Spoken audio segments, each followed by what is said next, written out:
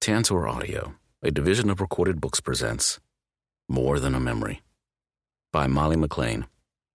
Narrated by Connor Brown and Lila Winters. Prologue. 10 years earlier.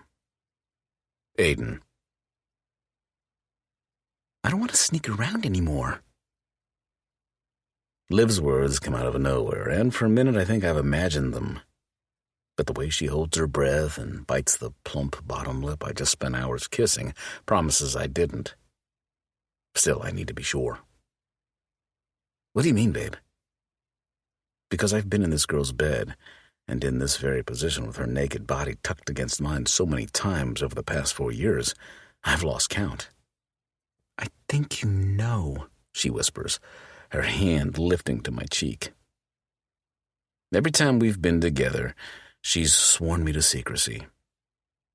It's what we've done since she was 17 and I was 18. Since her brother, my best friend, told me he'd kill me if I touched her. She was meant for more than our small town and a country boy like me. I need you to be clear with me, Liv. I need you to say the words. Her slender neck, scuffed and pink from my stubble, works before she pulls in a careful breath. I know it wasn't supposed to be this, but I think about you all the time, and I miss you when you're gone, and I... Her eyes, suddenly full of a vulnerability, flick to mine. I'm tired of pretending I'm not in love with you. You love me? She nods, and I have her under me in a second, her rickety second-hand mattress squeaking beneath us. One look in her dark eyes, and it's like a bullet straight to my chest without Kevlar. All the feelings I've pretended not to have for her spill from the places I've kept them hidden, like warm blood seeping from a wound. A wound that could very well be my demise, but I don't care. Say it again. I love you, she repeats, and I crash my mouth to hers, claiming her confession and claiming her too. For 4 long years, I've pretended she isn't everything I've ever wanted, the only girl I've ever cared about, and the only one I've ever seen a future with. I love you too. Fuck, Livy, I love you so much.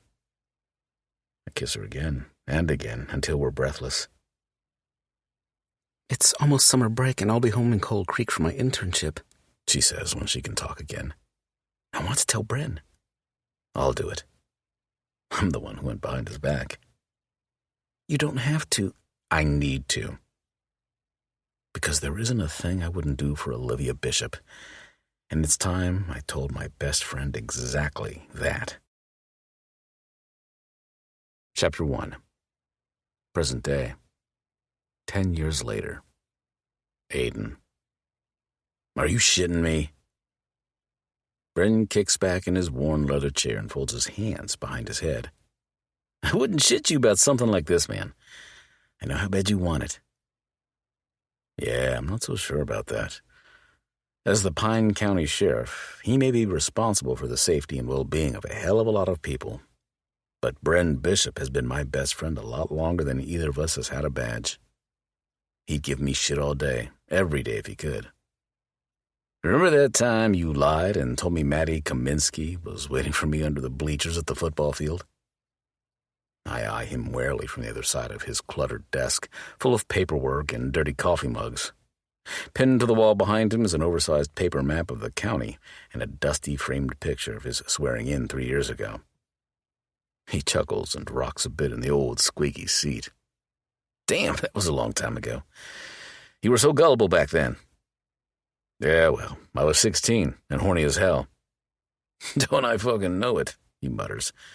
And we both know exactly what, or rather, who he's thinking about. So, how exactly did this come about anyway, I ask, quickly changing the subject back to the one at hand. Honestly, what he's telling me sounds too good to be true. The FBI has a ton of guys at their disposal. Why would they want me? I got a call from Special Agent Nolan last night. He said Bollinger, the agent we worked with on that kidnapping case last year, gave him your name. I guess they're looking for a certain kind of guy. Bollinger thought you'd be a good fit. A certain kind of guy. I've been a detective with the county PD for as long as Bren's been sheriff, and a deputy for years before that. I may be good at what I do, but there are cops like me everywhere. And a lot closer to Milwaukee, too. Did he say anything about the case? I run a hand around the back of my neck, where the collar of my Pine County Sheriff's Office t-shirt is starting to feel like it's shrunk a size in the wash. Not really. Just that they need to get more creative than usual with this one. Bren scratches at his ginger stubble. Look, I'm not thrilled about you taking leave from your role here, but I know the Bureau is your end goal. I won't be the one to hold you back from that. Hell yeah, the FBI is my dream. But the reality is I'd have to relocate to make that happen, and I'm not keen on breaking my mother's heart like that. I also wanted to be settled with a family before I took that next step, because something in the back of my mind tells me I'd end up married to the job and miss out on the rest. It's a temporary gig, though, I say, mostly for myself. Shit, I could get down there and they could decide they don't want me. Brent smiles. They want you, man. They wouldn't have called if they didn't. Maybe.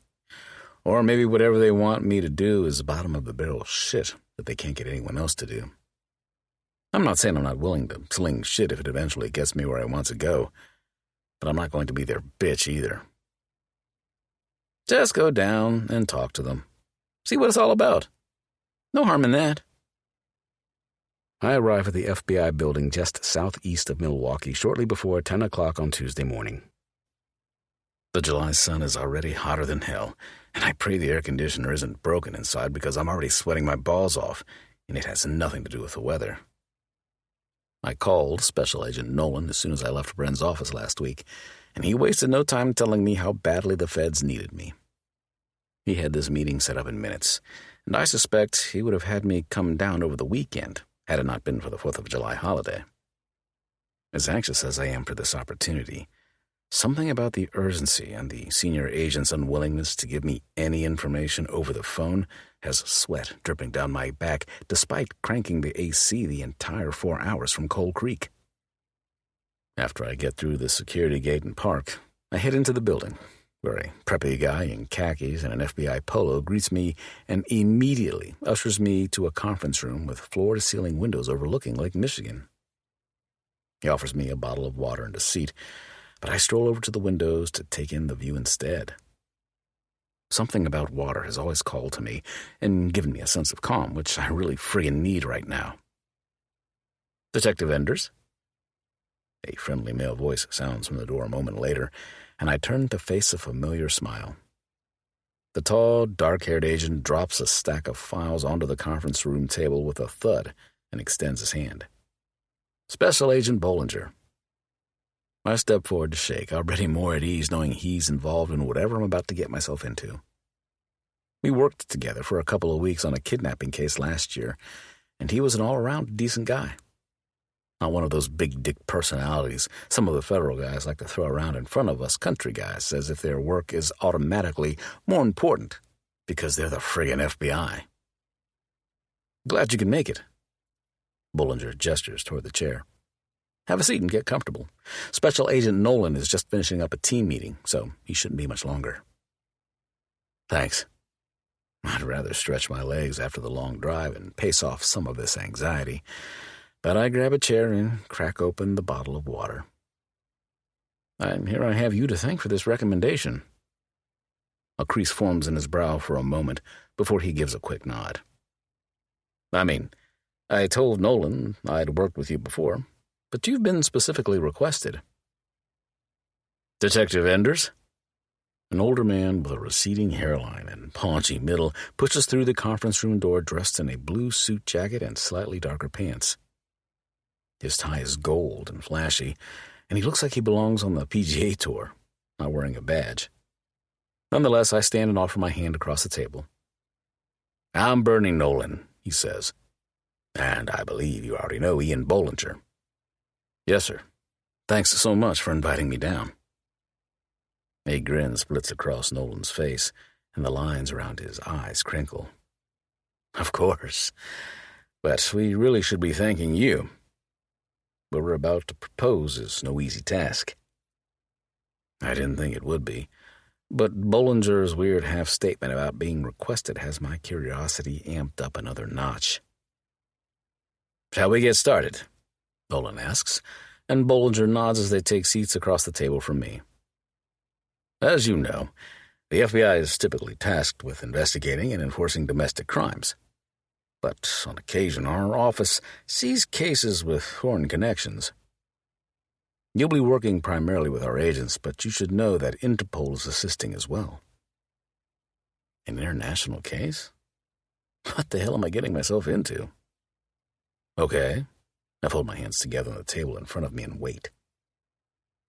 A couple months back, a UW-Milwaukee professor was found dead outside of a warehouse by the lake. It was an execution-style hit. So he pissed someone off and they took him out. Nolan nods. He was also a Polish immigrant here on a green card, and our investigation turned up a long history of dealings with the Polish mafia. Ah, the good old Polish mob. Bren's Uncle Joe comes to mind, but that's not something I'm supposed to know about, and I'm sure it has nothing to do with this case. Turns out he was a bookkeeper for the SSP out of Chicago. I can't remember what SSP stands for. Samowa Zaręcze Sprawa, I interject, and he cocks an eyebrow, either surprised that I know or that I can pronounce it. Maybe both. Means vigilante. Huh. I guess that explains the Robin Hood-type crime they're known for. Anyway, they bring in a shit ton of money, but they move it just as quickly. Rumor has it they single-handedly funded, and continue to fund, the new non-profit children's hospital in Chicago. That doesn't surprise me. Joe's a good guy, if not a little rough around the edges. We haven't had a lot of involvement with them until now, Nolan says, and we're not looking to cause a fuss with them either. I nod, suspecting it's my Polish roots they want more than anything. But why not bring in Bren? The guy was pocketing money, and the organization caught on, Nolan continues. They watched him for months and figured out he was sharing his profits with a small group of rogue members. The SSP calls them the buntovniks, or rebels. They apparently grew tired of benevolent crime and decided to pad their own pockets instead. And let me guess, the SSP did him in to solve the problem. Nolan shakes his head. No. At some point, he quit sharing what he was skimming, and the rebel group wasn't happy about it. They took him out themselves. Great. I leaned back in the chair. Sounds to me like you've got it all figured out. Bollinger clears his throat. There's still $1 million unaccounted for, and the SSP wants their money back. If it were for their own bank accounts, they'd probably let it go. But that money could go a long way in helping inner-city kids live a better life. Hearing him completely ignore the fact that the money in question is still dirty, no matter where it ends up, makes me smile. I've been known to turn a blind eye a time or two as well. Those incidents usually involve someone beating someone else's ass for doing wrong, but the principle is still the same. Not all crime is committed for nefarious reasons. So, how do I fit into this?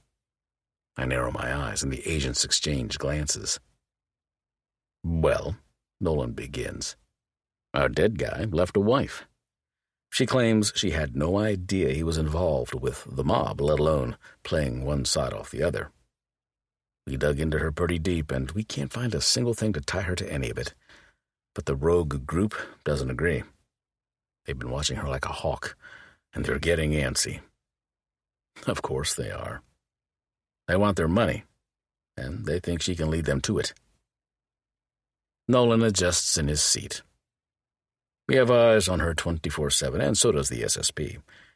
They think she's the way to the money, too, but they're not looking to hurt her in order to find it. Just the opposite, actually. They want to protect her, and she wants to work with them to find the money and put this all behind her. In other words, it's a clusterfuck. The problem is the rebels know she's working with both of us, and we've come to a bit of an impasse. We're not making any progress, and the longer we sit like this, the harder it's going to be to find that money. Maybe I'm missing something, but I'm still not sure how you think I can help. Bollinger sucks in a careful breath and exhales just as slowly. We think this guy's accomplices may have more information than they realize they do, but we can't get to it when they're so hyper-aware of our involvement. Therefore, we need to give the illusion that we're pulling back, that this case isn't a priority anymore. And that means looking like we've pulled back on the wife without actually doing so. The only way we figure we can pull it off and make it look believable is to have someone on the inside, someone that's protecting her without it being obvious. My gut tells me I'm not going to like what comes next, but I say it anyway. And that's me. You to be her bodyguard. Nolan taps his pen on the table. But you'd need to make it look like more, if you know what I mean. With a woman who's just been widowed? Sounds like a horrible fucking idea. Bollinger lifts a hand. It's either this, or we put her into witness protection, which she's already refused. She wants to help find the money, not hide. And you're sure she's not dirty too? That she's not just biding her time until you get bored with the case? Nolan shrugs. That's always a possibility, but her record is clean, and she seemed genuinely surprised, and pissed off too, when she found out what her husband had been mixed up in. Between us, I get the feeling their marriage left a little something to be desired, but I'm working on my third divorce, so what the hell do I know? Bollinger snorts and opens the folder in front of him. Here's the thing, Detective. He takes out a sheet of paper and turns it upside down. She's already agreed to personal protection and doing whatever she has to do, including pretending to be involved with you. Me personally? I laugh. Makes it sound like they've already told her about me before I even agreed to do this. Bollinger slides the sheet across the table. She's the one who requested you. In fact, her exact words were, I do this with Aiden, or I don't do it at all. My blood runs cold as a memory flashes through my head out of nowhere. 6 weeks ago, Bren took time off for a family funeral. His brother-in-law's funeral. I almost laugh again at the thought of my best friend being even remotely okay with me getting anywhere near his sister. But instant rage takes over instead. She wouldn't have the audacity to ask, not after what she did to me. But sure as shit, when I flip over the paper, familiar brown eyes stare back at me. Eyes that once upon a time, I swear, could see straight into my soul. Eyes I swore I'd never trust again. Eyes that look terrified as hell. Olivia Bishop wants my help? Well, she can kiss my ass. Chapter 2. Olivia. And don't forget, your final projects are due by the end of the week. I smile at my laptop screen and roll my eyes when a dozen of the students looking back at me groan in unison. Oh, come on, it's just a little paper. About romance novels, one of the guys grumbles. Hey, you could probably learn a thing or two. Jasmine, a young woman I've had in several of my classes, chimes in, and the other students laugh. This is where I kindly remind you that you could have taken another course this summer, Mr. Matthews. I shake a finger at him, and he gives me a sheepish smile in return. He's a good kid, though we both know he's only in my class because he thought it'd be an easy A. Anyway, I'll see you all again next Tuesday. Reach out via email if you need anything sooner. One by one, the students leave the online class, and my cell phone lights up on the desk beside me.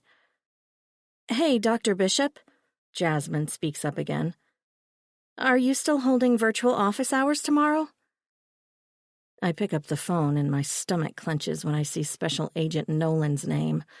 He was supposed to meet with Aiden today, a little fact I've been trying not to dwell on since the feds told me he was coming down this week to talk. Actually, Jazz, I'm not sure. Let me get back to you on that. Sounds good. She waves and clicks out of the class, leaving me alone with a racing heart and itchy fingers. My husband died 6 weeks ago, but the prospect of seeing my first love again is all I've thought about since the FBI suggested a bodyguard boyfriend ruse to throw off the rebel group. Yes, I suggested Aiden. No, I didn't think there was a chance in hell he'd do it. But I swallowed my pride and threw his name out there anyway. He may hate me, and rightfully so, but he's the only one I trust enough to do something crazy like this with. Closing my eyes, I say a quick prayer and then open the message. "We met with Detective Enders today. Call me when you can." So he can tell me Aiden laughed in his face? Great.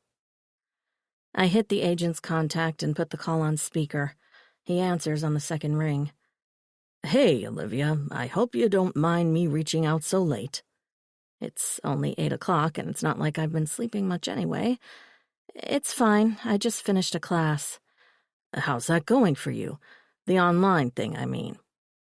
Good, actually. I have a few young men in my courses this summer, and I think the remote option makes showing up a little more appealing. I've been teaching freshman English and a couple of 200-level literature courses at the University of Wisconsin-Milwaukee for 9 years. The summer sessions have always been notorious for low attendance, especially among the students who are only enrolled for the elective credits. Curiously, attendance has been up since I started teaching online instead of in person as a safety precaution not only for myself, but for my coworkers and students too. "I'm glad to hear that. I know you weren't thrilled with the change of venue." I wasn't, but I get it. It took me a while to accept that I needed protection, but if it means keeping others safe, I'll do whatever needs to be done, which is apparently more than Jake, my dead husband, could say. "Anyway, you know why I'm calling." He sighs, and I hold my breath. "Special Agent Bollinger and I met with Detective Enders today, and his response wasn't what we'd hoped it would be." Damn it. Even though I'd expected as much, the confirmation feels like a blade to the chest. Okay. I wet my lips and shove a hand through my hair as the ache of rejection begins to burn in my throat. So now what? "We'll give him some time to reconsider, but I've got to be honest with you, Olivia. I don't think he's going to change his mind." And why would he? He begged me to change mine for months when I broke things off with him, but I never answered a single call or text. Why would I think he'd give me even an ounce of consideration now?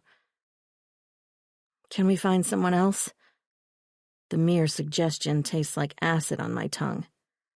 I know I wasn't interested before, but I won't go into hiding. I can't. I've worked too hard on my career, and I've come too far in overcoming my past. I will not run scared again, and I sure as hell won't be a victim.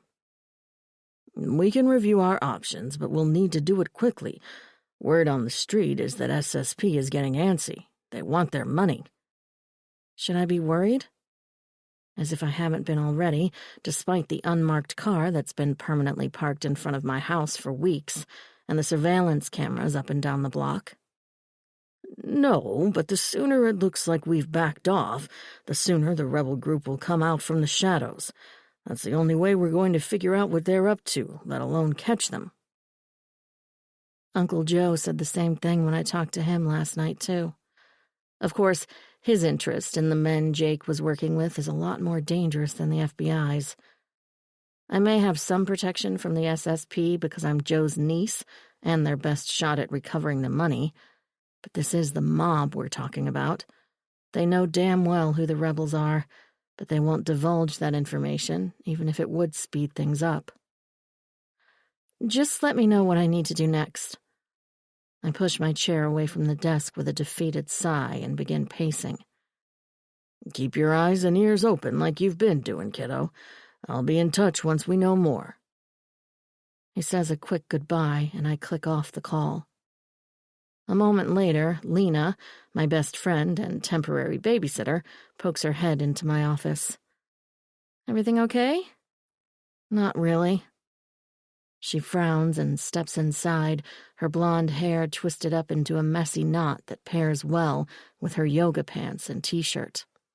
I have on the same pants, but I pulled on a somewhat more presentable top for my class. The two of us have been living like we're at a never-ending slumber party since Jake died and she came to stay with me. Sounds like you were talking to Special Agent Nolan. Not that I was eavesdropping. I half laugh, half snort. Isn't that your job right now, to get all up in my business? She tips her head from side to side, weighing the thought as if I don't know damn well that the FBI gave her strict orders to keep me in sight whenever possible, even in my own house. Yes, but I try to give the illusion of allowing you at least a little privacy. And if she were anyone else, I'd hate her for it. But she's been my closest friend since college, and she already knows everything about me, including what happened with Aiden at the end of my junior year, when my life changed in a single night. He said no. Aw, sweetie. She wraps me up in a sister-like hug. I'm so sorry. It's not like I actually thought he'd agree, though I'd be lying if I said a small part of me didn't hope he'd at least hear me out before he shot me down. Did he say anything else? She pulls back, her brow creased as she smooths the hair from my face. If he did, Bernie didn't tell me. And it's just as well. I'm not sure my heart can handle hearing all the horrible things Aiden probably had to say about me, most of which are warranted. Do you think Bren could help convince him? I shake my head adamantly. No, I'm not dragging my brother into this any more than I already have. Maybe it's time you told him the truth. The truth being my 4-year secret relationship with his best friend, which would inevitably lead to the truth about why I ended things. I'm not sure that's something I will ever be able to share with my brother. I can't, I whisper, and Lena doesn't push further. She simply pulls me in once again and lets me cry it out like she's become so good at over the past several weeks. Like she did back in college, too. After several minutes, I pull in a deep breath and dry my tears with determination. I've come too far in the past 10 years to fall apart over a man who's probably long forgotten me. A man who was most certainly not the one I'm supposed to be grieving right now. So, did you talk with Wendell? A few minutes later, I pour hot water from the tea kettle into 2 cups in the kitchen. I did, Lena sighs wistfully. I can't believe he'll be home in 2 weeks. I'm excited for you. I smile softly and choose a tea bag from the box, catching her sudden frown from the corner of my eye. What's that look for? I just realized how difficult this must be for you. My husband coming home when yours won't. She bites her lip, but there will be none of that. Don't you dare. Wendell has been overseas for 3 months, and we're going to celebrate that. If anything, I feel bad that I've monopolized so much of her time while he's been away. As an author, she was supposed to be working on her latest manuscript while Wendell finished the last stretch of his contract in Saudi Arabia. Instead, she requested an extension on her deadline and moved in with me when Jake died, partly because she's amazing like that, and partly because the FBI didn't want me to be alone. I know you're angry about what Jake did and the position he's put you in now, but I also know you loved him. He was your partner for a long time. He was, but he wasn't the man I thought he was either. And that's a hard pill to swallow, considering how much I'd opened up to him, how much I'd trusted him. It wouldn't hurt me to think about happier things, you know. I hand her a tea bag and nudge her when she takes it. Like all the wild monkey sex you're going to have when that gorgeous husband of yours gets home. A wide grin stretches across her face. So much monkey sex. Mm-hmm. She and Wendell have been together since we were freshman roommates at the University of Wisconsin, so I know firsthand how they like to make up for lost time. At least I won't be stuck under a pillow on the other side of the room this time, waiting for them to wear each other out. I've already talked with Special Agent Nolan about going home for a few days, Lena says once we're both settled at the table. A few days? Lena, you'll go home and stay home where you belong. And I don't care what Bernie says about it. She's given up too much of her time for me already. We've talked about this. I don't need you to babysit me. Not that I haven't been grateful for the company. I know, I just hate leaving you. I'm a big girl. I'll be fine. And it's not like anyone has tried to get close to the house anyway.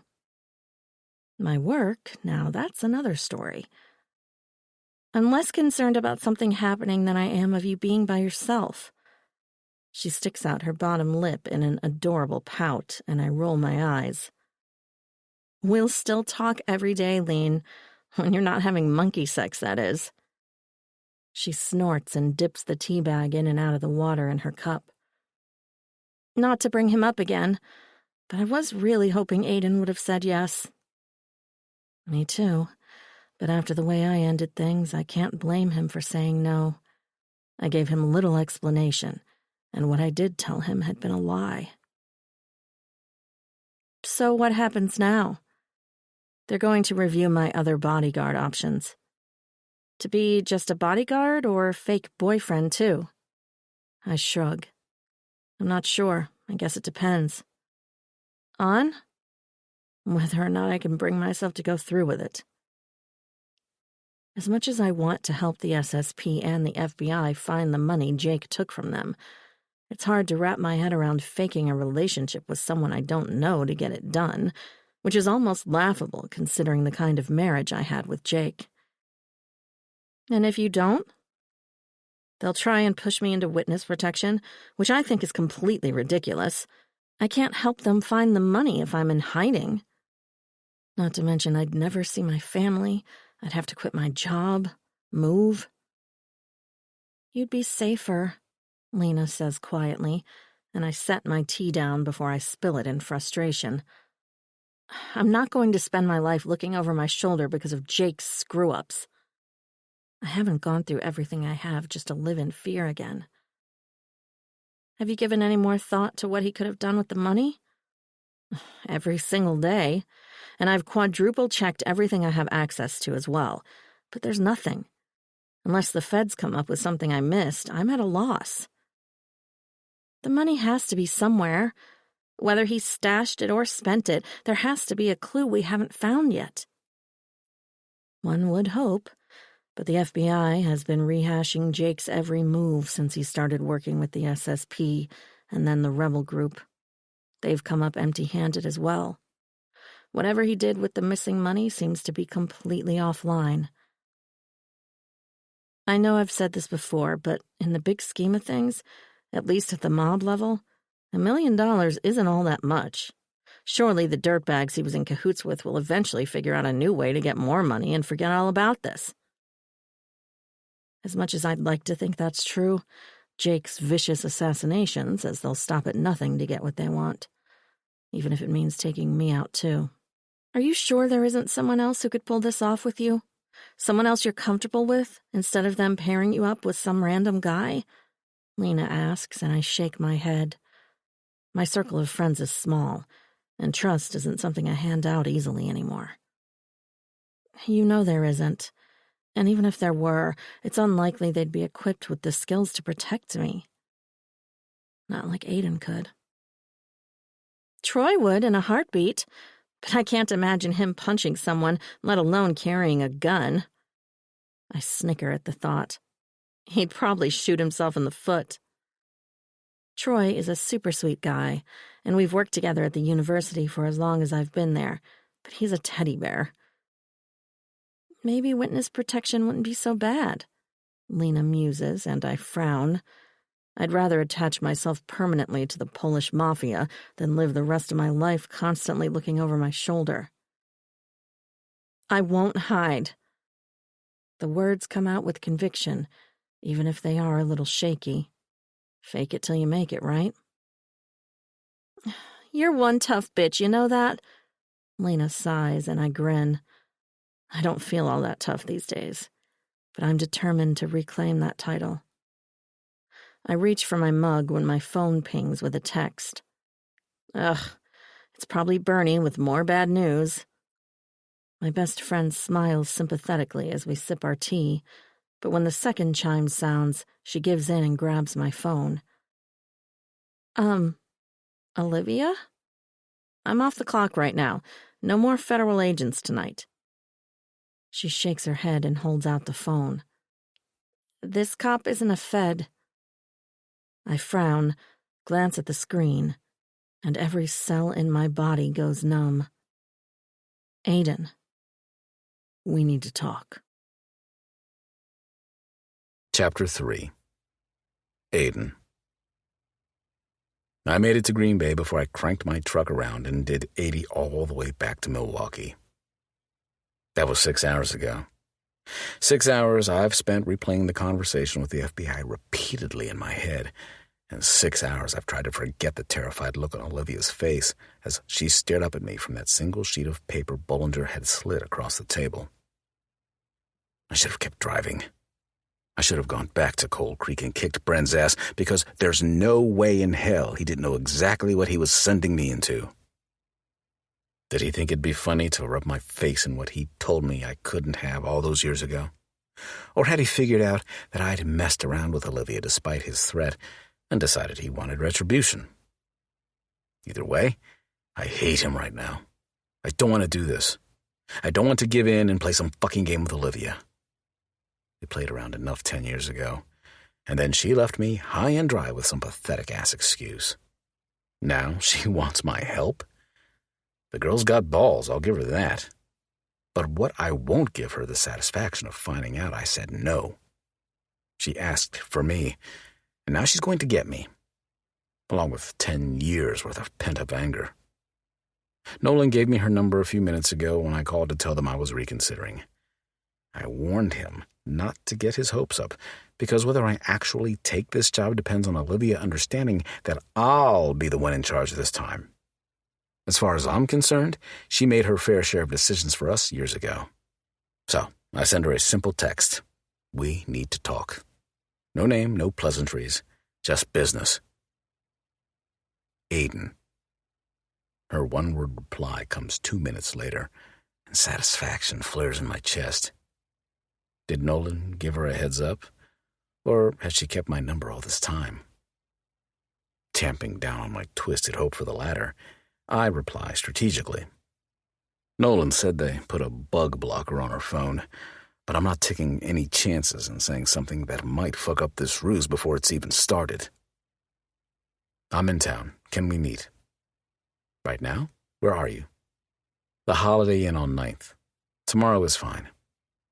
No, I'll come now. Which room? Holy shit. My chest tightens at the prospect of seeing her so soon, but I roll my shoulders and shake it off. Business, Enders. It's business and nothing more. 3:12. I hit send and then toss the phone onto the bed. I haven't looked Olivia in the eye since she told me she loved me, and then married a mobster 11 months later. Hope you're ready to talk, Dr. Bishop, because I've got a lot of questions. Olivia. 10 years. That's how long it's been since I walked away from the only man I've ever truly loved. Yet, in a matter of minutes and a handful of miles, I'm going to come face to face with that decision and the decade of regret I've had since. I should have agreed to see him tomorrow to give myself time to prepare, but no, my silly heart spoke for me, so here I am, checking my reflection in the hallway mirror as Lena hands me my keys and purse and shoves me toward the door. You look beautiful. Now go before you chicken out. I'm not going to chicken out. I might throw up, but I'm not going to chicken out. She grins from the door between the house and the garage as I hit the key fob and unlock my SUV. God, I can't wait to hear how this goes. He probably wants to tell me to fuck off to my face. She shrugs. He might, but I don't think so. My gut is screaming the opposite, that I'm about to walk into a shitstorm of rage for even mentioning his name to Special Agent Nolan. I'd deserve it, given how callous I'd been to him when we broke up. I hadn't wanted to be so cruel, but I'd had to make him hate me so he wouldn't try to change my mind. Let me know when you get there and when you're on your way back, okay? And be safe. I'll do my best. Climbing into the driver's seat, I take several calming breaths before I put the key in the ignition. When I finally get the nerve, I hit the garage door opener and slowly begin to back out, immediately spotting the unmarked car in the street. The federal agent behind the wheel hops out with a scowl and I groan. Damn it. I forgot about him.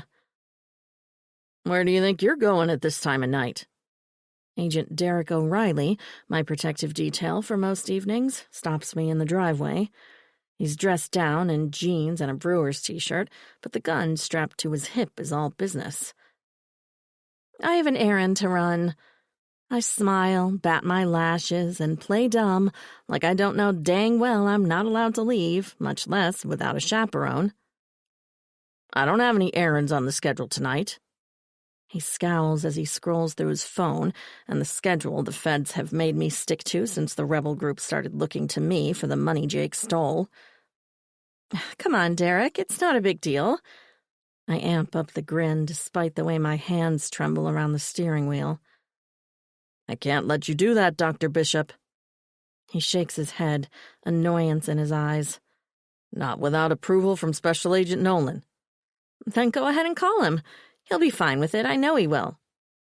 Providing he can figure out where I'm really going without me having to say it. We haven't worked out all the details of this fake boyfriend-bodyguard arrangement, but I know he intends to limit the number of people who know the truth. Therefore, I have to play dumb right now. I think I'll do that. The agent puts his cell to his ear, and I send up a quick prayer that Agent Nolan can think quickly on his feet. Hey, Bernie, it's Derek. Dr. Bishop says she has an unscheduled errand to run. You know anything about this? He glowers down at me, and I hold out my hand for the phone, immediately putting it on speaker. Hey, sorry I didn't give you a heads up, but an old friend just came to town, and I was hoping to see him. O'Reilly's brows dart up as we both wait for Nolan to respond. What kind of old friend? The senior agent asks suspiciously. Just someone I went to high school with. He's a good friend of my brother. Please, no, I mean Aiden, please, please, please. He responds with an annoyed huff. He may be a grumpy old-school cop, but he's always been patient with me, so I cross my fingers and my toes that his response means he's playing along too. Olivia, you know I don't like these kinds of surprises. I know, but he just reached out tonight, and... I pause and give a dramatic sigh for Agent O'Reilly's benefit. He's harmless, I promise, and he's staying at a hotel, so it's not like we'll be out in public. Special Agent Nolan hums and takes a moment to consider. You have 2 hours, and you'll check in with me every 30 minutes by text. O'Reilly, you'll follow her and wait outside the hotel. If she doesn't text, you'll go in after her. O'Reilly smirks. Noted. We clear, Olivia? The senior agent grumbles, and I have to hand it to him. He's a dang good actor. Yes, thank you so much, and he's in room 312 if that helps. You got that, Derek? Nolan asks, and the younger agent nods. 10-4, boss.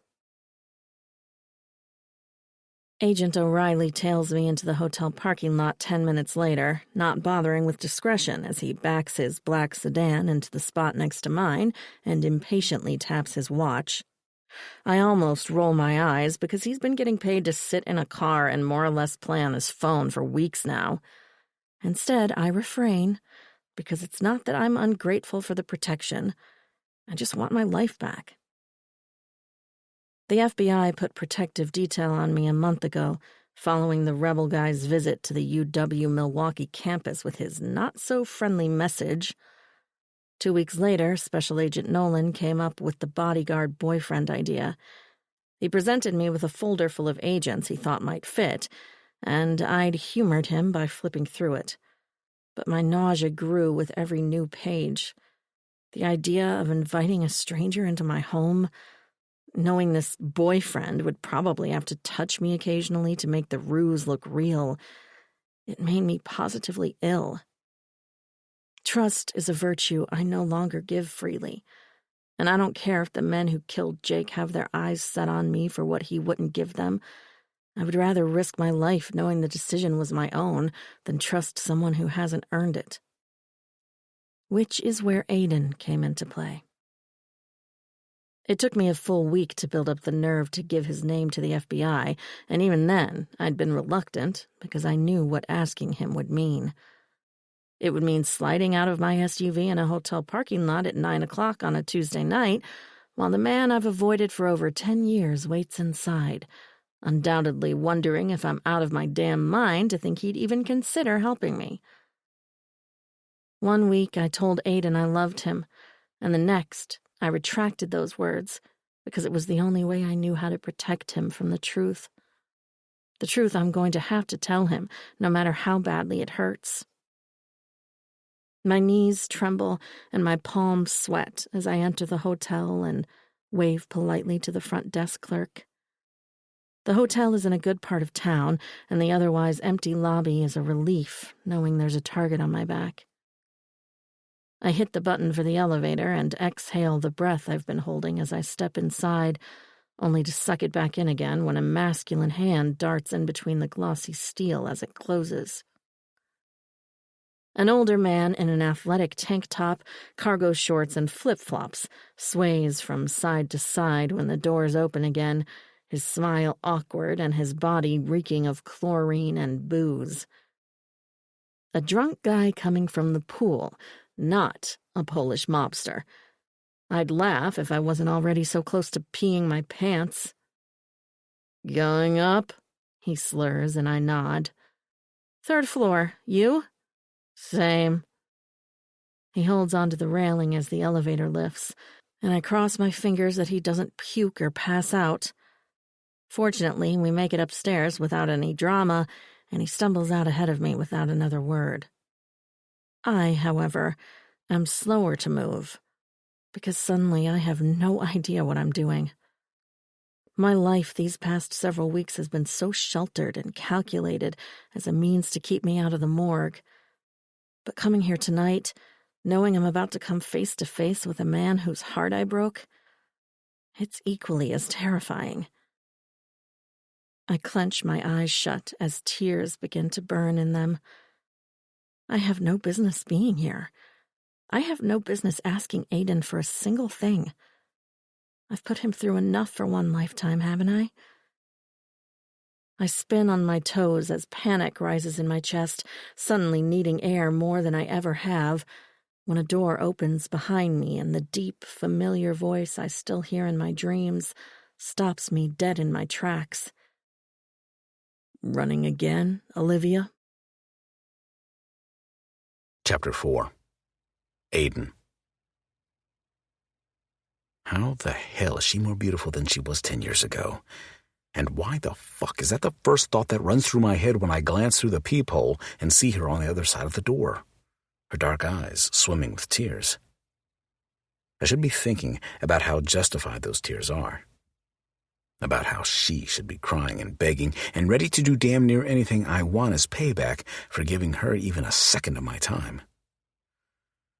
But one look, and it's like seeing her outside my college apartment all over again. My fingers itch to touch her, and my lungs crave the smell of her hair, like they do my next breath. And those lips, God, what I'd give for just one more taste of her. She spins to go almost as quickly as she arrived, and I jerk open the door, saying the first thing that comes to mind. "Running again, Olivia?" She goes stock still, her long mahogany hair swinging at the middle of her back, where her black top crisscrosses over creamy skin. I swallow hard, my gluttonous gaze dropping lower to her dark jeans and the curves I could map in my sleep. And her perfume. Fucking hell, it's exactly like I remember. Soft, sweet, and so friggin' tempting. She begins to turn again, and it's as if time slows. Every moment feels drawn out and heavy with the history between us. She was my first love, and I was her first everything, and yet here we are, virtual strangers. "I didn't run," she says, with so much agony in those 3 words. So much pain that I didn't expect, or maybe didn't want to hear. But she didn't stick around either, I say tightly, because I'm not going to feel sorry for her. I'm not going to let her shitty situation now make me forget what she did to me all those years ago. The pale porcelain column of her neck works as she swallows and reluctantly lifts her watery gaze to mine. "I know." My jaw tightens as we stand there for what feels like forever. The reality of being in the same space after all this time slowly sinking in. Finally, I clear my throat and step aside, waving her into my hotel room without another word. She draws in a shaky breath and, as if fighting for courage, lifts her chin before she moves past me.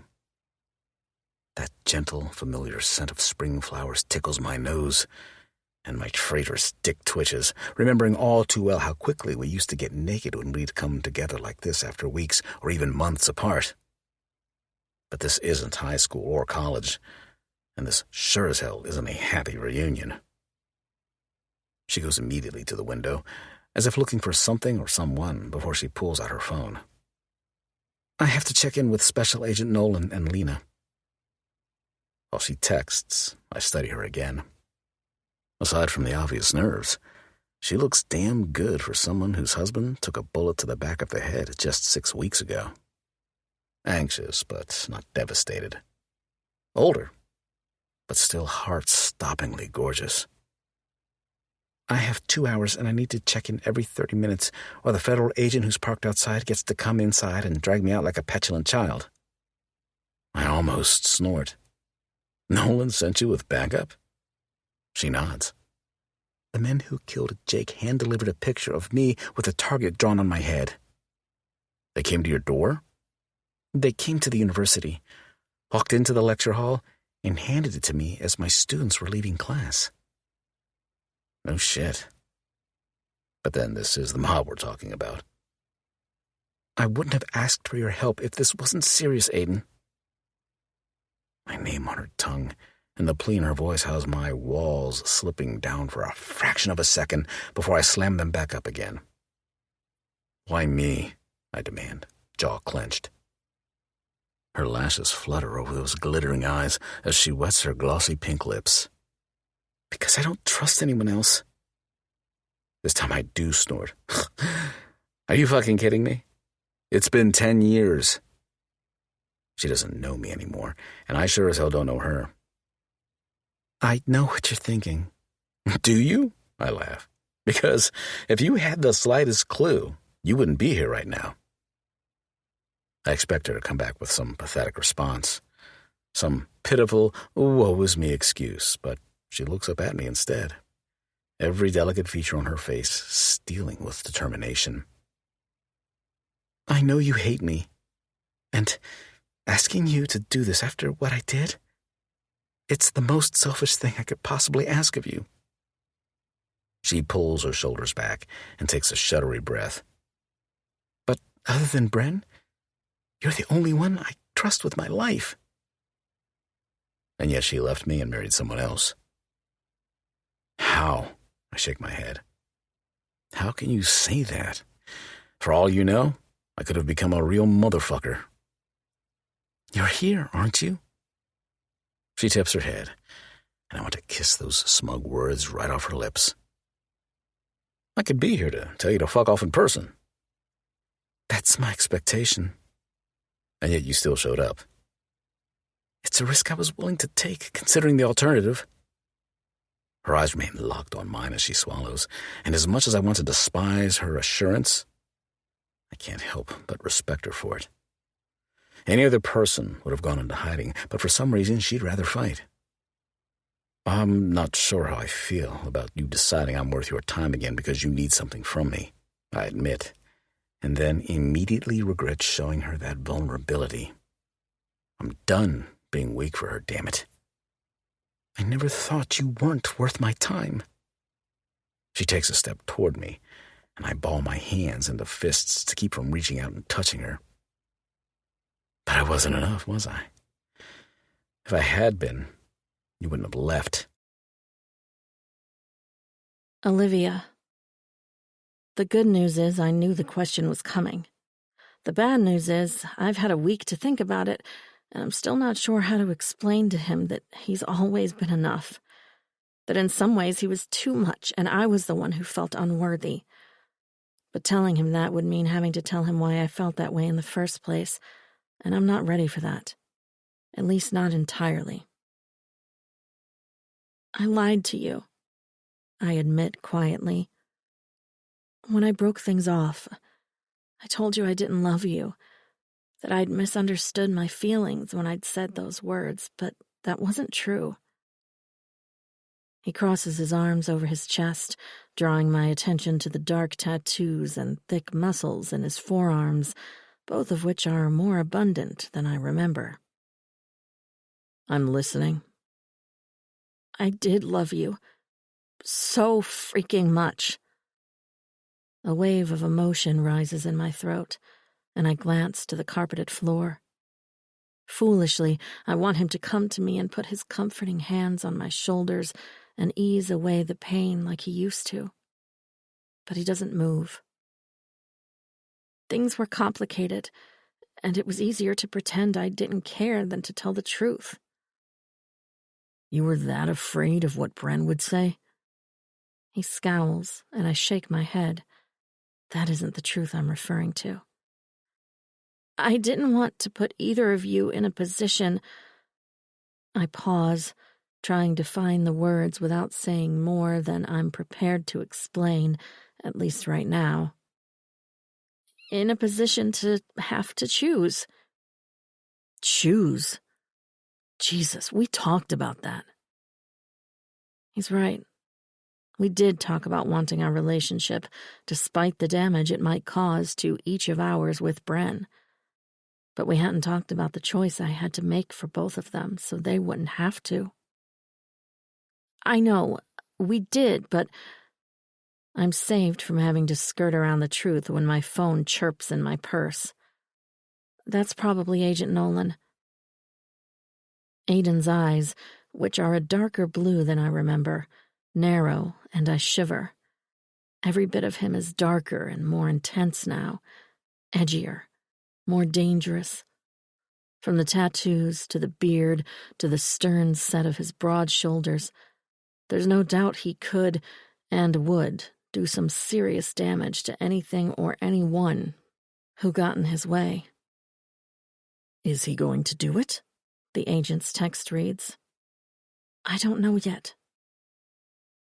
When he doesn't reply, I tuck the phone away and glance back to Aiden, who's still watching me intently, like he can't figure out if I'm really here or if he hallucinated this whole screwed-up mess. Are the feds about to break down my door? No, but Agent Nolan does want to know if you're going to help. That broody gaze sweeps down the length of my body and back up again, and butterflies flutter in my stomach. My nerves are on the verge of bursting into flames, and my body decides to add butterflies to the mix. Seriously? What happens if I don't? He cocks an eyebrow. They'll assign someone else to, or force me into a witness protection program. And you don't like those options because... Because I've worked too hard on my career to give it up, and as far as someone else... The butterflies turn to nausea in an instant. I don't know if I could do that. But you'd do it with me. I'd do anything with him. Anything. I shove a hand through my hair and bite my lips together to keep them from trembling.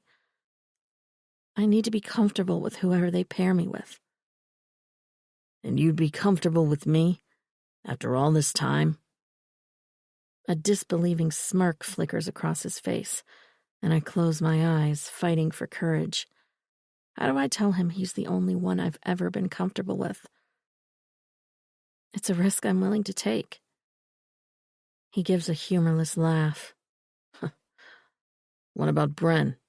You weren't willing to risk him finding out about us then, and I guarantee he won't be any happier about it now. He already knows. His brows dart up. What? Not about before, I clarify quickly. I haven't been that brave. But he knows the FBI wants to give me a bodyguard who looks like Moore. And he's okay with that guy being me? He gives me a skeptical look, and I nod. I guess he's not a big fan of funerals. The thick tendons in his neck flex as his stubbled jaw pulses. I left, you know. I told Nolan and Bollinger there was no way in hell I would do it. I know. He studies me for a moment. But for some reason I couldn't keep going. I couldn't walk away knowing that if something happened to you, it would kill your family. Tears brew in my eyes, but I nod. Of course, I wish he was here for me, and not because he's a cop and my brother's best friend. But I'll take what I can get right now, and hope I can show him I'm not the horrible person he thinks I am along the way. I'm here for them. I understand.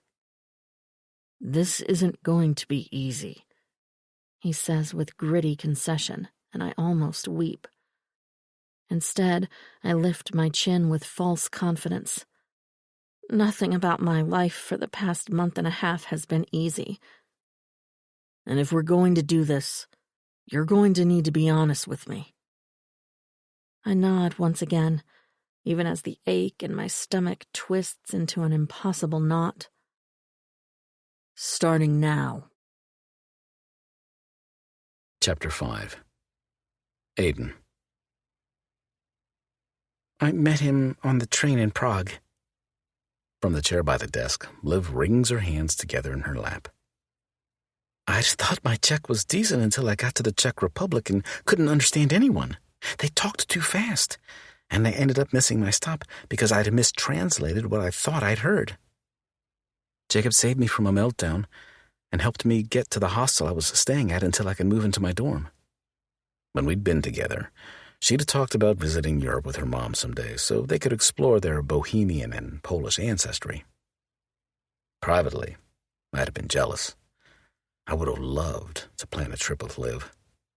But we'd never talked about the future like that. We only thought as far ahead as our next stolen weekend together. I thought he was Polish, I say from the edge of the bed, elbows dug so deeply into my knees that the denim from my jeans abrades my skin. He was, but he was in Prague for college too. We both went to Charles University. He was a history major. I'd Googled the guy as soon as I got to the hotel earlier. There wasn't a ton of information, just a short bio still posted on the University of Milwaukee's website. Jacob Jelanovich, Ph.D., professor of world and European history. There were a few random news articles about his work with the college's student groups and his involvement with the Polish exhibition house in Chicago, which was the only thing of interest that had come up. So, he helped you. And then what? You start dating? No. She shakes her head, and her hair reflects the light from the bedside lamp. We were just friends. Until you weren't. I don't want to sound bitter, but I am. And there's no point in denying it. She blows out her breath, her gaze transfixed on her knotted hands. I wasn't in a good place when I got to Europe. I was still hung up on you, and I wasn't interested in dating. Jake wasn't either. His girlfriend had been killed the year before, and he was still grieving. She'd been hung up on me? Then why hadn't she taken my calls? Why the hell had she left me at all? I tamped down the urge to demand those answers just yet. How did she die? I asked instead. She was snatched from outside a club. They think by a sex trafficking group. Her body was found a couple days later in a hotel in Krakow. Fuck. That's tough. She nods. Jake was with her the night she was taken, so he felt guilty for not protecting her. I would too. Not that I feel an ounce of sympathy for the guy. He was a mobster, for Christ's sake. What are the chances he was involved with the mafia back then, and her murder had something to do with his involvement? Liv shakes her head. I don't think so. He was a quiet person, kept to himself most of the time, and didn't have a lot of friends. You don't have to be loud and outgoing to be in the mafia. Hell, most of those bastards are the strong, silent type. They keep to themselves because they're busy watching everybody, waiting to make their move. I know. I'm just saying I don't think he was mixed up with anything back then. I suppose it's possible, but my gut says he wasn't. I don't think that happened until he came to the States. Maybe, but I'm not ruling anything out. If you were just friends, how'd you end up married? Is that relevant to the case? Or are you asking for yourself? She counters, and I pin her with an unyielding glare instead of answering. She huffs out an annoyed breath. We became close while I was abroad. I'd made other friends too, but Jake and I, we just connected. He told me about wanting to come to the U.S. for his master's degree and doctorate, but he'd had issues with his student visa. And what? You offered to marry him to make it easier? I gave a short laugh, never expecting her to stare back at me unfazed. Are you fucking kidding me? She married this asshole just so he could come to the U.S.? He was one of my best friends. I wanted to help. We'd have been friends too, and we'd shared a fuck lot more than a connection. I know that's probably hard to hear, she says quietly. But you wanted the truth. Neither Jake nor I were interested in a romantic relationship with each other or with other people, so it didn't seem like such a crazy idea. And it worked. For 9 years? She's telling me she was in a loveless, sexless marriage for close to a decade. As much as my scorned pride likes hearing that she didn't ditch me and fall madly in love with someone else, I can't wrap my head around living that kind of life she's describing for so long either. She tucks a strand of hair behind her ear and mutters, It wasn't like I didn't love him. Fucking hell. He and Lena were my best friends, but he was my partner too. Partner? I grit out, the words feeling like sand on my tongue. He was my husband, Aiden.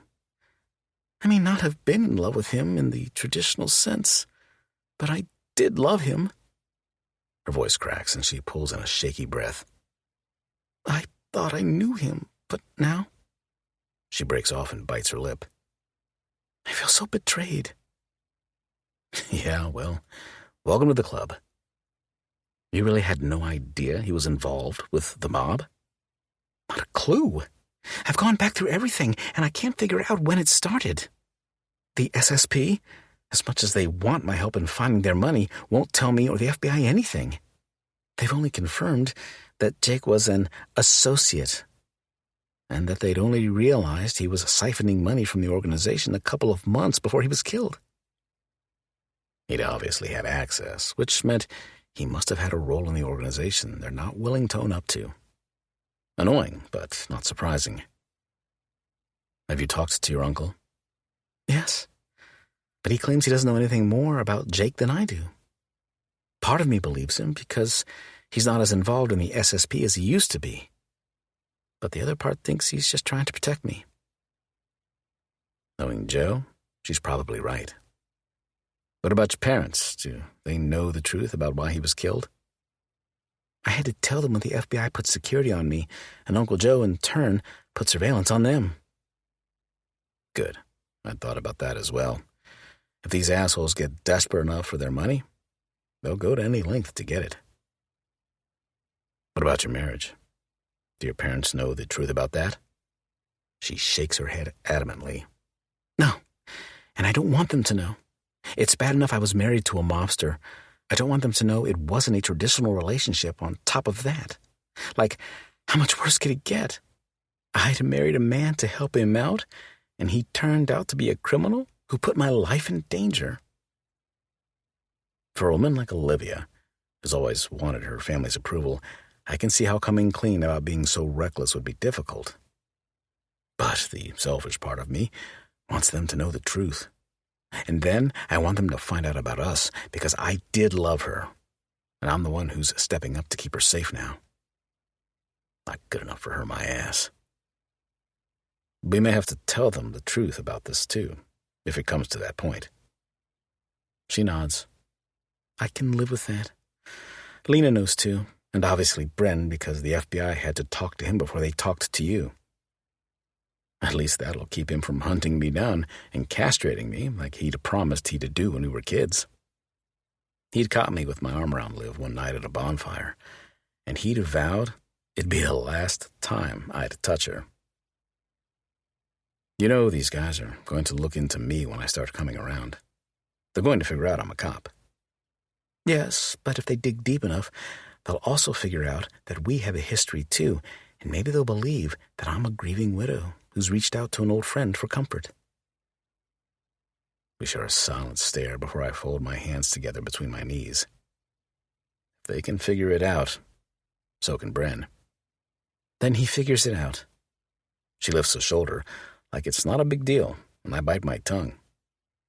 She was the one who hadn't wanted anyone to know about us all those years ago, and I played along because I loved having her to myself when we were together. But her nonchalance now pisses me off. If she hadn't cared so much then, maybe we wouldn't be having this conversation now. I hope you know this isn't easy for me, she offers quietly, glancing up with watery eyes. I hurt you, and I realize that asking you to do anything for me, let alone something so significant, is incredibly selfish after everything I've done. But I know you care about my brother, and you to do anything for him, no matter how much you might hate me. I don't hate you, Livy. Her old nickname spills out with far too much ease. And if I hate anything, it's that no matter how hard I try to fight it, she always finds a way to bring me to my knees. The tears she's fought to keep in finally break free, and it takes everything in me not to go to her, wrap her up in my arms, and promise that I'll do whatever it takes to keep her safe. But if I'm going to survive this, I can only touch her and offer her comfort for show. The minute I cross the line and do it for real is the minute I write my own obituary. And if I'm not careful, hers too. Chapter 6. Aiden. You son of a bitch. Brendan glances up from a stack of reports with the ease of a man who's not only been expecting this visit, but who's been looking forward to it too. Aiden? He casually closes a manila file folder and leans back in his chair. How was Milwaukee? Why the hell didn't you tell me? I slam his office door hard enough to rattle the pictures on the walls. Wasn't my place. He lifts a shoulder and then folds his hands behind his head. Fuck that. I stalk to his desk. I've spent the last 4 hours on the road rehashing our conversation from last week and counting the number of opportunities he'd had to tell me what I was headed into. We've always said we were friends before we were cops, and this was one of those times when you should have given me a goddamn heads up. It's just a job. It's your sister, I roar, slamming both hands down onto his files, whose husband was just murdered by the fucking mob. Hey. He sits forward abruptly, jutting his ginger-bristled chin toward the door while he grits his teeth. Keep that shit down. You should have told me, I seethe. I couldn't. Nolan and Bollinger gave me explicit instructions not to say anything more than I did. You think that was easy, all things considered? All things being what exactly? That it's Olivia who needs protection, or the fact that the feds want me to do the very thing you made me promise I'd never do? His jaw tightens and his eyes narrow. Don't tell me you're still hung up on that. Fuck yes, I'm still hung up on it. But I'm damn sure not going to tell him that now and kill this thing before it starts. He shakes his head as he gets to his feet. Look, I don't want to think too much about why that still bothers you, because I don't want to regret telling the feds you're the best man for the job. But Olivia needs someone she can trust, and I need to know she's in good hands when I close my eyes at night. I stand tall and level with him, eye to eye. Then you're fucking lucky I said yes. A smug smile slashes across his face. Good. Good. I mock him, and then take a step back, running a hand around the back of my neck to calm down before I stroke out. How the hell did she get messed up with a fucking mobster anyway? He lifts his hands. I don't know, man. But something tells me you're gonna find out. Damn right I am. And you never suspected anything? I find it hard to believe that he didn't get at least a bad vibe from the guy. Brent's a cop, and a damn good one at that. Nope. Didn't know him well enough. Olivia never brought him home, and I only ever talked to him once a year at Christmas. That alone didn't strike you as funny? The Liv I knew lived for spending time with her family, and she'd find every excuse possible to go home on the weekends we weren't together in college. It did, but she was married, working on her doctorate and teaching. I figured she was too busy. I'm not buying it. Was he controlling? Maybe he didn't want her coming back for some reason. He shrugs. Again, I can't say. I didn't get that impression. But I spent less than 20 days with a guy in 9 years. What do I know? That's exactly what I'm saying. Bren and Liv were as close as two siblings could be. The fact that he doesn't know anything about the man she was married to rubs me the wrong way. But he won't like the reason why, so I let it go. I'm going to need some time off for this. I assume that won't be a problem. I wouldn't have sent you down there if it was. I glared at him from across the desk, wanting so goddamn badly to tell him that Liv wouldn't be in this situation if he'd let her choose a man who actually gave a shit about her all those years ago. But I'd make an ass out of myself if I did, because if anyone is to blame for this mess, it's me. In a desperate attempt to lower my blood pressure, I walk into my childhood home a half hour later to see some of my favorite people. Honey! Ma jumps up from the couch where she's working on a puzzle with my nephew, her mess of gray and blonde curls almost as wild as her neon floral t-shirt. What are you doing here in the middle of the day? Just taking a late lunch. Figured I'd see what's good here. I tuck my hands into my jeans and sidle casually into the living room despite the chaos in my head. Oh, I'm glad. She rushes over and wraps her arms around my neck while I press a kiss to the top of her head. I have leftover Polish sausage and sauerkraut from supper. How's that sound? That's perfect, Ma. Thank you. I never did eat dinner last night, and I was too fired up this morning on the drive back from Milwaukee to ingest more than coffee. She pats my cheek. I'll go warm it up if you wouldn't mind helping Jet finish his puzzle. You got it. The kid's puzzle is all I have the capacity for right now anyway. But you're working on, Jetster. Dump truck puzzle, he says without looking up as I take a seat next to him, his concentration on point. Want to help? Sure. Slide some of those pieces over. He does, and I snap a piece into place to appease him while I watch him work and greedily soak up some of his sunshine. I haven't thought too much about having kids of my own, other than Ma being on my case about settling down, but I'd be lying if I said I wasn't at least a little envious of the relationship Jesse has with his boy. So I heard you and your mom are moving into your dad's house. You excited? He nods so fiercely, I swear his teeth clack together. Yep, I get to bring all my toys and put them in my room. That's awesome. I bet it's nice to spend more time with your dad, huh? Uh-huh. Mama likes Daddy. I chuckle. Oh, yeah? How do you know that? She gives him kisses. I bet she does. Among other things. Grown-ups do that sometimes. It's best to close your eyes and pretend you don't see. Jet giggles. You're silly, Uncle Aiden. Hey, I'm just trying to help you out, little dude. Because if I know my younger brother, he's going to do his damnedest to make up for all the time he and Hayden missed out on when she'd been in Green Bay. How are my boys doing? Ma returns to the living room with a steaming plate of food and a glass of iced tea. She sets both on the coffee table next to the puzzle, and my stomach growls. This looks great, Ma. Thanks again. You know, you're more than welcome to come over and have dinner with us. Now that Jet and Hayden are here, your brother doesn't come over as often, so there's always plenty. I nod, though we both know I won't. My work schedule is too erratic, and Jesse and our youngest brother, Justin, a.k.a. Jinx, have always been the ones to stick close to home. My baby sister Amelia and I are the independent ones who prefer to do our own thing. So, how is work going? Ma asks, as I swallow down a too-hot mouthful of sausage and kraut and quickly reach for the tea. Same as always, I lie when I can finally talk. I don't like bending the truth, but in my line of work, it's best I don't tell her more than she needs to know.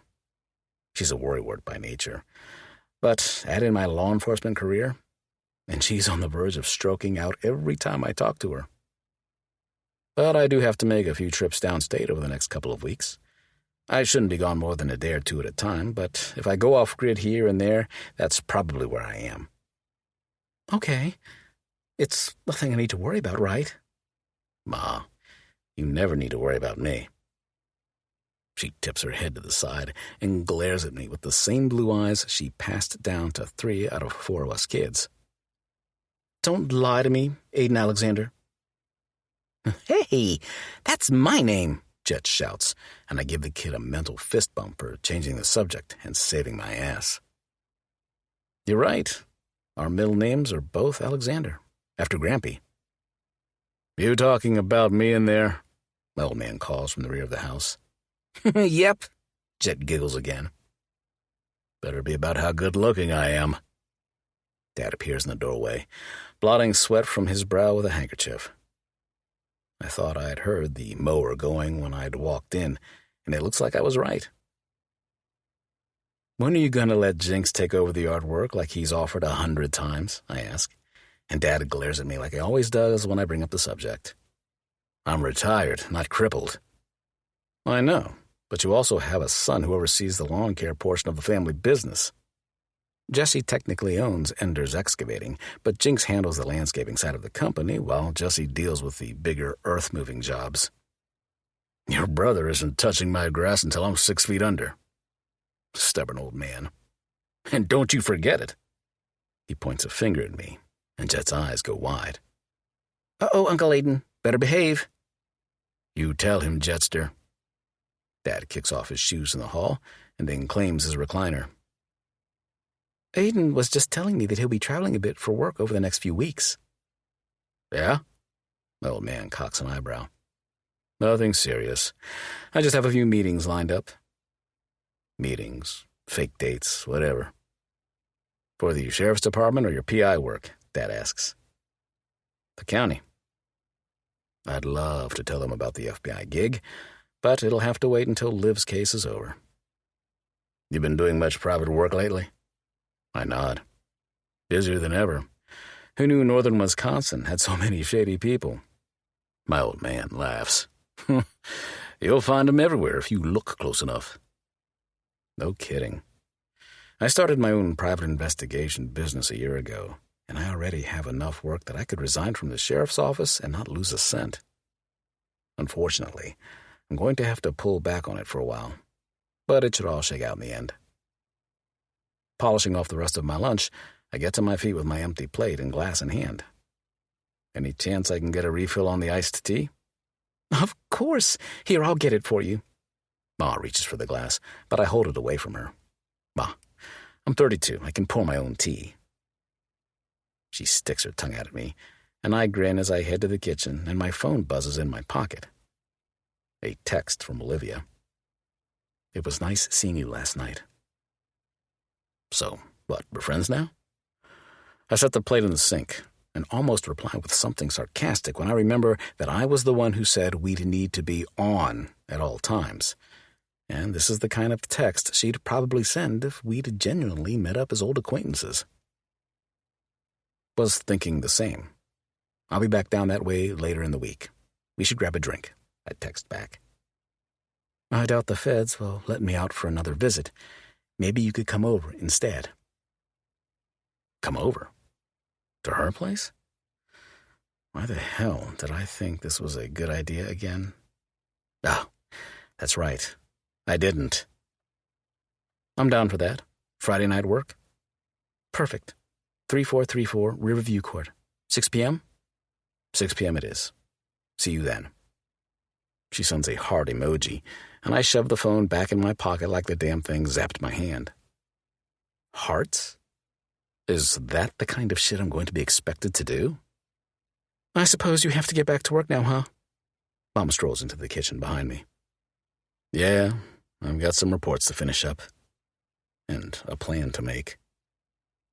I made Grandma Kowalczyk's Waldnick recipe to have with chicken salad sandwiches if you'd like to come back for dinner tonight, she offers with a bright smile, as if she's forgotten how much I despise that friggin' soup.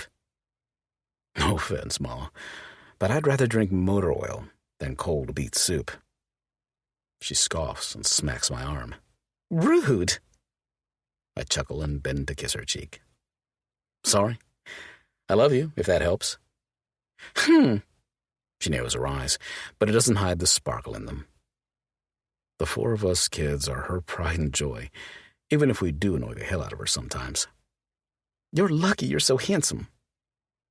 Oh, so you only forgive me because I'm your best-looking child? She rolls her eyes and shoves me toward the front door. Get out of my house before you get your bullcrap all over. Laughing, I do as she says, pausing only to say goodbye to Jet and Dad. It isn't until I climb into my police SUV and turn over the engine that it occurs to me. If this gig with Liv ends up taking longer than a few weeks, there's a chance I'm going to have to tell my family that I'm seeing her. And that's going to be the best news I've ever given my mother. I'm not sure what bothers me more, knowing I'm going to have to break her heart when this fake relationship is over, or knowing that once upon a time it had been real, and I couldn't tell her about it. Chapter 7. Olivia. I still can't believe he's going to do it. Lena looks up from her coffee cup with bright eyes. You and me both. I flip the last of our crepes and then slide it from the pan and onto the plate with the other 5. It's been 2 days since I met with Aiden, and I'm still walking around like I'm in a dream, waiting for someone to pinch me. I was thinking I'd go home for a while on Friday night. I don't want to be the awkward third wheel while the two of you catch up. I frown. Lean, you don't have to leave. It's not like it's a real date. Maybe not, but you need time to get reacquainted and to talk about private things. You know everything there is to know. She smiles gently. I do, but he doesn't. It takes me a second to realize what she's insinuating, and my stomach turns. I'm not dumping all that on him right out of the gate. He should know, sweetie, and the sooner the better. I know, and I will tell him, eventually. But the thought of upsetting him right after he's agreed to help makes me sick to my stomach. I'd like the chance to show him I'm not the awful person first. You aren't an awful person. Her brow pinches as she shakes her head. You didn't ask for what happened. I'm not talking about that part. Olivia... She's on her feet and at my side in seconds. You couldn't control that part either. Her voice as insistent as her hands on my shoulders. I know that too. But that's the part I regret not telling him about the most, and it's the part I'm afraid he'll hate me for even more. Lena pulls me in for a hug, and I close my eyes as the reality of what Aiden and I are about to do sinks in.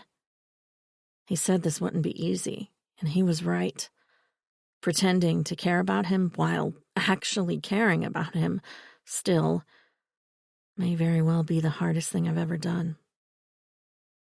Let's fill these crepes, eat, and talk about happier things. My best friend stands back and gives me her best reassuring smile. Like the fact that you have 2 weeks of classes left and then the rest of the summer to yourself. And let's not forget about your handsome hubby coming home, I said, and her grin turns all lovesick and dopey. He called this morning, by the way. He'll be home a few days early. Lean, that's great. I know, I can't wait. Her cheeks flush and her eyes grow misty, and I'm so damn happy for her. She and Wendell are the real deal, and he's promised this stint overseas will be his last. That means they're probably going to get started on that family they've been putting off, and nothing makes me happier than imagining Lena as a mom. I'm so excited for you, and I give you 3 months. She frowns. 3 months? Before you're pregnant. Oh my God, stop. She swats my arm as she laughs, the gleam in her eyes promising she's had the same thought. My phone rings on the counter, interrupting our giggles, and I sigh when I read the screen. It's Bernie. Go and talk and I'll stuff these bad boys. Do you want strawberries or chocolate on top? Surprise me. Then I stick the phone to my ear. Good morning, Special Agent. Good morning, kiddo. I'm about to ring your doorbell. At 8 o'clock on a Thursday morning? Is everything okay? Yep, just thought it'd be nice to chat in person. Oh, any chance you're hungry? Always. What you got? Homemade crepes? Sounds like I picked the perfect time to visit. See you in 2. Damn, those were good. The FBI agent pushes his plate to the side and reaches for his coffee less than 15 minutes later. Olivia made them, but they're my mom's recipe. Lena beams as she gets to her feet and collects our plates. Is your mom single? He teases and Lena laughs. I, however, gesture to the wedding ring on his finger with a curious smile. What would your wife say about that? He glances at his hand and winces. Don't know. She filed for divorce a month ago. Said I work too damn much. Oh, well, that doesn't make me feel guilty or anything. Jeez. I, am sorry to hear that. She put up with me longer than I expected she would. He lifts a shoulder and rests an ankle on his knee. Anyway, I figured we should talk about Detective Enders now that he's on board. All right. Never did I think I'd be so relieved to talk about my ex-unofficial boyfriend turned fake boyfriend bodyguard. He and I spoke for quite a while yesterday. I can just imagine how that conversation went. And? You picked well, kiddo. He has some good ideas, and he certainly seems to know a lot about you.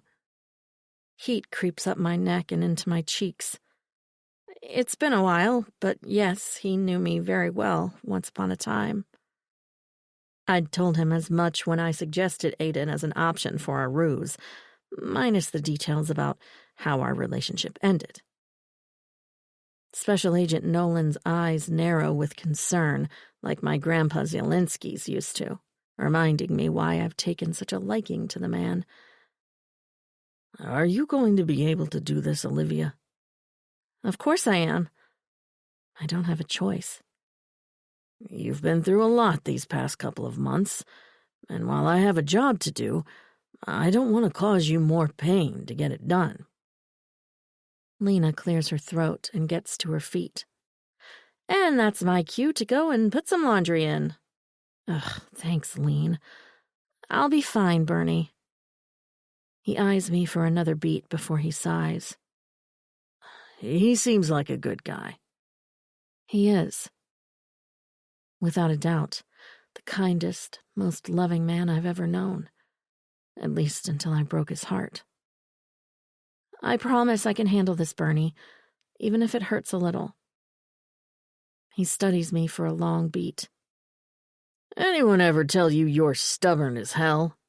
I laugh. A bunch of people, a bunch of times. He grins and gives his head a conceding shake. Well, I hope it works out in our favor this time. I lift my coffee cup in a mock toast. You and me both.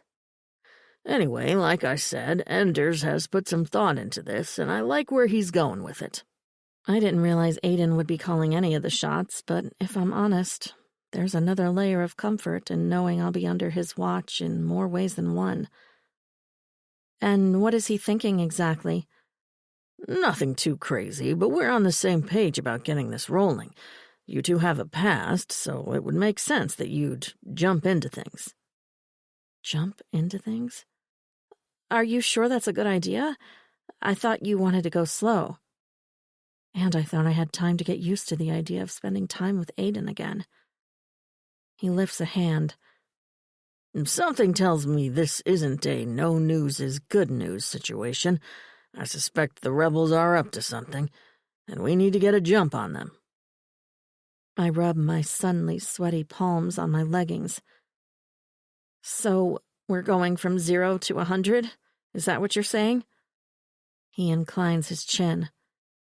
Does that mean going out in public sooner, too? It does. Thank God. As nervous as I am about being a target, I'm dying for social interaction. I love Lena to death, but I need people and sunlight and coffee. God, what I wouldn't do for a fancy cup of coffee. You two made plans for him to come over tomorrow night, correct? We did. I hope that's okay. I didn't think you'd be willing to let me go out yet. No, I think it's a good plan. I'm sure you and Detective Enders will want to spend some time getting reacquainted before you go under the microscope. Right. Because alone time with my ex is going to be so much easier than having people who want me dead watching me from a distance. How is Aiden going to get past whoever is on duty? I was thinking about that. Agent Nolan rubs at the gray stubble on his jaw. How good of an actress are you? Oh, boy. Aiden. Hey, man. Haven't seen you in a few days. How'd your meetings go in Milwaukee?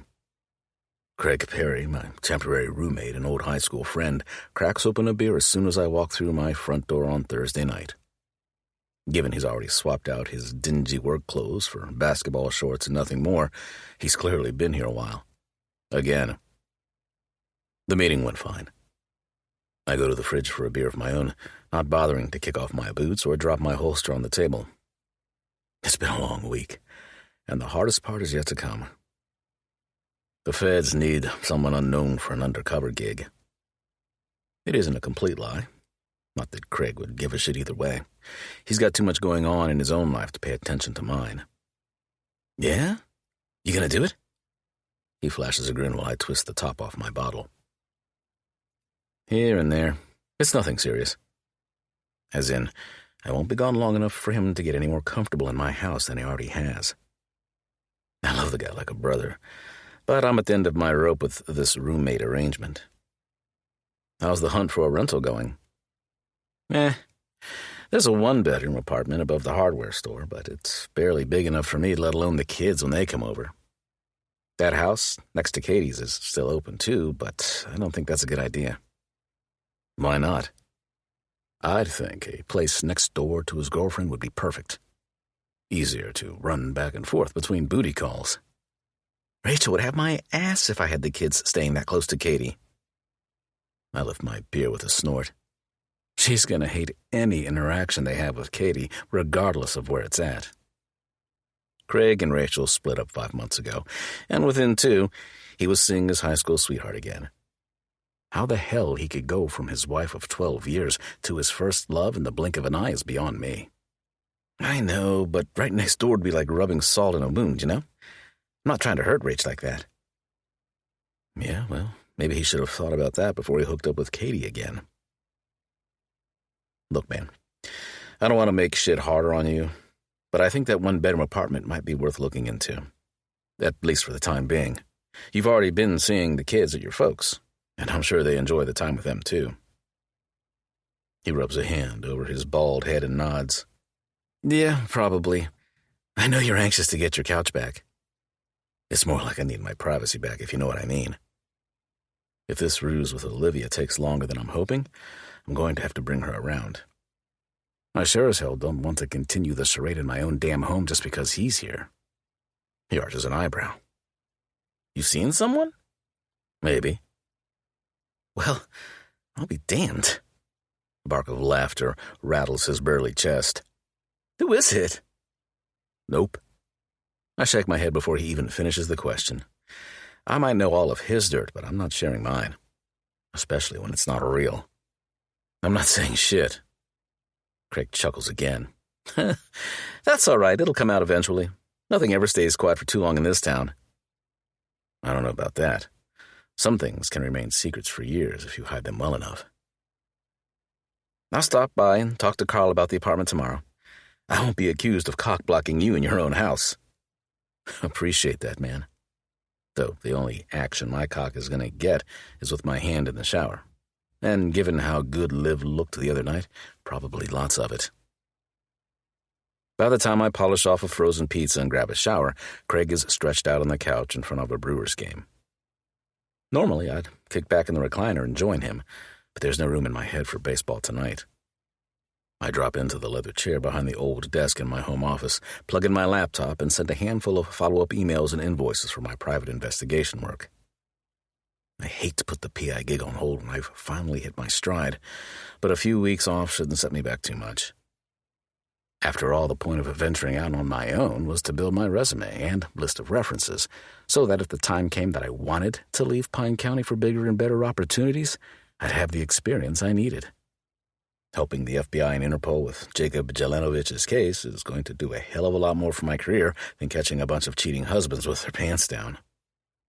Speaking of Jelenovich, I dig into my laptop bag and retrieve the flash drive Special Agent Nolan had overnighted to me after we talked on Wednesday. Here's everything you need to know about Jelenovich, he'd said. You lose it or leak it, and your sister will be helping your mother pick out your headstone while your father and brothers carry your casket. Not gonna lie, I'd been on the fence about the guy until that moment. He'd come off almost tired during our first meeting, like he had one foot out the door to retirement and wanted this case over with so he could swap his badge for a fishing pole. Part of me wanted to jump on board for that fact alone, because if he wasn't going to take this seriously, someone had to. But after talking with Olivia on Monday night and him this morning, it's obvious the guy has been working this case 24/7 from the start. He may be tired, but it's only because he's so damn invested. The flash drive confirms it.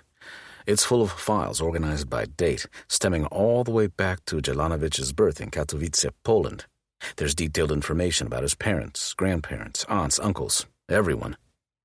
He was an only child, and both of his parents died in a factory fire when he was 11. He moved in with a maternal aunt and remained there until he was 16 and ran away. Social services located him a month later with his girlfriend and her family almost 60 miles away in Krakow. A year and a half later, that same girlfriend was kidnapped and found dead, just like Olivia had said. Naturally, my gut says he ran away because he was up to no good, mixed up in something he shouldn't have been. But the only police report with his name on it is the runaway complaint from his aunt and the follow-up when he was located. The guy had even enrolled himself in high school in Krakow, and he'd had a job at a bookstore. Not exactly criminally suspicious behavior, unless it was a well-designed cover.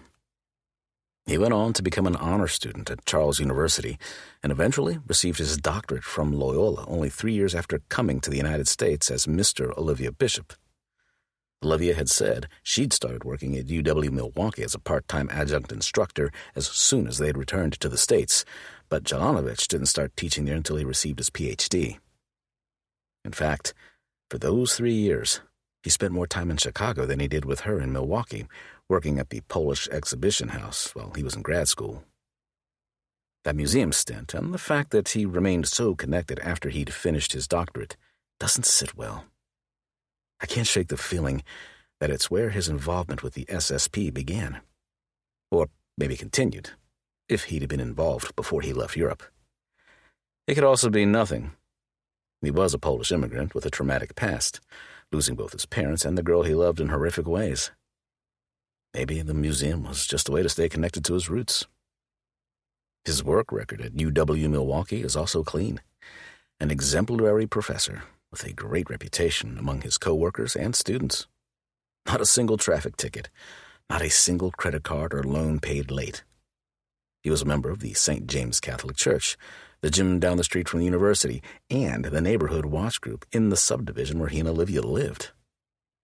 For Christ's sake, the only red mark on the guy's background was a friggin' overdue library book from his Loyola days.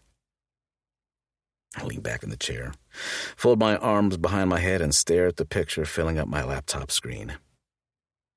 The fucking guy was even good-looking. A young David Beckham, with half the tattoos. Jake, Olivia had called him. A man she'd trusted, and had grown to love, at least platonically, during the course of their relationship. There's no way in hell they weren't fucking. Marriage of convenience or not, a guy like this would have a side piece if he wasn't getting it at home, and his list of friends is even shorter than mine. Unless he hit a mistress as well as he hit his mob involvement, all signs point to the wife at home. Fuck. I dig the heels of my hands into my eyes and try to erase the thought and the subsequent images from my head. I haven't lived like a monk for the past 10 years, but I can guarantee that every woman who's invited me into her bed wanted me there.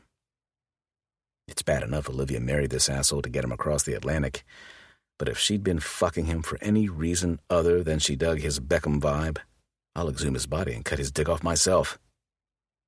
Then again, her doing him because she wanted to doesn't bode well either. She might have been his in the legal sense, but part of Olivia Bishop will always be mine. She gave it to me when she gave me her virginity 14 years ago. And I'll be damned if I'm giving it back. Chapter 8. 13 years earlier. Aiden. What the hell, man? You're leaving already? Craig scowls from the other side of the campfire, one hand wrapped around a beer and the other around Rachel. Yeah, I'm not feeling great tonight. It's total bullshit. I feel better than I have in months, since summer break is finally here, and Bren and I are home from college. But my head is somewhere else. Hell, it's been somewhere else for a long time. Was your old man kicking your ass at work or what? Brent snickers, and just because I can, I kick the chunk of wood he's sitting on out from under him. The fuck? He scoffs, hurrying to his feet as I start toward my truck. You're lucky you're leaving, you prick. My only response is a single-finger salute into the night air. If he knew where I was really headed, he wouldn't let me walk away. Hell, he'd never let me walk again. Feel better, Rachel calls after me, and I blow her a kiss over my shoulder, making Craig snarl. I hop into my truck parked at the back edge of the field on Craig's family's land, where we've gathered like this since we were old enough to steal beer from our dads or bribe someone older to buy. When I peel out, my destination is as clear in my mind as the stars in the sky. I find her about a half mile from her house, walking down the side of the road in a pair of cut-off jean shorts, a tank top, and a pair of Converse shoes.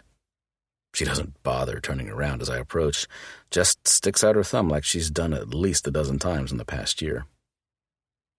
Need a ride, pretty girl? I call from the truck with all the windows rolled down. She turns a flirty smile my way, her long ponytail swinging as her dark eyes shine beneath the streetlight. You're late. And you're fucking gorgeous. She purses her lips. I bet you say that to all the girls you pick up on the side of the road, don't you, Enders? Just you, Livy. Now, get your ass in here before someone sees us. She rolls her eyes, but pops the passenger door open and hops in. You know the prospect of getting caught is half the fun, right? And you know that the second we get caught, it's over.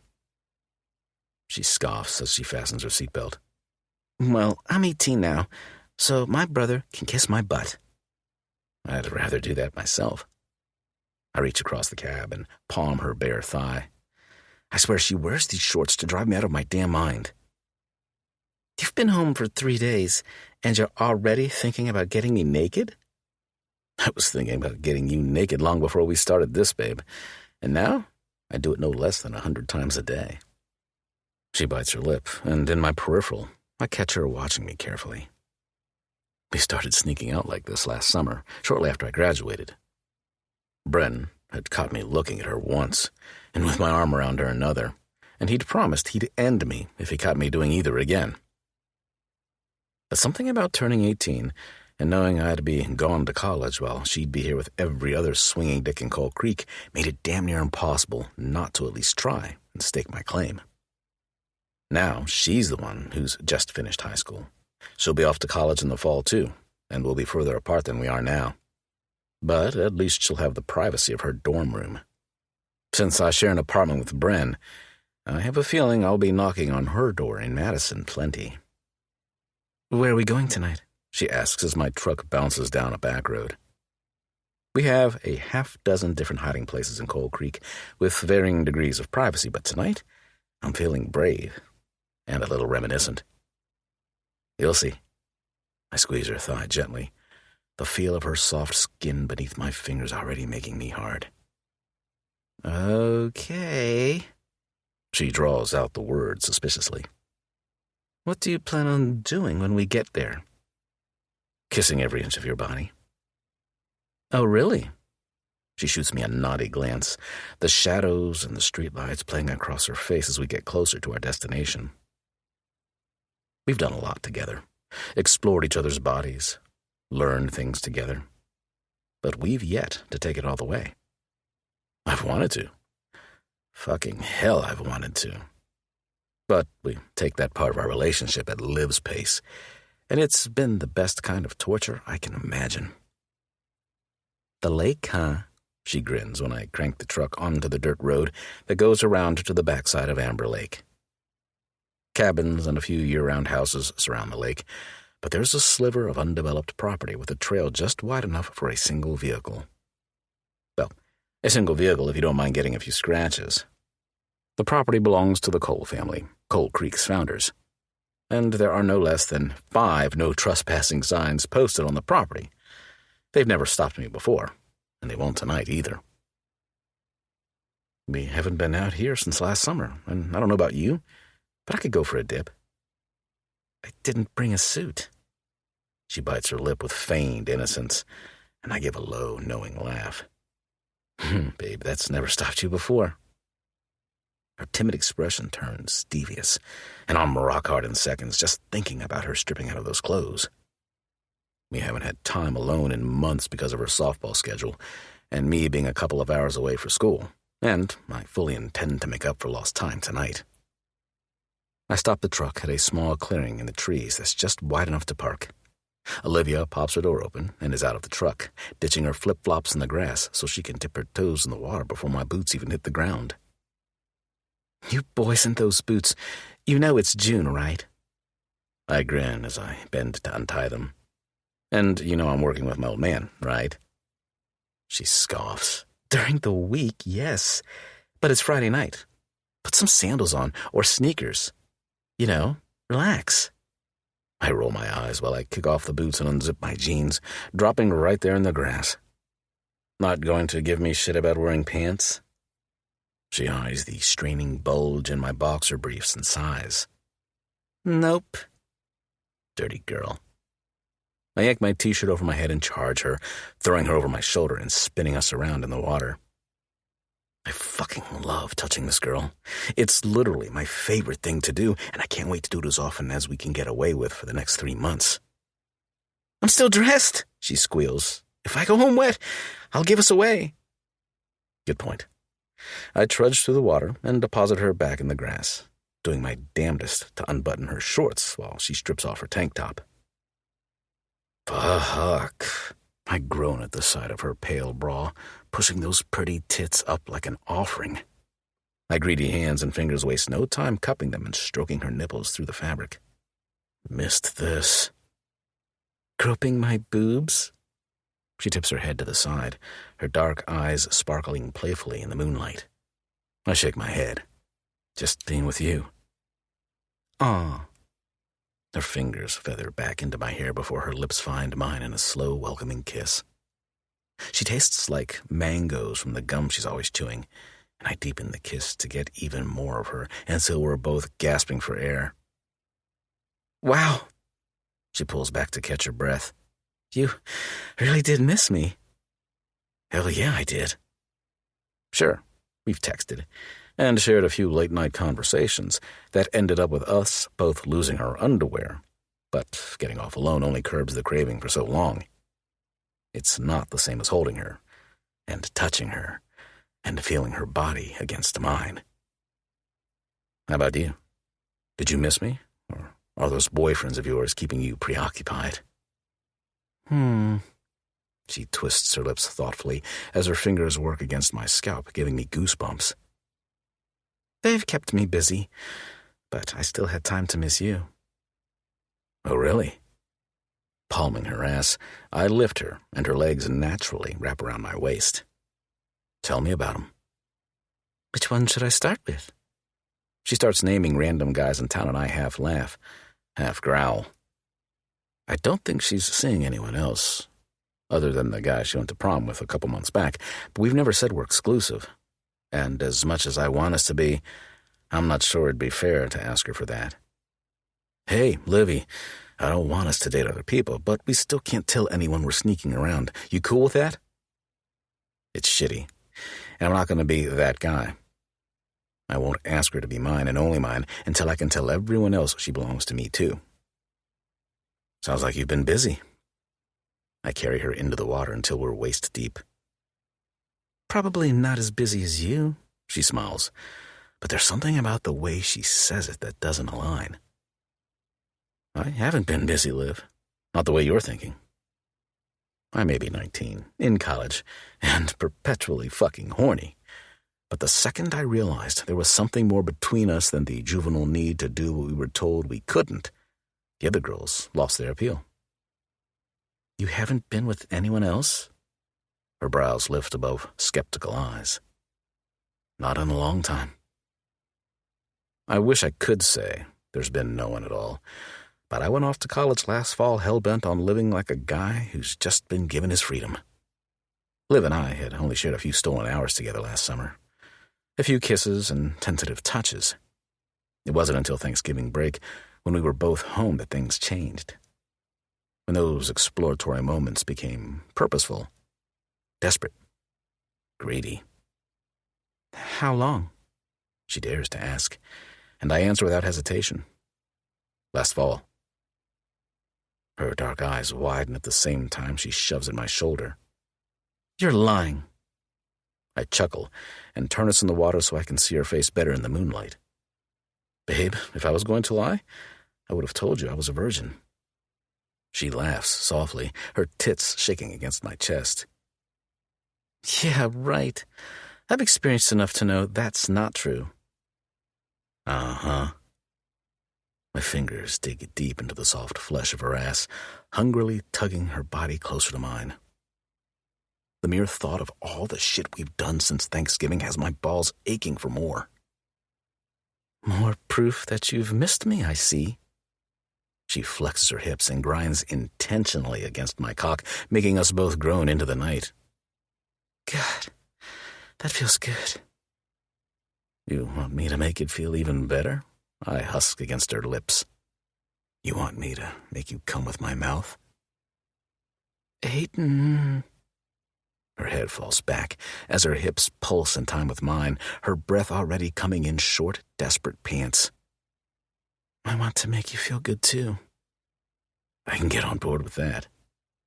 Then get me out of this water, she commands, and I obey like the whipped guy I am.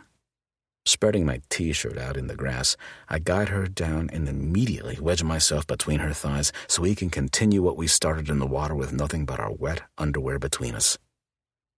She's so fucking soft and warm, accepting every one of my thrusts with a breathy little grunt. You drive me crazy. I slide my mouth from her lips to her neck, nipping and teasing her skin. She always smells like flowers, sweet and delicate, which is a reminder that no matter how much shit she likes to give me, one of my favorite things about her, she also has a soft and tender side too. She's fucking everything, this girl. Touch me, she begs, her heaving chest rising and falling beneath my own. I need it. I need you. I groan and clench my eyes shut. Words like that make it hard not to ask for more. I want to give her everything. I want to show her just how good it could be between us, but I've taken so much from her already. by playing this game. Show me. I slide to the side so I can watch, my own hand finding my throbbing cock and rubbing through my boxers. She bites her lip, but her eyes never stray from mine as her hand lifts to her breast. Her touch is tentative at first, feather-like fingertips on the swell of flesh rising from her bra before they stroke over her nipple still covered in pale lace. Her breath hitches as she becomes bolder, tweaking that hardened peak until her body trembles with arousal.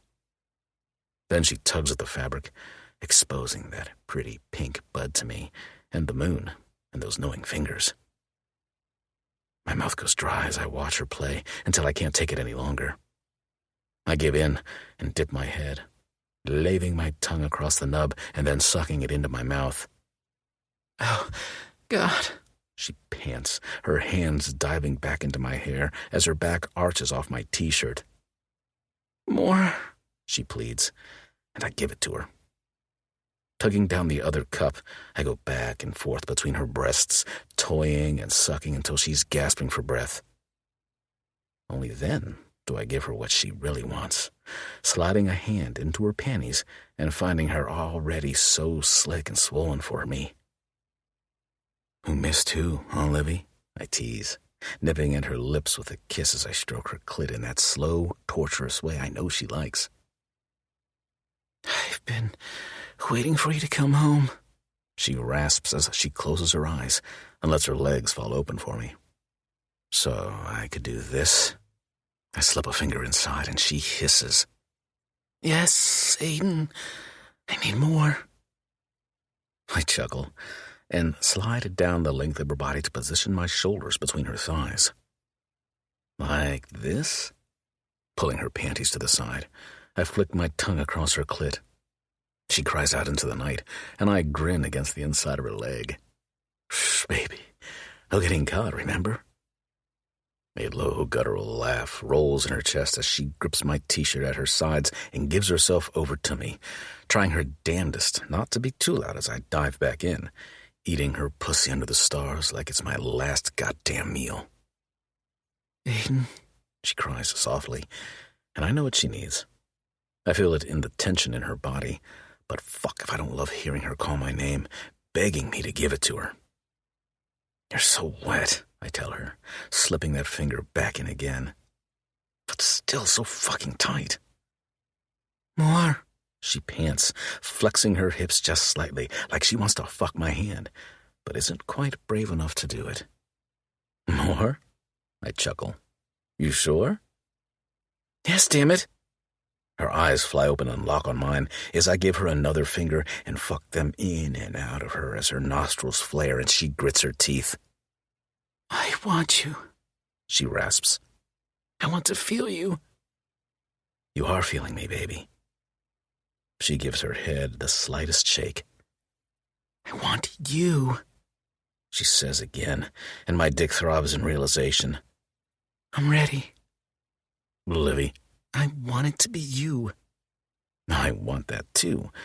In fact, the idea of anyone else touching her makes me want to do something that'll put me in the back of a cop car, not behind the wheel.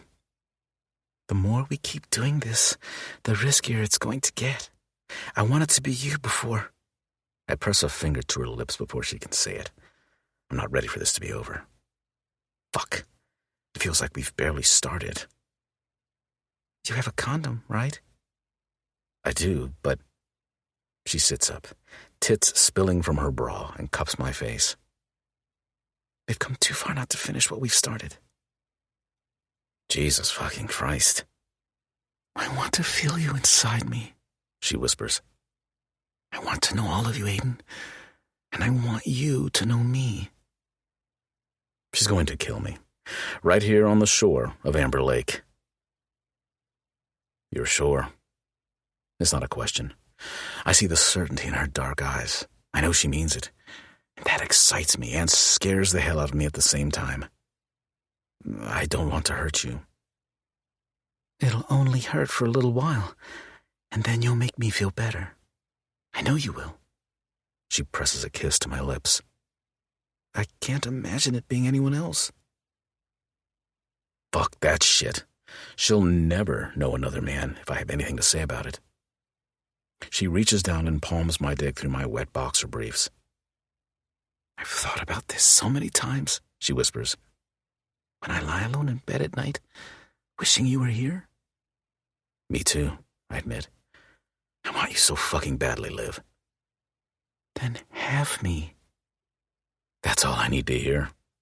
I'm so far gone with her tonight that I couldn't turn back even if I'd wanted to.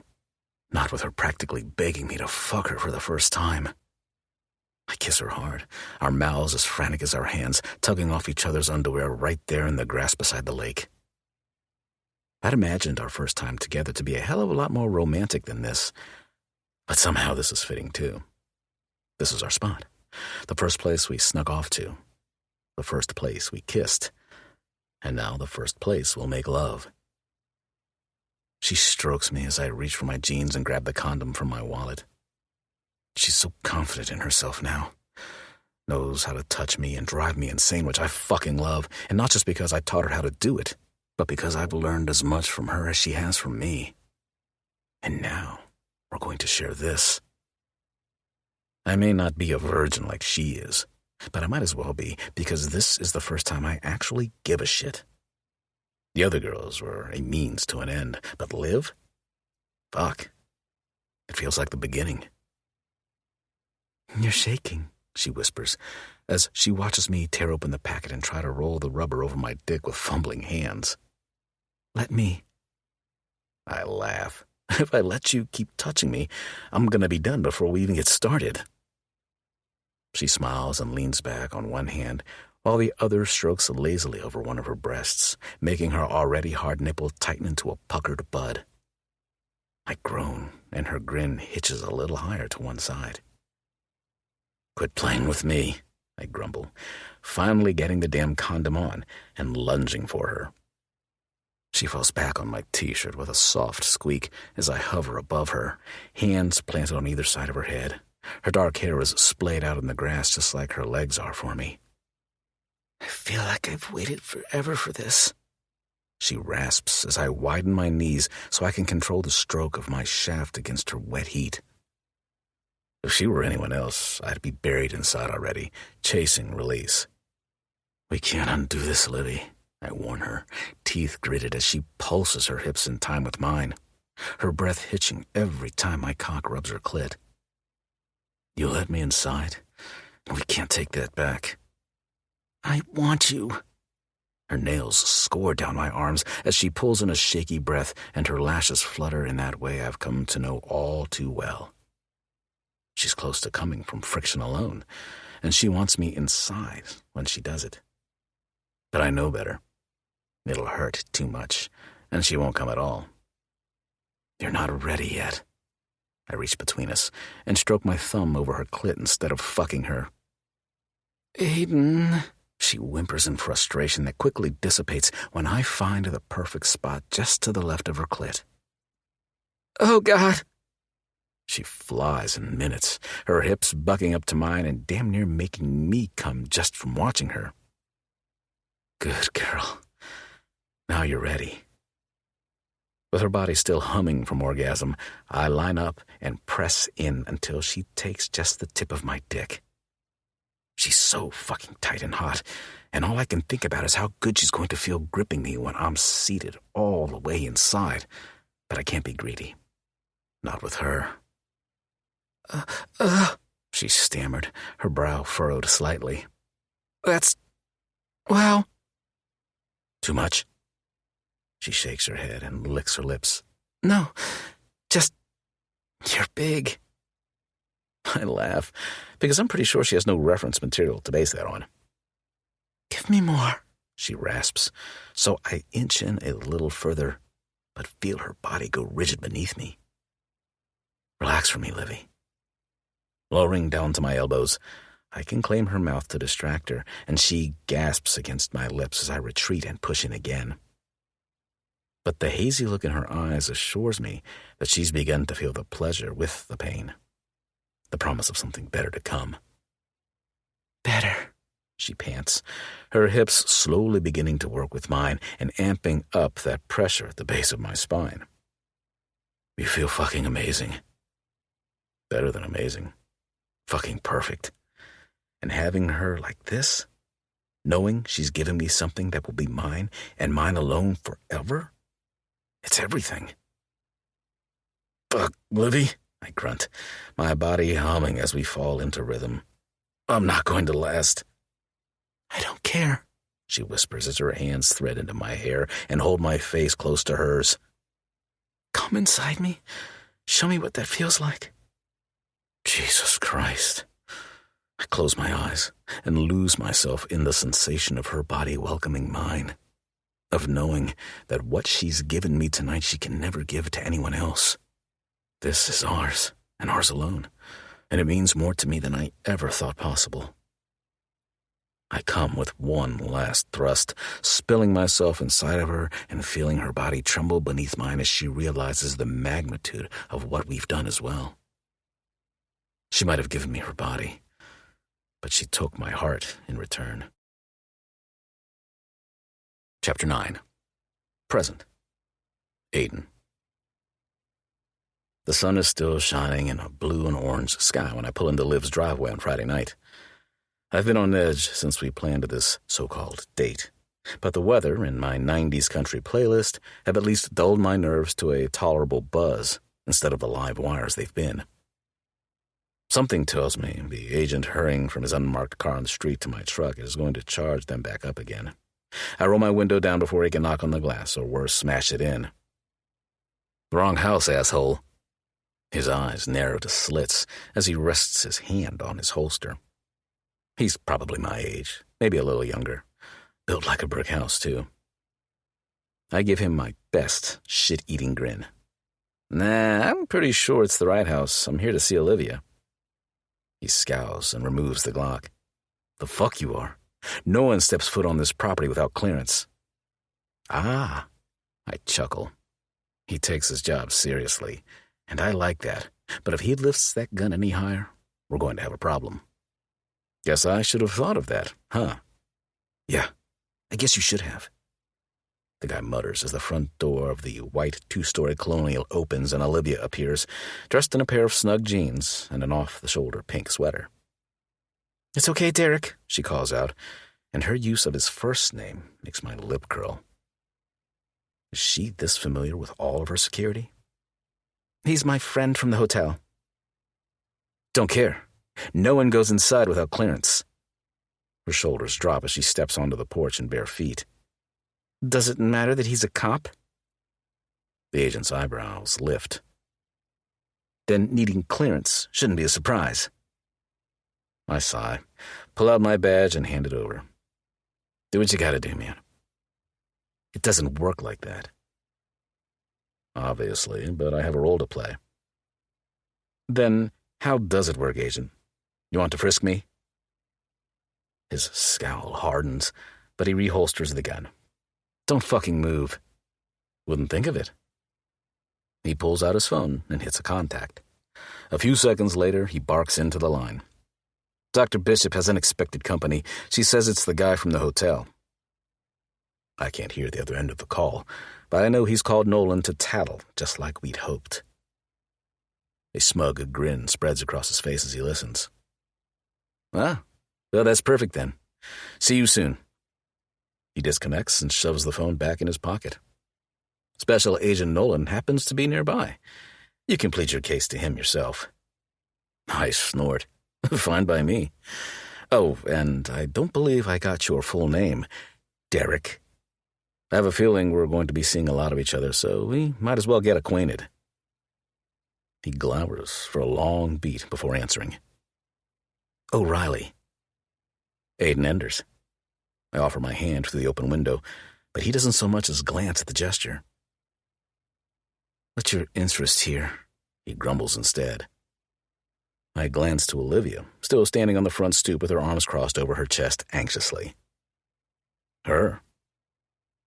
His jaw tightens in a way I'm not sure I like. She should really be inside, don't you think? Standing out here like this, where she's an easy target, isn't the best idea, all things considered. Color rises in his neck, and he quickly glances at Olivia. Go inside. I'll take care of this. She looks to me for confirmation, and I dip my chin. Whether seeking my approval is part of her act, or because she genuinely trusts me more, I'm not sure, but I'll take it regardless. A minute later, a dark sedan pulls up behind my truck, and O'Reilly steps back as Nolan gets out. He says he's a cop, the younger agent says. Badge looks legit, but I wasn't taking chances. Nolan marches up to the driver's door and props his hands on his hips. Detective Enders, right? Yes, sir. You ought to know you can't just show up like this. His eyes remain as stoic as his set jaw.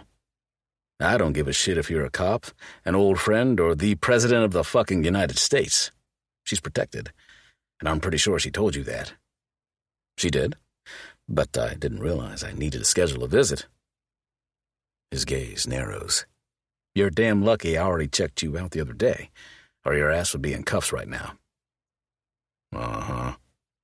Well, I appreciate your consideration. I stick my tongue in my cheek to keep from grinning. He could play one of those shitty cops on TV if he ever decides to give up the bureau. Is this going to be a regular thing? I lift a shoulder. Not sure. He takes a step closer and lowers his voice, but not so much that O'Reilly can't hear. I know you two have history, and I swear to God, if you're trying to play on her vulnerability, you've got nothing to worry about, Special Agent, I grind out. Acting or not, he's hit a nerve. If anyone's going to get hurt in this mess, it's me, not Olivia. Still glowering, he shifts back and nods to O'Reilly. He's clear, but I want to be notified every time he comes and goes. I snort. Wow. He points a finger at me. Don't push your luck, Enders. O'Reilly continues to watch me as I hop out of the truck with a bottle of wine in hand. Something about the guy pisses me off, but I can't put my finger on it. Olivia opens the front door as I climb the porch, taking in the potted flowers and the chairs that look brand new. The house is definitely on the upscale side, with its well-maintained yard and exterior. Jinx would be impressed. Sorry about that. She glances quickly to the agents still conversing in the driveway. Special Agent Nolan thought it would be more believable. He's probably right. Having me go down to the station for a clearance probably would have garnered attention we don't need. She clears her throat and steps aside, gesturing toward the foyer. Come in. Thanks. Is Lena here? No, she went home for the night. The night? Her husband, Wendell, you might remember him from college, is coming home from overseas in a few days, and she wanted to get things in order. Since you're going to be here for a while, it seemed like a good opportunity. Right. And hopefully I'll be able to completely relieve Lena of her babysitting duties sooner than later, because let's be honest, she's in as much danger as Liv is when she's here, and that doesn't bode well. Clearing my throat, I glance around the foyer and the living room off to the left. Nice place. She follows my perusal around the modern but comfortable-looking space. It's immaculately clean and white. Very, very white. The walls, the chair rail, the carpeting in the living room, hell, even the furniture. The only color comes from the honey-colored floors and the sporadic splash of color in the pictures on the walls. Thanks. She gives a small smile. I love the style, but I've always thought it could use some color. I give in to a laugh, despite the awkwardness of being in the home she shared with another man. You said it, not me. She tips her head to the side and gives me a wry grin. Ha, ha. If you must know, Jake had a thing for white. Said it looked cleaner, more organized. Yeah, well, Jake was also embezzling money from one of the most powerful underground organizations in the world, but hey, what do I know? Here, I pass her the wine. Couldn't come empty-handed. Thank you. Her fingers rush when she takes the bottle, and I pretend not to notice her quick intake of breath. I'll pour us a glass while we wait for dinner to finish. You didn't have to cook, Liv. Of course I did. You came all the way down here for me. The least I can do is feed you. I'm getting paid to be here, remember? Are you? She glances over her shoulder as I follow her to the kitchen. I mean, obviously you are, but from the FBI? I was sworn in as a federal agent this morning via Zoom. No kidding. Had to keep it on the down low, but it's official. Not quite how I imagined it would happen, but it happened, and that's all that matters. The only part that bugs me is that I couldn't share the news with my folks or siblings and risk them asking questions I can't answer. Liv bites her lip, her thoughts as clear in her eyes as if she'd said them out loud. She knew the FBI was my dream. We'd talked about it as often as we'd talked about her wanting to become a professor. Neither of us imagined this was how I'd get in. Anyway, it smells good in here. I change the subject before I get pissed all over again about the circumstances. If I don't make the best of this situation, it's going to be one hell of a long assignment. Nothing special. Just garlic and herb chicken and roasted vegetables. I wanted to grill it, but even the back patio is off limits these days. She sighs, and I feel her frustration. The Liv I knew was a free spirit. The girl who loved the sun on her face and the wind in her hair. You've got to be going crazy in here like this. I nod toward the windows overlooking the backyard, where the blinds are pulled just like the rest of the house. She makes a throaty sound as she takes 2 wine glasses down from the cupboard. I steal peeks every now and then, but for the most part they have me living like a vampire. I'm afraid that when I do finally get the chance to go outside for any amount of time, I'm going to catch fire and burn up on the spot. I chuckle and lean a hip against the counter. You always did sunburn easily. Our eyes meet, and her cheeks turn the slightest shade of pink. Still do. Fuck. The places on her I've seen turn pink like that. I clear my throat. Anyway, you said the picture they took of you was from your bedroom window? She nods and uncorks the wine. Hence, living in the dark. Is your room upstairs or downstairs? Upstairs. At the front or the back of the house? The back. Why? She frowns curiously, as I recall the picture I'd seen in the file. It was a close-up shot of her in a bra that looked straight on, like whoever had taken it had been at the same level as her. Just gathering information, and making a mental note to check whether or not the feds tried to replicate the shot from any of the neighbors' houses. Okay. She hands me a glass of wine, but then hesitates, eyes narrowed. Are you actually going to drink that? I brought it, didn't I? I prefer the kind of alcohol that comes in brown 12-ounce bottles, but I can be classy every now and then, when I have to be. She presses her lips into a knowing smile. I have Bud Light in the fridge if you'd rather. No shit. Did she buy it for me, or is it left over from her dead husband? I had Lena run out for it earlier before she went home. Well, damn. In that case, I'll take a beer. Satisfaction dances across her face as she goes to the fridge. Some things never change, do they? Apparently not. And the way my gaze drops to her ass when she bends to retrieve the beer is no exception. She's always been a beautiful woman, and time has been good to her physically. Too bad it's been so cruel otherwise. Damn bottle. She struggles to open it for a solid 30 seconds before she hands it over with a huff, and then rolls her eyes when I twist it off with ease. Men. Don't be hatin'. I wink and lift the beer for a toast. Here's to keeping you alive. Her drink clinks against mine before my words hit her and her jaw drops. Really? That's your toast? It's what we're doing, isn't it? I take a pull from the beer and recline back against the counter once again. Yes, but it sounds awful when you say it like that. Hate to break it to you, Liv, but you're going to be hearing a lot of awful shit in the coming weeks. What do you mean? She frowns before she sips. If we can't wrap this up quickly, people back home are bound to find out about us seeing each other. I air quote the last 3 words, and she wets her lips nervously. I guess I didn't think of that. You gonna be all right with it? Her husband has been gone for less than 2 months, and in no time, everyone's going to think she's banging her brother's best friend. Not the kind of reputation a lady probably wants to make for herself. It can't possibly get any worse than the truth. She distractedly swirls the red liquid around in her glass and forces a smile. You know? Yep. But I'm not going to agree and rub salt in the wound. Let's hope that's a bridge we don't have to cross. After dinner, we move into the living room with full bellies and a basic recap of everything she'd told me at the hotel earlier in the week. Now that you've had time to think about things, I suppose you have more questions. She settles onto one corner of the couch while I claim the other. Tell me more about Jake. Leaning back, I stretch an arm along the top of the cushions as casually as I can. No part of hearing her recall her life with another man is going to relax me, but I'll try. For her. What do you want to know? She pulls her legs up to sit cross-legged, and then picks at a string on the bottom of her jeans.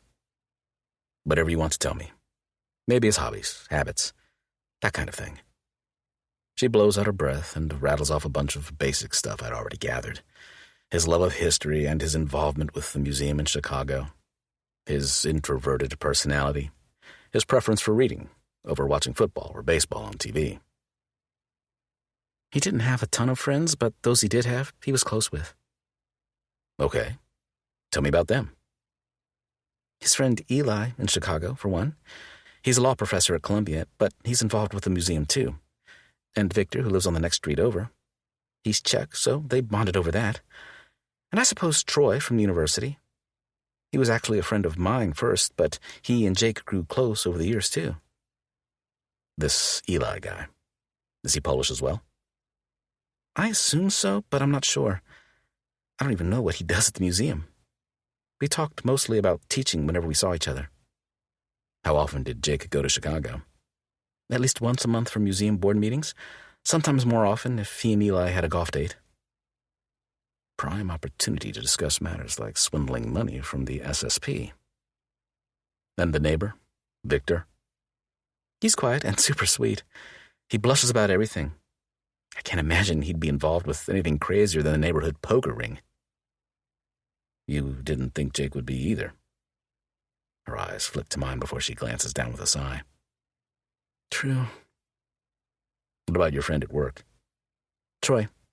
He and Jake are more work friends than anything. They grabbed lunch together every now and then, when their schedules allowed it, and we'd sometimes meet up with him for drinks after work. I study her for a moment, watching the worry line form in the center of her forehead. What's wrong? Nothing, really. It's just... Lena thinks Troy has a thing for me. What do you mean? She pulls in her breath and then exhales heavily. I don't know. I guess he's a little flirty, and I've caught him staring a few times, though he's never been inappropriate. Inappropriate or not, he made her feel uncomfortable, and that automatically makes me dislike the guy. You said you knew him before Jake did. I started teaching at the university as an adjunct instructor while I worked on my doctorate. Troy was new, too. We went through orientation together, and then when Jake started working for the university a few years later, they became friends as well. But something about the guy doesn't sit right with her. Maybe there's a reason for that. I should have known, she says abruptly as she pushes a hand through her hair. That Jake was involved with the SSP, at the very least, even if I didn't know exactly what he was doing. Guys like that go out of their way to make sure they don't get caught. You can't beat yourself up about it, Liv. Maybe he'd still be here if I had realized. She clenches her eyes shut, and the regret in her voice. The pain. It's hard to hear, even after all this time. But letting it get to me won't do either of us any good. Can you show me around? I assume you still have his things here. She nods and quickly gets to her feet like she's grateful for the distraction. The FBI went through everything, but Special Agent Nolan told me not to get rid of anything just in case. I'd like to take a look myself, if you don't mind, just to put things into perspective. Of course. She gestures toward a short hall running to the left between the kitchen and living room. He used the master bedroom, and his office is right across the hall. Separate bedrooms? Interesting. Here. She leads the way to the rooms and opens one of the dark oak doors, revealing a neat and tidy bedroom that's just as white and unassuming as the rest of the house. But the second the scent of masculine cologne that isn't mine hits my nose, The hair on the back of my neck rises. This guy might have put on a good show, but he was a dirty crook who obviously didn't give a shit about his wife. He's damn lucky he'll never meet me face to face. "This is how he left it?" I ask, my voice gruff. Mostly. Like I said, Special Agent Nolan and his team went through everything, but they left it pretty much how it was. I nod and take it all in. The stack of books on the dresser, the framed pictures on the wall, European scenes, if my geography recollection is correct, and the 4-poster bed that I imagine lives shared at least occasionally. Mind if I take a closer look? I crane my head to the side until my neck snaps while my hands flex at my sides. Not at all. She steps aside, and I make my way around the room, taking measured breaths to keep the mental pictures of Liv with another man from playing out in my mind. I hate everything about this asshole. His obsession with White. How fucking organized he was. For fuck's sake, even his clothes are hung in order of color and garment type in his closet. What kind of guy does that? Either a control freak, or someone who's trying a little too hard to look clean. How about the office? Sure. Like the bedroom, the office is tidy, but far more lived in. The built-in bookcases on the side walls are full of history books and literature, and the desk has a couple stacks of files and paperwork and a single computer monitor. The FBI took his laptop and external hard drives. Liv leans into the doorway. They also took a few files, but I don't think they ever found anything in them. They're in the electronic records Nolan shared with me the other day. Ah, okay. And these were deemed irrelevant? I gesture to the remaining folders, and she nods. Those are just the household finances and his paperwork from the university. Grades, advising info, that kind of thing. I'm going to want to check all of this over myself. I hope that's okay with you. Of course. She nods again. Right now? No, but eventually. Our eyes lock, and she blinks, as if realizing just how much time we're going to have to spend together over the next few weeks. How are we going to do this? She asks suddenly. With us, I mean. Are you going to keep coming back every week? Or a couple times a week? We live on opposite ends of the state, and you can't stay down here without it being obvious that you're working with the FBI. I shrug from behind the desk. I guess that depends. On? How quickly we fall into old habits. Her lips part, and her cheeks flush at the same time her breathing kicks up just a notch. Between that perfect little pout and the slight flare of her nostrils, it's almost like the thought turned her on. Hell, maybe it does. The prospect of touching her and kissing her sure as fuck has my blood pumping a little faster. But this isn't real, and I'd do well not to forget that. Chapter 10. Olivia. Never in a million years did I think Aiden Enders would be walking around my house in his socks, drinking my beer and breathing my air. At least not since I was a foolhardy 21-year-old girl who'd thought we'd actually end up sharing a life together. "How about the rest of the house?" he asks, pulling Jake's office door closed behind us. "My bedroom and office are upstairs. Lena has the small guest room on the other side of this level near the laundry room." "Anything else upstairs?" he asks. "Another guest room and a bathroom." "Can I take a look?" "Of course." Though the thought of Aiden in my bedroom, well, let's just say he's been there lots of times already in my dreams and in my imagination. We head upstairs, and it's possible I put a little extra sway in my hips, knowing he's behind me. I'm not the youthful college girl I was 10 years ago, but I've done well to keep in shape, and it wouldn't hurt my feelings if he took notice. You know, to help this fake relationship of ours seem more authentic. The first stop is the guest bedroom, which has nothing more than basic furniture, and the second is my bathroom. For the record, I would have cleaned if I would have known you'd want to see it. I flip on the light to reveal the evidence of my obsessive primping session before he arrived. My curling iron, hair products, and makeup are spread across the counter, and there's a lacy black bra and panties set sitting on top of the hamper because I'd almost convinced myself that I should wear them just in case.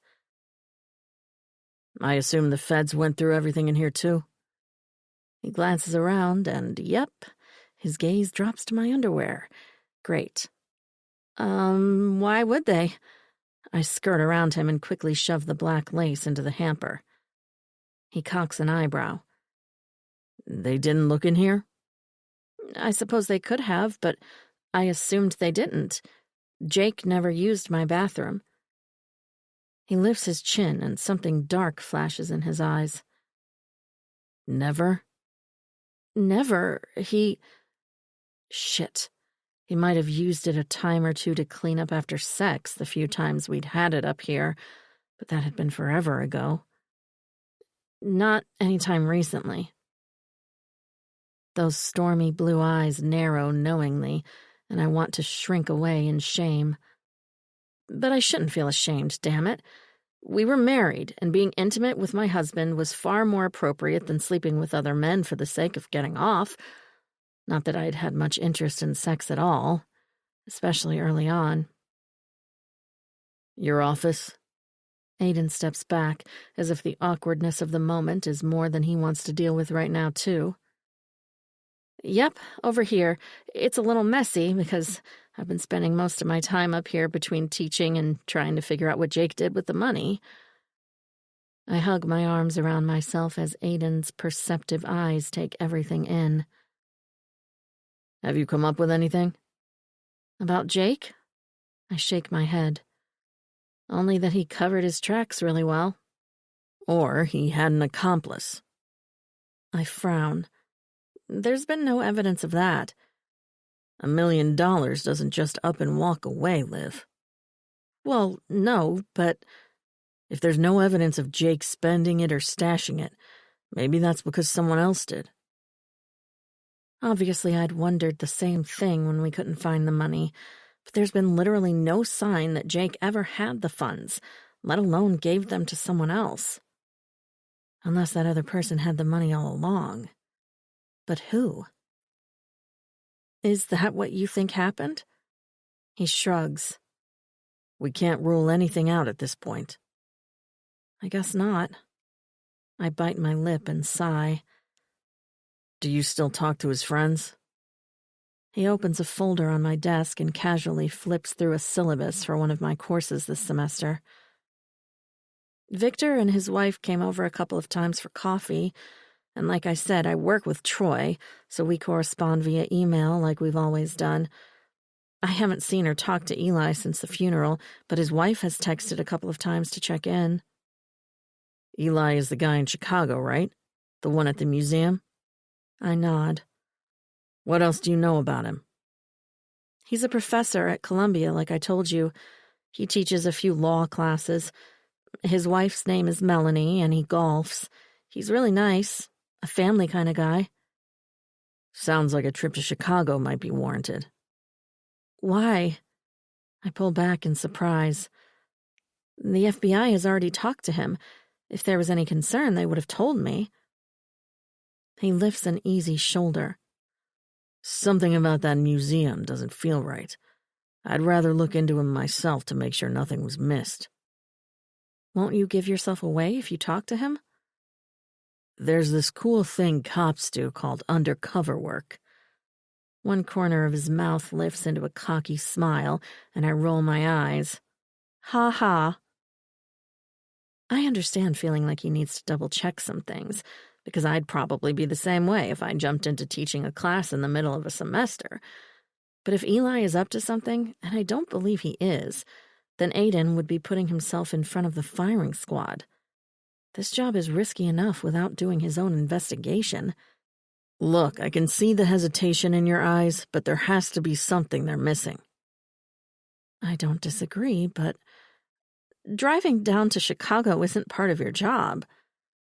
His jaw sets tight, and I shiver, because there's something about that determined, try-and-stop-me look in his eyes that always gets to me.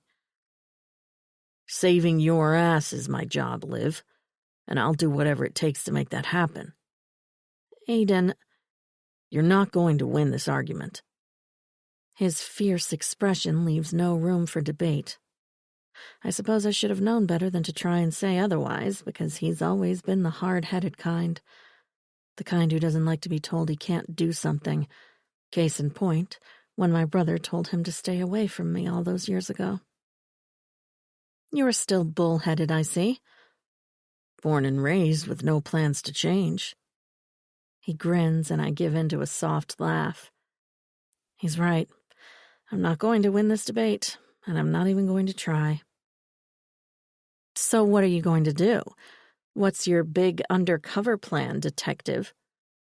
"Not sure yet, but I am Polish, so I'm sure I can come up with a reason to pay the museum a visit." "You know, your mom would probably love it. It's quite beautiful, lots of history to explore." "I'm sure she would, but I'm not dragging my mother along on an investigation." "Maybe some other time." I offer a small smile, and we share an extended stare, the momentary step into personal conversation feeling foreign and yet familiar at the same time. "Anyway, I'm going to want to look through everything in here, too." Sure, whatever you need." I nibble on the corner of my lip and pray I have enough time to move the one file I don't want him to see just yet. "I know it feels like an invasion of privacy, but if I'm going to be useful in this case, I need to do some of my own work." "I understand. It's just—" I glance down, unable to look him in the eye when I lie. "It's just what?" He sits on the edge of my desk, and even though he's still halfway across the room, another shiver of awareness slides down my spine. He's so big and imposing, and he should look and feel out of place in my personal space, but he doesn't. In fact, nothing about him being here in my home feels wrong. Sure, it's different, but there's still a familiarity between us. A level of comfort that relieves me as much as it makes me nervous. But the comfort isn't quite enough just yet to tell him my big, bad, ugly secret. "I'd just like to organize things a bit first. I'm in the middle of grading assignments, and I don't want to lose my place. Anyway, let me show you my room, and then we can head back downstairs to make a plan for what's to come." I spin away and start down the hall ahead of him, reaching into my dark room for the light, when Aiden's hand suddenly shoots out from behind me and grabs my wrist. I gasp, and not just because he scared the shit out of me, but because I can feel his big body behind me, radiating heat, and something that feels a heck of a lot more dangerous. "Don't," he rasps as he pushes around me and hurries to the window beside my bed. The blinds are closed, but something must have caught his attention, because he carefully opens them just a sliver to peek outside. "The outside light came on as soon as we stepped into the doorway. It wasn't on when we were in your office." "Oh. How could he tell that with the blinds closed?" "I'm going to go downstairs and check it out." "It's probably a stray cat. There are lots in this neighborhood." "Maybe, but I'm going to look anyway." "The FBI has surveillance out there. If you poke around, Derek will see you. He might get suspicious." He cocks an eyebrow. "You mean Agent O'Reilly?" I nod. "Yes. In fact, he probably already knows what's out back. He can see the feed on his laptop." "Are you on a first-name basis with all of the agents who park out front?" "What?" "Are you friendly with the agents, or do you know this guy personally?" "I don't understand." He shakes his head. "We'll talk about that later. Right now, I'm taking out your trash." He pushes past me and bounds down the stairs.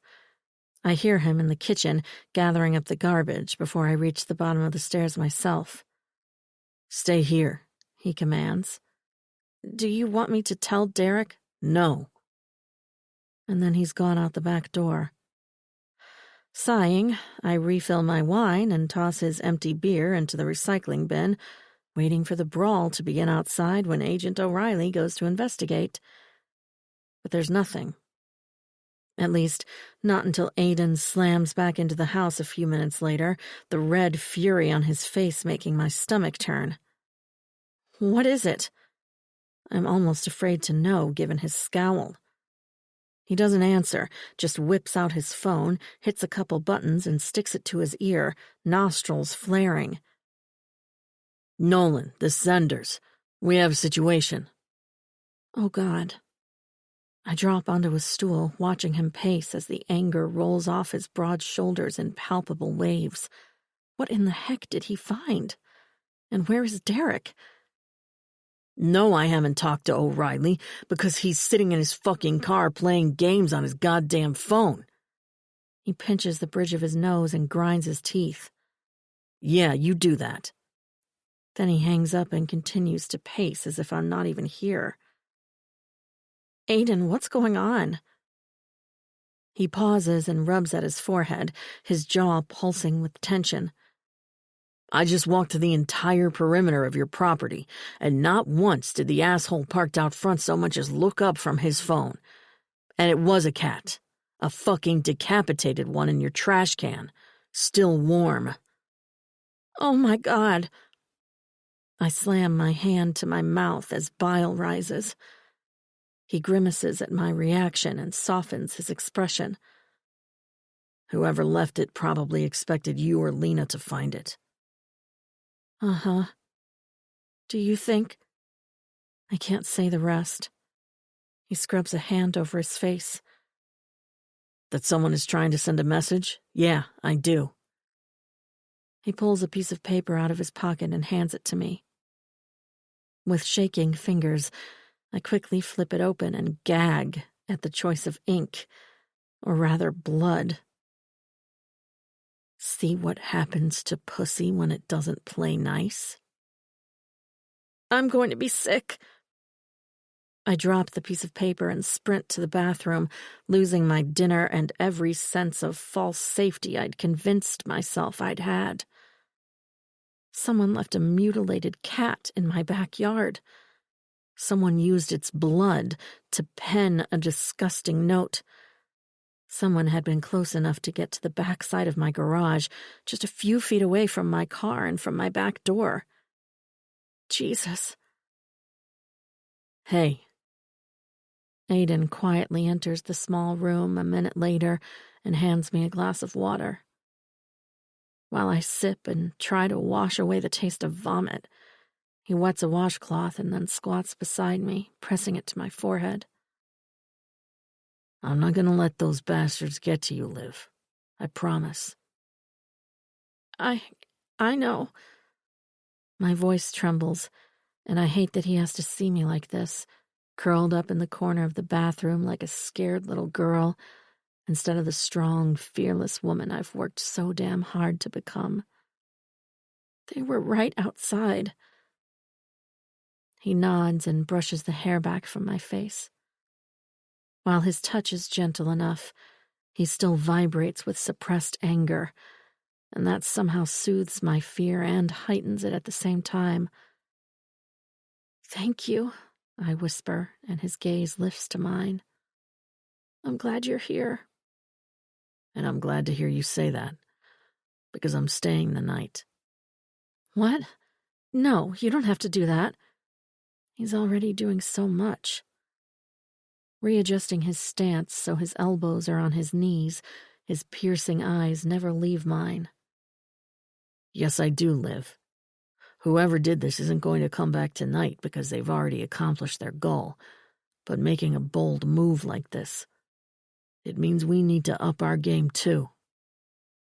More than the fast-track special agent Nolan mentioned earlier? Probably. Crap. Is going out in public even a good idea anymore? The whole point was to draw them out so they'd make a move, which they've done. We still don't know who they are. And that's becoming more and more unsettling. What if these guys are people I know? Could it really be Eli, Victor, or even Troy? The possibility seems as unlikely as Jake having acquaintances I knew nothing about, but one of those options has to be true. I assume Nolan is on his way over. Aiden gets to his feet and offers me a hand. It's better he talks to O'Reilly, because I might kill him if I have to.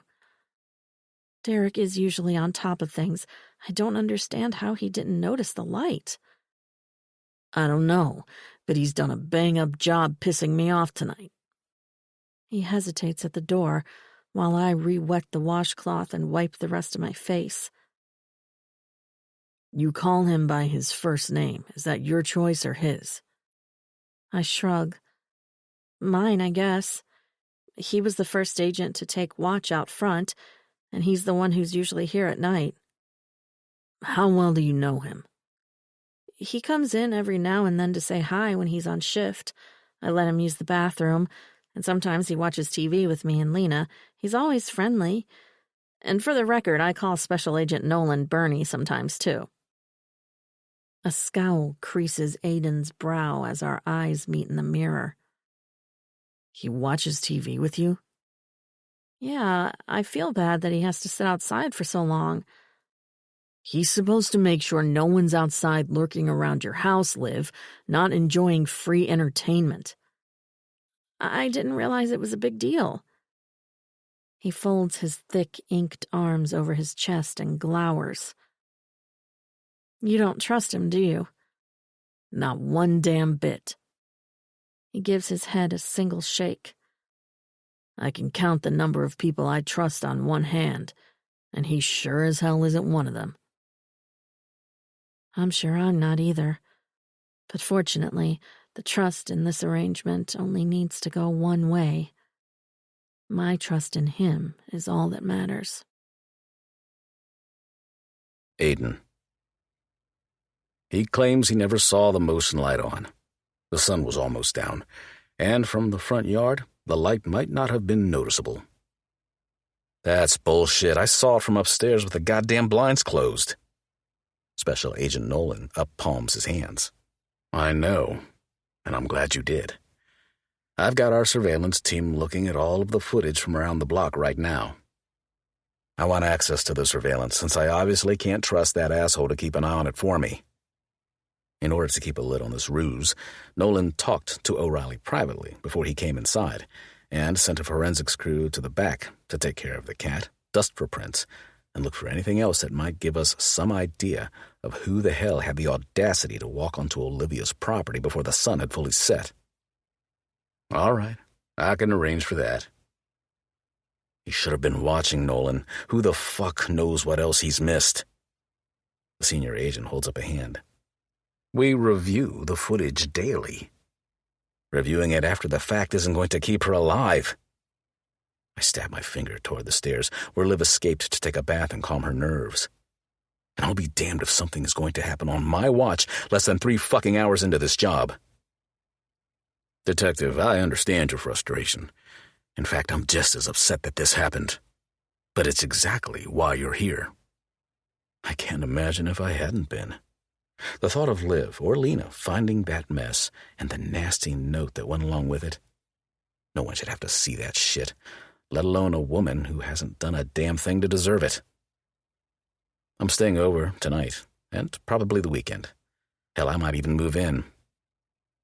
Nolan has the nerve to crack a smile. Let's not get ahead of ourselves. I'll do whatever the fuck I want if it means keeping Liv safe, and I don't give a shit what he has to say about it. I'll let you know as soon as the surveillance team has something on the footage. Until then, I'm going to need you to simmer down and let us do our job. If anyone else sees you like this, they'll think I'm the concerned fucking boyfriend you hired me to be. He eyes me for a moment before he nods and inclines his head toward the back door. Lock up behind me, and like I said, I'll be in touch. Yeah, well, not soon enough. I see him out and triple-check the locks and the security system before I grab a beer from the fridge and down half of it in 2 gulps. I promised myself I wouldn't let this case get the best of me. I'd do my job, and when it was over, I'd walk away like Liv did 10 years ago. But seeing that bloody message flipped a switch inside of me. This isn't just a job. It's personal. And it has been from day one. when Olivia's terrified eyes stared up at me from the single sheet of paper Bollinger had slid across the desk. The same terrified eyes that stared up at me tonight from her bathroom floor. If something happened to her, if someone got close enough to put hands on her, or God forbid hurt her, the mental images of what I'd do to that pathetic bastard make that cat look like child's play. I'd lose my badge in a heartbeat, and I wouldn't think twice about it. It'd be worth it. Because she's worth it. Always has been. Always will be. Chapter 11. Olivia. I wake before dawn like I always do, beating the sunrise and the timer on the coffee pot. One of these days I'll remember to reset the dang thing so I don't have to drag around the kitchen like a zombie waiting for that first cup to brew. The only difference this morning is that today I'm not dying for that coffee. I didn't toss and turn once last night, and the last time I'd looked at the clock, it had only been 11. Someone murdered my husband 7 weeks ago, and last night they left a mutilated cat in my trash can. Yet I slept better than I have in years. All because Aiden had been downstairs, keeping watch. I can't let myself think too much about his effect on me, because letting him into my home and back into my life is difficult enough. To acknowledge that he still has so much power over me, well, that's dangerous territory, and I'm already in plenty of trouble.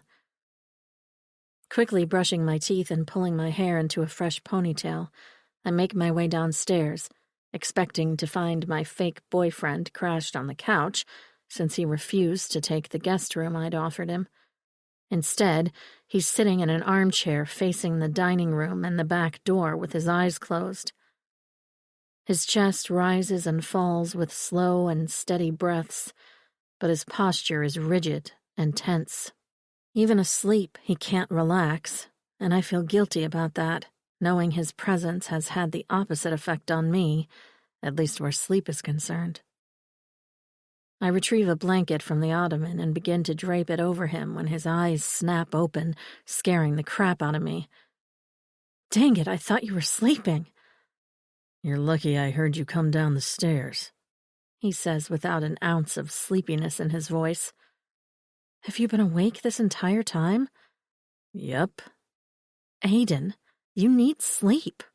I snap, refolding the blanket with frustration that's aimed more at myself than him, because a small, twisted part of me secretly loves that he stayed up for me. Why don't you go upstairs and rest? Nothing is going to happen in the daylight. I'm good. You're full of shit. I pin him with a glare, and my stupid nipples tighten when one corner of his mouth lifts in a smirk that looks downright sinful amid that dark, trimmed beard. Bossy. The single word slides down my spine like a caress, with the tip of his tongue. You're damn right I'm bossy. How are you going to help me if you're dead-ass tired? And how am I going to keep my panties on if he keeps looking at me like that? He continues to smirk as he gets to his feet and stretches his arms above his head. The moment reveals a sliver of abs that are even more defined than they were at 22. Sexy jerk. You're right. He stifles a yawn. It's going to be a long day if I don't get at least a couple hours of shut-eye. See, I told you. Don't get smart, Livy. I'm only agreeing because O'Reilly clocked out a half hour ago and the new guy started his shift with a walk-around. I like him better already. Probably Agent Morales. He usually works day shift on the weekends. Did Agent Nolan let you know if they saw anything on the footage from last night? I ask, setting the blanket back on the ottoman. Yup. Someone in a dark hoodie walked into the backyard from the alley and dumped the cat. Didn't so much as flinch when the motion light came on. Just walked right back out and disappeared from the street surveillance. Jesus. The lack of fear is unnerving, and so is the knowledge of the camera placement. The feds dusted the garbage can lid for prints and came up with a partial that doesn't belong to me, you, or Lena, but they couldn't find another match in the system either. For all we know, it could be from a trash collector. They were here yesterday. He nods. That's what Nolan thought. I sigh and tip my head toward the stairs. All right, go and sleep. We'll talk more after you get some rest. All right, boss lady. He offers a sleepy smile before he turns away, only to glance right back over his shoulder. Oh, and Liv? Yeah? You might want to call Lena and tell her she's off the hook until Monday. Why? I'm staying the weekend. God help me. Aiden. As soon as I'd seen his office, I knew I wasn't going back to Coal Creek until I had a chance to go through every last piece of the dead mobster's shit. Finding the surprise in the trash can only solidified my plan, and as soon as Liv went to bed, I grabbed my overnight bag from the truck and got to work. I spent 5 hours cross-referencing everything I found in Jake's desk to the information Special Agent Nolan had shared with me. Just like the feds, I couldn't find anything that didn't immediately lead to a dead end. In fact, the guy kept his shit so clean that I'd started to wonder if maybe he hadn't done anything wrong after all. But then I remembered that Joe Zielinski had insisted the feds protect Olivia, and he'd gone as far as to put surveillance on her parents, too. Joe might not be able to give us the details we need without violating the trust of the SSP, but he wouldn't have taken those precautions if he didn't know exactly what Jake had done and what Liv was up against now. After grabbing a 3-hour nap and a quick shower in her bathroom, I head back downstairs to find Liv sitting cross-legged on an oversized chair in the living room with her laptop. Her hair is twisted up in a messy bun, and her glasses are perched at the end of her nose, in full-on Dr. Bishop mode. "Good morning for real this time," she offers in a soft voice with a pretty smile to match. "Morning." I thumb toward the kitchen to distract myself from how goddamn gorgeous she looks. "Coffee?" "Just made a new pot, along with a ham and cheese quiche. Help yourself." "Thanks." I open a few cupboards until I find the mugs and plates, and then cut into the egg dish. "Can I bring you some too?" "No, that would be sweet of you, thanks." Sweet is not how I'd describe myself right now, with my thoughts skipping back to all the times she'd donned that sexy, studious look when she'd study on the weekends we were together in college. Or, more specifically, all the times I'd rewarded her for getting her work done by making her come on her desk. "So, how come you never changed your name?" I ask, strolling into the living room with our food and my coffee. "Excuse me?" She glances, lashes fluttering behind those prim glasses, as I hand her a plate. "Didn't immigration give you shit for not taking his last name?" "Oh, yeah, I guess." She sets her laptop aside to eat. "They were curious, but I told them the truth. Dr. Bishop has been my dream since I was a little girl." She'd told me that too, however. She'd also teased that Dr. Olivia Enders had a ring to it as well. "And they believed you?" She lifts her shoulder and gathers a bite of quiche on her fork. "Eventually." Interesting. Taking a bite of my own, I watch her while she eats.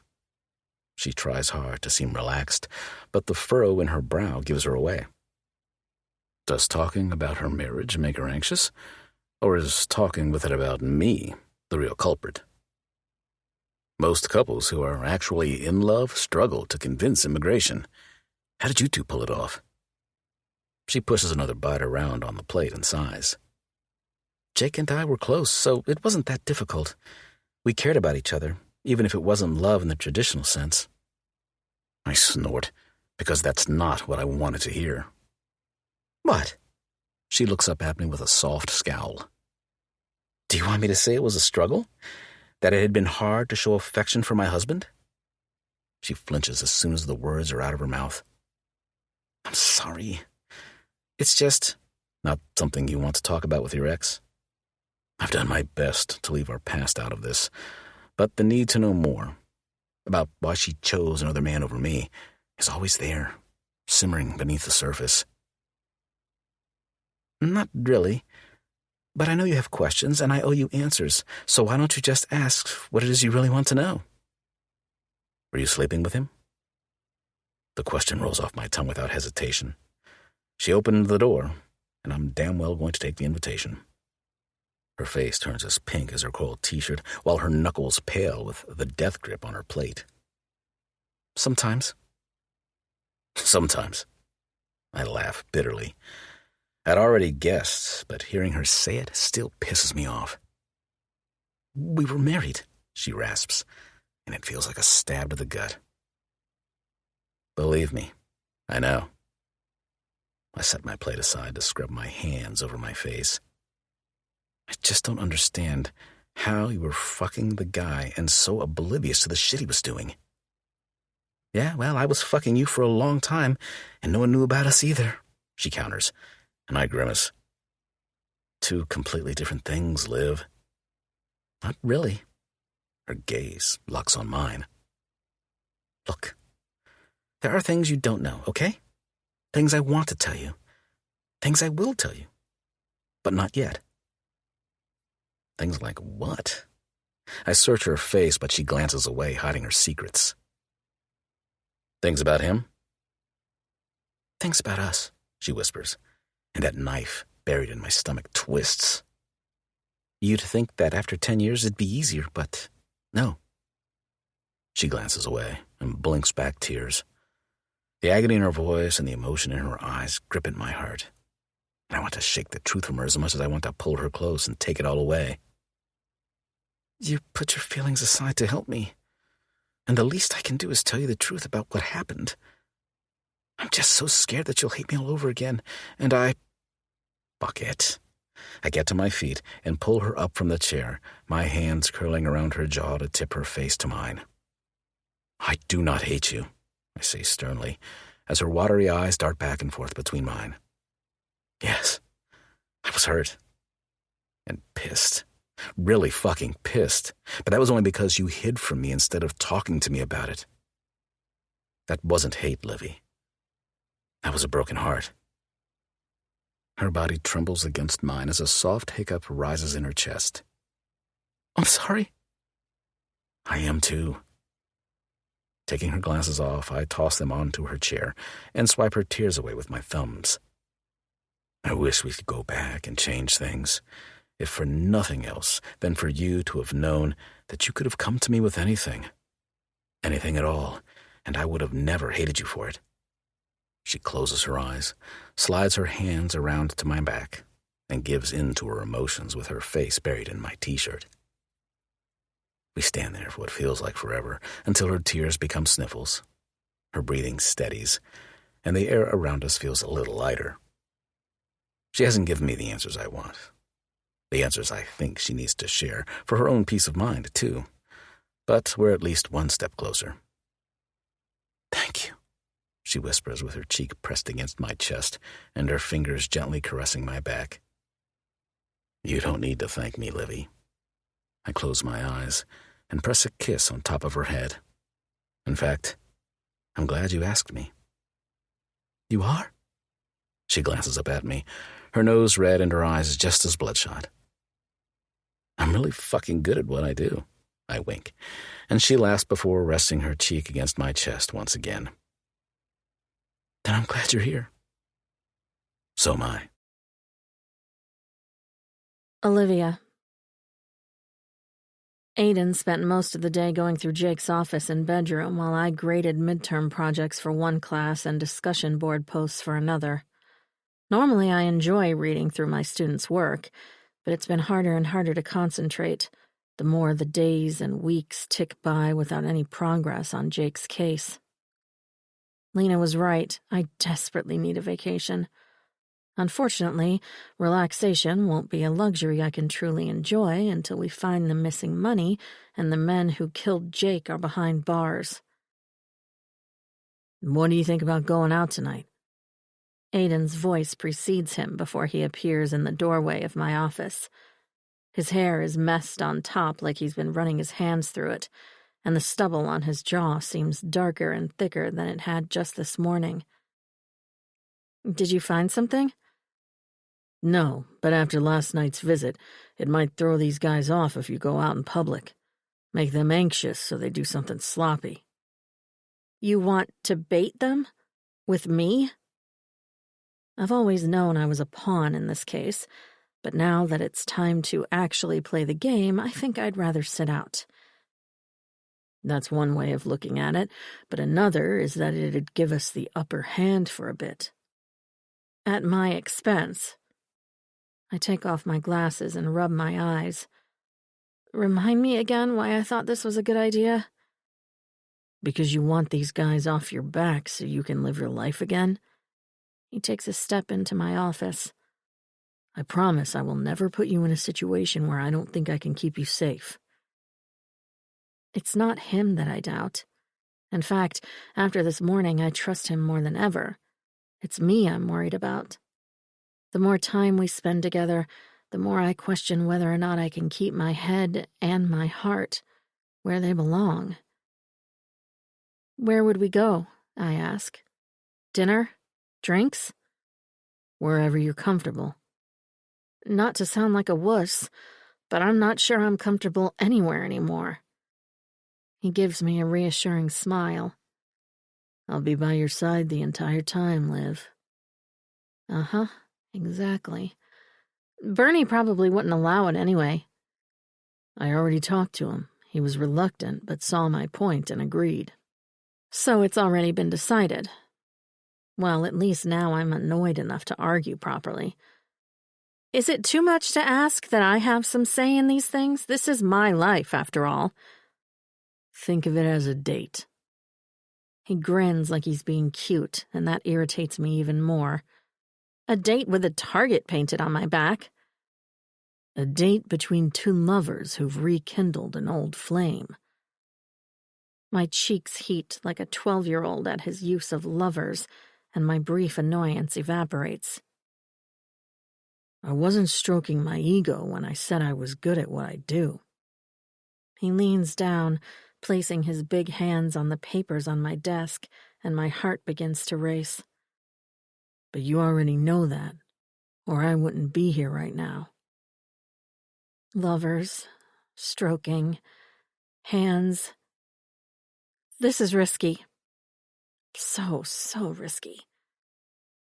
His blue eyes darken in a way that's all too familiar and far too dangerous. You used to love taking risks with me, Liv. Tonight won't be any different. That's exactly what I'm afraid of. Chapter 12. Aiden. The Speakeasy. I have to hand it to Olivia. Choosing a place that's an obvious tribute to the mobster lifestyle is ballsy. And it's also exactly the kind of place I would have chosen myself, had I known it existed.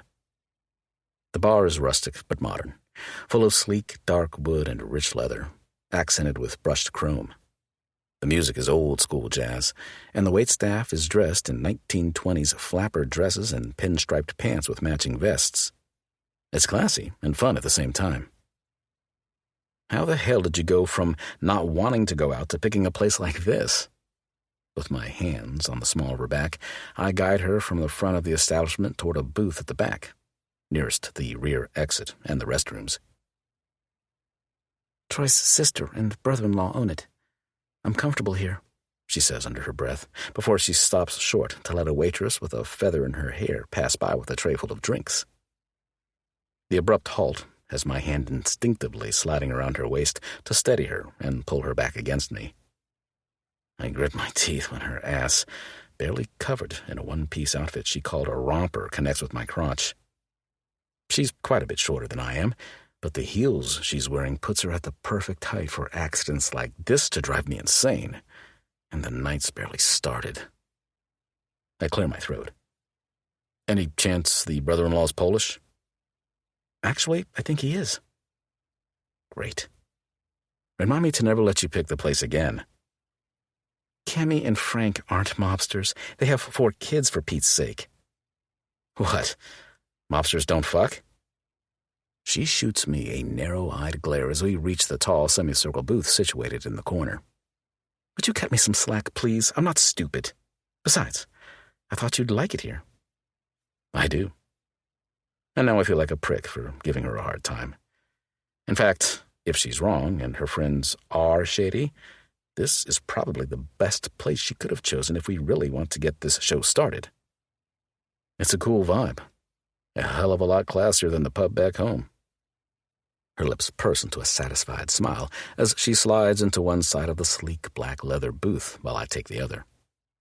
We meet in the middle, just as a waitress with a blonde bob, a sequin headband, and cherry red lipstick sachets up to the table. Evening, folks. Can I interest you in one of our local brews? Do you still have the peach IPA? Liv asks. Sure do. I'll take that, please. Absolutely. And how about you, handsome?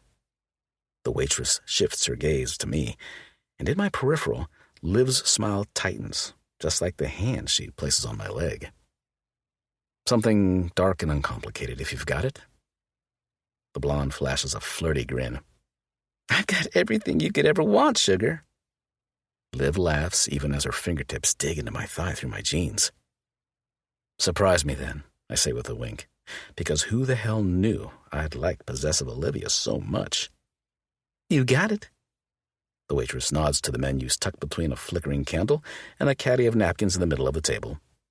Feel free to take a peek at the menus while I get your drinks.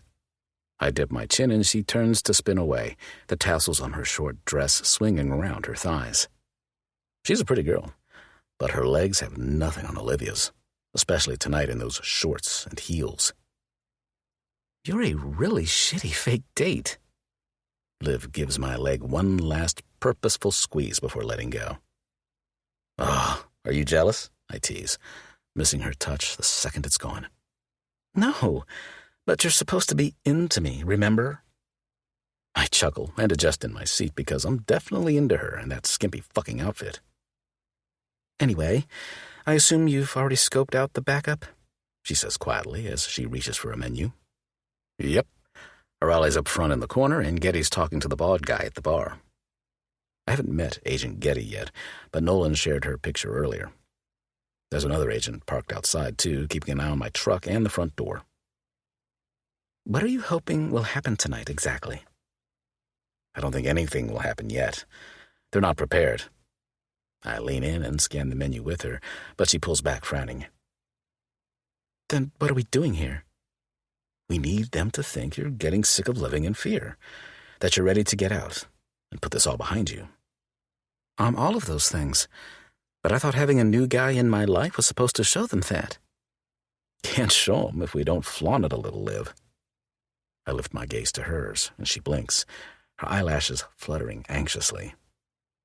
She did her hair and makeup tonight, and there's a sparkle to her skin that makes me itch to lean in and kiss it. So I do. She gasps the moment my lips graze her cheek on my way to the soft spot behind her ear. She smells amazing, and my dick twitches. Fucking thing obviously didn't get the memo that this isn't real. There's a guy watching us from the bar, I say softly, my hand lifting to her cheek as I nuzzle her neck. Black button-down, dark hair. What? I don't see... She shivers and goosebumps rise on her bare skin as I nip lightly. 2:00, but don't look now. Pretend you're into this. Her quick intake of breath is lost the moment I turn her face to mine and brush my lips across hers. I expect her to freak out, so I tighten my grip to keep her with me, but she doesn't go rigid at all. She fucking melts. Melts right into the kiss like it's the most natural thing in the world. She moans softly as she opens for me, the tip of her tongue teasing mine just as she digs those damn fingers into my leg again, like she's trying to excavate my friggin' femur. She chuckles against my lips when I flinch. Give me a little warning next time, huh? Fucking hell. There was no time. Uh-huh. She pulls back with mischief in her eyes. There's no one at 2:00. That's because he walked past to go to the bathroom when you stuck your tongue down my throat. Sure he did. She purses those wicked lips as the waitress returns with our drinks, setting a bottle of pale beer in front of Liv and a tall glass of dark ale in front of me. Here's your dark and uncomplicated, the blonde says, otherwise known as our boss black ale. Tall, dark, and handsome, just like you.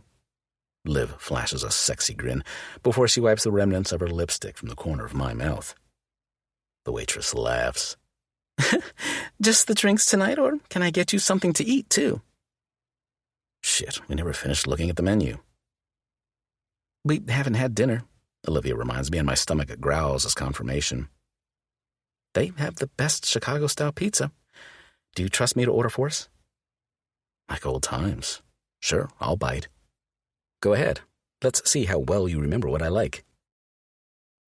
The glimmer of a challenge sparkles in her eyes before she pulls her shoulders back and orders without hesitation. We'll take a medium, light on the sauce, with sausage, pepperoni, black olives, and a red onion. And can we get the bruschetta as an appetizer, with fresh mozzarella? Well, hell. Absolutely, the waitress smiles and shifts her gaze to me. How'd she do? Not bad. Good. She winks at Olivia. I'll have the bruschetta out for you shortly. Not bad, Olivia mocks when we're alone again. I nailed that. Awfully confident for someone who hasn't had pizza with me in 10 years. But did I get it wrong? One eyebrow lifts over a sexy, smoky eye, and I want to kiss her all over again. Hell, I want to do a lot more than kiss her. Before I can do something stupid like give in to that urge, the guy in the black button-down exits the bathroom with his focus immediately on me. His lip curls as our eyes lock, and I have a guess who he is without an introduction, though it appears I'm going to get one. Well, well, he says as he approaches the booth, his scathing expression turning sweet as he looks from me to Olivia. You're the last person I expected to see out tonight, Dr. Bishop. Troy. Her shoulders sag in relief before she slides out of the booth to greet him with a hug that lasts a couple seconds too long. It's so good to see you. How have you been? I can't complain. He holds her at a distance and takes her in with more than platonic interest. Lena was right. He's got a hard-on for her, and I don't like it one fucking bit. You look amazing. Oh, thank you. She laughs softly, tucking her hair behind her ear before she gestures to me. Troy, this is my friend, Aiden. Aiden, Troy McAllister. We work together at UWM. Oh, right. You've mentioned him. I get to my feet to offer a hand because this asshole needs to see exactly what he's going to get if he decides to try something stupid. He's a decent-sized guy, but I've got at least 3 inches and 30 pounds on him. Nice to finally meet you. She's mentioned to me, huh? Unfortunately, I can't say the same about you. That friggin' lip curls again, and I almost growl. I don't imagine she would have, out of respect for her husband, of course. But Liv and I, we go way back, don't we? I give her my best adoring smile, and her cheeks turn pink. High school sweethearts, I add with a wink. Olivia blinks fast for a moment, like it's the first time she's thought of us that way. But whether we were official or not is true. She was my high school infatuation, and I'm pretty sure I was hers. Ah, I see. Her friend gives a dismissive laugh that has me biting back a smile. He doesn't view me as a threat, and that's just as well. I love proving people wrong. Now that the feds have loosened your leash, we should meet for coffee soon, catch up on everything. I'd like that, she agrees, though we both know that's not going to happen. I'll call you next week, then. He grins down at her before pulling her in for another hug while he glares at me over her shoulder. Nice to meet you, Ethan. Aiden, Olivia corrects naively. The fucker knows my name, but he'd rather play games instead. Anyway, I'll let you get back to your evening, he says before he forces himself to let go of her. Have a good night. Olivia gives a little finger wave as he backs away and then finally turns to go. Sighing, she slips back into the booth and then pats the seat next to her for me to follow. So, he was the guy, huh? Yeah, and Lena's right. In fact, I'm surprised he didn't whip out his dick and piss on your shoes to mark his territory. Oh, stop it. She swaps my arm when I sit again. He's harmless. He may not be a mobster, but he's after you, Liv. Not sure how you've missed that. She reaches for her beer, but hesitates before taking a drink. It's not that I didn't notice. I just figured it was better if I didn't acknowledge it. You've worked with him for 9 years now? She nods. If he hasn't gotten over his little schoolboy crush by now, he's not going to. You need to tell him you're not interested. Unless you are. Fuck. She isn't, is she? She rolls her eyes. I'm not. Thank God. He's not even my type. She finally takes a drink, and my gaze homes in on the way her delicate neck works as she swallows, instigating an old memory.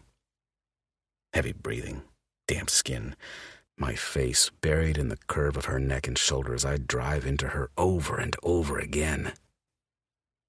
He's too uptight. Kind of like someone else I know.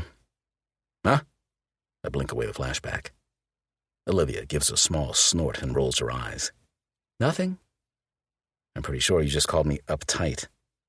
I thought you didn't hear me. My mind was somewhere else, so it took a second to sink in. Rest assured, I don't miss anything, Liv. I grin, and her brows lift above mischievous eyes. Oh, really? Nope. Like the way her pulse had picked up beneath my thumb when we kissed, and the way her pupils had dilated, too. A playful smile plays at her mouth as the waitress returns with our bruschetta. Olivia thanks her, then adds a couple pieces of the bread covered in cheese, tomato, and basil on a small plate before setting it in front of me. I could have done that myself. I know, but we're on a date, and I'm playing the part of a woman who's trying to woo you, remember? Let me do my thing. A low chuckle rolls in my chest. Enjoying this time with her feels wrong, considering it's a job, but I'm finding it hard not to. We're 10 years older. We've lived completely different lives for a decade, but somehow we're still the same people we've always been. I still like her. I'm still drawn to her. And despite trying to tell myself otherwise, I've fucking missed her. Clearing my throat, I grab a napkin and eye the appetizers. So, how many weeks of classes do you have left again? 2. She crosses her legs beneath the table, and when her shoe bumps my shin, she doesn't bother to move it. Just keeps it there, even though no one is going to pay attention to what's going on beneath our table other than us. And I like it. I can't believe how fast this summer term has gone. In some ways, this past month has dragged, but as far as teaching goes, it's flown by. How many classes do you have? Right now 3, but I usually teach 4 during a normal semester. Is that a lot? Pretty average for a state university, but it's more work when the classes are online, which all of mine are right now. You know, for safety reasons. I'd seen that in the file. Are you teaching online in the fall too, or going back to campus? She lifts a shoulder and reaches for a piece of bruschetta. I guess that depends. Right now they're in person, but I have the option to move them online if I need to.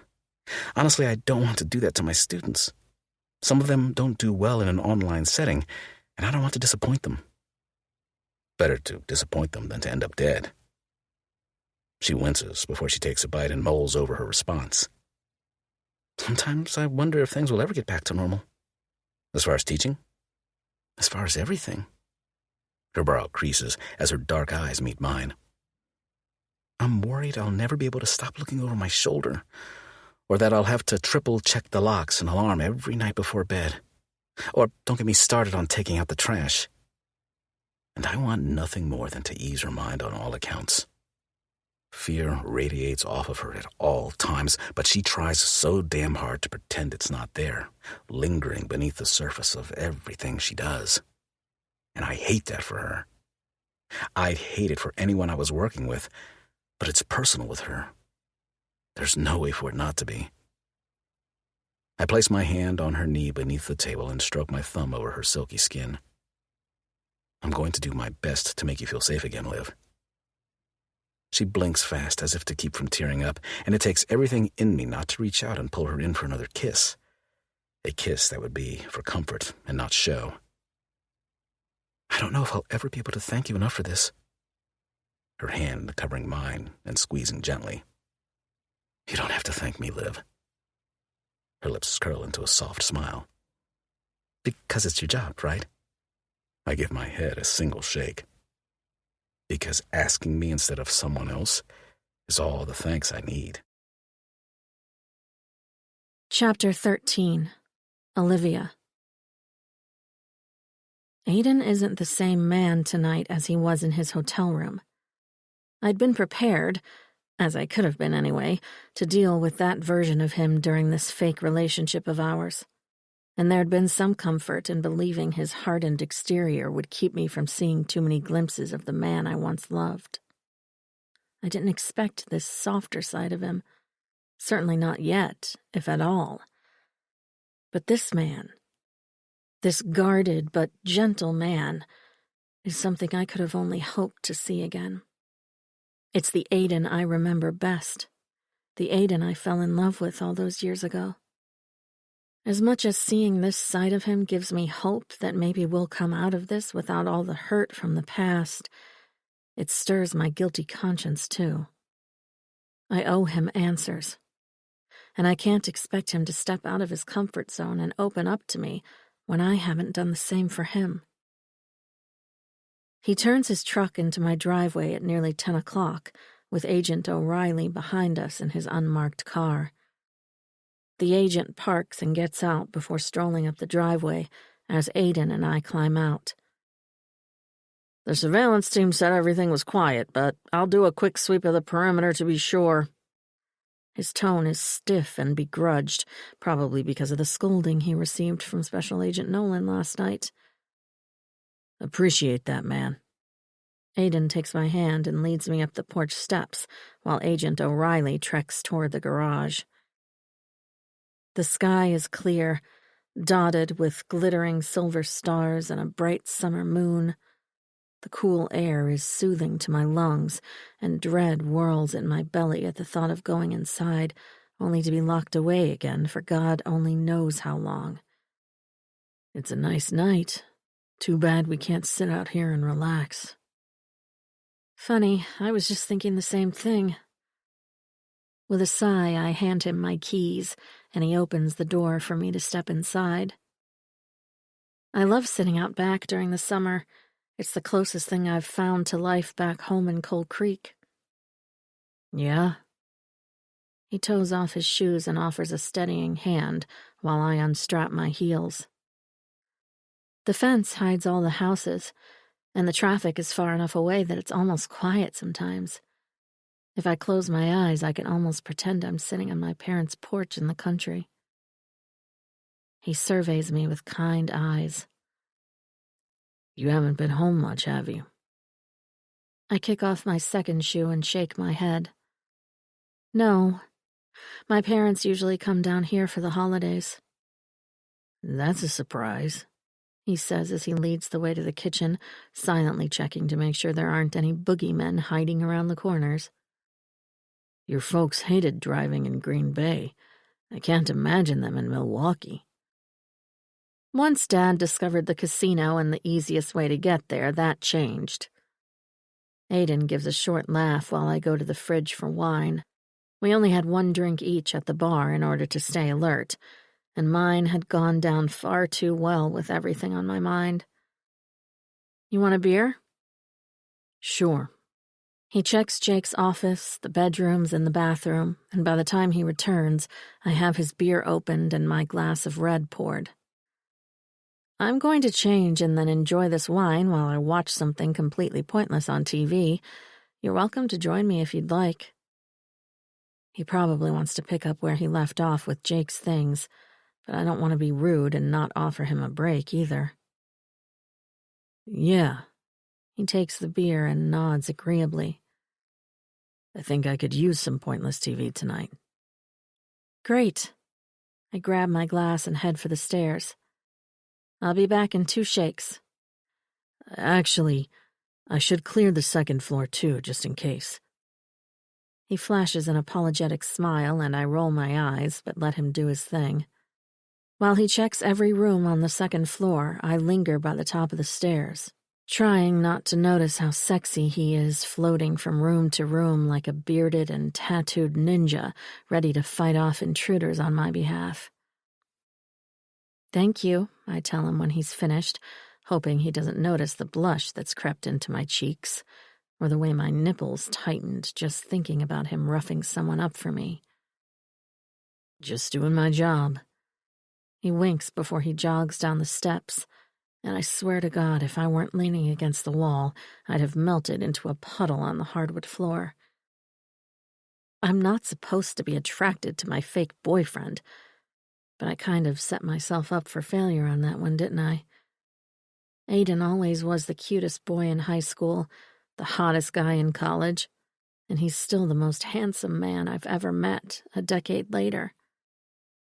It doesn't hurt that he's also softening up to our arrangement, and maybe even to me, which I know better than to assume means anything.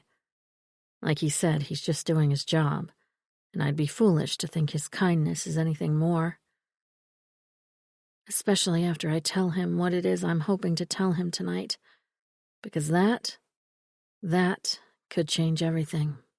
By the time I slip into my sleep shorts and a tank top, wash my face and pull up my hair, my glass of wine is empty, and the warm tingle of a buzz hums along my nerves. Another glass, maybe two, and I should have just enough liquid courage to accomplish my goal. Aiden is relaxed on the couch with his knees spread wide and an arm draped lazily along the top of the cushions, remote control in one hand and his beer in the other, when I join him again. "What's your pointless poison tonight?" he asks while I go to the kitchen for a refill. "A movie or a sitcom?" Surprise me. "Rambo it is, then." Ugh, you still like those same old war movies? He chuckles. "Yes, but I'm kidding. Rambo isn't even on." He clicks to the Food Network, my favorite, and sets the remote aside. Bonus points for the detective. "O'Reilly cleared the backyard, by the way. No surprises in the trash tonight." Thank God.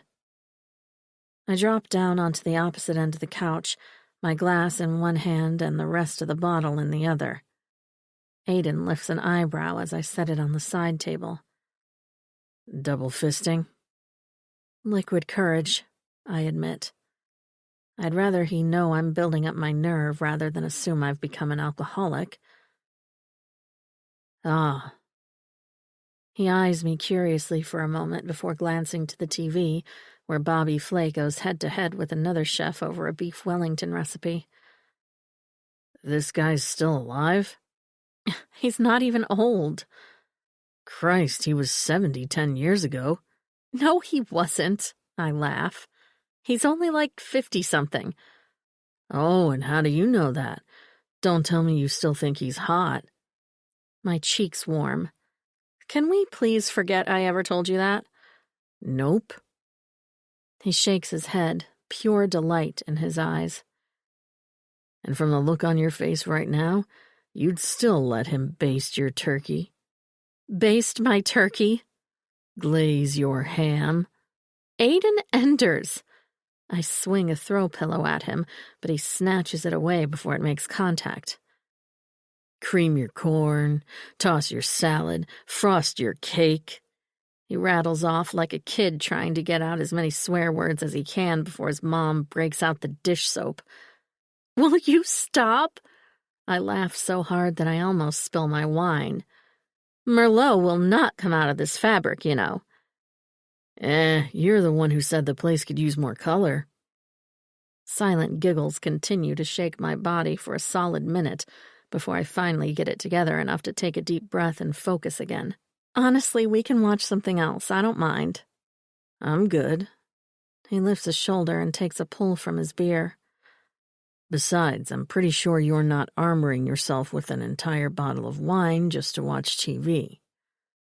I raise my glass to him. You're right. You really don't miss anything, do you? His lopsided grin is only half-hearted, the ease of our shared laughter already slipping away. Is what you have to say really so bad that you have to get shit-faced to spit it out? Yep. Liv. He turns to me. We don't have to do this now. It's not going to change anything. Maybe not, but if we're going to have any chance of putting the past behind us when this charade is over, I have to tell him. For my own peace of mind and because he deserves to know. I was assaulted. The words tumble from my mouth on their own accord, and for a moment, I'm not sure if I said them out loud or just in my head. His frown confirms. You what? I was assaulted. The weekend after I told you I loved you and didn't want to sneak around anymore. Holy shit, I said it. I actually said it. What do you mean, assaulted? He sits forward, his shoulders and arms tightening with aggravation as he pins me with an intense glare. I close my eyes and suck in a shuddered breath. I can't look at you and say this. Liv. His fingers graze my knee and I flinch. Please don't. Just let me say it. Jesus Christ. He shifts, and I imagine him leaning forward, elbows on his knees while he scrubs his hands over his face. Lena and I went to a party. She wanted to stay longer with Wendell, and I wanted to go home so I could call you. A guy from one of my classes was leaving too, and he offered to walk me home. My throat begins to constrict at the memory, but I swallow against it. When we got to my apartment, he asked to use the bathroom, and when he realized no one else was home, my voice rises as the pressure in my chest builds, leaving no room for air, but I have to get it out. I have to say the words. He raped me. Twice. As traumatizing as that part had been, forcing himself on me hadn't been the worst of it. My fingers lift to the invisible scar on my bottom lip, the one I can feel but no one can see, like the one above my temple, hidden in my hairline. The slightly raised line required 15 stitches and a month to heal. He beat me up between rounds, said he'd been watching me, and he knew you and I were sneaking around.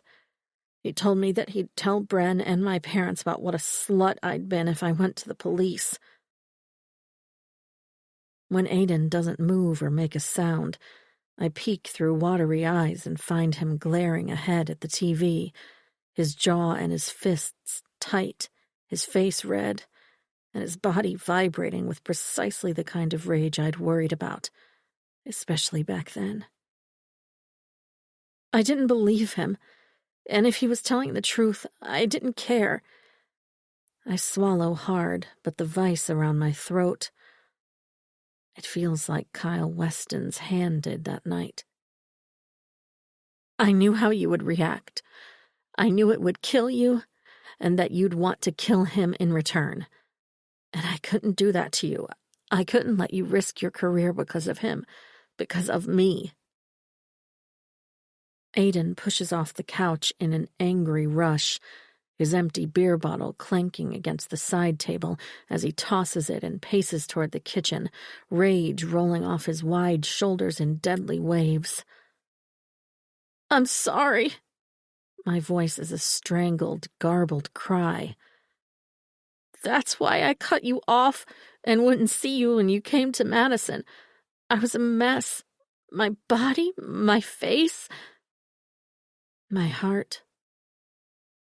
He stops just inside the dining room, his back to me as he pulls in one ominous breath after the other. When he laces his hands behind his head so tightly that his knuckles bleach white, I brace myself for the wrath I've avoided for 10 years. His anger, his frustration, his promise of vengeance.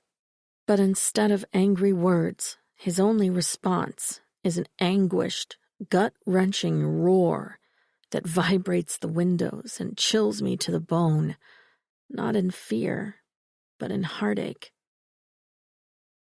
Before I can get to my feet to offer him comfort, he storms to the back door, disarms the alarm, and disappears into the night. like I did 10 years ago. Chapter 14. Aiden. The image is in my head. The absolute fucking nightmare that bastard had put her through. It replays over and over again in my mind like a twisted horror movie I can't look away from. I should have known. I should have been there. I should have protected her. But instead, I brought that shit to her doorstep. Instead of telling my best friend the truth, I took the coward's way out. I snuck around behind his back when all it would have taken was a single fucking conversation, but I'd been too selfish to do even that. And she paid the price. Motherfucker! My fist connects with the wooden gate between the backyard and the alley, the crack of my knuckles echoing through the night. But I don't stop. I push through the gate on a tirade, blood and rage whooshing in my ears like a turbulent sea. To think I'd accused her of being the selfish one, of carelessly ripping out my heart and digging her heel into it like my love meant nothing at all. All the while, she'd been the one in pain, the one who'd suffered through the worst kind of hell by herself because of me. Aiden, stop! Her voice carries down the dark alley, and my boots grind to a halt on the asphalt. I spin to find her standing barefoot by the gate, her chest heaving in her tank top as the streetlight shines down on her tear-stained face. Get back in the house! Jesus Christ. She couldn't make herself an easier target if she tried. With a single shot from any of these houses, she could be dead. But instead of listening, she gives her head a defiant shake, and a red veil of fury falls over my gaze. What in the hell is wrong with you? I march back down the alley and reach her arm, but she jerks away, nostrils flaring and hands tightening into angry fists. Damn it, Aiden! Don't talk to me like I'm a child. You shouldn't be out here, I growl, glancing around for the red dot I half expect to find floating in the air. I didn't ask you to come here for this. Her voice is shaky but determined. And I sure as hell didn't tell you what happened so you'd feel sorry for me. What? I recoil because I may be feeling a lot of things right now, but pity sure as hell isn't one of them. What's going on out here? A gruff voice sounds from the backyard before Agent O'Reilly steps through the gate, his weapon drawn. He homes in on Olivia immediately, specifically her barely clothed body, and a slimy grin curls one corner of his mouth. Just a misunderstanding. Teeth clenched, I step between them and stare him down. This guy grows creepier and creepier by the day, and I'm in no mood to play his games tonight. Is that so? He asks Olivia over my shoulder, and I feel her shift behind me before tentative fingertips brush my forearm and slide down to my hand. Yes. She leans into my side as she tangles our fingers, and it takes me a second to realize she's using me as a shield from his prying eyes. I got mad because the waitress was flirty earlier. I had a moment. O'Reilly's gaze slides from her to me and back again. Well, take it back inside before I decide to call it into Nolan. She nods and squeezes my hand. Okay, thank you. I promise I'm done throwing tantrums tonight. He dips his chin, and I tug her quickly back to the house, locking the doors and resetting the alarms behind us. For several drawn-out moments, we stand in the darkened kitchen, tension crackling between us like electricity. Do you realize how dangerous that was? I rasp, my throat raw with simmering anger and guilt. So much fucking guilt. Do you realize I'm not as helpless as everyone thinks I am? She counters, lifting her chin defiantly, though her words are still unsteady. I never said you were helpless. She wets her lips and wraps her arms around herself as if cold. You're right. Out of everyone, you were the only one who didn't treat me like some fragile flower. I scowl. What the hell are you talking about? You never treated me like a kid. You were protective, yes, but it was a different kind of protective than my brother.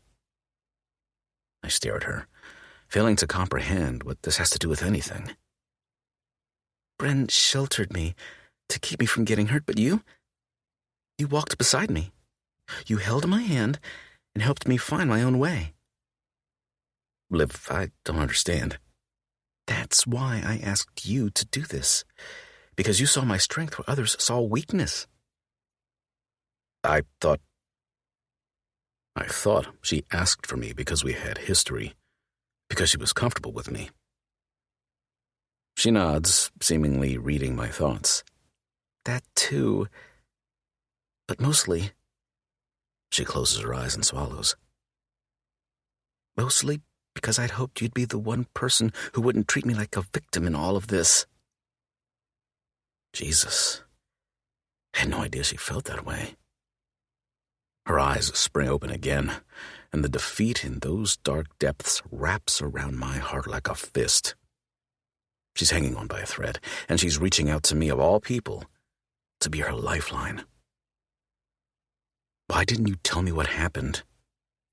I see her pain. I feel it, too. But what she's saying doesn't add up. If I was that person for her then, and she thinks I can still be now, then why hadn't she come to me when she'd been so brutally attacked? Why hadn't she let me help her?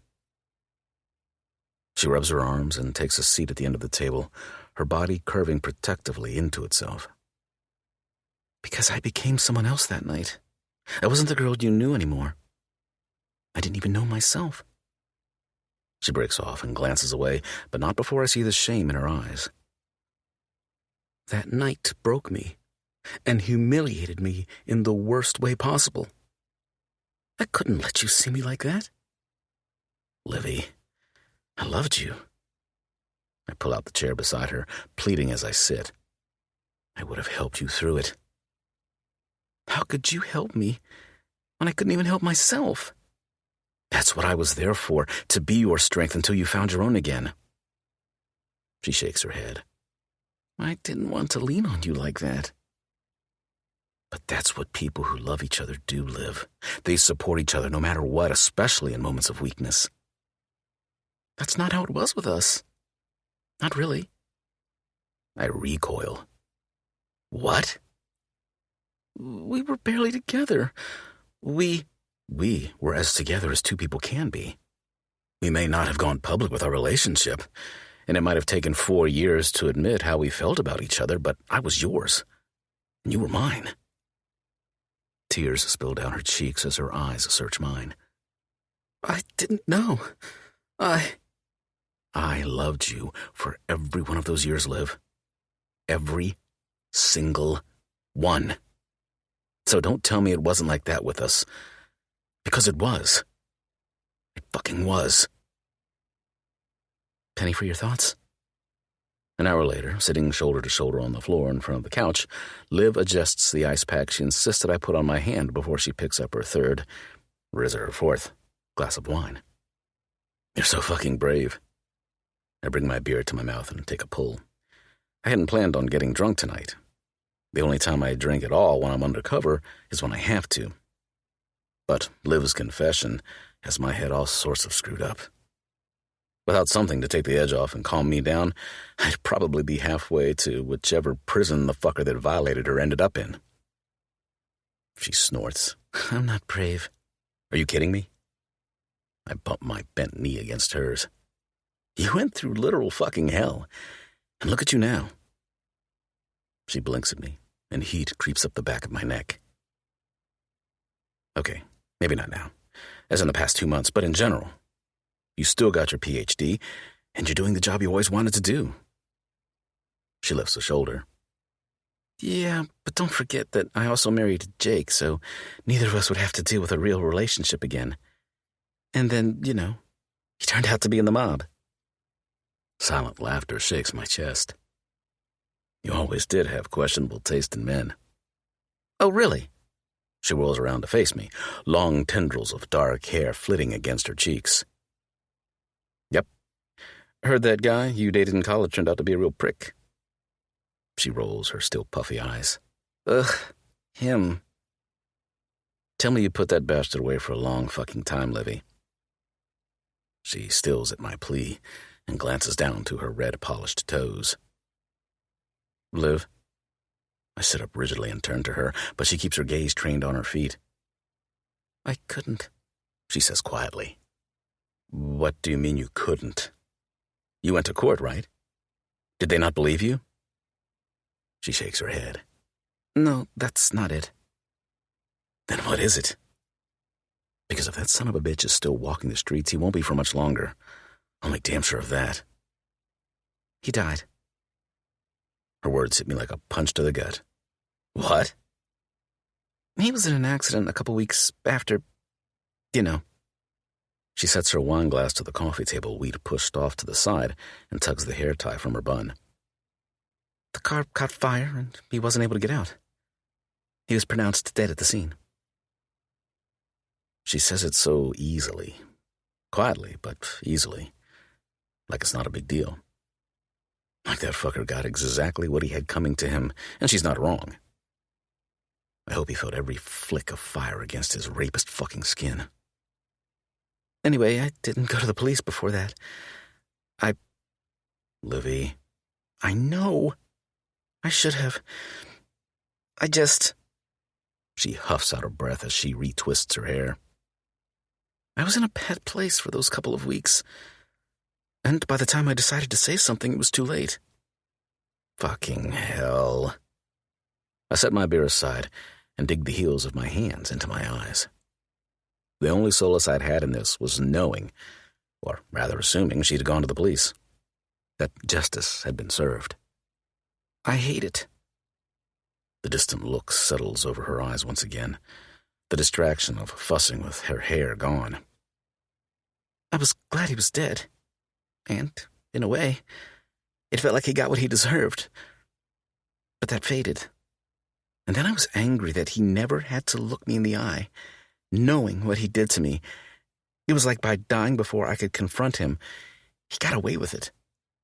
Jesus Christ. As if shit wasn't bad enough, she'd had that to deal with too. I'd only had my heart broken, but I know all too well how the lack of closure can eat away at you. That's when I decided to go to Europe and spend my last year of college abroad. Every muscle in my body tightens all over again. I fucking hate this story. I do too, but it felt like the only choice I had at the time. You could have told me, I tell her once again, and she lifts a hand only to let it drop back to her lap. Yes, but you have to understand why I didn't. Even if I could have gotten past you seeing me like that and feeling sorry for me, I never would have forgiven myself for what you would have done. My lip curls as I imagine how good it would have felt to knock that bastard's teeth in. I would have cut his dick off, too, and made him choke to death on the fucking thing. You would have gone after him, and you would have retaliated, and you would have put your career at risk. I gave a resolute nod. You're damn right I would have. Aiden, no. She grips my thigh. You've wanted to be a detective since you were a little boy. You and Bren both. I wasn't going to take that away from you. And you thought taking yourself away was better? She closes her eyes for a moment before she pulls back her shoulders and steels herself against any further emotion. I had to make a choice, and I did what I thought was best. For who? For both of us. I laugh, but there's no humor in it. She didn't tell me because she didn't trust how I felt about her. She didn't think I could handle it. So she left me before I could leave her. That's not how it works, Liv. Not when we had what we had. Aiden, did you tell Jake? The question is out of my mouth before I can decide whether or not I even want the answer. But when she blinks, the guilt as clear as the pink in her bloodshot eyes I get one anyway. Fuck. I push to my feet as blind rage clouds my vision. Hayden, we were married, she pleads. He and Lena were my best friends. What the hell was I? My temper flares, but she holds her own. You were more than my best friend. You're damn right I was. I ball my hands into fists. I knew you felt it, Livy. I fucking knew you did. She glances down. I did. I'm not denying that. I wanted to be everything for you, but I didn't know how to do that when I couldn't even look at myself in the mirror. Livy. But I can now. She nods adamantly. And asking you to do this is me proving to myself that I won't be that girl again. I won't let someone else's decisions knock me down. I've come too far. I stare down at her, my chest aching. I loved this girl with every part of myself, and she'd questioned that. I wanted to reach out to you for so long, to show you that I'd found myself again. But I couldn't because... She shakes her head, unable to say the words. She'd been married. Fucking married. And then he was gone. And I was in trouble. And it all made sense. She tries to smile, but the tears spill down her cheeks instead. This is my chance to show both of us that I can be strong again, no matter what. Just like I was before that night. Baby. I pull her to her feet and she curls into my chest, giving in to the emotion she's tried all night to contain. All this time, she'd been worried about being enough for me, but the truth is, if I had been enough for her, she would have known that it didn't matter if she was broken or whole, battered, bruised, or fucking perfect. I would have loved her anyway. As far as I'm concerned, she has nothing to prove. But me? I wasn't the man she needed then. But I'm damn sure going to be now.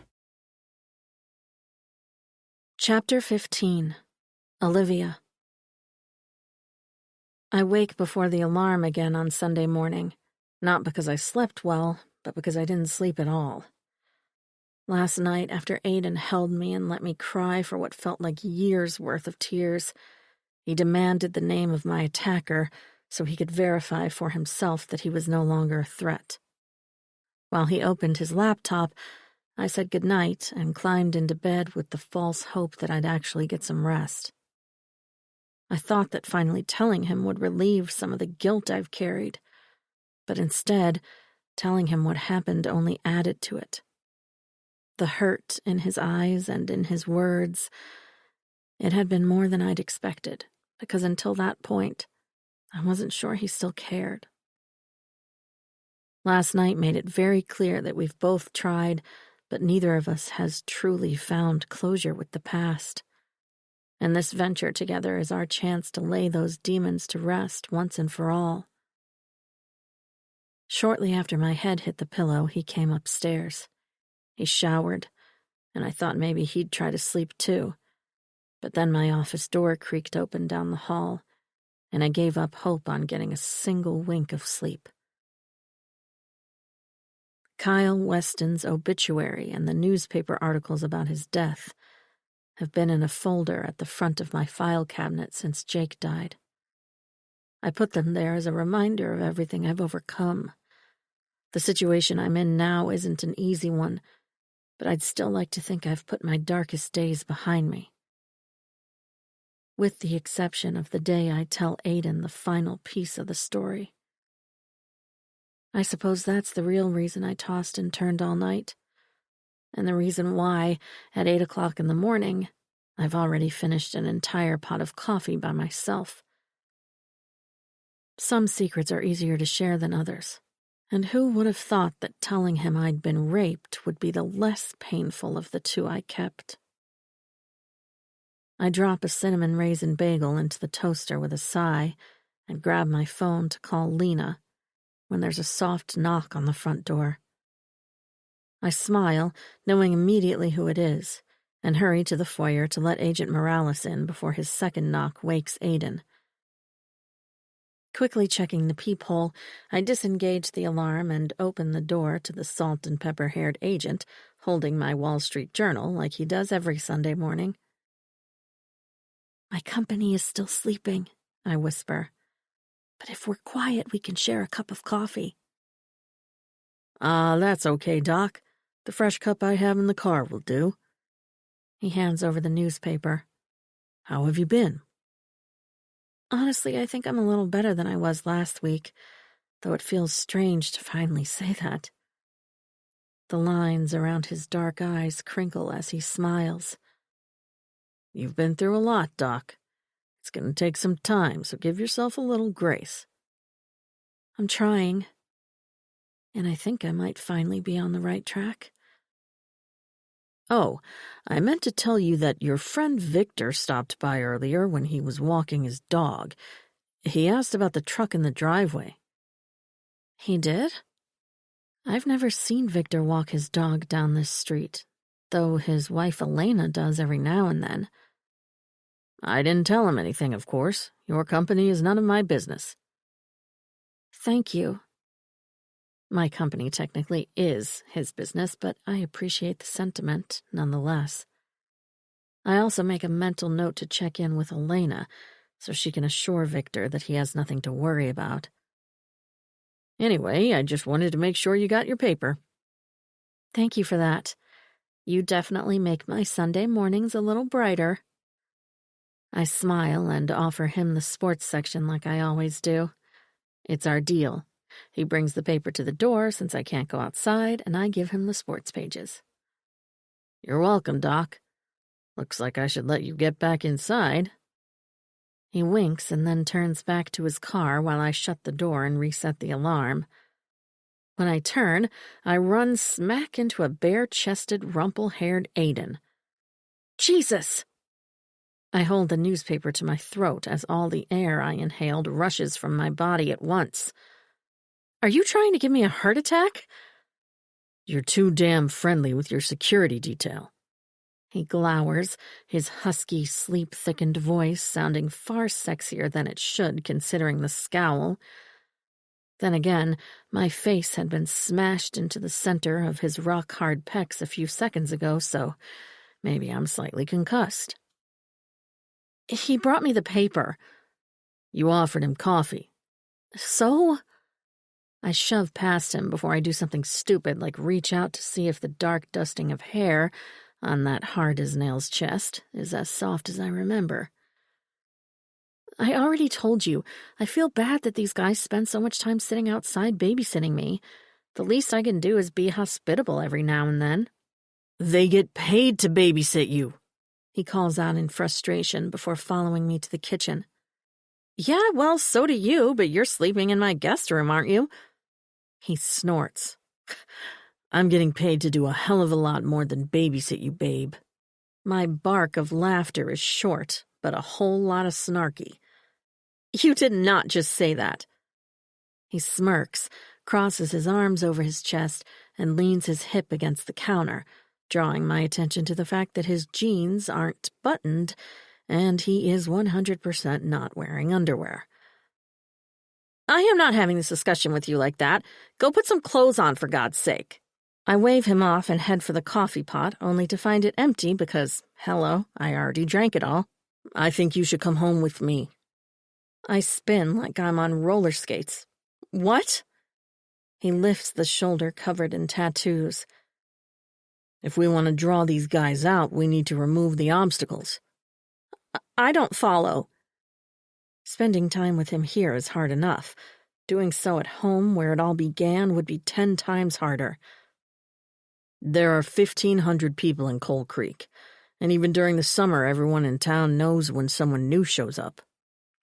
True enough, but that also means there would be less obstacles between me and whoever wants their money or my head. Not to sound vain, but I wouldn't look very good without a face. I shudder, thinking about that poor cat. I happen to like your face where it is, too, but if we want to get this done and over with, going home is our best bet. Bren is there, and you know he'll help. Nolan will probably put a couple undercover feds in the area as well. I doubt he'll let me do this without backup. I don't think he'll let you do it at all. He will. He dips his chin confidently and tucks his thumbs into his jeans, inching them even lower on his hips. I gulp hard and glance away from all that toned muscle. This isn't your case, remember?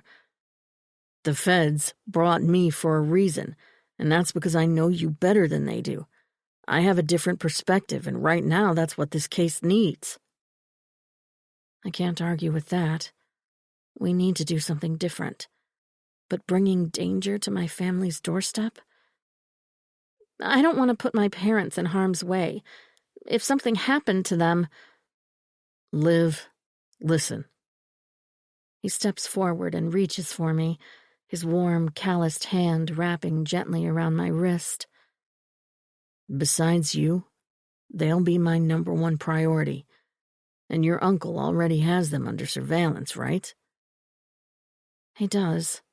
The day the FBI put surveillance on me, Uncle Joe had a high-tech security system installed at my parents' house, with cameras all around their property.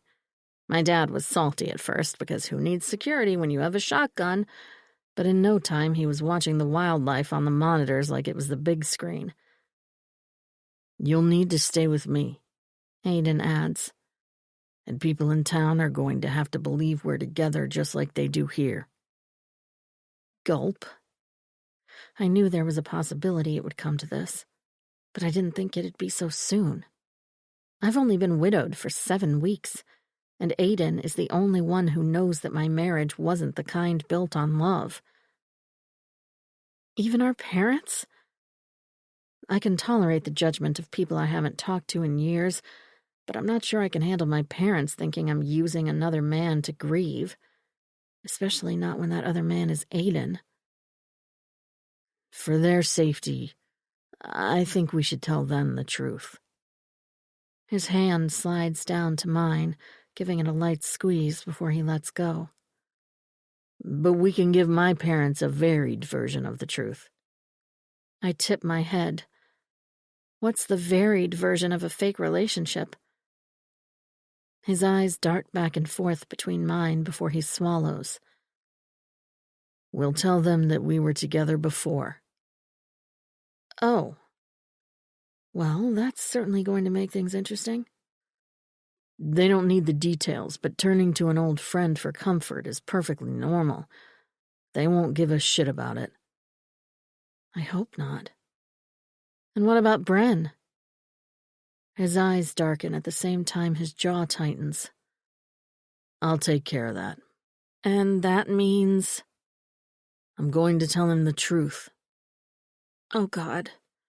I know it's the right thing to do, but telling him at the same time we ask him for help feels manipulative. Hey, Bren, I need you to help save my ass, but also, Aiden and I were boning in college. Sorry. He's going to figure it out the second he sees us together anyway, Liv. Guilt slides down my spine and I shiver. I hate that we lied to him. I hate a lot of what we did, but there's nothing we can do about it now. He lifts a hand, and I frown. Do you really? I just mean that I'd do a lot of things differently if I could. He takes a step forward and lifts his calloused palm to my cheek.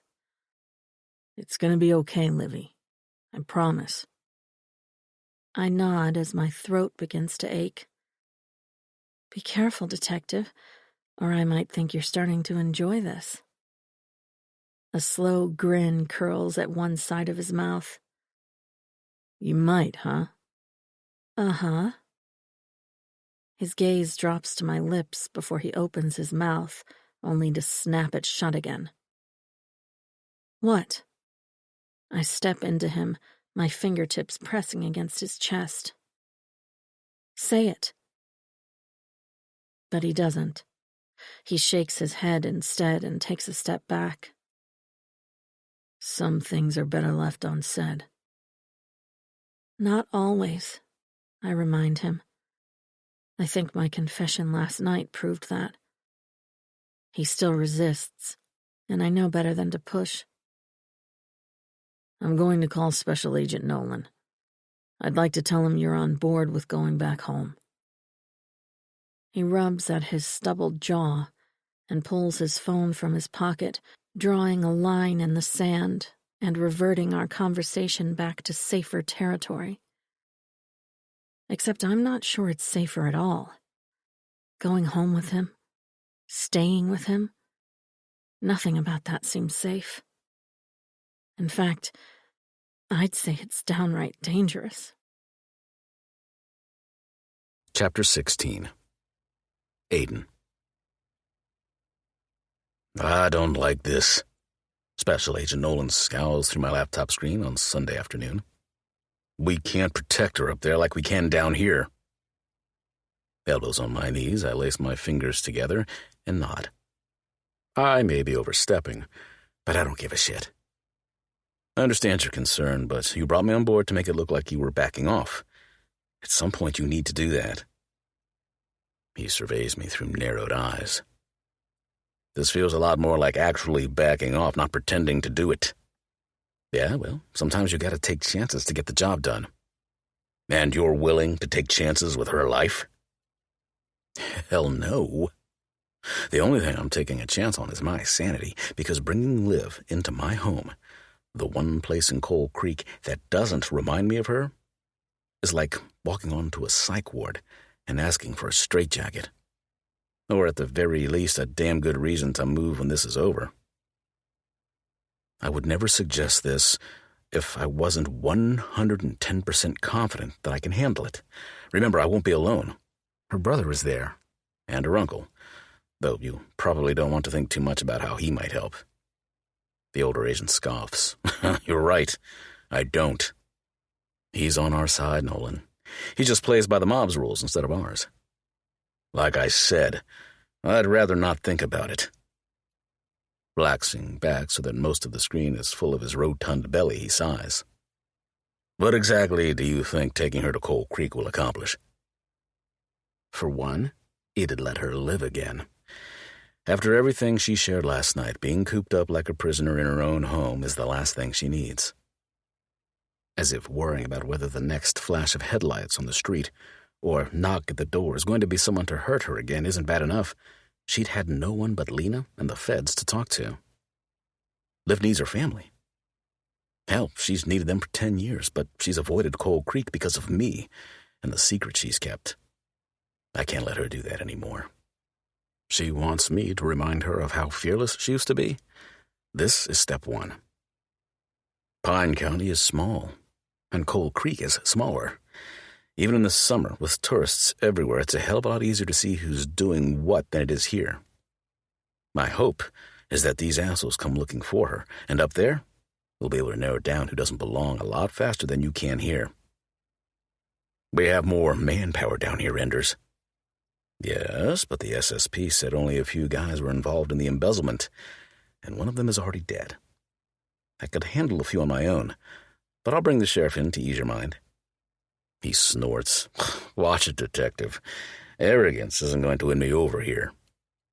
It's confidence, not arrogance. Because whether either of us wants it to be or not, I have a personal interest in how this turns out. I'll take a bullet to the head myself before I let someone else touch Liv. And she'd stay with you? One bushy eyebrow lifts. Yeah. I already have a security system, and the sheriff's office is just a couple blocks away. She'd have to be with you or her brother at all times. I shake my head. I disagree. That's too damn bad.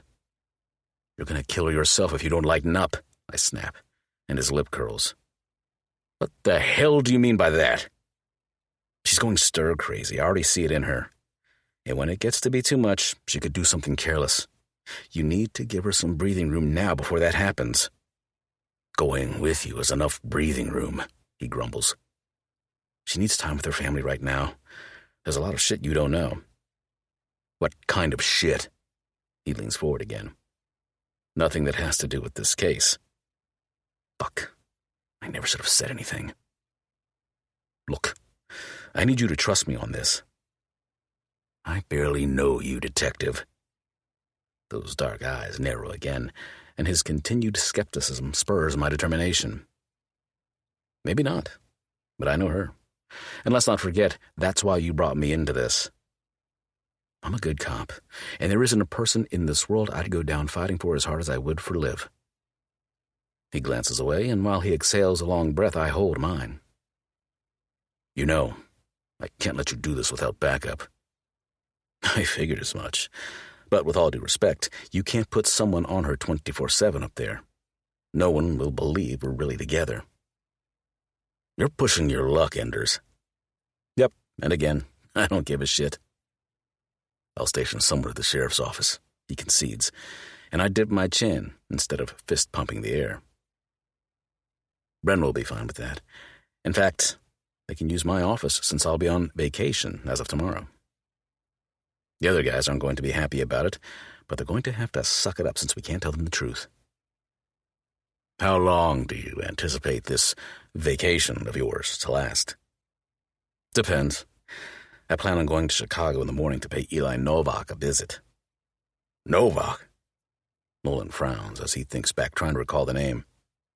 The professor at Columbia? I read his interview report in the file. It was shorter than I expected, and completed by Agent O'Reilly instead of Special Agents Nolan or Bollinger. Did you even talk to him yourself? The agent's ruddy cheeks pale. There was nothing to talk to him about. He has a clean record, and there was nothing to indicate mafia involvement. Looking at him on paper, you would have said the same thing about Jacob Jelenovich. I can't believe we're having this conversation. No offense, but I'd rather talk to him myself than take O'Reilly's word. What makes you think there's more to him? I don't have more than a hunch, but I'm not telling him that.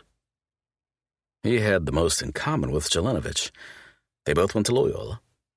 They're professors, and they were both involved with the Polish exhibition house. Was he an immigrant too? I shake my head. Born and raised in the Chicago suburbs. Nolan nods and scrubs a hand over his jaw. I assume you're going undercover. Yep. Turns out I was adopted as a kid.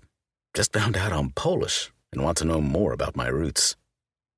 The older man chuckles. How do you know you'll find him at the museum? He's on summer break and spending a lot of his time there, volunteering as a genealogy expert. Funny how much you can find out about a person when you actually dig into them, rather than glossing shit over on a drive-by visit. So, my vacation depends on how long it takes him to figure out that Olivia and my Polish friend, who's coming back to Coal Creek after her husband died, are one and the same. The corners of his mouth tip up into a smile. Sounds like you've got it all figured out. Just doing my job. Olivia. I told him about Kyle. Lena's head snaps up from where she's kneeling on my closet floor, helping me pack. I called and asked her to come over when Aiden said we'd leave after he visits Eli tomorrow, providing Special Agent Nolan gives his approval. And? She sits back on her heels with wide blue eyes, her blonde bun a little crooked from bending over.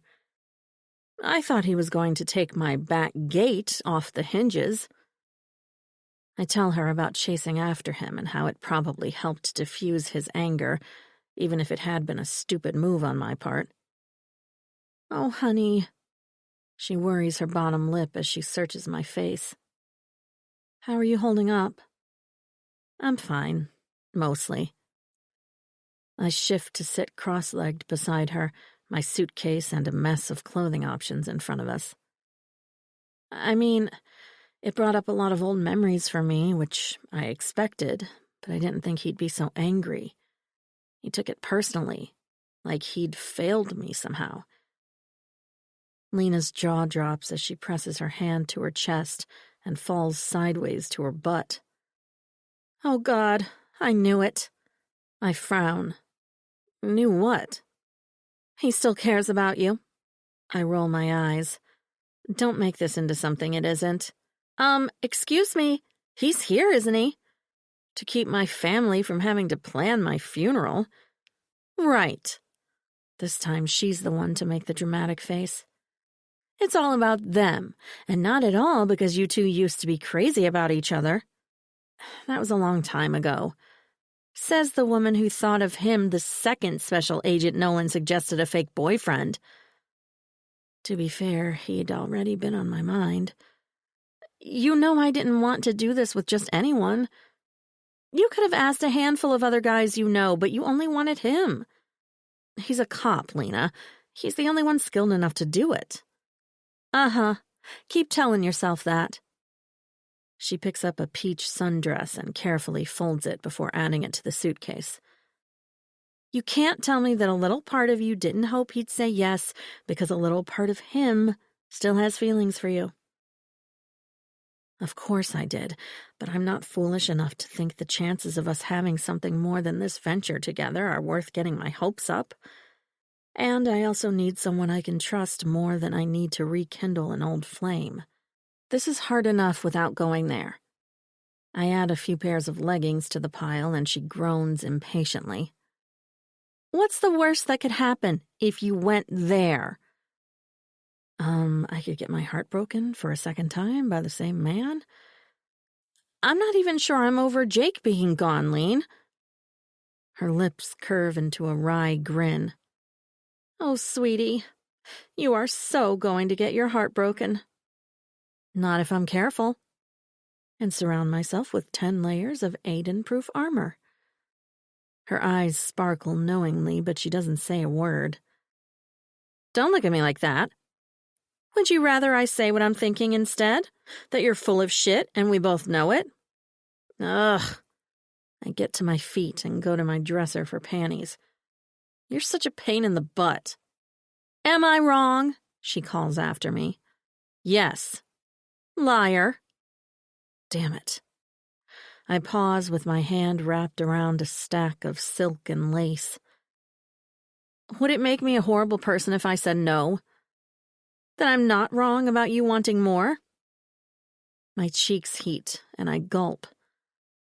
I didn't say that, but it is what I meant. He's only been around again for a few days, but let's be honest. She stands and carries the suitcase to the bed. You and Jake had a great friendship, and from time to time it was more, but you never had the kind of feelings for him that I have for Wendell. And if we're being really honest, you never looked at Jake the way you still look at Aiden. Shit. I don't look at him anyway, Lean. Do I? She laughs. Sure you don't. I don't. And how would she know anyway? She saw us together for 10 minutes before Special Agent Nolan called, and we came upstairs so they could talk alone. He told you to pack something nice just in case, and you blushed like you used to when he'd show up at our door in Madison. Because I don't have anything nice. She gestures to my closet full of dresses, pantsuits, and fancy shoes. Right. Work clothes aren't nice clothes, I clarify, and she glares with knowing eyes. There's nothing wrong with admitting you're still attracted to him, O. And there's nothing wrong with admitting, even to yourself, that you'd love another chance with him either. I open my mouth, but she holds up a hand. Don't you dare give me the new widow excuse. We've already addressed the kind of marriage you were in. Besides, I'm not saying you have to jump head first into a real relationship. I just think you need to stop lying to yourself about what you want. You've done it for a decade already. I haven't been lying to myself. Not entirely, anyway. I'm well aware of how I feel, and my body hasn't let me forget how attracted I am to Aiden either. And the kiss last night at the speakeasy, I'd spent half the night replaying it in my head, in rotation with his reaction to my assault. A simple kiss should not have been that powerful, but it had been. My surprise had only lasted a split second before instinct kicked in, and my lips moved against his like old times. There'd been no hesitation, not a single urge to pull back and stop either. Just the smoldering familiarity of all the stolen kisses we'd shared before. I didn't even think about Jake, or the fact that I can still see the faint indention on my left hand from my wedding ring, until Troy showed up. And even then, the guilt for getting caught with another man was minimal. It hardly seems wrong to kiss a man I actually have feelings for. Letting my head go down that road right now would be dangerous. I need to think straight, and I won't be able to do that if I let my guard down. It's difficult enough being in the same room with Aiden most of the time, and it would be 100 times harder if I let myself get distracted with what-ifs. Lena's expression softens. You're right. Staying safe has to be your first priority. Exactly. But that doesn't mean you can't keep an open mind. Aiden and Bren are going to bring down these creepy bastards, and this will all be over before you know it. Tossing the handful of panties into the suitcase, I pull her in for a hug. I hope you're right. Because I might talk a big game about keeping my head straight, but the truth is, my heart is already involved. It has been since I was 17 years old. Chapter 17. Aiden. The Polish exhibition house is now the top of the list of places I want to take my mother. It's also the only place on the list since I just started it an hour ago, but she doesn't need to know that. One look at this place, and she'll think I flew her to the moon. I snap a few pictures of the pre-World War I immigrant images, despite the no photos or videos signs plastered everywhere, and shove my phone back into my pocket before I get caught and kicked out. The museum greeter at the front door had offered to give me a personal tour, since the official tour guide was busy with a family who'd apparently come down from Canada. But I had declined in hopes of finding Eli Novak and casually starting a conversation. Unfortunately, he's been stuck in an office overlooking the main lobby since I arrived, showing an elderly couple a bunch of books. "How's your browsing going?" the young blonde greeter asks, coming around the corner while I flip through a registry of Polish citizens who'd arrived in the U.S. in 1902. That's the year my great-grandparents on my mother's side came over. "It's going great. There's so much to see."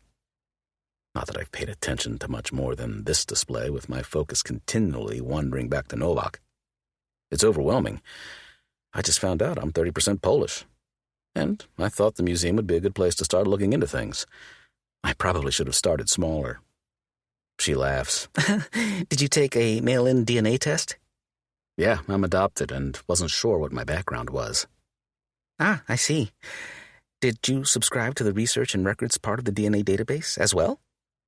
"No, I didn't think it'd be helpful since I didn't have any close relatives to look into." "Ah," she nods sympathetically. "I'm sorry to hear that. You should talk to Eli. He might be able to help you find the regions of Poland your family came from. It'd be a less daunting place to start."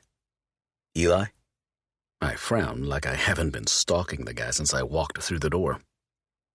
"He's one of our volunteers who happens to be a genealogy buff." She glances at her watch. "He's in a meeting right now, but he should be finishing up any minute now. I'm sure he'd be happy to help you." "Really? That'd be great, if he has the time." She waves off my hesitation with a small scoff. "He lives for this kind of stuff, believe me. I'll go tell him you're here, and he'll come find you when he's free, if you don't mind waiting." "Not at all. Thank you." Now to come up with my bullshit DNA story. She smiles again before she hurries off toward the front of the museum, and I resume my search for Stanislaw and Serafina Kowalczyk. Less than 10 minutes pass when a friendly voice sounds behind me. "I hear we have a new Polish relative to befriend." Relative? I look up to see Eli Novak standing back with his hands in the pockets of his khakis and friendly smile on his face. He chuckles at my confused expression. "We're all related in one way or another," he clarifies, "but that doesn't make me feel any better, considering I've dated my fair share of Polish women in my primarily Polish town." I tip my head toward the registry. "I suppose we are." He extends a hand, and I do the same. "Eli Novak. My great-grandparents came to America in 1900. They were goat farmers from Zakopane." Shit. Maybe we are related. I'm pretty sure Zakopane is listed on my actual DNA tree. "Aiden, Alexander," I finally say. I can't pronounce the region my ancestors are supposedly from. Sorry. He chuckles. "I can help you with that. Let's grab a cup of coffee in my office." "Yeah, let's. Because the sooner I can figure out what the hell else he's up to, the sooner I can put him in cuffs." "Amanda said you were adopted?" Novak grabs a couple of paper cups from beside the communal coffee pot outside his office and fills them up. "Cream? Sugar?" "No, thanks. Black is good. And yes, I knew I didn't have any siblings, but wasn't sure what my ancestry was. The lie rolls off my tongue with ease as I survey him. I found his picture online, so I knew he'd be a fairly nondescript guy. Tall, blonde, and preppy, like I'd expect a college history professor to be in contrast to Jacob Jelanovich's edgy Beckham look. Do you live in the area? No, I'm actually from Wisconsin. Which part? He hands me one of the cups. North. A town called Copper Crossing. I lie. It's close to Coal Creek, which you might be familiar with. It's a predominantly Polish town with a big festival every year. Can't say that I have. He shakes his head, no disguised recognition in his expression. Come in and have a seat. He gestures to his office, and I follow, claiming one of the leather chairs recently vacated by the older couple. Thanks for this, by the way. I wasn't expecting to actually talk to anyone today. While he shuffles papers around on his desk, I scan the office. The pictures on the walls are historic, but the ones on his desk are personal, of him and a handful of various people. Your family? I lift my chin toward the frames. Yep. My mom and my sisters are in this one, then my grandparents, and here's me and a few of my cousins. He picks up the last picture and points to one of the men. He's our family's only claim to fame. He's a footballer for the Polish national team. Ah, a soccer player. He chuckles. Don't let him hear you say that. I mean no offense. Those guys are some pretty badass dudes. Novak finally drops into his chair with a wry laugh. I'd hate to piss him off in a bar fight, that's for sure. Anyway, let's talk about you. Do you know anything about your birth parents? No. Unfortunately, my mom passed away a few years ago, and my dad, well, he's not a big talker. I cringe at the lie about my mother, who would smack me upside the head with a frying pan if she'd heard me say she was dead. Bad juju and all that. I'm more interested in finding out about my heritage, not who my birth parents were. I want to be able to pass some culture down to my kids.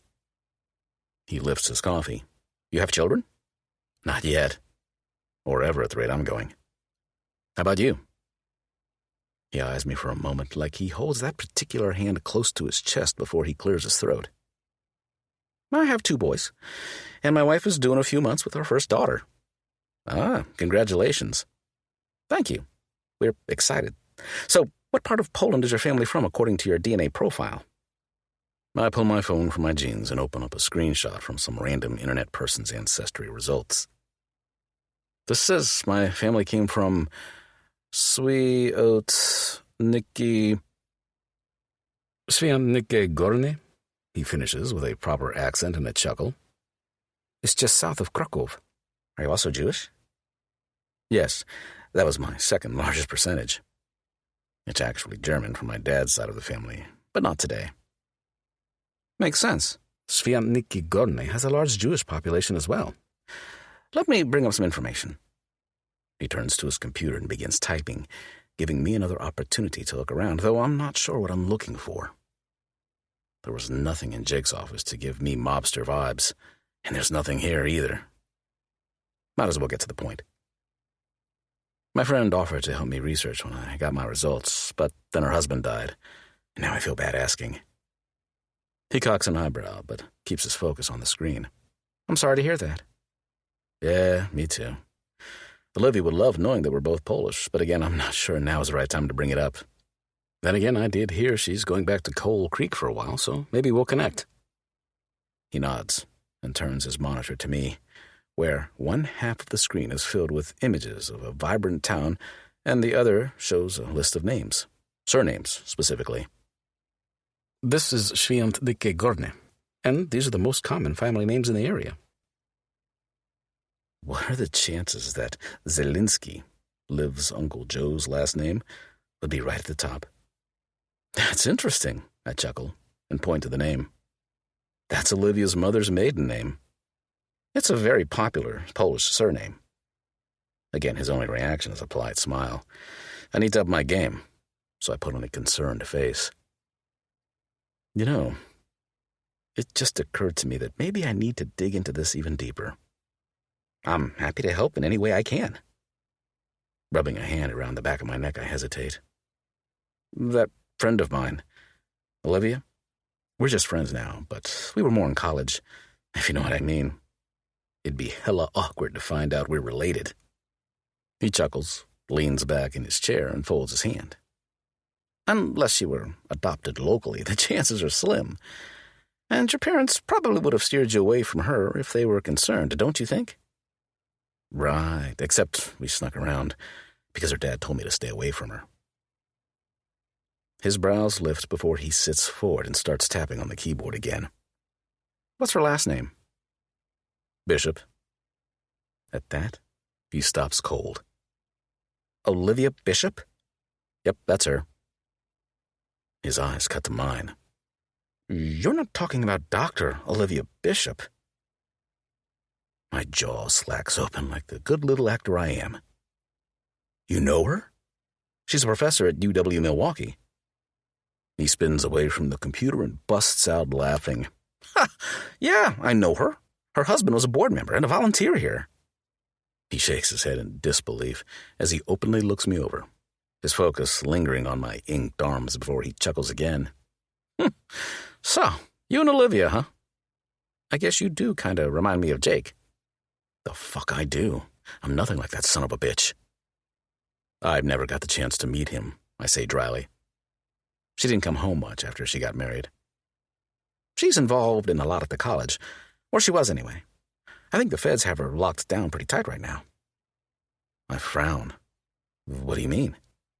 He blinks. You don't know? Know what? He blows out a breath and glances up to the ceiling, like he's debating whether or not he should say any more. I hate to be the one to tell you this, but Jake didn't just die. He was murdered. You're shitting me. I fall back in my seat with a huff. What happened? He lifts a hand. I'm not sure. Just that there was some threat against her, too, so the feds put her under their protection. I haven't talked to her since the funeral, so I'm not sure if there have been any new developments. The funeral was a week before the mob showed up at her work with the target on her head. How would he know about any of that if he hadn't talked to her? Holy shit. I had no idea, I lie. Like I said, I didn't want to bother her. I figured she needed some space right now. He nods, his brow creasing. Yeah, it's a crazy situation. He opens his mouth and then shuts it again, hesitating. If you do talk to her, could you do me a favor and tell her not to be a stranger? My wife has reached out to her a couple of times to check in, and I feel bad that we haven't been able to do more. Like take her out in a dark alley, too? If the rumors are true and she does come back home, I'll mention it. She'll probably get a kick out of us meeting like this. He cracks a small smile. Right. What are the chances? Pretty damn good, asshole. Before I can respond, a knock sounds on the door, and Amanda, the greeter, pokes her head in. I'm sorry to interrupt, but Vice Chairman Kroll is here. He said there's a problem with one of the exhibit contracts, a financial discrepancy. Novak sighs. Thanks, Amanda. Can you tell him I'll be there in a minute? She nods politely. Sure thing. Thank you. She closes the door quietly, and I push out of the chair. I guess that's my cue to get moving. He stands and offers his hand across the desk. I'm sorry to cut this short before I could give you any useful information. Oh, he was plenty informative. That's all right. I'll have to come down again, that's all. He smiles and picks up a card. Call me, or shoot me an email if you have any questions, and please do let Olivia know that we're thinking about her. I'll do that. I take the card and follow him to the door, my attention snagging on the man talking with Amanda across the lobby. He's dressed in a black suit, and something about him seems familiar, but then he was probably in some of the pictures I'd seen online when I'd looked into the museum. Thanks again, I tell Novak, and the guy in the suit glances over at us. Our eyes meet, and the hair on the back of my neck rises. I still can't place him, but the niggling in my gut says I've definitely seen him before. In person. But where?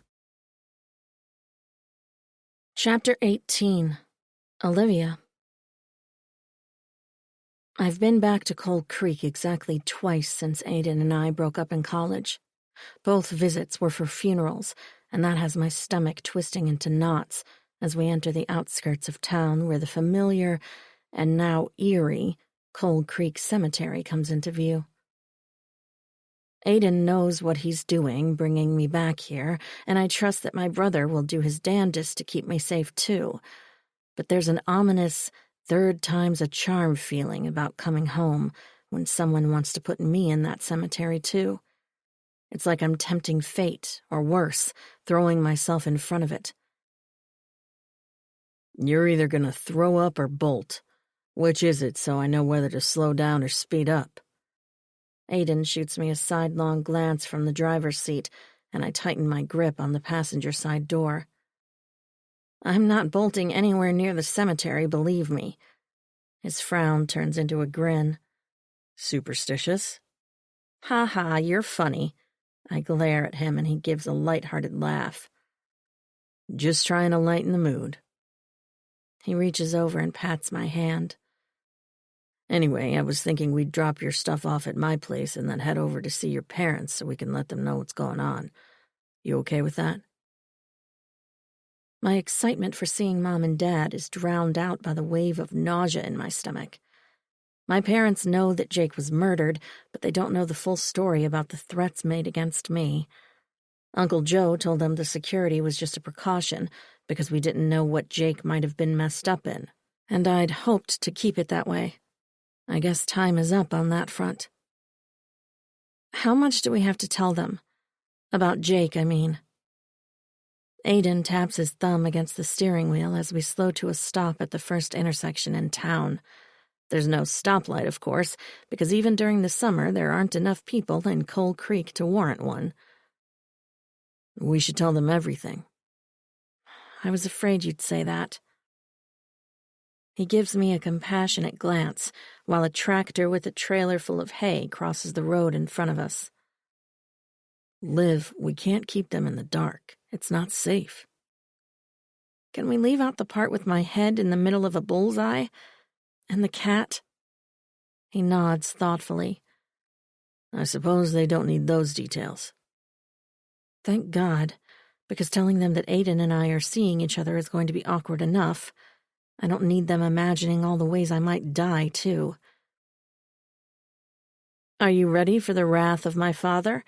I ask as Aiden maneuvers his truck through town, past the coal stop and Tula's diner, the library, the post office, Bobby Jean's bookstore, and Kaminsky's auto, all of which are situated on Main Street behind clean sidewalks and black lamp posts with hanging baskets overflowing with colorful flowers. I can handle your old man, Liv.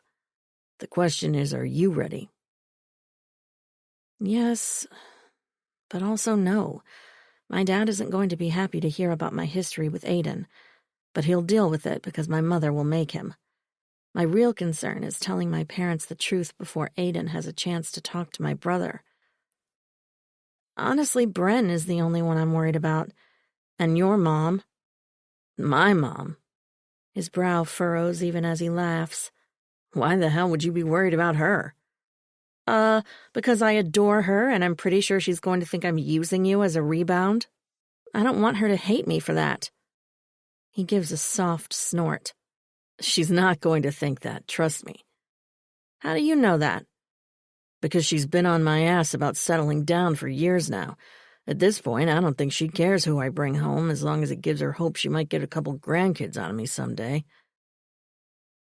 Another wave of unease rolls through my stomach, and I swallow against it. I heard Jesse and his son's mother got back together. Aiden nods. Yep, her name is Hayden. She's great.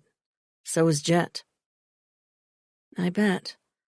The perfect little family. I'm happy for him, even if I am envious. He had it rough for a few years, only seeing his boy every other weekend. But he never gave up hope, you know? I wish I could say I did, but I gave up hoping for certain things a long time ago. I paced on a smile and changed the subject. So back to my parents. Don't you think we should talk to Bren first? I called him last night and told him I was bringing you back with me today. And? I hold my breath and wait. I told him we need to make this look natural, and us showing up at his office definitely wouldn't qualify. Not to mention I don't want to have to cuff him in front of everyone when he tries to knock out my teeth. I almost laugh. Almost. Because the thought of my big, bad, tough-as-nails brother in a pair of his own cuffs would be a sight to see. But I don't want anyone blowing up over me, especially not when there's already enough drama in my life. So what's the plan? I ask instead. He's going to come over later. All right, sounds low-key enough. And if there is drama, no one will be around to witness it. Speaking of later, what would you like to do for dinner? I assume you live like a consummate bachelor with a fridge that holds nothing but beer and frozen pizza. He shoots me a crooked grin. Are you stereotyping me? Am I wrong?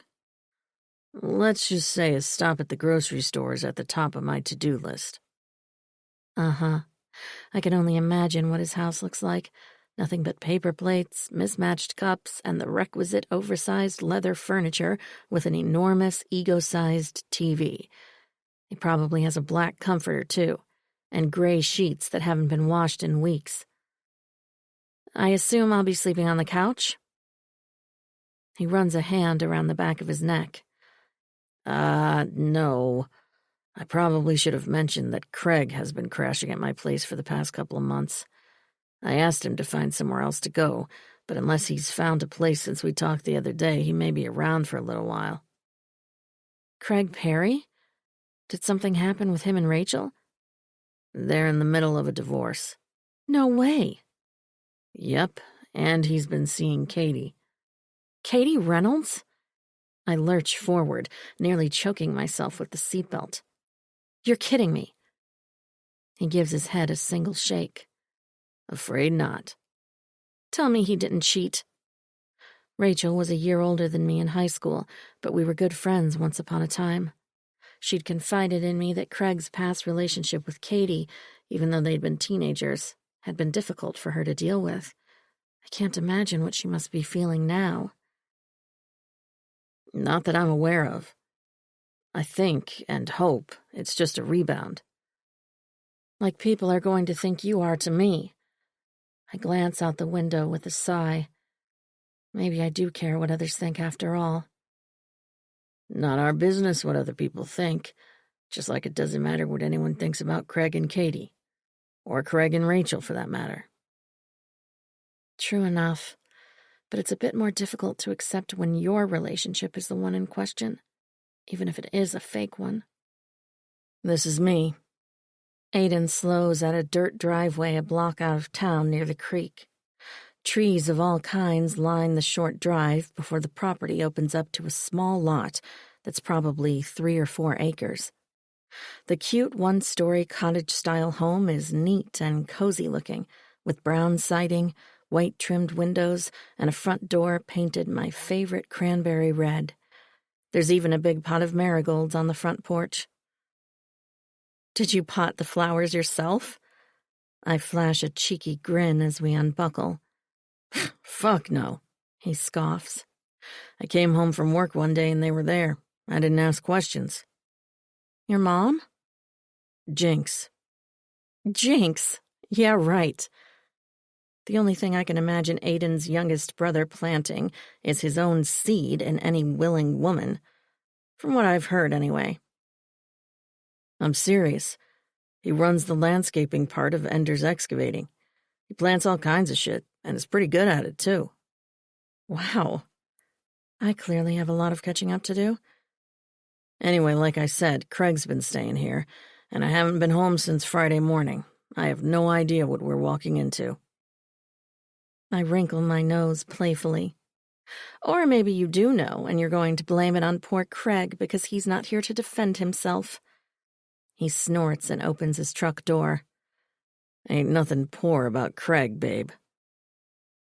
Babe. I suppose I'm going to have to get used to him calling me that again, at least for a little while. I hop out as well and grab my laptop and messenger bags from the back seat, while Aiden grabs my suitcase and overnight bag from the other side. We meet at the porch and clamber up the wide wooden steps side by side. This isn't what I expected, I admit, taking another look around the tidy yard. We're close enough to town to hear the late afternoon traffic, but far enough away to enjoy the privacy. It's not? What did you think? I'd have a tent pitched? No. I laugh softly and bump my shoulder into his arm. I guess I still picture you living in your old apartment. There should be a keg on this porch. He shoves a key into the lock and opens the door before giving me a serious look. I keep it inside now. I blink for a moment before I realize he's kidding. You're just full of the jokes today, aren't you? Flashing a grin, he leads the way inside and then groans. Fucking Craig. He must be referring to the mess of blankets on the couch and the lineup of empty beer bottles on the coffee table, because the rest of the room is relatively clean, if not almost exactly like I pictured. The brown leather recliner is nearly half the size of the matching couch, and the TV is as big as my fireplace. The rug beneath the coffee table, however, is a soft, fluffy cream that gives the room an almost feminine touch, along with the cream-framed pictures on the side table. Is this your nephew? I ask, picking up a picture of a little boy that's identical to Jesse aside from the blonde hair. Yep, that's Jet. He turned 4 a couple months ago. He's cute. And he knows it. Aiden tips his head down toward the hall. Bedroom is in the back. Oh, right. The bedroom, which I'm assuming is the only one if Craig has been sleeping on the couch. Don't tell Craig, but the sofa in my office pulls out into a bed. I'll sleep there and you can take my room, but we're going to have to be careful when Craig is here. That's fine. I'm down for whatever as long as it doesn't involve sharing a bed, because there's no way I'd get a single wink of sleep with a half-naked Aiden next to me. The guest bathroom is here. Hands full of my luggage, he lifts his chin toward a door on the left before tipping his head to the one on the right. And that's my office. My room is around the corner. Oh, now I see his concern about Craig. There's no way he'll be able to use the bathroom and not realize Aiden and I aren't sleeping together, which probably means we're going to have to sleep together, at least occasionally. Great. Aiden pushes open the last door on the L-shaped hallway and blindly tosses my overnight bag onto the king-sized bed, which, much to my surprise, is not only made, but covered in a rather pretty old-fashioned quilt. The closet doors are a golden oak like the rest of the doors in the house, and the walls are the same soft blue as his eyes. There are no pictures, but then there aren't any deer antlers or mounted fish either. But what surprises me the most is the Lord of the Rings trilogy on the bedside table. Wow. I drop my work bags into an antique claw-footed chair in the corner and gape at him. I take back the keg comment. He wheels my suitcase to the closet and chuckles. What assumptions did you make about me this time? Are you really reading these, or did you put them here to impress the women you bring home? I pick up the worn paperback copy of The Fellowship of the Ring, its cover tattered and pages dog-eared. You're not saying I have it in me to be shallow, are you? You always hated reading, and you poked fun of me for loving it so much. I wasn't poking fun. I was trying to get you to pay more attention to me, he clarifies, and I glance up with a small smile. Oh, is that what it was? Yes. And for the record, I've read that series 3 times because some crazy person once told me that books are always better than the movies. His gaze is playful but pointed, and I can't help but giggle. Was she right? You know she was. Dang right. I set the book back down and glance around when a sudden wave of emotion hits me out of nowhere. For such a long time, I'd allowed myself to believe he hated me, that I'd done irreconcilable damage to not only our relationship, but our friendship too. Yet, over the course of the past week, he's proven that untrue. More than that, he's shown me that he might have even held on. My eyes burn and my throat begins to constrict, and I blink fast to keep the sudden tears at bay. Liv? Aiden's hands are on my shoulders, turning me to him as I sniff. Hey, what's going on? I don't know. I think being home after all this time is starting to hit me. His thumbs stroke my shoulders gently. I get it. Maybe we should hold off on seeing your folks. Let you get your bearings first. No, I'll be fine. The less time I spend alone with him right now, the better. I'd rather people see us together sooner than later so they can gossip and get it out of their systems. He smiles softly. We're gonna turn some heads, that's for sure. I know. And God help me, but I'm starting to begrudge that it won't be for real like it might have been all those years ago. And you're sure you want to do this? Here, I mean? I'm not worried about a few rumors, Liv. We're grown-ass adults, remember? I give a soft laugh. Yes, but your reputation might take a few hits over something that isn't even real. That doesn't bother you? His laugh is harsher than mine. Babe, I'm a cop in a small town. If I let the opinions of others bother me, I'd have resigned a long time ago. His phone beeps with a message before I can respond, and he frowns when he reads it. Everything okay? Yeah, it's just Bren. Something came up and he won't be able to come over tonight. He has a few minutes now, though, so he said he'll meet us at your parents'. Now? Heat fills my cheeks where my tears have barely dried. Now. Aiden nods, tucking his phone back into his jeans. You sure you're ready for this? No, but I will be. As long as I keep my head away from all the memories I have with Aiden in my childhood home, I should be just fine. Chapter 19. 13.5 years earlier. Olivia. Don't tell my mom, but these mashed potatoes are the bomb, Mrs. Bishop. And that green bean casserole? Aiden gives an almost indecent moan on the other side of the dining room table, and I bite my lips together to keep from giggling. Even though he'd had Thanksgiving dinner with his own family a couple hours earlier, he accepted my mother's invitation to eat with us, too. I'd like to think it's because he wanted to see me as well, since he and Bren have spent all of their break at the Enders hunting camp, but I know better than to get my hopes up. We snuck out a few times over the summer, but he's been off at college since the end of August, and aside from homecoming weekend in October, we've barely talked, let alone shared any stolen kisses. Mom, you don't mind if Aiden crashes here tonight, do you? We're heading back to camp right before sunup anyway. Mom shakes her head, and while she and Bren hash out the sleeping arrangements, Aiden's devious blue eyes lock on mine. Beneath the table, his sock-clad toes tease up the inside of my bare calf, and I squirm in my seat at the promise of what that might mean. I'm not naive to the fact that he's been living college life to the fullest, like any hot-blooded 18-year-old male with newfound freedom would do. But I won't let that knowledge keep me from having a little fun of my own, too, especially when the boy in question is the one I've crushed on for almost half of my 17 years.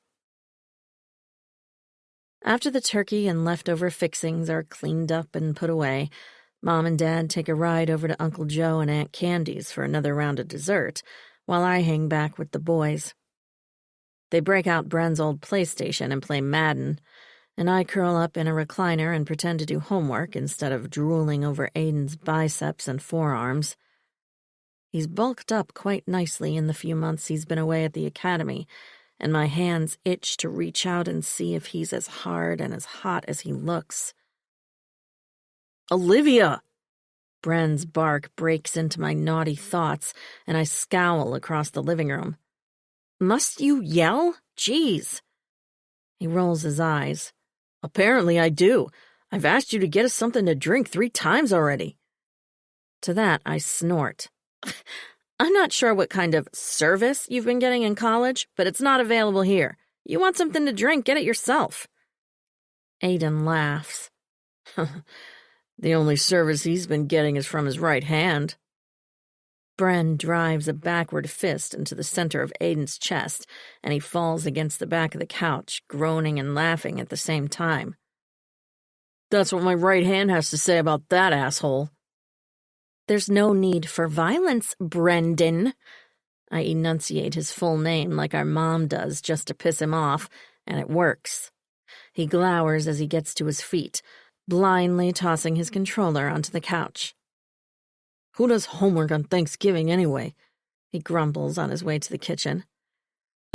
People who actually take their education seriously, that's who. Are you saying I don't?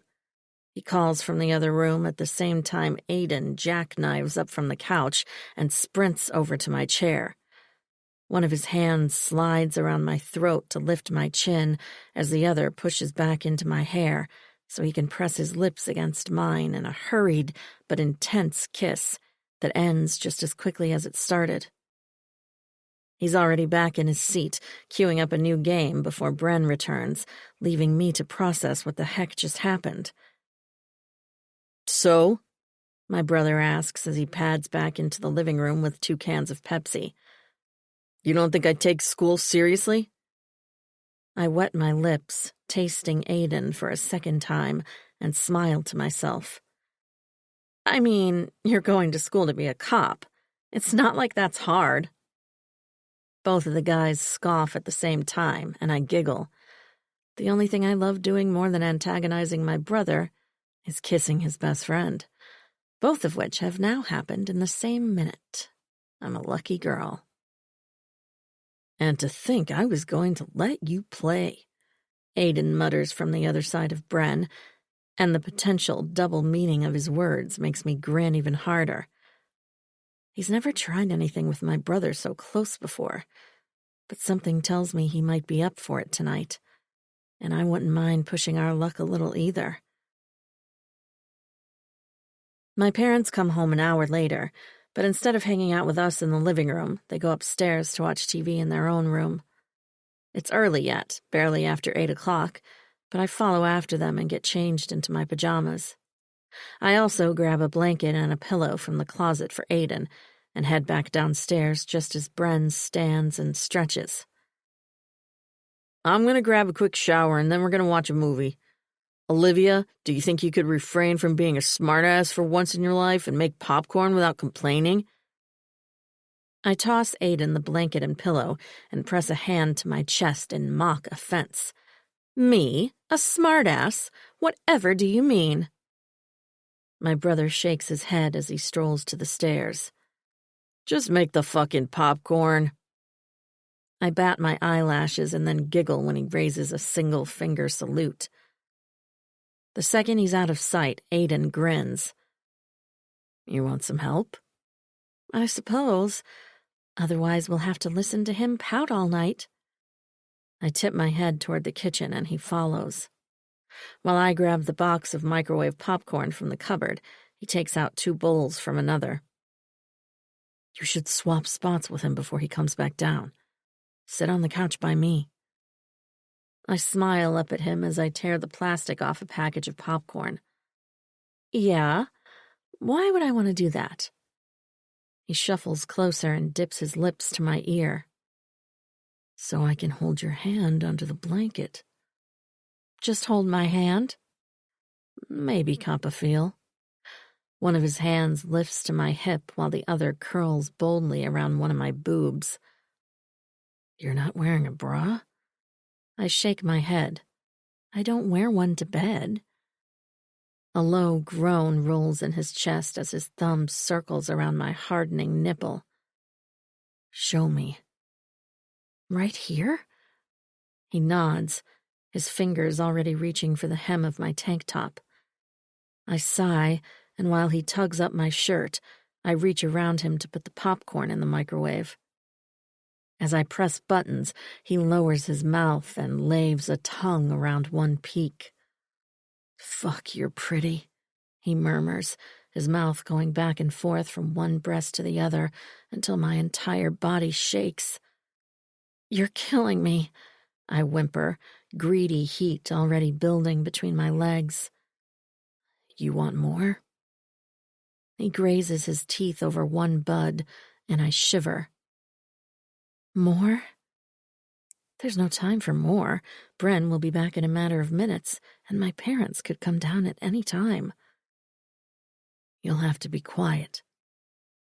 He stands upright again, his gaze dark and devious as he backs me up against the counter. "We can't... Oh..." My protest melts into a moan as he pushes a hand into my shorts and panties, not stopping until one long finger is buried inside of me. Already so wet. His voice is low and raspy as his lips find the shell of my ear. "Your pussy is always ready for me, isn't it, Liv?" he whispers. "Always hot and wet, waiting for my fingers." Is my only response, as my eyes slam shut and I get lost in the sensation of his hand working between my legs. He thrusts his finger in and out at least a dozen times before he adds another and presses his thumb against my clit, making my ears ring. "If we had more time, I'd put you on this counter, spread your legs wide, and tongue you until you come all over my face. Fuck, I can already taste you, Livy. So sweet and so innocent. But not with me. You're a dirty girl with me, aren't you?" "Aiden, oh God." My hand clamps around his wrist as he continues to fuck me with his fingers. "I'm going to come." "Of course you are." He chuckles in my ear. "Because you love when I touch you. When I do things to you that no one else knows about." My fingers dig into his skin as everything in me tightens, ready to snap. "One of these times it's gonna be my dick you come on. You're gonna let me fill you up and make you." "Ah!" I cry out as I come, but his mouth is on mine before the sound escapes my lips.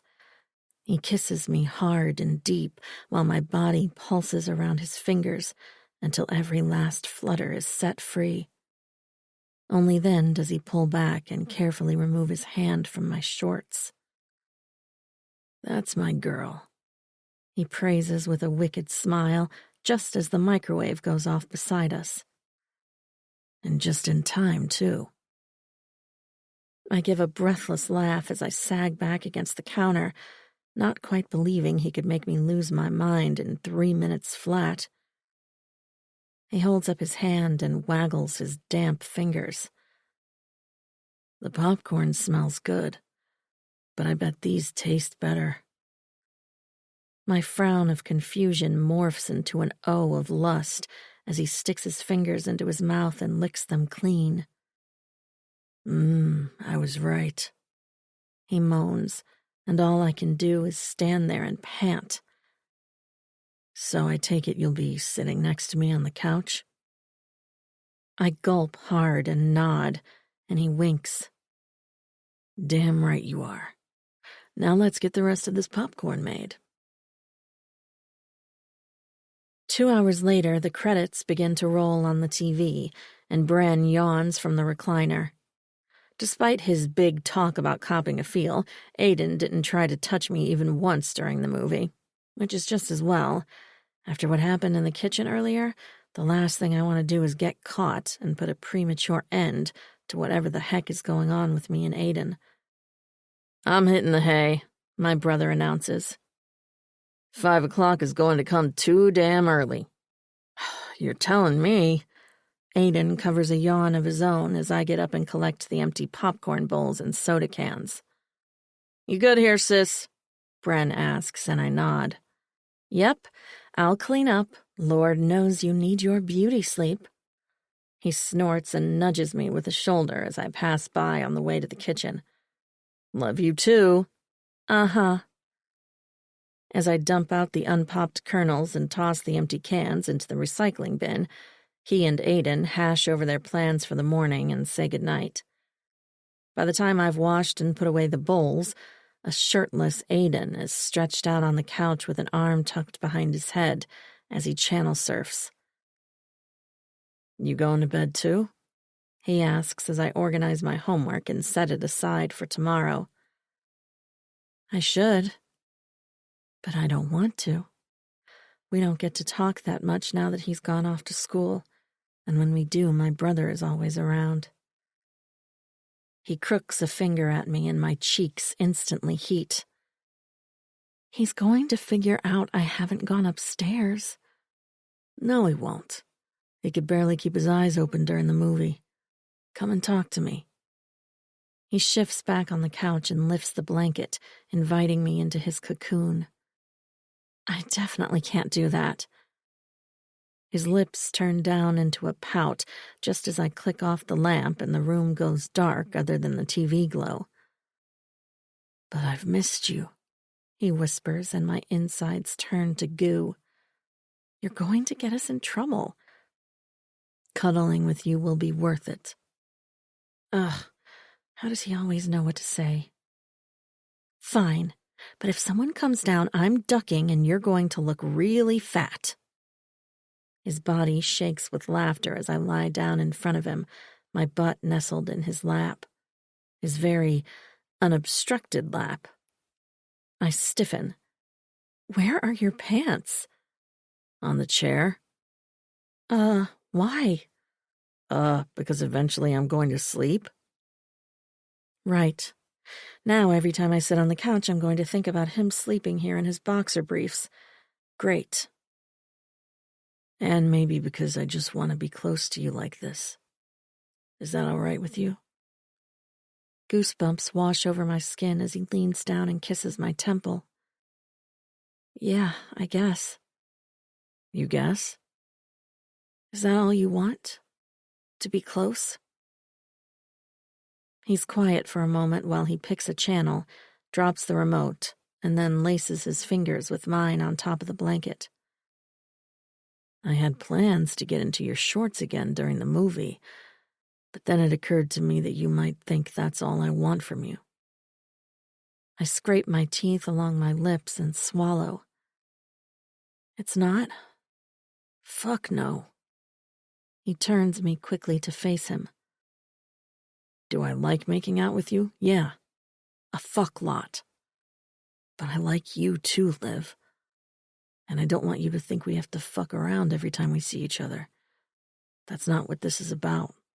I press my hand to his bare chest, letting my fingers tease lightly through the dusting of dark hair down the center. Then what is it about? Us, he says without hesitation. I don't know what it is about you, but it's so fucking different with you. Don't get me wrong. I love kissing you and touching you and making you come. But sometimes I just want to call and talk to you too. My lips curl into a giddy smile as warmth fills my chest. You do? He brushes the hair back from my face and nods. Would that be okay? It would be more than okay. As much as I've enjoyed all the physical stuff we sneak in whenever we see each other, I've missed just hanging out with him, too. And the number of times I've wanted to call him just to tell him about something exciting that happened is endless. I'd like that. I lean up and brush the tip of my nose against his. In fact, I kind of like you, too. One corner of his mouth lifts. Yeah? I bet you tell all the guys that. Nope, just the ones with pretty blue eyes and big, strong arms. He chuckles and pulls one of my legs up to his hip. With one simple shift, we could be touching a lot more intimately. But he doesn't make that move. And it's nice, just lying here with him like this, So what's your plan for next year? Have you decided on a college yet? I'm holding out hope for Madison, but I won't hear from them for a couple more months. You'll get in, no problem. You still got a perfect GPA? I do. And I'm not sure why admitting that to him makes me feel silly and juvenile. That's friggin' awesome, Liv. I'm so proud of you. He presses a kiss to my forehead, and I shrug. It's not a big deal. The hell it isn't. He pulls back, his eyes searching mine. What's going through that pretty head of yours?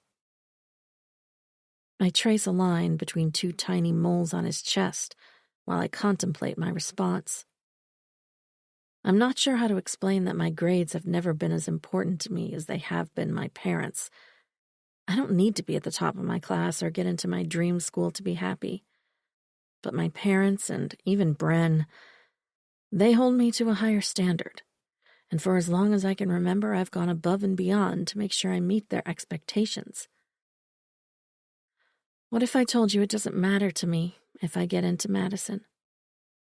He arches an eyebrow. You just said you were hoping to get in. I am. But if I don't, I'm not going to be crushed. I've already been accepted at every other state school I've applied to. I'd be content at any of them. And if I ended up enrolling somewhere closer to him, even better. But we're not even seeing each other, let alone in a relationship that would justify that decision. It would be completely out of line to say those words out loud, let alone let them take root in my mind. But what is it you want to do after school, Liv? Which school will set you up best for that? His hand slides up the back of my thigh, squeezing gently. I still want to teach, preferably at the college level. He grins. Professor Bishop, I like it. Dr. Bishop, I correct him, and his grin widens. Fuck yes, that's what I'm talking about. I know it's silly, but I couldn't care less about the rest of it. It doesn't matter if I'm valedictorian or where I get my degree, as long as I get that title someday. Baby, I don't think it's silly at all. He shakes his head and glances down, almost shyly. Do you think it's silly that I want to be a federal agent? No! I shove at his chest. I can't wait to see you with an FBI badge. Yeah, well, let's see if I can get through cop school first. I've heard it's easy, but it's been kicking my ass so far. I purse my lips. I was kidding about that, you know.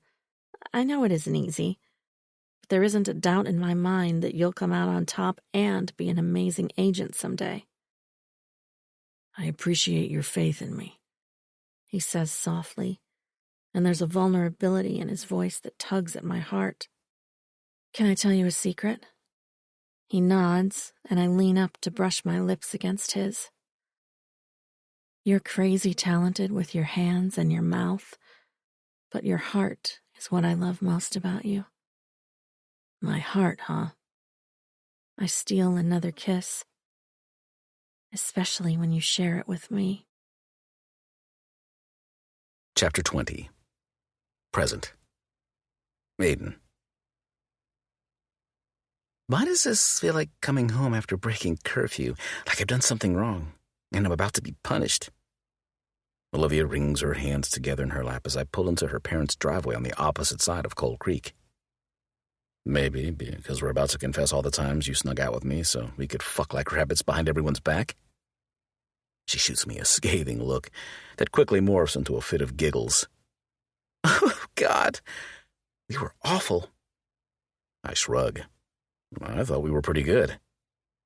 She swats my arm with one hand and holds her stomach with the other as she continues to roll with laughter. We had so much sex the summer after I graduated high school, and not a single person caught on to us. How was that possible? They were too busy getting into their own trouble to pay attention to what we were doing. I parked next to her dad's truck and silently note the location of the security cameras. Looks like your mom has been keeping your older man busy. No kidding. she unbuckles, and with wide eyes takes in the gardens upon gardens of flowers and vegetables. They were serious when they said they expanded. I chuckle and hop out. Like my mom, Liv and Bren's mom is a second-generation Polish-American. Their grandparents both came from Poland in the early 1900s, hoping for a better life. My mother inherited her grandmother's love of cooking, and Olivia's carried on her grandfather's green thumb. They have enough vegetables here to keep the entire town fed. They're the highlight of the farmers' markets every Saturday morning. Liv's face lights up with pride. Oh, I've heard. It's Mom's favorite day of the week. I'd love to go with them this weekend. Do you think that's possible? Yeah, I think so.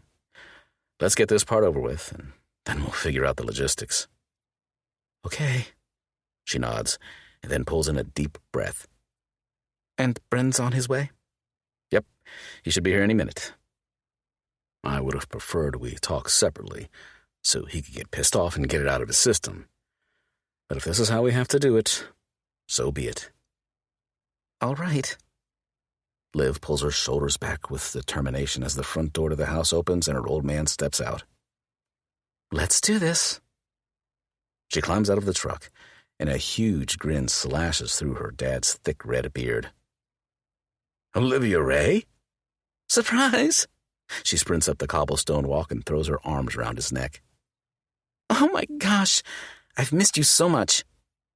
He chuckles and squeezes her tight, all the while watching me approach with curious eyes. I've missed you too, Sugar Bean.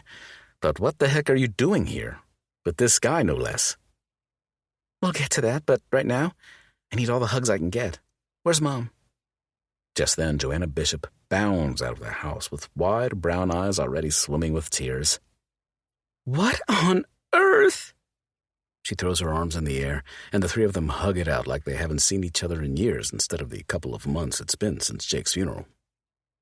I stand back, hands tucked in my pockets, and let them do their thing. As nervous as Liv has been about the prospect of coming home, there had been a longing in her eyes, too. An unspoken need for the kind of fulfillment only family can give, particularly after having someone she'd cared about taken from her so horrifically. 10 minutes and 100 hugs later, we're all seated around the Bishop's dining room table with glasses of freshly brewed iced tea. I just can't believe you're here, Joanna says for the 5th time from the chair beside Liv, where she fusses with her hair like the busybody mother she is. It's been, 4 years? 5. Cal, short for Callum, corrects from the head of the table. While Olivia could pass for her mother's twin with long dark hair, dark eyes, and a petite frame, Cal and Bren share the same Scottish genes with thick red hair and a stocky build. Liv got a few of her dad's freckles, too, but in places I'm not supposed to know about. It's been too long, that's for sure. Olivia takes her mother's hand into her own. But all things considered, it felt like it was time. Joanna's brow creases as she bites her lip. How are you holding up, sweetie? I'm okay. She glances to me and smiles. Lena and Aiden have kept me from going too stir-crazy. Cal arches an eyebrow as he kicks back in his chair, crossing one boot-clad ankle over the other. Is that so? Bren had been the one to lay down the law where Liv was concerned back when we were in high school, but her old man had given his fair share of subtle warnings over the years, too. It wasn't that he didn't like me. Hell, I was like another one of their kids. But Olivia was, and still is, his only daughter. The one who had a future outside of Coal Creek. Not here with a roughneck country kid like me. Just figured she needed a friend, I say, lifting a shoulder. She's been through a lot. Right. Her old man narrows his eyes as the front door opens and Bren appears. Sorry I'm late. It's been a hell of a day. Probably because someone decided to take vacation at the last minute. He juts his chin at me before he silences his phone and joins us in the dining room. Hey, sis. Hey, yourself. Liv gets to her feet to hug her brother. And technically, he's working, so don't you dare give him a hard time. Working? Cal asks with suspicious irritation. Who's going to tell me what's going on here? I open my mouth at the same time Bren does, but Liv beats us both to the punch. I'm in trouble, Daddy. Have been since Jake was killed.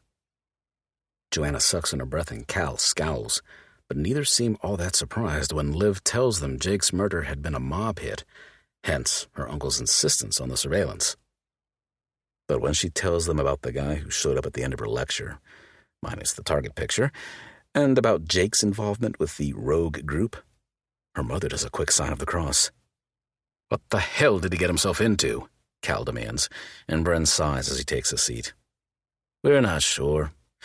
The SSP will only tell the feds that he was an associate that went rogue and ended up taking a few million with him."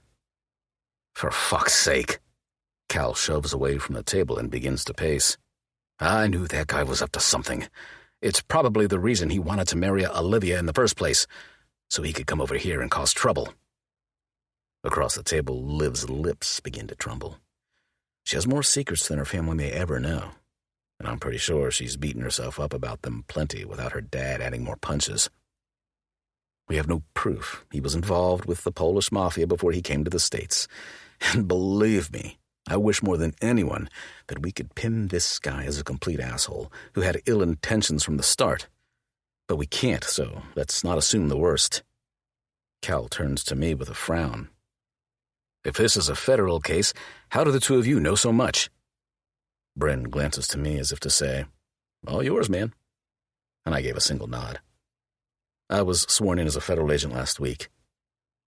Joanna glances between Bren and me. "I don't understand." "Olivia's under my direct protection right now. I guess you could say I'm her bodyguard."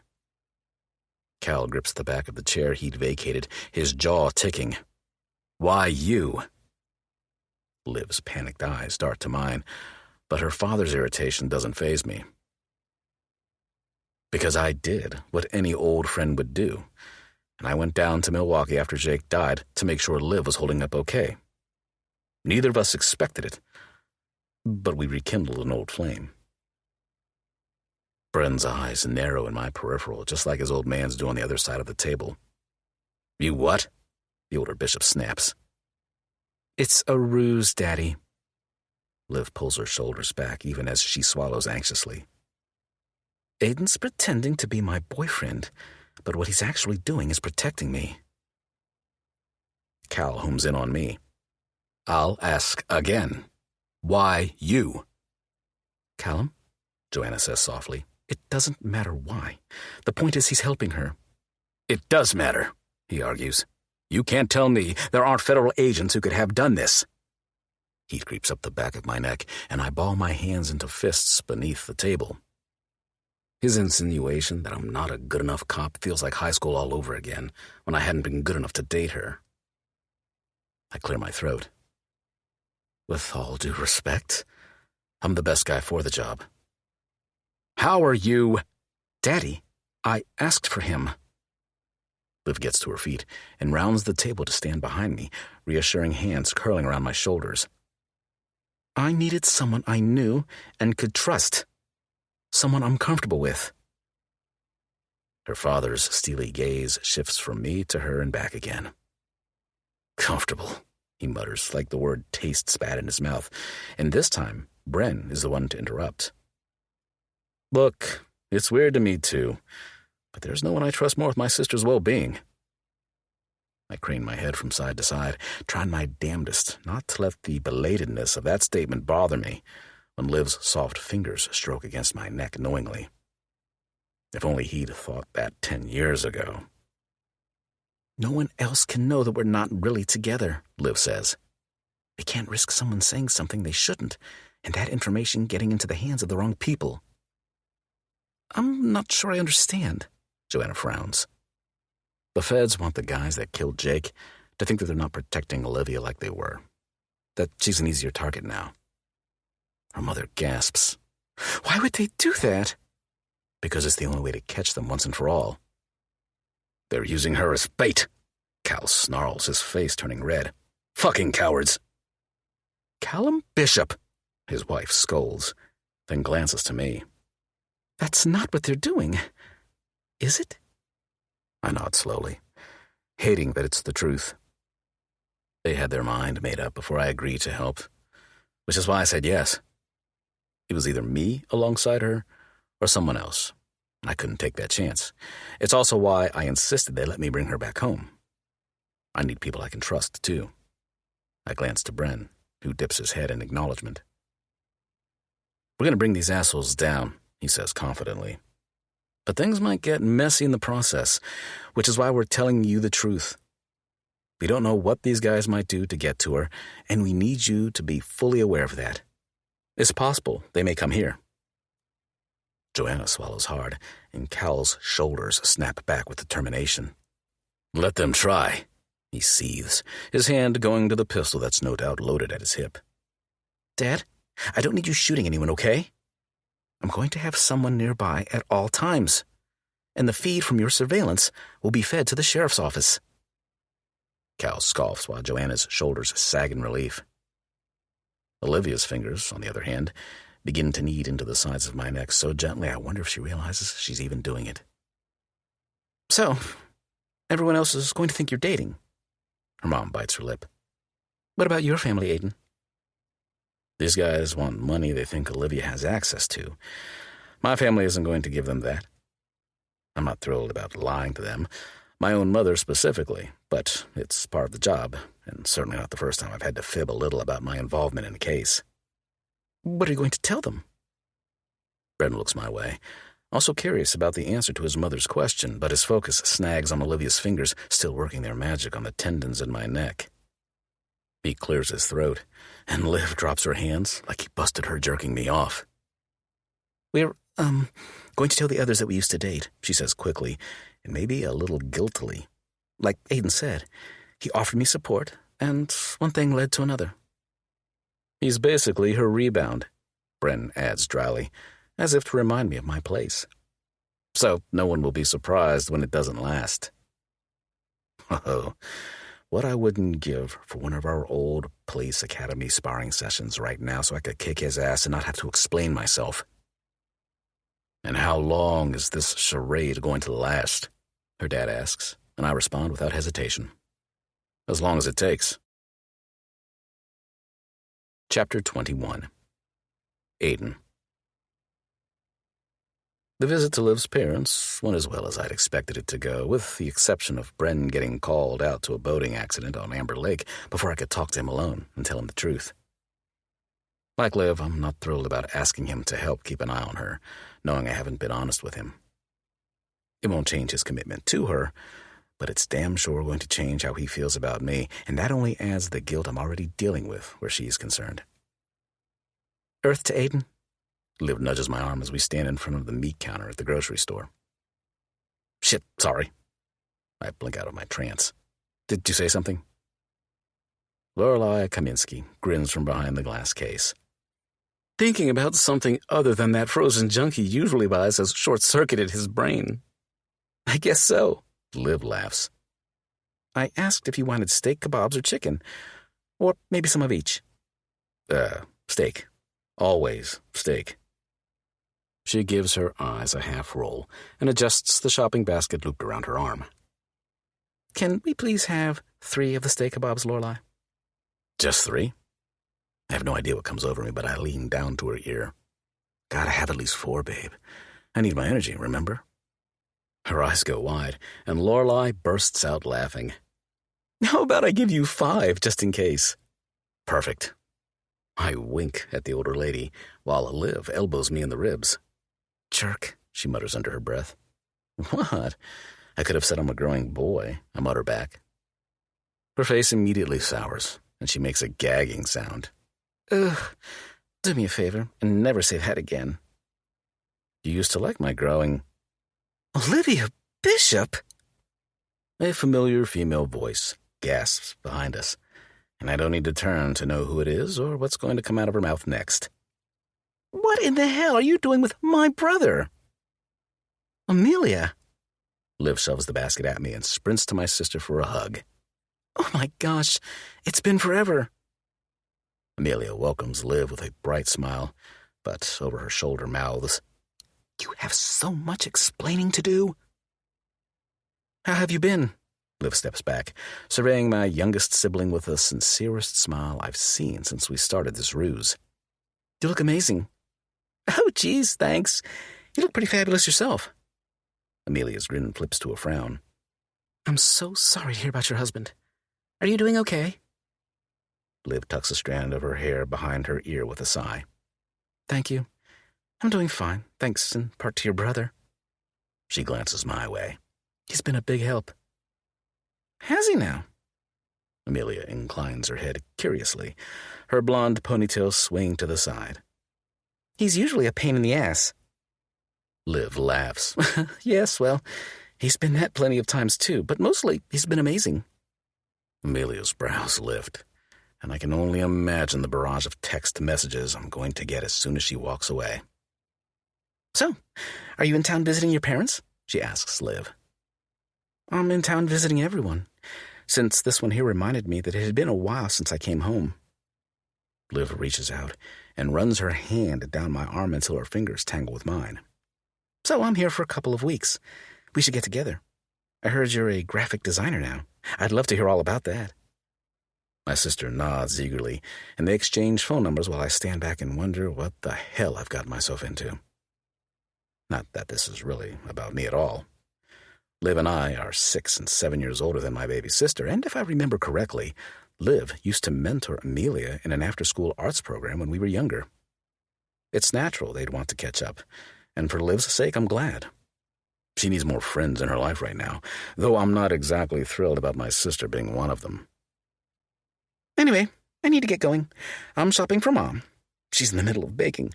Big surprise, right? And she ran out of sugar and baking soda. You should stop by and see her while you're in town, Olivia. She always has cake or pie, and don't tell her I said this, but it really is the best in town. Liv reclaims my hand. I'm sure we'll visit soon, right, babe? Yeah. I clear my throat and shift from one boot to the other like I'm suddenly standing on hot coals. I'm sure we will. Amelia laughs, clearly enjoying my discomfort and probably coming up with 100 more questions for her text attack. I'll let you two get back to shopping. Don't forget to call me, Olivia. She gestures to our enjoined hands. We clearly need to catch up. She hurries off toward the checkout lines at the front of the store, and Liv and I exhale in unison. That was... Liv begins, and I nod. Yeah. It's just the beginning. Here you go, folks. Lorelei hands the wrapped kebabs over the counter with a wink. I hope it's enough sustenance for you, Detective. Liv giggles, and I groan, though I can't blame the lady for that one. I brought this all on myself. Olivia. How's it going in here?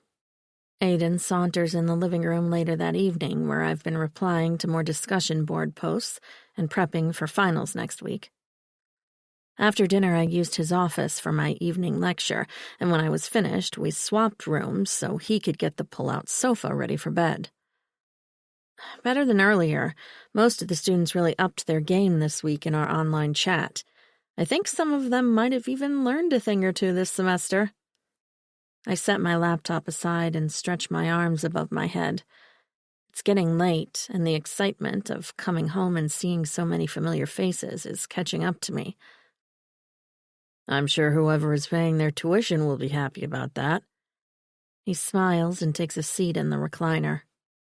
At some point, he changed into a pair of gray sweatpants instead of his jeans, and his feet are bare on the fluffy rug. Why the sight of him dressed down is so attractive, I'm not sure, but I like it. A lot. Why are you looking at me like that? He asks, and I blink fast.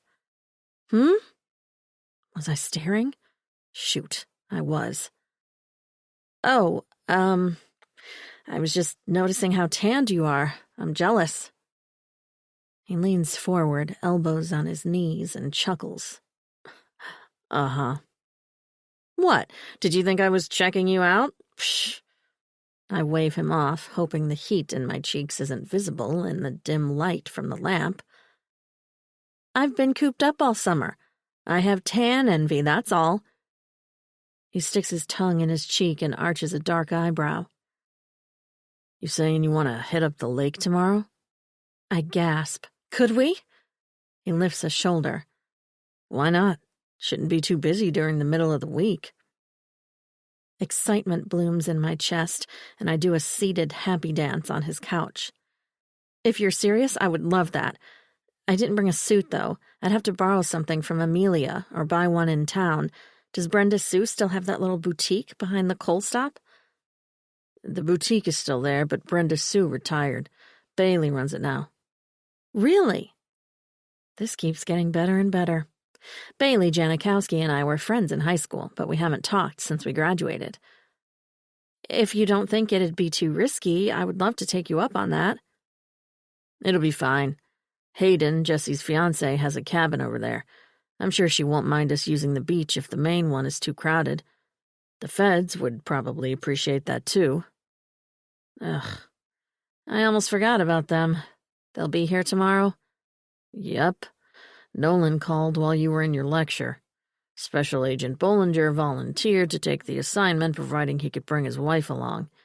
They found a cabin to rent a few miles out of town. I'll keep him updated, but he'll maintain his distance.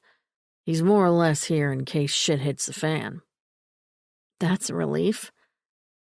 In fact, if I never see another federal agent parked outside my house again, it'll be too soon. Hey, Aiden? Yeah? He gives me a sideline glance, the play of shadows and lamplight making him look younger. More like the boy I fell in love with all those years ago, instead of the man I owe so much to now. Thank you. I know I've said it before, and I'll say it 1,000 more times because I really need you to understand how much I appreciate this. Liv, you don't have to thank me. Please don't tell me it's your job. Yes, it's the truth, but I really want it to be more, too. He eyes me for a long beat before he looks to the floor with a sigh. What do you want me to say, Liv? I don't know. I push a hand through my hair and let it drop to my lap. Maybe I want a small part of you to be doing this because we used to be friends. His jaw ticks and he swallows. You can check that box off too if it makes you feel better. A surge of warmth floods my veins. It does. Good. Is that all? Not in the least, but I'll bide my time as far as questions about us are concerned. You haven't said much today about last night. Are you okay? I bite my lip. I don't want him to hold back his feelings because he has a job to do. That's not fair to him. I don't have a lot to say that doesn't involve how I would have killed the bastard if he wasn't already dead, he says gruffly, stretching out his hand with the red, swollen knuckles. Somehow I don't believe that. He continues to focus on his hand, clenching and unclenching it before he speaks again. I should have been there, Liv.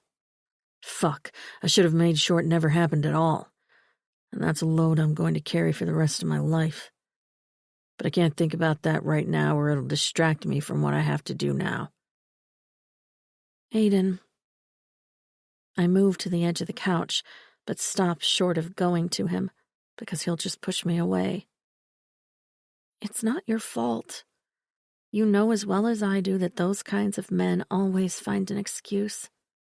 If it hadn't been our relationship, he would have come up with another reason to justify his actions. He wasn't a man. His voice is so low that I shiver. Men don't violate women like that. They don't put their hands on them. And they sure as fuck don't take what's not theirs. He was a coward. A sick, spineless fucking coward. I wrap my arms around myself, the chill from his words palpable. I know. He shakes his head and then pushes to his feet, his gaze averting mine. I'm gonna hit the hay. It's been a long day and we could both use some sleep. The doors are locked and the alarm system is on. If you need anything, you know where to find me. Aiden, wait. Good night, Liv. Moments later, his office door shuts behind him, and I bury my face in my hands. I hate that he's shouldering the blame like he is. He's a cop. He knows that perpetrators of violent sexual crimes are usually narcissists who will use any excuse possible to put the blame on someone else. But he's made this personal, and if he doesn't deal with his feelings now, they'll take root and be even harder to break free from later. God knows I blamed myself for a long time, too. And the shame. It felt like a sinister witch living in my head, spewing lies about everything I'd once believed to be true. She'd even convinced me that love wasn't something I was capable of anymore because so much hatred lived inside of me. There was no room for all of my emotions to coexist.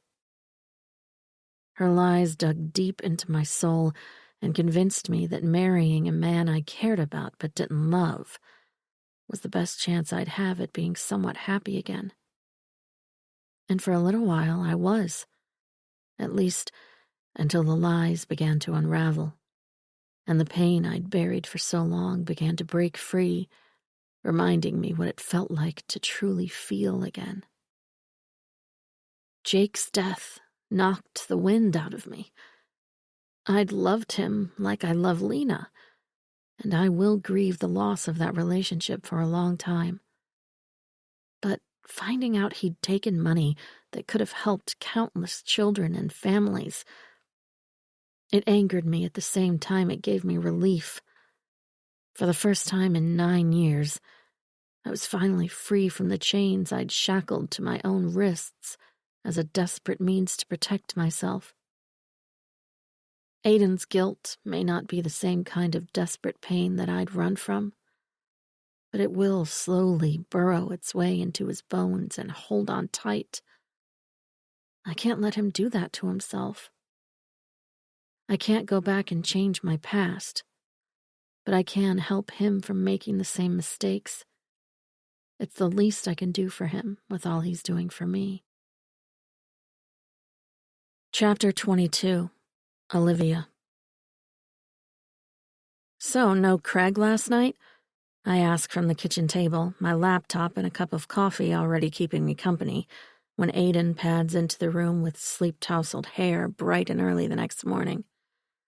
He's dressed in the same gray sweatpants from last night, and the morning look takes me right back to my college days when he'd visit for the weekend. Nope. He goes to the cupboard for a coffee mug, and such a simple movement shouldn't look so sexy. But without a shirt, the stretch and flex of his arms and the way his sweats slip a couple millimeters down his hips makes me glad I'm already seated with my legs crossed. He texted to say he's going to stay at Katie's for a while. My heart sinks. Because of me? He fills the mug and replaces the pot on the warmer before he leans a hip against the counter and faces me. I told him last week he needed to find another place. Last week, after you took this job? He lifts his shoulder. Maybe. Aiden, you didn't have to do that. I already feel bad enough about staying here. Believe me, it was well past time he left. Besides, he needs to find a place of his own for visitation with the kids. It's been 5 months since he and Rachel separated. It's only been 5 months? And he's already seeing someone? Says the woman who's allegedly in a new relationship a whopping 2 months after her husband died. And you're sure he wasn't cheating? He swears he wasn't, and I haven't pushed him for more. Not something I want to involve myself in. He takes a sip and lifts his chin toward my laptop. Already working? Yep, I still have a bunch of final projects to read through. Oh, and I have a lecture tonight, several tomorrow, and then 2 Thursday. I bite my lip because I'm sure the last thing he wants to do is be cooped up in this house with me any more than he has to. I promise next week will be lighter because it's finals week. Liv, it's not a problem. In fact, you're welcome to use my office if you want. It's clean, I promise. He holds up a hand and I smile at his defensiveness. Hey, I'm not judging. And that would be great, thank you. I'll even put the pull-out away for you. He grins behind his coffee, and I press a hand to my chest dramatically. My hero. He rolls his eyes. You still up for the lake today? I've been looking forward to it since you mentioned it. But Amelia doesn't have a suit that will fit me. I'll need to go shopping if you don't mind being my escort in town. We can do that. We'll need to grab some snacks and drinks anyway. He's trying so hard to be accommodating, which I appreciate. But I also know that the more we go out in public, the more stress I'm causing him. Maybe I should plan something relaxing for us to do here. I get to my feet for a coffee refill when my cell phone rings next to my laptop. It's barely after 7 o'clock in the morning, so my first guess is that it's Lena calling to check in. But it's not. In fact, I don't recognize the number, and there's no caller ID. I don't know who this is. I show Aiden the screen. It could be a student, but I doubt any of them would be calling this early. Your student shouldn't have your personal number. He gives me a pointed look before he takes the phone and snaps a pic of the screen with his phone. You have your voicemail set up? I nod. Let's see if they leave a message. When the ringing stops, he hands it back to me, and I sit down again, no longer in the mood for another cup of coffee. We sit in silence for several minutes, waiting for a message to pop up, but nothing comes. The caller didn't leave a message, which for some reason makes me queasy.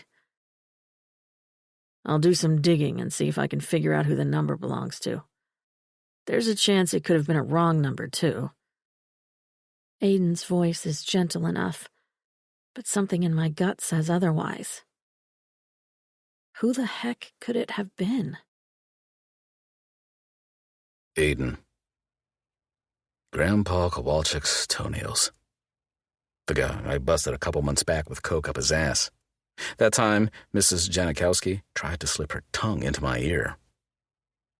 I've spent the last half hour recalling every disgusting thing I've ever encountered in my 32 years to keep from thinking about the sexy-as-hell woman lying on the beach towel next to me in her new emerald bikini.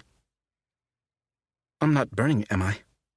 Liv glances up from her paperback, her dark hair twisted up on the top of her head and a pair of oversized white sunglasses on her nose. I already feel crispy, and we just got here. Grinding my teeth together, I flick a quick look at her curvy backside glistening beneath the sun. Your sunscreen isn't even absorbed yet. You're fine. Really? She stretches back, trying to reach a spot on her ass. I think I missed a spot, right? Here. For the love of friggin' God. Nope. Pretty sure you got it all. All right. But if I end up with a burn spot on my butt, it's your fault. Well, that's a chance I'm willing to take, because I'm sure as hell not going to take a closer look, or, God help me, rub lotion onto her ass. What had I been thinking suggesting we come to the lake anyway? It seemed like a less dangerous alternative to her sunbathing in my backyard. Now I realize that it doesn't matter where she does it. Anywhere I have to be in close proximity to Olivia Bishop in a bikini is a dangerous place to be. I laid on the pullout last night, trying not to imagine her in my bed, her bare skin against my sheets, her hair spread across my pillow, the way her ass might have pressed back into my lap if I'd been laying beside her. I was hard in minutes, fighting off the urge to wrap my hand around my dick and satisfy the craving I've had for her since I saw her outside my hotel room door. Hell, the craving I've had for her since we shared our first kiss 14 years ago. And I'd almost given in to the temptation, too, until the image of her face, battered and bruised, flashed through my head, and my dick shriveled up like a friggin' raisin. The last damn thing I should be doing is getting off to thoughts of Liv when she went through what she went through because of me. Doing so would make me no better than the asshole who took, without her permission, 10 years ago. I was thinking we should visit your parents today. Liv flips a page in her paperback. You know, before they start hearing rumors. I take a drink from a bottle of water and watch a jet ski make waves on the lake. Sure, if you're up for it. I'm as up for it as I'm ever going to be, she sighs. It's starting to bother me that we're going to get your mom's hopes up. Welcome to the club. She'll get over it, just like I will. That doesn't make me feel any better. We've got to do what we got to do, Liv. Recapping the water, I set it aside and turn my ball cap around, catching Liv's teeth clasp around her lip in my peripheral. She flips over and quickly sits up, while I dig my fingers into my towel at the sight of all that new, pale, but fucking gorgeous skin. You have to be careful. She reaches over and adjusts the cap so it rests on my hair instead of my forehead. You'll get a tan line if you keep it too low, and that'll look silly. I snort. You worry about having an ugly fake boyfriend? A small smile curves at her lips as she smooths one of my eyebrows down with her thumb. No. In fact, maybe I should have left it alone so you'd look ridiculous, and I wouldn't have to worry about other women checking you out. Uh-huh. Don't me. I saw Bailey eyeing you up earlier in the boutique. Yeah, she probably did. So? She lifts a shoulder. She seemed disappointed that you came in with me. Are you fishing for something? I'm not infringing on your dating life or anything, am I? Bren said you weren't seeing anyone, but who knows? Maybe you had something going on that he didn't know about. I stretch my legs out in front of me and lean back on my hands. You've got nothing to worry about. That doesn't answer my question. I give a low laugh. So you are fishing? I just want to know how many dirty looks I'm going to get now that I've taken Cold Creek's hottest cop off of the market. Jesus Christ. When she says shit like that... I just mean I can't afford any more enemies. So if there's someone I need to be extra nice to, like Bailey... There isn't. I'm no monk. But I haven't dated anyone seriously in almost 3 years, much to Bailey Janikowski's dismay. But you do date, right? She frowns like she's genuinely concerned, which I'm not going to lie, is a little weird.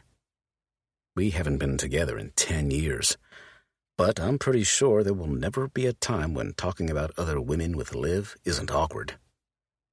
My love life is just fine, I promise. Now can we change the subject? One more question. I groan.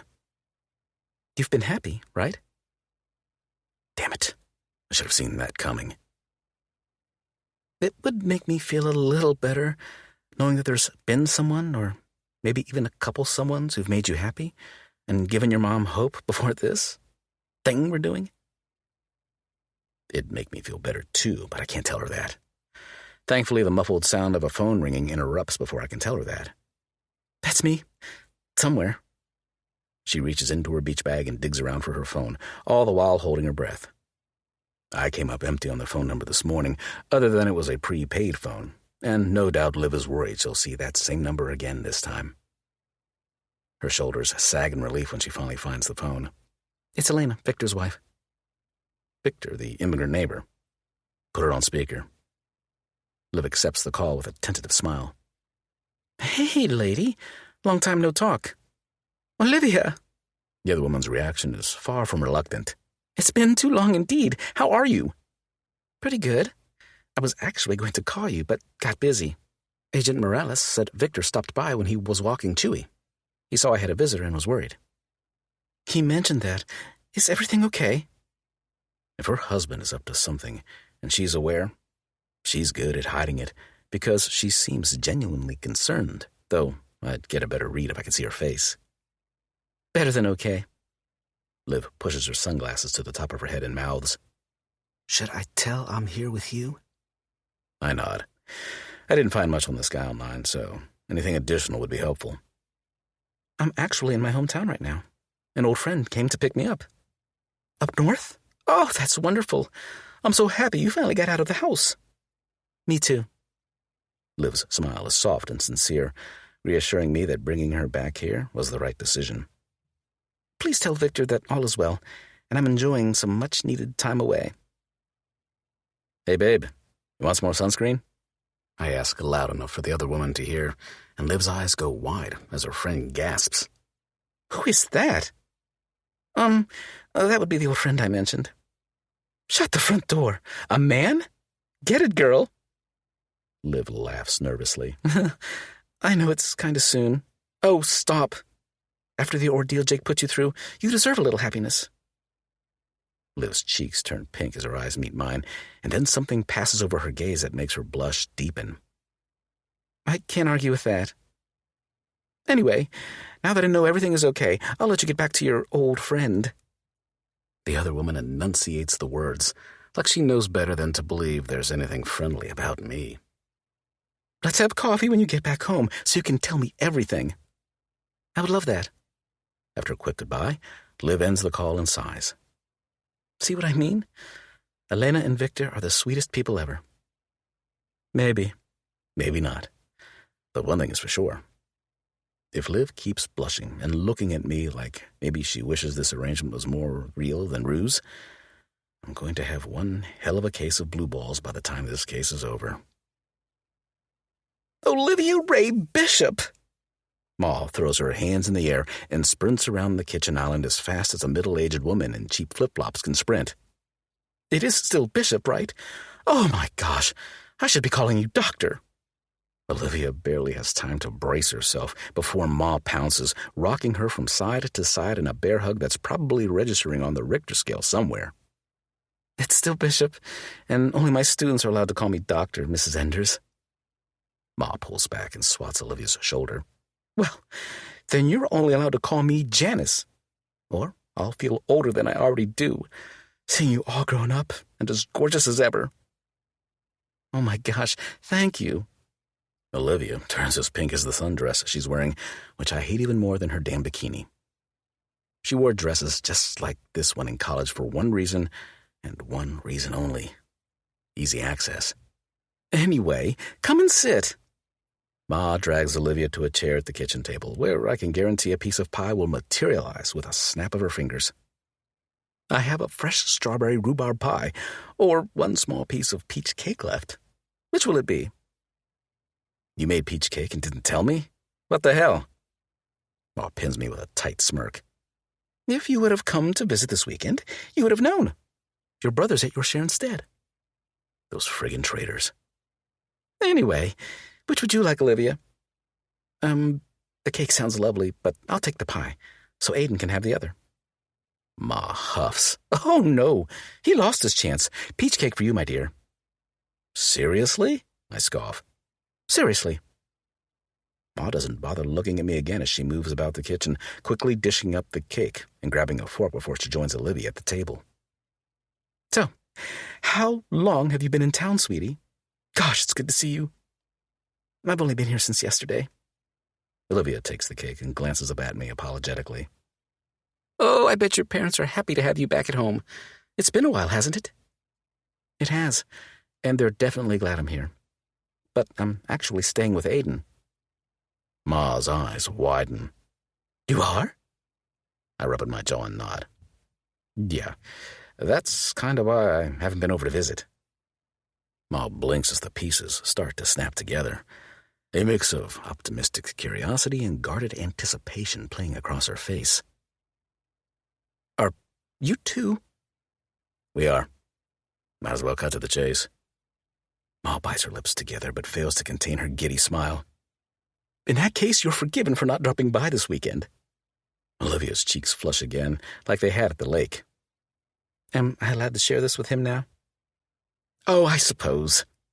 My mother laughs before she rests her chin on her hand with a wistful sigh. I always hoped you two would get together. Olivia smiles, but my gut tightens. At my age, I shouldn't give a shit what my mother thinks, but it bugs the hell out of me that I can't give her the same peace of mind that Jesse has. I'm not jealous of my brother, because he went through hell before he and Hayden got back together. But I'd love to give my mother the same kind of bone-deep sense of satisfaction that's so obvious every time she looks at my nephew. We appreciate that, Mrs. Enders, and this tart is phenomenal. Liv takes another bite and then hands me the plate and fork. I'd love the recipe if you're willing to share. And here we go. As if the two of us dating isn't enough, she has to go and kiss my mother's ass about her baking. Oh, I'd be happy to share, honey, Ma beams. There is nothing, And I mean nothing. Ma feeds off of more than compliments on her cooking. Do you like to bake? I love it. Mostly my friend Lena's recipes, or rather her grandmother's. My grandma liked to can vegetables more than she baked. The two women dive into a conversation about their favorite recipes, and I sneak away to the backyard where my dad stands in front of his tool shed, sucking his teeth. I think it's time to replace this old relic, he says without looking back when I approach. Wood's looking a little shoddy. It's not so bad. New eaves should do the trick. But what fun is that? He winks, and then trots inside to tinker with the weed whacker that's torn apart on the table.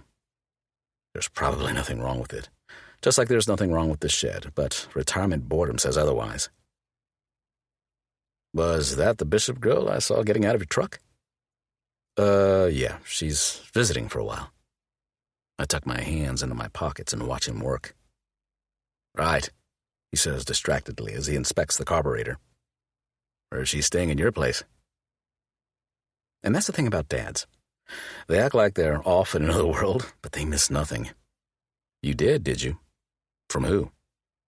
His eyes dart to mine over the top of the glasses perched on the end of his nose. I ran into Cal Bishop at the coal stop this morning.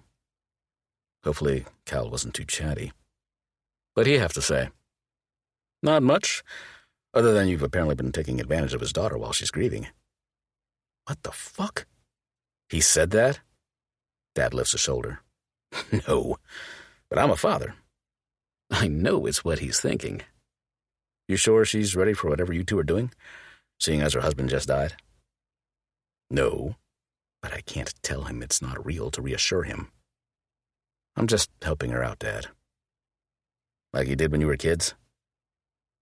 My gaze snaps to his, and he gives a single nod.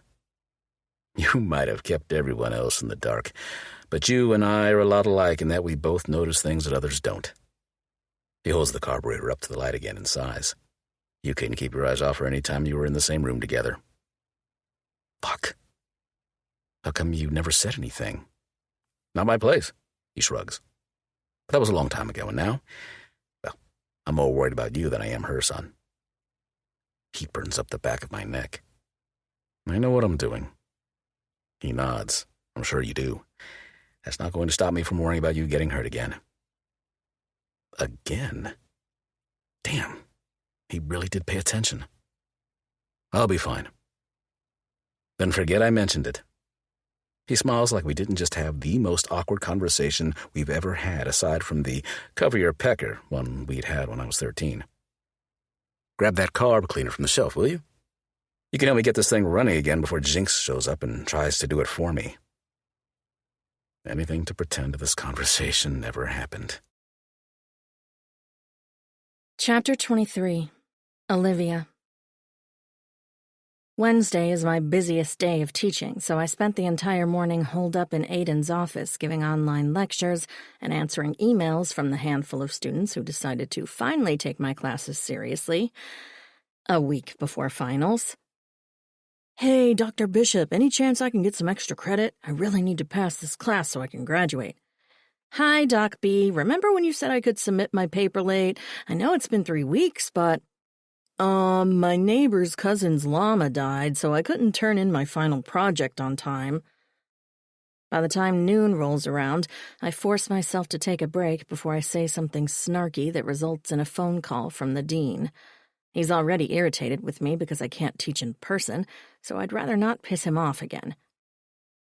Pouring a glass of water at the sink, I catch a glimpse of Aiden outside, just as he strips his blue t-shirt over his head and uses the cotton to wipe sweat from his brow.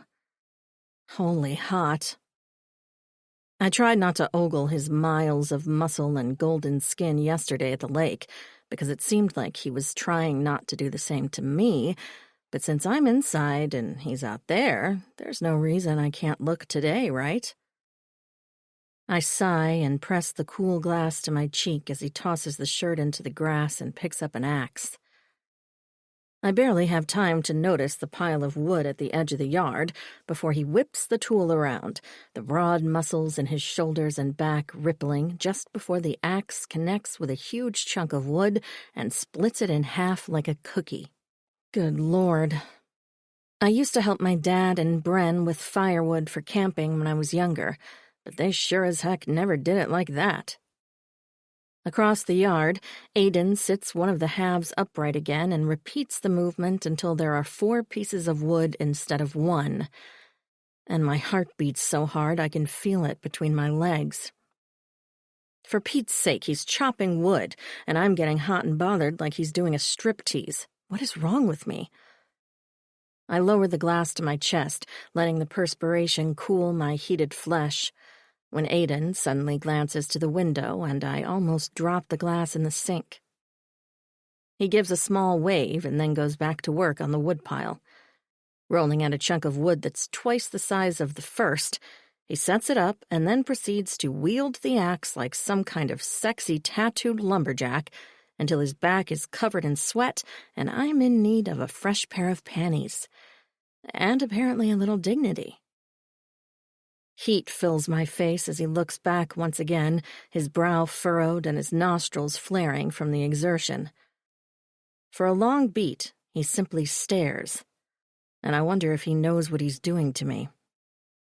Maybe I'm not the only one struggling with the lingering pull between us, and would it be so bad to test those waters?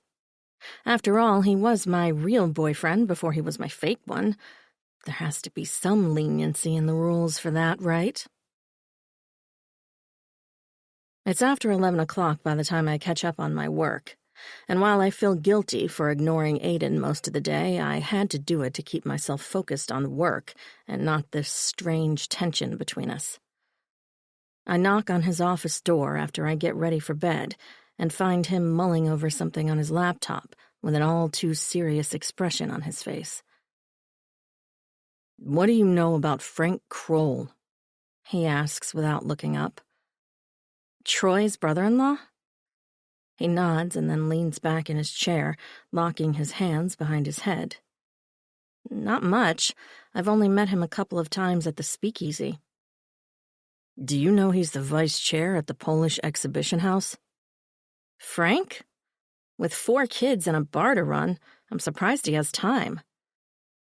"I saw him at the museum when I went to visit Eli Novak. He was at the speakeasy the night we were there, too, talking to Agent Getty. You didn't point him out." "I didn't realize I should have." I lean into the doorframe and frown.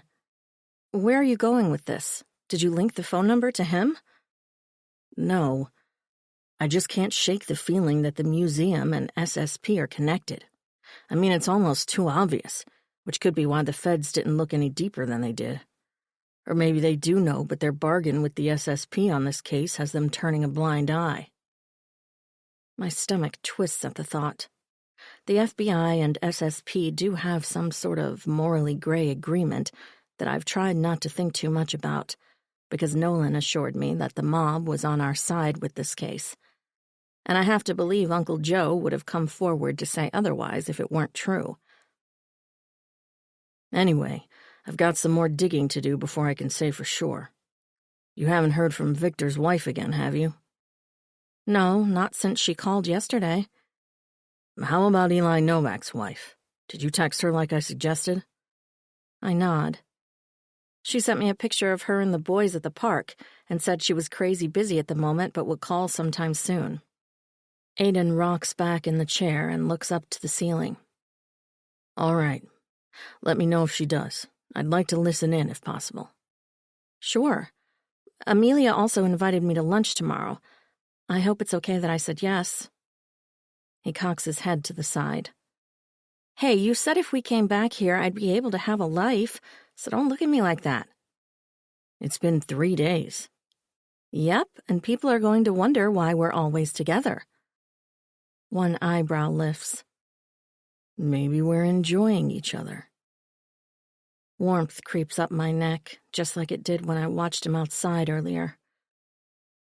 "Your mom said there's a street dance fundraiser on Saturday for new fire department equipment. Maybe we could enjoy each other there. His eyes darken slightly before he shakes his head. That might be a little too public. Oh, come on. Every cop in Pine County will be there, and all of the firefighters, too. It's the safest public venue possible. Let's start with the lunch date. I'll take it. In fact, I might have purposely mentioned the street dance to make the lunch date seem less threatening. Don't get too excited. I'll have eyes on you at all times. Maybe, but you'll be far enough away that Amelia and I can spill all the tea. A devious smile lifts my lips. Time to test those waters. Like the fact that I enjoyed watching you split wood earlier. His jaw pulses beneath his beard, and the tendons in his arms flex as he stretches his hands. Good, he says gruffly. You can help me pile it tomorrow. I bite back a laugh.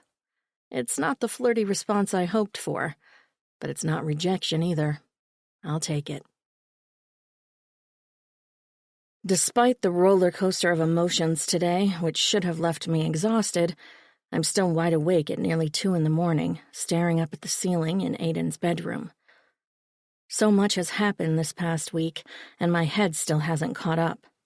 Seeing Aiden again, finally taking some action on this case, coming home, and not only seeing my parents, but stepping foot inside my childhood home.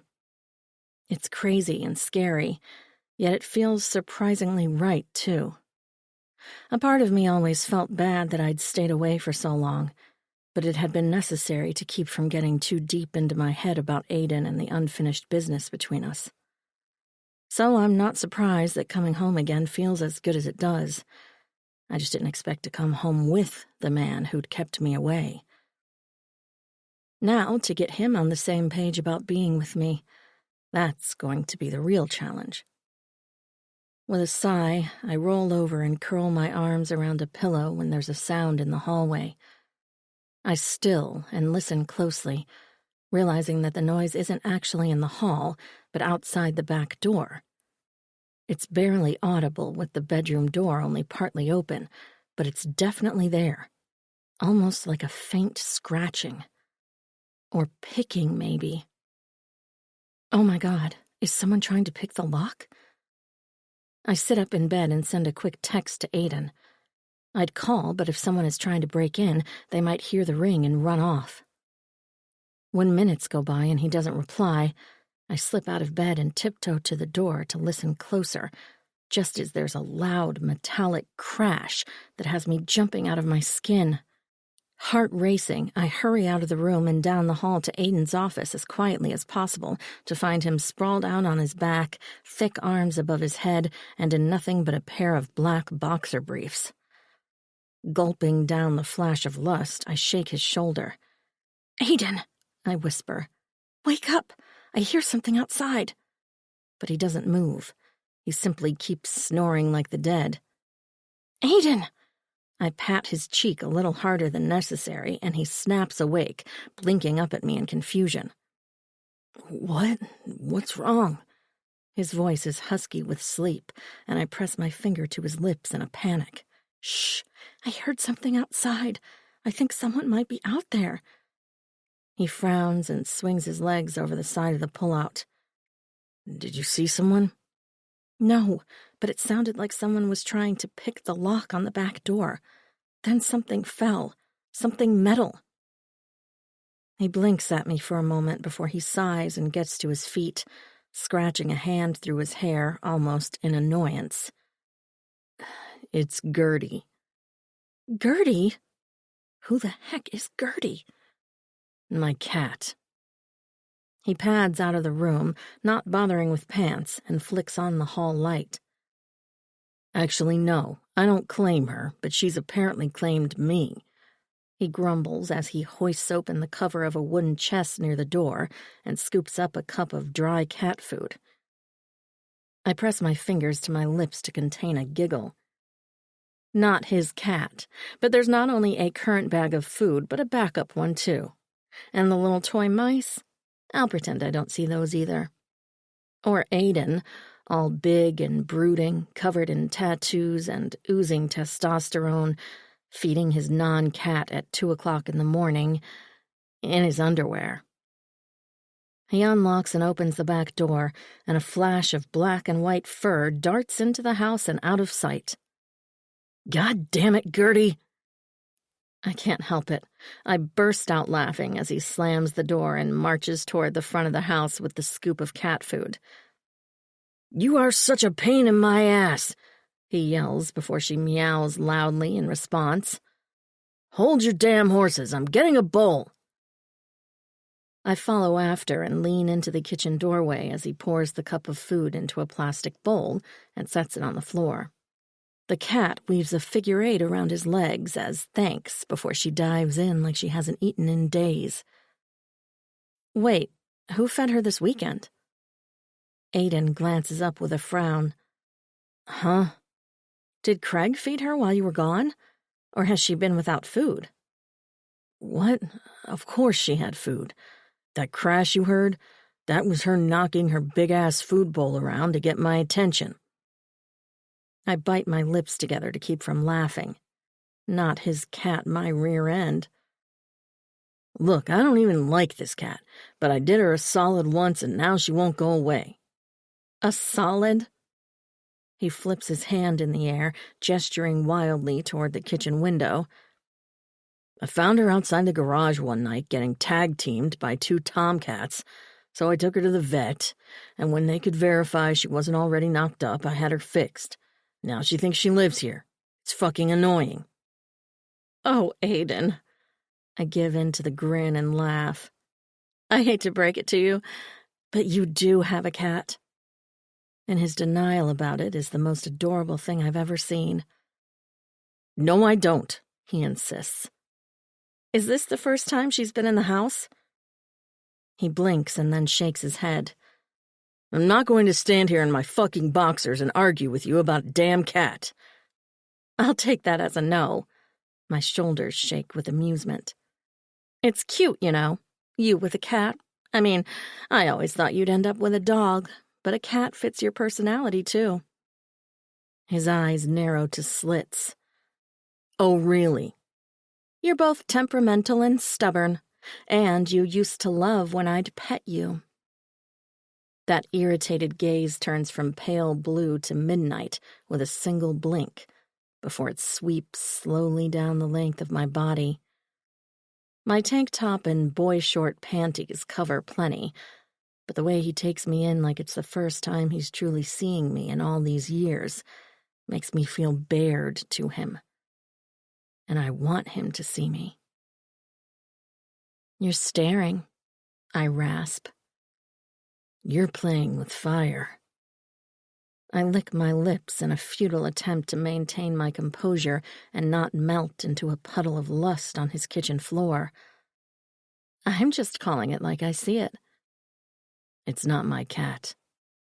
Fine. I lift a hand. It's not your cat. One corner of his mouth hitches up into a smirk. Now you're playing games. I don't play games. Bullshit. He takes a single step forward and mocks me. You used to love playing games. Uh-huh, I sure did. Especially the kind that involved losing our clothing. Who's playing now, detective? He gives a low laugh and flexes his hands as if they itch to reach out and touch me. You should go to bed, Livy. You keep telling me that. Why? Now I am most definitely playing, and I don't care if I win because breaking down his walls little by little is victory enough. You don't want me to answer that. Oh, yes, I do. I want to hear him say he still wants me as badly as I want him, and that he forgives me for keeping the truth from him. You're my client right now, he says in a low, warning tone that matches the storm brewing in his eyes. I am, and you're supposed to be my boyfriend. So take another step, Aiden. We both know you want to. Fake boyfriend, he corrects, his hands still flexing. Maybe we should practice. Those dark eyes flash with fire before he takes another step, and then another, until his chest bumps mine and he glares down at me. I just like to do things right, I whisper. He's so close and his lips are right there. Just a little push up on my toes and I could kiss him. Really kiss him. Not like the kiss in the bar. I do too. He trails the backs of his fingers against the side of my face, and then down my neck to the soft swell of flesh rising from my tank top. And that's why I'm going to tell you one more time to go to bed. Aiden. His name is a plea. Just one kiss. One real, I feel it too kiss. His nostrils flare and his breathing deepens like it pains him to hold back.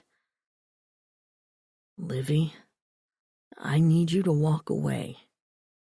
His voice is like gravel. For your sake and for mine. Why? There's nothing wrong with this. There never was. I lift my hands to his face and cup his jaw, and his eyes slam shut. I don't... He breaks off, clenching his jaw so hard that I can feel it pulsing in my hands. I don't want to fucking hurt you. You could never hurt me, I whisper, my nose brushing against his as I edge closer, hoping his lips will graze mine. But his face pinches as he takes a purposeful step back. I already did. Then he spins and stalks back to his office, slamming the door behind him. Chapter 24. Aiden. Grandma Kowalczyk's underwear hanging on the clothesline. Bren's tibia sticking out of his leg after he crashed his dirt bike in 7th grade. Catching Hayden with a mouthful of my brother the summer he got her pregnant with Jet. Liv crying all alone in bed, her mind even more broken than her body the morning after she was assaulted. Trimming my beard in front of the bathroom mirror, I replay the last... Sometimes all we need is a few minutes of soft music to come back to ourselves. This is your moment. Thank you for being here.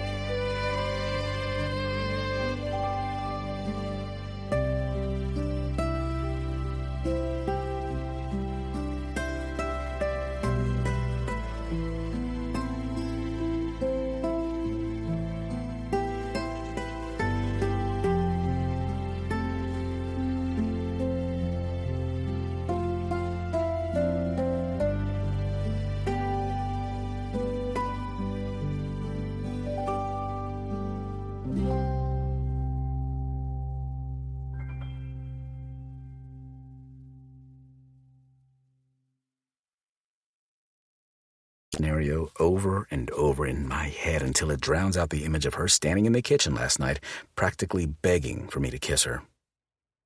She has no idea how badly I wanted to do just that, or how hard it is to keep my hands off her when I catch her watching me. And when she touches me, like she had at her parents' or in the grocery store, it's damn near impossible to keep the what-ifs from taking root in my idiotic head. What if this shit with her husband happened for a reason? What if her still being more comfortable with me than anyone else after all this time apart really does mean what I want it to mean? What if there's still a chance for us? Then she has to go and say shit like she did last night, and my dick thinks it should have some say in the matter, too. The truth is, there will never be a day when I don't want Liv. But knowing she still wants me too? I'm in so much fucking trouble I can't even think straight. I have a job to do, but more than that, my choices in the past cost her in the worst possible way. I can't take that chance again. I need to keep my head straight before I fuck up and she suffers even worse consequences a second time. And I haven't talked to Bren yet either, which is eating away at my conscience, too. He's been tied up with work all week, partly because it's summer and more people are doing stupid shit, and partly because he's doing my job right now, too. The guilt keeps piling on, and there's no end in sight. Liv and I pull into the side lot next to the creek, Coal Creek's Pub and Grill, just as the lunch rush hits. It's busier than I expected for a Thursday, but the crowd could work to our benefit, too. Looks like Amelia's already here. I point to the red SUV in front of the old brownstone building. I don't see Jesse's truck, though. Liv shakes her head. I can't believe you scheduled your own lunch date. Don't you think Jesse and Amelia are going to think this is weird? Us girls doing our thing while you boys do yours? I shrug. I don't care if they do. Amelia accusing me of being a stalker boyfriend is far from the worst thing she's called me. And Jesse's going to catch on to the truth a lot faster than our baby sister, so there's no point in even trying to fool him. Whatever. With a resigned sigh, Liv hops out of the truck and starts for the front door without waiting for me. Hey, I catch up quickly, snagging her hand and pulling her to a stop. Don't get pissy about this, okay? Her shoulders, left bare in a black sleeveless top, drop before she turns back to me. I'm sorry. I'm just so tired of this. Tired of us? I stroke my thumb over the top of her hand.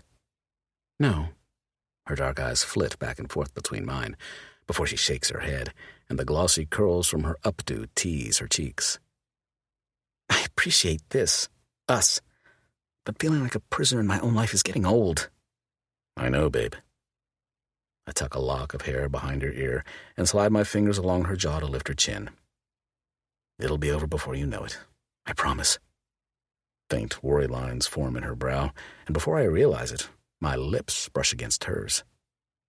I hate knowing how miserable she is, and I wish like hell I could end this all today, so she could get on with her life. But I'm also not ready for it to end because it feels like we've barely gotten started. Even though it's the last thing I should be thinking, like kissing her is the last thing I should be doing, my hand slides into her hair so I can deepen the kiss anyway. If I can help her relax and make her feel good for a little while, why not do it? We're in public, so it's not like we can take it further than a little kiss anyway. Running her hands around my waist, she lightly fists my t-shirt. Aiden, she whispers, opening her mouth just enough for me to tease my tongue against hers. She tastes so damn good, and her body melts into mine just like it used to. I could have lost in her all over again if I let my... Well, what do we have here? A deep voice sounds from behind Liv, and I pull her protectively into my chest even though there isn't a need. Fuck off, Jessie, I grumble, as Liv hides her face in my shirt. It was a brief, relatively innocent kiss, but knowing her, she's blushing like we just got caught with our pants down. I heard the rumors, but now I see they weren't rumors at all. My younger brother grins as he looks us over in front of the pub. It's only noon, and his jeans and Ender's excavating t-shirt are already filthy. You joining us for lunch, Olivia? No, she's with me today. Amelia appears out of nowhere, glancing between me and Jessie like we're the most annoying people she's ever met. And don't even think about sitting with us. We have girl stuff to discuss. She tugs Liv into the pub, and they reappear a second later in a booth on the other side of the glass, right where Liv and I had been standing. Great. Not only did Jessie catch us, but Amelia had a front row seat the entire time. I ran a hand over my hair and sigh. Too early for a beer? Jessie chuckles and holds the door open for me. A minute later, we claim 2 stools at the bar where I can keep an eye on Liv, but thankfully, not hear a thing that comes from my sister's mouth. So, you want to tell me what's going on, or should I make assumptions? Jessie waves over Finn, the bartender, and we both order Cokes. Both of those options suck. But if I'm going to tell anyone else the truth, it's him. I'm close with all my siblings, but Jessie is the only one I'd trust with my life. Liv's too. Does this have anything to do with that case you went down to Milwaukee for? My brother asks, as Finn sets our drinks in front of us along with 2 menus. I don't know anything about a case, I mutter, tearing open a straw and sticking it in my glass. Right. Jessie gives a short laugh and browses the menu even though we're both going to order the same thing we always do. Bacon cheeseburgers with fried onions and fries. Fred know about this? Yep. And you're not dead yet? No. But once I've served my purpose, there's a good possibility that could change. Ah. Jessie nods and sets the menu aside. I heard the mob took out her husband. I might have heard that too. You sure this is a good idea, man? As a cop, yes. As far as the other, not a fucking chance. And Bren knows about the other? I stretch my head from one side to the other until my neck pops. Not exactly. Dude, look, I know. Everything happened so fast. You've had 14 years. Fucking hell. You knew way back then, too? Is this for real, or... I shake my head. That kiss didn't look fake, man. Yeah, no shit. It's complicated. Obviously. He leans back in his seat as Finn returns a second time, and we both order our usual. I'm paying for the ladies, too, so if you could make sure I get their bill, that'd be great. I tell the bartender as I gesture to Liv and Amelia. Finn nods and Jessie arches an eyebrow. Why the hell would you do this to yourself? My brother asks when we're alone again. Bren's my best friend. Cut the shit, Aiden. And that right there is why I usually want to punch him and hug him at the same time. Maybe I still care about her. Now we're getting somewhere. He flashes a grin, and my gut drops like he dumped a load of rocks into it. I shouldn't have kissed her. Why not? Because. I hesitate, my thumb swiping at the condensation on my Coke. I don't want to breach Liv's trust, but if I don't get some of this shit off my chest, the damn thing might burst. Because she told me why she broke it off all those years ago, and it's 1,000,000 times worse than anything I came up with on my own. Jessie frowns. Okay. Imagine the worst thing that could happen to a woman, man, and double it. He studies me for a moment, and when his eyes glaze over and the hand resting on top of the bar becomes a fist, I know he's figured it out. He beat the hell out of her, too, I rasp, the words feeling like sand on my tongue. And I didn't know. She wouldn't see me. I break off as anger swells anew in my chest. I should have been there, man. Jessie sits forward again. Let me get this straight, he says quietly so no one else hears. You don't think you should have kissed her because of something that happened 10 years ago? I fucking failed her. And saying those words out loud isn't nearly as cathartic as I'd hoped. If anything, hearing them only makes the disgust I feel toward myself stronger. I have no right to touch her now. Jessie shakes his head, his jaw clenched tight. Did you ask her how she felt, Aiden? Or are you making assumptions? What? I pull back. I think it's pretty obvious how she felt, don't you think? Now, asshole, not back then. What's the fucking difference? My brother scrubs a hand over his face and sighs. You do realize It's been 10 years, right? You just found out what happened, but she's had a long time to deal with it. She got married, man. You know what I'm saying? Yeah, and he's lucky a couple deputies just walked in, or he'd be laid out on the floor. I really don't want to talk about her fucking marriage, I growl, and he has the audacity to chuckle. Wow. You know what? Forget I said anything. I shake my head, grind my molars, and stare blindly at the baseball game playing on one of the TVs. I wouldn't have thought it was possible for one person to regret so much in 1 week, but here I am. Maybe that's your problem, Jessie says, ignoring my last words. Maybe you should stop sweeping shit under the rug because you don't want to deal with it. What the fuck are you talking about? I don't sweep shit. Aiden, it's that number again. Liv pushes her way between our stools, her eyes wide with panic as she holds up her phone. This is the second time it's called since we sat down. I blink at her so for a few seconds before her words register, and then I accept the call with a snarl. Who the fuck is this? Her face blanches at my language, but I'm not in the mood for games right now. Whoever this is can give me a damn name or stop calling. Except there's nothing but silence on the other end of the line before it goes dead. They hung up. I barely have time to make sure the call is actually lost before Liv slugs me in the shoulder. What if that was one of my students, you big jerk? Then they'd leave you a message, don't you think?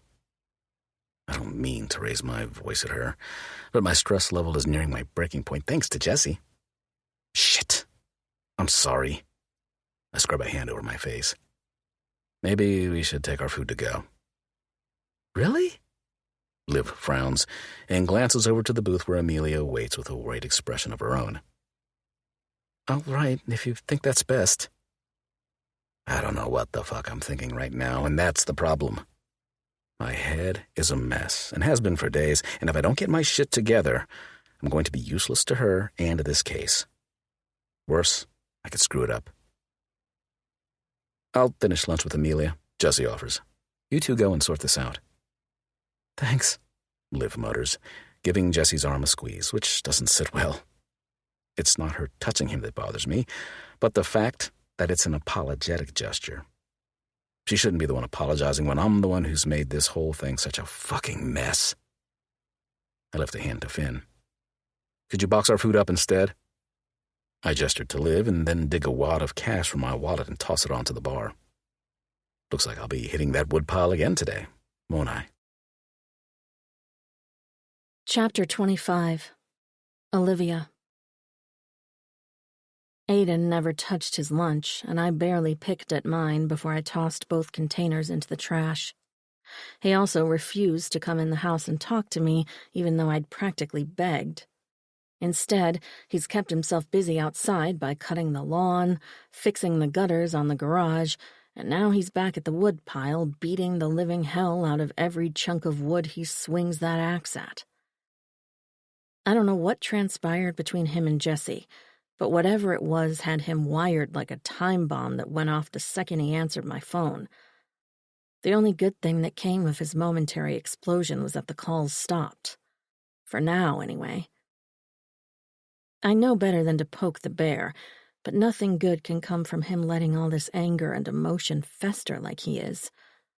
So I make my way to the backyard and start piling the wood on top of the stack he's already started. What are you doing? He pants, swiping the back of his hand over his forehead. Go back in the house. No one is going to shoot me while I pile wood, Aiden, jeez. I ignore his command and continue to pick up and organize the mountain of wood he's created. Liv, I'm not fucking around. Get your ass back in the house. There's more bite to his words than breathlessness this time, and I spin on him with a glare. Will you quit telling me what to do? I'm not a fucking toddler. He glances away toward the tree line with an irritated laugh. I'm not in the mood for this today, Liv. I haven't been in the mood for a lot of things for a long damn time, Aiden, so stop with your tough guy bullshit, okay? His jaw snaps shut, and his nostrils flare as his grip tightens on the axe handle. It's not safe for you out here. With you? Oh, I know. You're the last person I should be with right now. His stormy gaze swings to mine. What the hell does that mean? You're a walking time bomb of emotions, which I can understand to a point, because I've asked a lot of you this past week and I've unloaded even more. But you have to stop trying to push everything you're feeling aside because you think it's what's best for me in this case. It is what's best. Is it? How do I know it won't get to be too much for you? I prop my hands on my hips. How do I know your anger won't get the best of you and cause you to snap and do something crazy? What? I would never. He lowers his chin while I lift mine and stare him down, undeterred. Never what? Never scream at me? Never put your hands on me? You know damn well I'd never do either of those things. Do I? I tip my head, praying like heck I'm not making things worse. Are you fucking kidding me right now?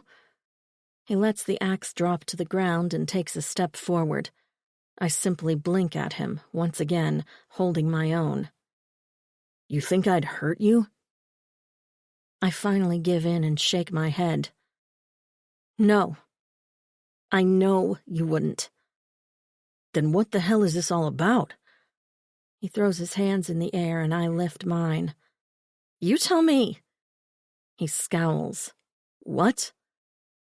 I heard what Jesse said earlier about you sweeping things under the rug to deal with later, and that's what you've been doing since I told you I was assaulted. He opens his mouth, but I hold up a hand. You're not dealing with your feelings, but you are letting them eat away at you and somehow convince you that you're responsible for what happened. The truth is, you could never hurt me. Even at your worst, you would never raise a hand to me or, God forbid, do worse, because that's not who you are. I move toward him, stopping with only a foot between us. The proximity means I have to look up to see his face, and he has to look down to see mine. I'm not going to let you do this to yourself. The tension in his expression breaks, and he glances away quickly, but not before I see the torment in his eyes. You are not to blame, okay? You didn't give me this scar. I touch my temple. Or this one. I lower my hand to my lip. And you didn't force yourself on me either. I press my hand to my stomach. All you've ever done. I reach for his hand and hold it against my chest, right over my heart. Is love me. That's not true. His voice is so raw and vulnerable, but he doesn't try to pull away. You didn't love me? You know I did.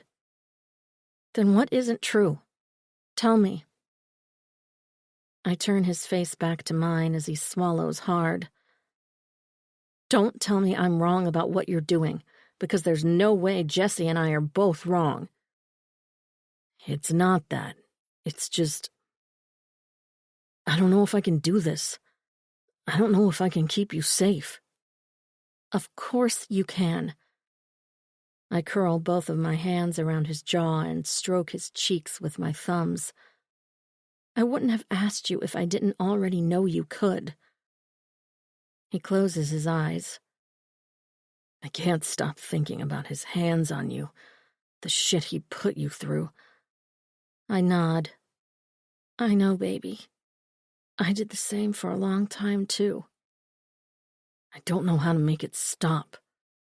You have to face it head on, not push it away. How are you so fucking strong? He whispers. I wasn't always. That's why I left. My voice cracks, and he opens his eyes again. I wish I'd been strong enough to stay, and that's my biggest regret next to hurting you. His hand slides from my chest to the side of my neck. I don't know if I can forgive myself for not being there for you. That was my choice, not yours.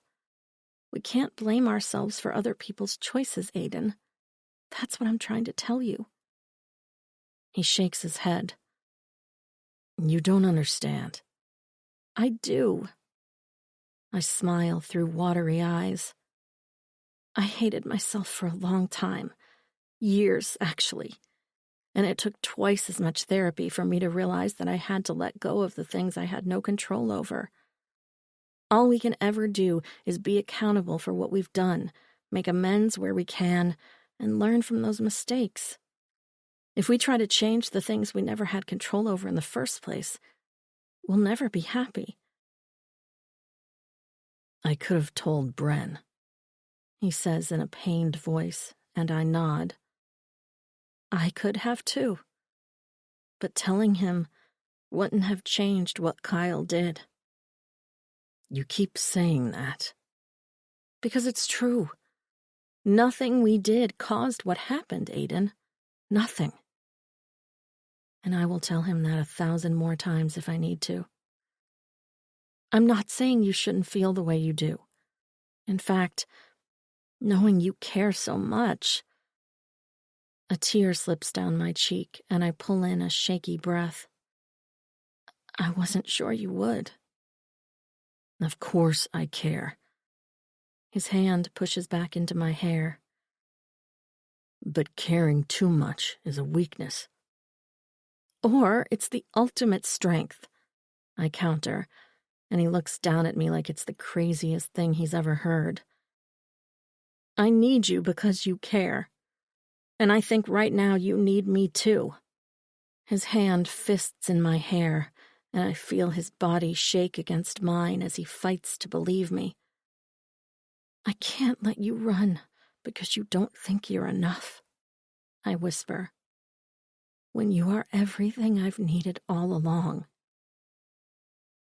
His lashes flutter over a motion of his own, and my heart squeezes so hard that it's hard to breathe. Still, I manage one more plea. Lean on me, Aiden. Please. Aiden. How can something so terrifying also feel so fucking right? Liv wraps her arms around my neck and holds on so tight that I couldn't pull her off if I wanted to. Lean on me, Aiden. Please. The feel of her body pressed to mine, her breath on my skin, and her words in my ear. It's all too much, so I give in, and I press my nose to her temple and do nothing but breathe her in until I lose track of time. I understand what she's saying because I've been on the other side before, too. Hell, I've sat beside dozens of women in the emergency room, trying to convince them that the assault they just survived wasn't their fault. And in some instances, I've had to reassure their partners of the same. My logical brain knows the blame belongs to Kyle Weston, but I still can't help but feel like my choices gave him a way in. If I would have told Bren and Liv, and I hadn't tried to keep our relationship hidden, I might have been in Madison that weekend. Or she might have been back home with me instead of that party. I know we can what-if the hell out of a situation until it eats us alive. But it's a lot harder to gag that nasty voice when it's your conscience doing the talking. Come inside. Her lips press against my bare shoulder at the same time her fingers feather into the hair at the back of my neck. Help me make dinner and relax for a little bit, please. As good as that sounds, there's something I need to do first. I'm going to go and talk to Bren. I pull back and sweep my thumb across her cheek. That's something I have control over. She smiles before she lifts up on her toes and gives me a sweet kiss. Okay, but don't take too long. There's something else I want us to do today. I lift an eyebrow, and she swats at my arm. Not that. Obviously. But seriously, go. I'll be fine here. I'll keep the doors locked, and I have Gertie to keep my company. The damn cat meows from atop the woodpile a few feet away as if to agree. I'll call Bollinger and have him come over. I took self-defense classes, Aiden. Lots of them. Her dark eyes blink up at me. I can handle myself for an hour or two. Now go. I hesitate, but ultimately give in. Bren should still be at the station, less than 3 blocks away. I don't like the idea of coming clean there, but I can't put this off any longer. All right. Go inside and set the alarm. I won't be long. I give her a quick peck on the cheek before I swipe up my T-shirt from a chunk of wood and pull it over my head. While she heads inside with Gertie in her arms, I head for my truck. 5 minutes later, I walk through the Pine County Sheriff's Office door to find Bren at the front desk talking with none other than Special Agent Bollinger. Fuck. What are the chances I'd run into him the one time I live alone? Detective? Bollinger glances over, and without missing a beat asks, "Where's our girl?" No point in lying when the only two people she's approved to be alone with standing right in front of him. She's at my house, Special Agent, behind locked doors and a tight security system, I assure you. I don't bother to look at Bren because I can already feel him glaring at me and wondering what the hell I'm doing here. I just need a flash drive from my office, I lie, and add another 10 pounds of fucking weight to my shoulders. Ah, Bollinger nods, and I tip my head toward the hall. Gonna grab it and get going. And pray to God he doesn't immediately call Nolan to have me pulled from this case. As messed up as my head has been, it'd probably be the best thing for Liv. But I'd never let myself live it down either. At this point, I need to finish out this case for me almost as much as I need to do it for her. Grabbing a random flash drive from my desk, I return to the front of the building, where Bollinger excuses himself from the conversation with Bren and follows me outside. Don't look so paranoid, Detective. I'm not going to rat you out. I chuckle even though his statement doesn't make me feel any better. I swear this is the one and only time I've left her alone. Figures you'd greet me at the door. He shoves his hands into his khakis and nods. How's it going anyway? You two claw each other's eyes out yet? Not quite. But she might have tried earlier if I hadn't let my guard down. I still don't know what I'm doing as far as our past is concerned, but she and Jesse are right. Nothing good ever comes from ignoring a problem. It may be of interest to you that her uncle and I had a private conversation a couple of weeks ago before you came on board. Off the record, of course. Of course. I'm not sure why he didn't tell Nolan, but I figured he had a good reason, so I didn't ask questions. And let me guess, you're going to tell me so I can wonder too. He dips his chin. I figure if I'm going to turn a blind eye to your indiscretion, you can do the same to mine, and maybe make some use of it. Okay. I'm not sure, but I suddenly feel like I'm making a deal with the devil. He said Jelanovich's involvement with the SSP goes way back, and he thought himself some sort of vigilante. Isn't that the modus operandi of the entire organization? In Chicago, yes, but not overseas. All right. He was siphoning money the whole time he did the books for the SSP, but it was negligible. So they didn't catch on until he aligned himself with the rebel group and got greedy. We already knew that. What we don't know is who the other assholes are. Did he tell you that? Because that's what I want to know. Bollinger shakes his head. No, but Zelensky did tell me to be careful. Why? Because not everyone is as well-intended as they appear to be. Chapter 26. Olivia. I need you to do two things. Trust me and relax. Aiden gives me a sidelong glance from the passenger seat of his truck. You're behind the wheel of my baby. Neither of those things is going to happen anytime soon. Oh, come on. I laugh, put the vehicle in reverse, and back out of his driveway. You used to let me drive all the time, and that truck was way bigger than this one. I don't give a shit about that piece of crap, but this one I just paid off. Jesus fuck, woman. His hand flies to the handle above the door when I turn onto the road too soon and run over the culvert. Whoops. I flash a cheeky grin. Good thing you've got big tires. He shoots me an irritated glare and continues to hold on as I navigate toward the back roads we used to practically live on as horny teenagers. I'm not sure how this is supposed to help me relax, he mutters as we bounce along the ruddy dirt road, the trees a kaleidoscope of green on either side of us. It's still light outside, but the sun has already started to drop in the sky, creating an earthy, tranquil sort of ambiance. That is, if you allow yourself to appreciate it. Let's try this. I power down the windows and the cool evening air instantly permeates the cab. Take a few deep breaths. Close your eyes if you have to. This isn't some kind of intervention, is it? Because I'm going to be pissed if Jesse and Jinx are out here waiting to gang up on me. No, I laugh.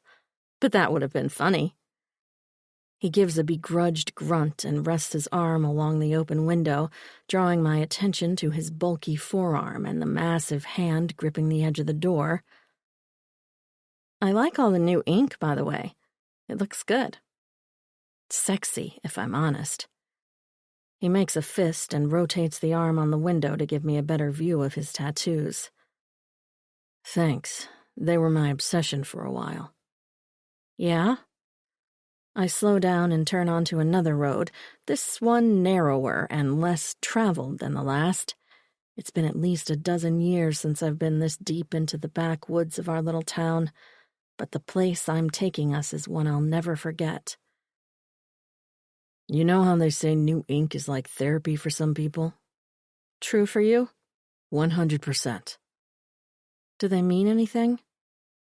He'd only had a handful when we were together before, but there must be at least twice that many now. Some big, some small, but all of them various shades of black, gray, and white. Not really. I just liked the art. He taps this finger on a small design tucked between a few larger ones just down from his thumb on the bony part of his wrist. This one does, though. Yeah? Tell me about it. I can't make out exactly what it is from here, but it looks like a bird of some sort. He gives me another sidelong glance, this time with a slow, slightly askew smile. I'll let you take a look when we stop. Maybe you can tell me what it means.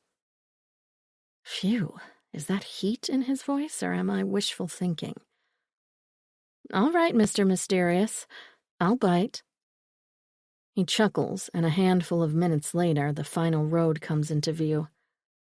This old place, huh? It was hot and humid today. I figured we could use a swim. We could have gone to Amber Lake.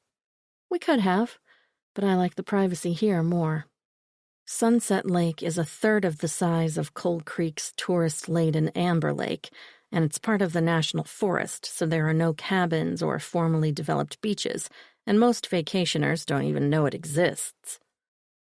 You should have told me. I would have brought my swim trunks. I press my lips together in a devious smile as I park and unbuckle. Oh, come on, Enders. That's never stopped you before. Before he can reply, I hop out of the truck and whip my t-shirt over my head. My flip-flops and my shorts disappear next, and I hurry to the water like I've done so many times before at this very spot with this same man. What if I'm not wearing underwear? Aiden calls when he steps out of the truck after me. You didn't think of that, did you? I toss a saucy glance over my shoulder. Or maybe I did. He tips his head toward the sky and groans. You're gonna be the death of me, woman. I sure hope not. You're not even wet yet. Without another word, I dive in and relish in the soothing caress of the cool water against my skin. I've spent lots of time in the pool on campus over the years, but there's nothing quite like fresh lake water to calm the spirit and refresh the soul. I swim out several yards before I twist around to my back and float lazily back toward the shore. Out of nowhere, big arms wrap around my waist as Aiden swims stealthily beneath me. You gotta be careful, he says into my ear as he pulls me against his chest. Rumor has it this lake is now home to a mysterious serpent. Oh, really? Goosebumps rise on my shoulders as they break the glassy surface of the lake, and cool air kisses my skin. Is it big? Huge. With one arm still wrapped around me, he treads further out into the lake with the other. And it only appears at sunset. Oh no. The sun dances above the tree line in the distance, painting the sky in shades of pink, purple, and orange. For some reason, the sunset always seems brighter and more vibrant out here, hence the very fitting name of the lake. Maybe we should get out. We'll be fine as long as we stick together. But the second we let go of each other, all bets are off. That sounds dangerous. It is. You should probably wrap your legs around me just in case.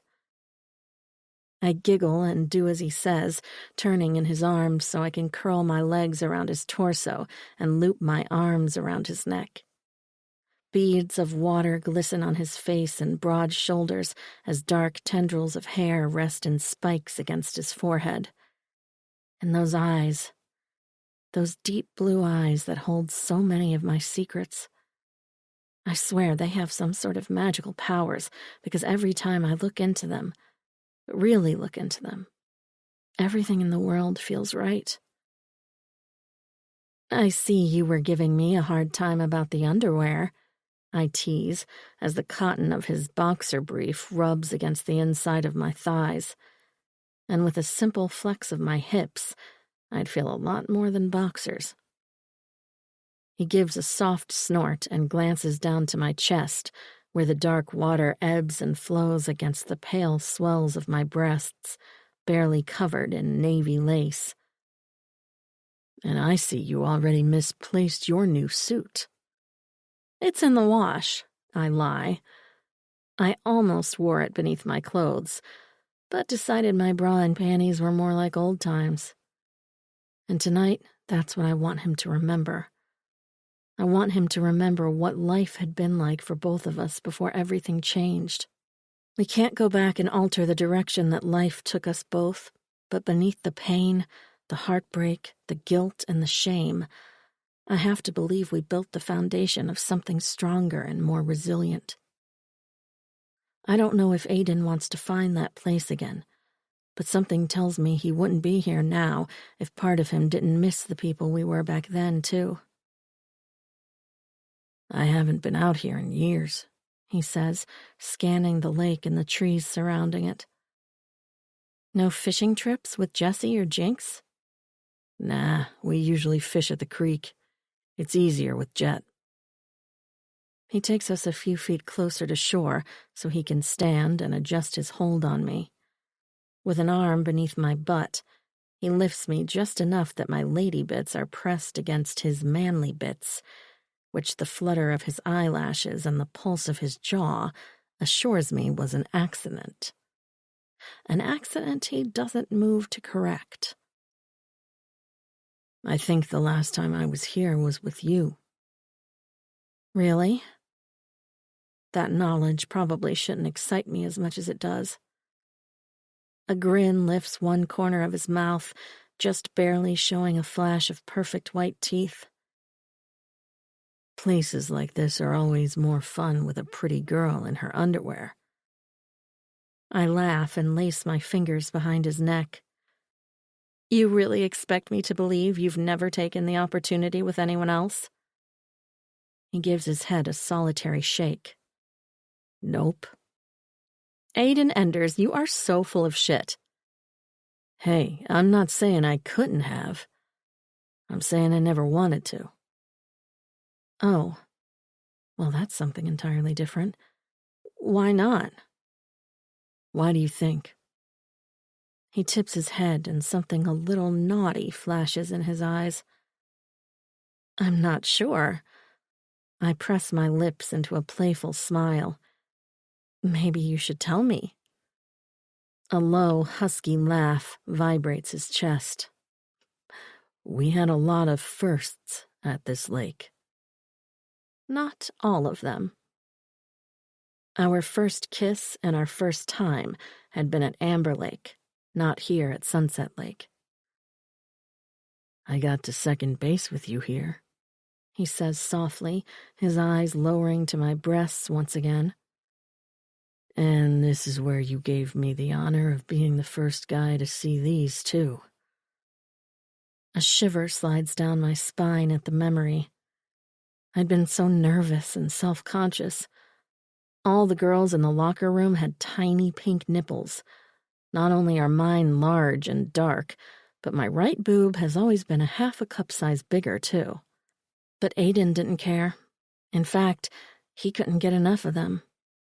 Remember when I almost made you come just by teasing you? His free hand slides up my rib cage beneath the water so he can stroke a thumb over my nipple. Another wave of goosebumps flashes across my skin, and I shiver. How could I forget? It was the first time I'd ever felt the buildup and the promise of a real orgasm. It had excited me and embarrassed me at the same time. And when I put my mouth on you for the first time, I blew my load in my jeans like I was 12. He grins, completely unabashed, but I bite my lip. I'd give anything to feel his mouth on me again.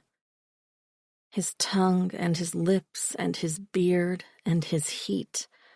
And I can promise there would be no almost this time. I would come.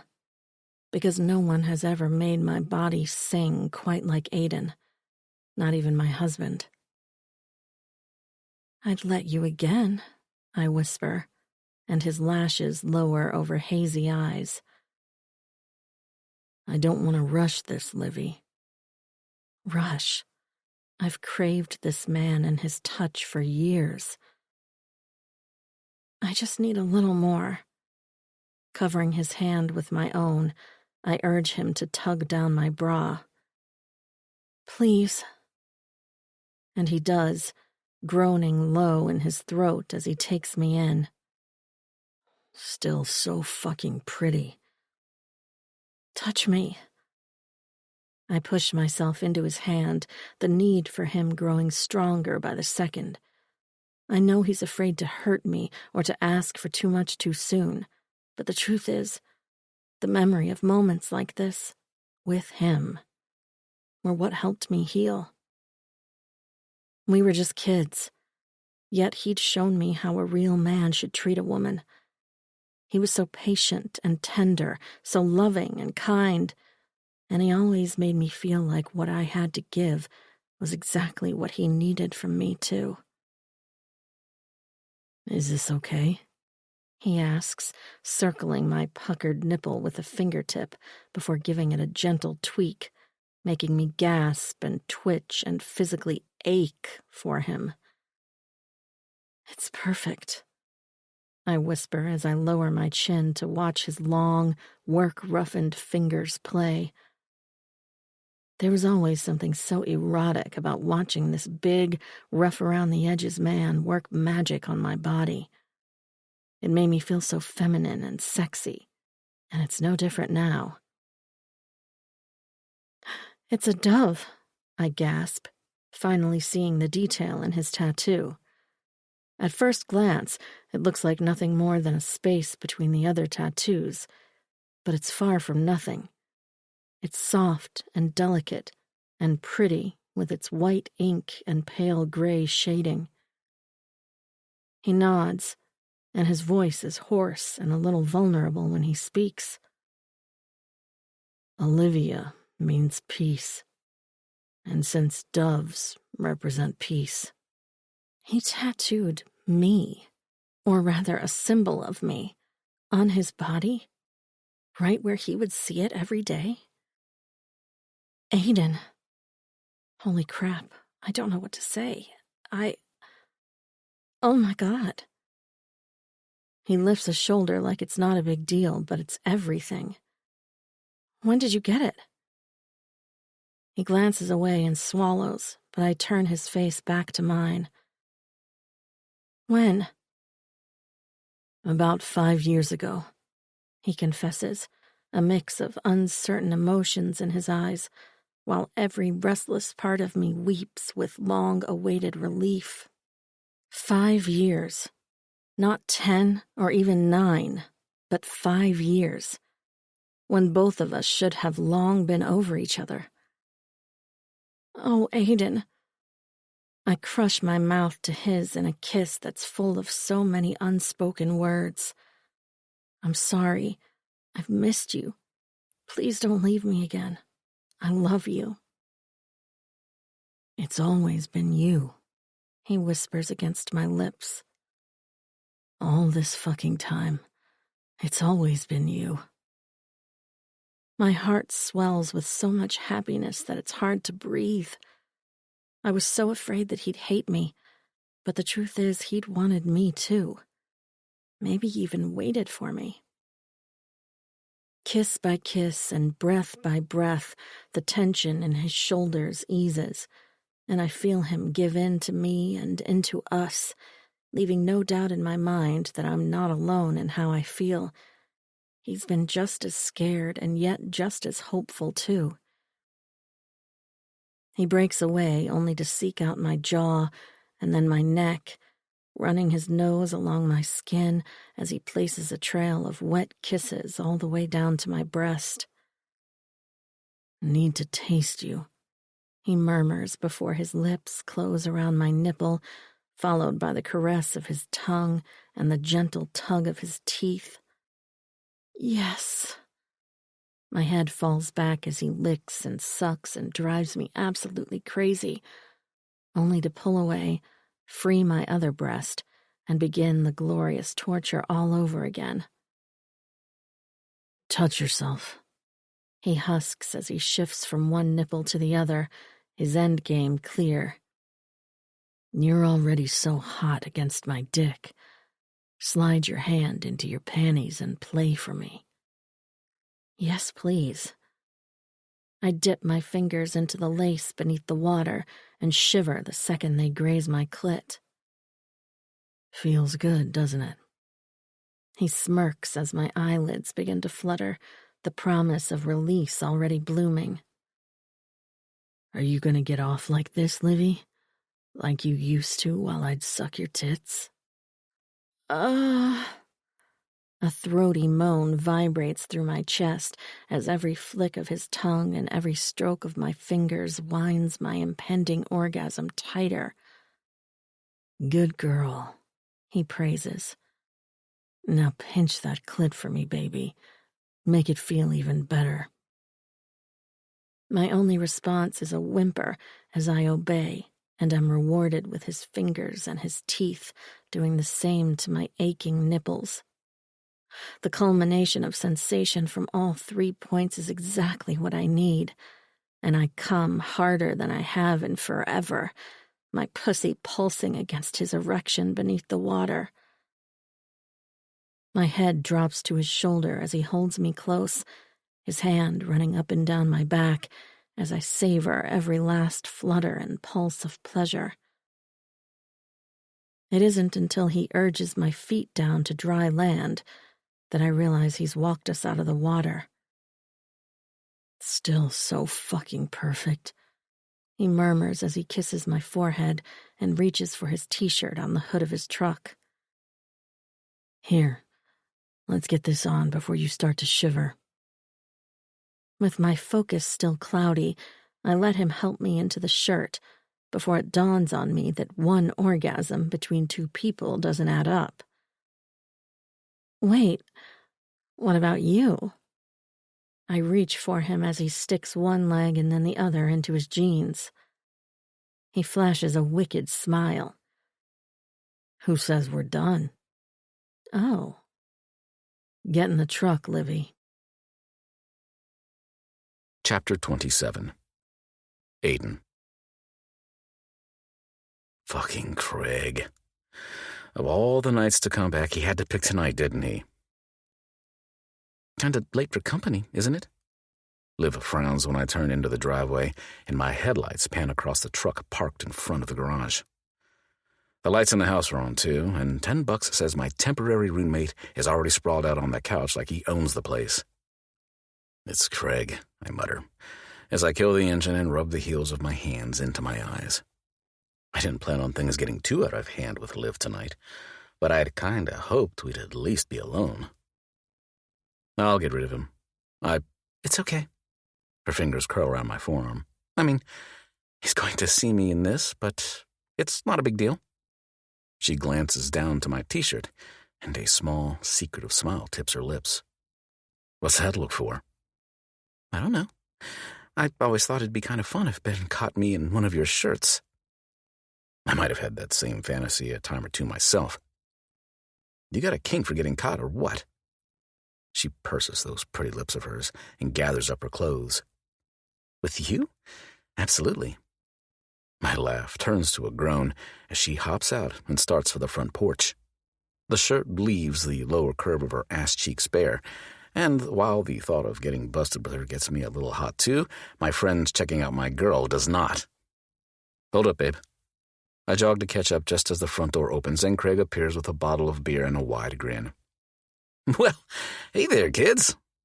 He opens an arm to Liv and pecks her on the cheek when she gives him a quick side hug. Fancy seeing you here, Ms. Bishop. Hey, Craig, how are you? She holds her close to her chest and glances back as I follow her up the steps. Oh, I could be better, but forget about me. Let's talk about you two. He shifts his gaze from me to her and back again, and I glower. Let's not. Wrapping an arm around her waist, I got her around him and into the house. Why don't you grab a shower? I say into her ear from behind. I'll handle this. Okay. Her hand comes up to caress my cheek. I'll probably go to bed afterward if you don't mind. It's probably for the best. We crossed a few lines tonight, and we need to figure out what that means for this so-called fake relationship of ours before we let it play out in front of everyone else. Sounds good. I kiss her cheek and she smiles, holding me close for just a second longer before she sighs. Good night. Night. I give her hip a gentle squeeze, wishing I could do a hell of a lot more before she heads for the bedroom at the back of the house. As soon as the door clicks shut, I turn to my friend and temporary roommate. Don't fucking say it, I warn him, and he holds up his hands, one of which is still wrapped around his beer. I already heard about you two, man, so this ain't no surprise. Yep, it kinda is. One eyebrow lifts as he smirks. You know? No, I don't know. As far as he's concerned, Liv and I have been seeing each other for weeks now. If he's insinuating something else... Not sure I do, I say, lifting my chin and leveling with him. If he thinks he's going to give me shit about Liv when his own love life is such a fucking mess, he can think again. He studies me for a beat before running a hand around the back of his neck. Bretton might have asked me to keep an eye on you two. You what? My heart begins to pound in my chest at the same time red-hot fury boils in my veins. The sheriff wasn't supposed to say anything to anyone about me and Liv. Don't get pissed, man. Craig puts up another hand. He didn't give me any details. That's not the fucking point, I seethe. If Brent thinks there's something more going on with me and Liv, he should have come to me about it instead of jeopardizing this case. Yeah, I talked to Jesse, but only because he'd already figured out the truth. Is that why you're here? Because he asked you to fucking spy on us? If so, get your shit and get the fuck out. Dude, relax. He sets down the beer with a nervous laugh. It's not like that. I grind my teeth together and glare. It better not be like that or there's going to be hell to pay. I saw him at the coal stop and told him I was headed over here for the night since Katie's pissed at me. He said you had Olivia here too, and I thought for sure I'd heard him wrong because if that were true, one of you fuckers would be behind bars. He shakes his head and grins, but when I don't reciprocate, he clears his throat. Anyway, he said it wasn't what I thought, but he couldn't tell me more. Then he got a little weird and said that if I was going to be here, maybe I could let him know how it was going. Because I haven't been telling him enough, or because he suspects something else is going on. Either way, Brent Bishop can fuck off. I don't know what I just saw, but I got enough of my own shit going on. I'm not about to get mixed up in your business.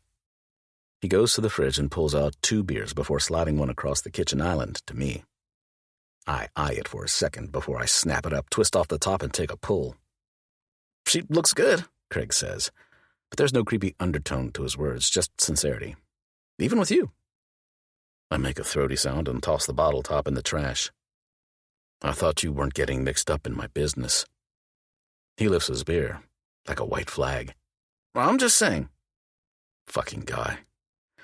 I down the rest of my beer in 2 gulps and set the bottle on the counter more aggressively than necessary. He may be one of my best friends, but my circle of trust isn't very big these days. I'm gonna hit the shower, but do me a favor, will you? He nods. Tell Bren there's a reason Liv's here with me, and it doesn't have a goddamn thing to do with him being my best friend. What the hell does that mean? I flash a conniving grin. Exactly what you think it means. Olivia. The bedroom door opens a half hour later and Aiden quietly slips inside. Hey. I set my book on the nightstand and sit up. Everything okay? Yeah, I just want to grab a shower if that's okay. He thumbs toward the hall. It'll look weird if I use the other bathroom. Of course, this is your room, which I've been dwelling about since I climbed into bed. If Craig is here, does that mean Aiden and I will be sharing a bed tonight? I think we might have been headed that way anyway after the lake, but now that we have company. Aiden goes to his dresser for fresh boxers and shorts. Craig had a fight with Katie, so he might be here for a few days. He also said he ran into your brother at the gas station, and Bren hinted that what's going on with us isn't real. What? My heart stills in my chest. I thought we were keeping that quiet. He nods agreeably. Yeah, I don't know. I'm not fucking happy about it. I'm not either. Craig has been a good friend to my brother for years, and he and Aiden are obviously still close. But if his behavior as of late is any indication, he may not be as trustworthy as he used to be. Anyway, we don't have to worry about him expecting us to sleep together. And the disappointments keep coming, don't they? Okay, but if you don't, he'll know you've been holding out on the pullout in your office. Fuck. He pinches the bridge of his nose. I forgot about that. You're welcome to stay in here. I mean, all things considered, I think we'll be fine. He glances over at me with his eyelashes cast low. All things considered, I'd be better off pissing off Craig. My lips twist into a lopsided grin, though I'm just as disappointed as I am amused. So, you were lying at the lake when you said we weren't done. I'm gonna take that shower, he says instead of refuting the accusation, and I let him go. It's not hard to see that the guilt has crept back in again, probably because he wasn't able to talk to Bren. But the thing is, Aiden and I are adults. We don't need my brother's permission to have a cup of coffee, much less rekindle an old flame. I understand Aiden wants to do the right thing, but we've lost too much time already. I don't want to lose any more. Starting now.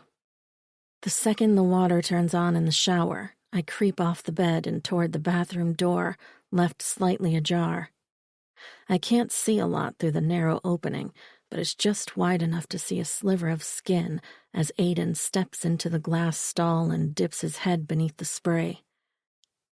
Closing my eyes, I take a deep breath. I've come too far in life to not take chances on the things that I want. More than that, I've lived the last several years wanting this very opportunity. If I don't go after it when it's right in front of me, I'll have no one to blame but myself. My shorts and panties hit the bedroom floor, followed by my tank top, before I tiptoe into the steamy bathroom with my heart pounding in my chest. Aiden's back is to me as he pumps body wash into his hand and rubs it over his shoulders and arms, making rivulets of sudsy water run down his back and the curve of his ass, like my hands itch to do. The need to touch and kiss him everywhere is almost overwhelming. I want to taste his tattoos, and I want to relearn every muscle and hard plane of the body I once knew as well as my own. With his back to the shower door, he doesn't see me approach, but the moment my hand touches the glass and the door creaks open, I'm caught. His eyes go wide for a split second, before they darken and slide down the length of my naked body. His gaze turns even hungrier when it falls on my breasts, one of which is pink and abraded from his beard at the lake, and then again at the apex of my legs, where I'm freshly bare from the shower I took less than an hour ago. He opens his mouth, probably to protest despite the undeniable desire in his eyes, but I push up on my toes and silence him with a kiss. "Shouldn't be here," he growls, even as he turns beneath the spray, his big hands lifting to grip my hips. I'm exactly where I should be. My own hands lift to his chest and then slide down his muscled and tattooed arms. Why are we fighting this, Aiden? We both want it. "It's not right." Still, his mouth drifts from mine to the curve of my jaw and then the soft spot behind my ear. "Your brother," he rasps as the tip of his nose glides along my skin, and he inhales deeply like my very essence is his air.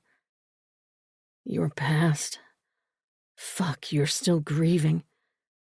A small sigh escapes my throat as I close my eyes and savor his touch. You know I'm not. Not like everyone thinks I should be. "It's still not." Aiden. My eyes snap open again, locking on his. I grieved losing you more than I ever will him. His lashes flutter over stormy eyes and the tendons in his neck strain as he swallows. "I don't want to hurt you, Livy." The only way you'll hurt me is by denying us the second chance we deserve, I whisper, and his mouth is on mine a breath later. His hands lift to my jaw as he kisses me hard and deep, leaving no part of my lips and tongue unclaimed. He tastes like sweet concession and of the forgiveness I've been craving, but the low groan in his chest is still pained, still so full of guilt. Gripping his cheeks, I pull him away. I need you to forgive yourself, too. To let go of the past and what was never your fault in the first place. His jaw tightens and he tries to look away, but I jerk his face back to mine. Start by showing me how a real man touches a woman. His eyes flash as if challenged, and his nostrils flare as he stares down at me. For a moment, I expect him to try and argue once more, but he pushes me against the glass instead. Hiking one of my legs to his hip, he presses the hard length of his cock against me, and I shiver. "I'm so fucking scared I'm gonna do something wrong," he murmurs, lowering his forehead down to mine. His hips flex ever so slightly, seemingly of their own accord, and mine follow suit as if my body is reaching for him, begging for him. Nothing between us has ever been wrong. And if he doesn't know that by now, I fear he never will. Touch me, please. His grip on my hip tightens for just a beat, before those long fingers slip between our bodies, expertly finding my clit. I gasp the second the rough pad of his finger grazes my already aching bead, knowing exactly how to touch me. Gentle at first, and not too direct. Soft, taunting strokes, just shy of where I actually need him to build up the anticipation. God, I've missed you. My head falls back against the glass as the fire between my legs begins to flame. I will never forget what happened that awful night, but this is what got me through. The memory of how it felt to be adored by a man who loved me, a man who knew when to be patient and gentle, and when not to be, too. "Do you know how many times I've thought about you in this shower?" His lips shift to my ear again as his free hand guides one of mine to his cock. "How many times I've made myself come with your face and your body in my mind?" Tell me. I wrap my fingers around him and begin to play. I've imagined your mouth. He husks against my neck as his ministrations between my legs become more intentional. I've thought about you on your knees, sucking me off like I taught you.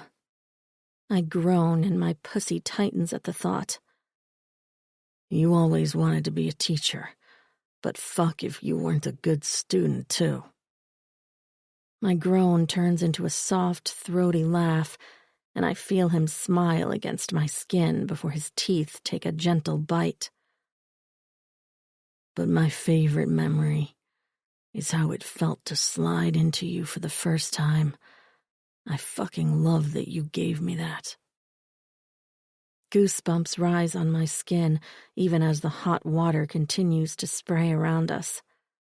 I love that it was him, too. He was my first, and I would give anything for him to be my last. You're mine, Livy, and I hate knowing that someone else touched what's always been fucking mine. He enunciates the last words as he shoves 2 fingers inside me. The action is rough, but it's exactly what I need, because stars light up behind my eyelids and a shiver rocks my body. Always yours, I murmur, my hips picking up pace and working with his hand. I'm already getting close. Just a little more. Damn right you are, he growls, framing my jaw with his hand and lifting my face so my lips are just a breath away from his. And no one will ever touch what's mine ever again. The second his mouth crushes to mine, I explode. His touch, his words, his kiss.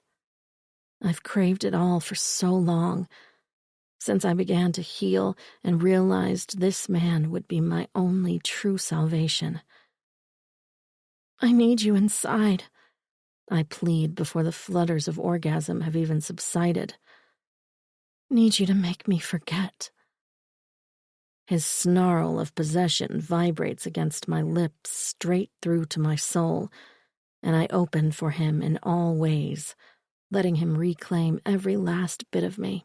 He lifts me against the glass stall and slides inside in one easy stroke, and I swear nothing has ever felt more right in my life. He's wrapped around me, buried inside of me, and utterly consuming me. Yet I am more myself than I've been in years, maybe ever. I'm older now. We're older now. And I understand the magnitude of what we have more than I ever could have back then. Fuck, Livy. His nostrils flare as an arm tightens around my waist, and he pumps into me over and over again. Missed you so goddamn much. Missed you more. I grasp his face in my hands and kiss him slow and deep. I taste his unspoken promises and spill my own into him, hoping he knows that he is more than my first love and my protector.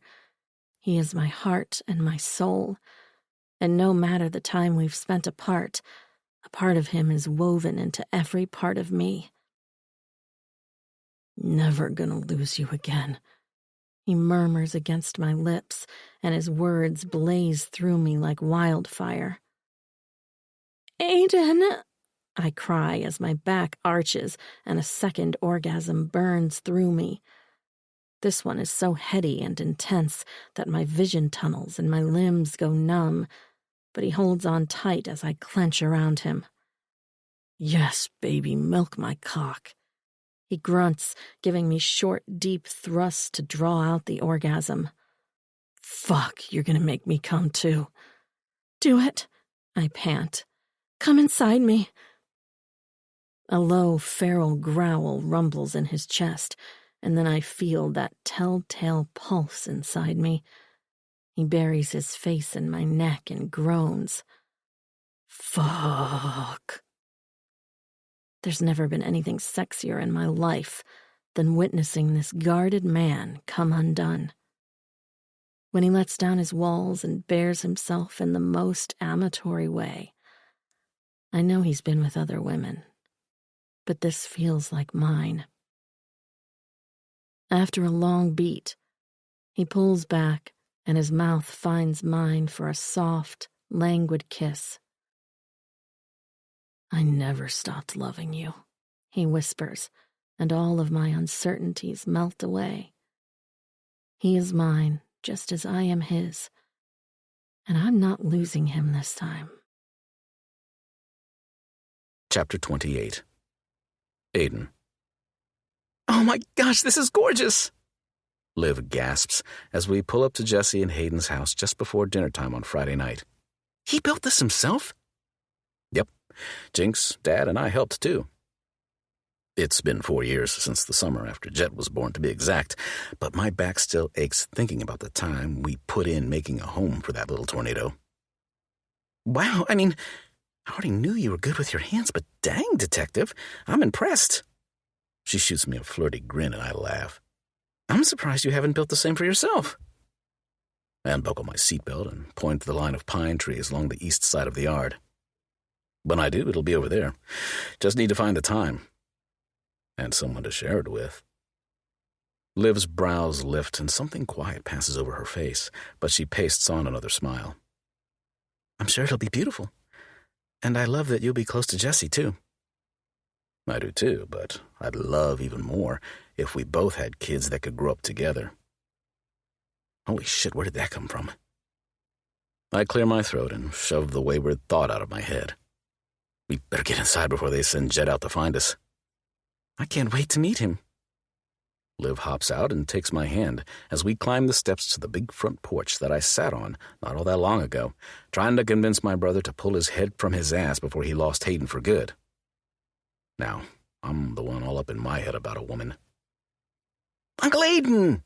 Jet yanks open the door before we hit the top step and launches himself into my arms. Do you want to play trucks in my sandbox? I would love to, little man, but I think your mom would rather we eat the dinner she's made us first. Liv laughs softly behind us and reaches up to tussle my nephew's mess of blonde hair. You must be Jet. Uh-huh. He eyes her curiously over my shoulder, then breaks out into a grin. You're pretty. Hold up there, dude. I chuckle and set him back on the porch so I can reclaim Liv's hand. Don't you be flirting with my girl. Liv steps into my side, wrapping her hand around my arm as Jet streaks back into the house yelling, Uncle Aiden has a girlfriend! Jet Alexander, Hayden calls, as she rounds the corner into the foyer with a kitchen towel in hand. When she spots us outside the door, she sighs. I'm so sorry about that. Liv shakes her head and steps inside. No worries at all. I'm Olivia, and I am Aiden's girlfriend. She offers her hand to Hayden, who pulls her in for a hug instead. I'm Hayden, and you have no idea how glad I am to hear that. I was worried he'd work himself to death and never settle down. She winks over Liv's shoulder, and I scoff. Hey now, there's nothing wrong with being married to your job. Sure. Hayden opens her arms to me next. Ask your brother how that worked out for him. A minute later, Hayden has us seated at the bar in the kitchen while she finishes dinner, a beer in front of me and a glass of wine in front of Liv. Speaking of my brother, where is he? Finishing up in the shower, I hope. Even though I cleared his schedule so he'd be home in time tonight, he had to squeeze in one more estimate before the weekend. She rolls her eyes and Liv smiles. Are you sure I can't help you? Not a chance. You're our guest tonight, and from what I've heard, you're on vacation, so please, sit back and relax. Liv sighs and reaches for my hand beneath the bar. So, you and Jesse work together? Yep.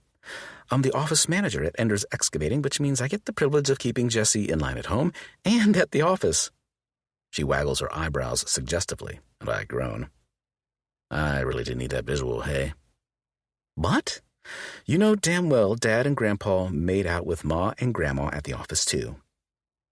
Jesse strolls into the kitchen with wet hair and a smug grin. In fact, I think you were the one that caught Ma on her... Don't say it!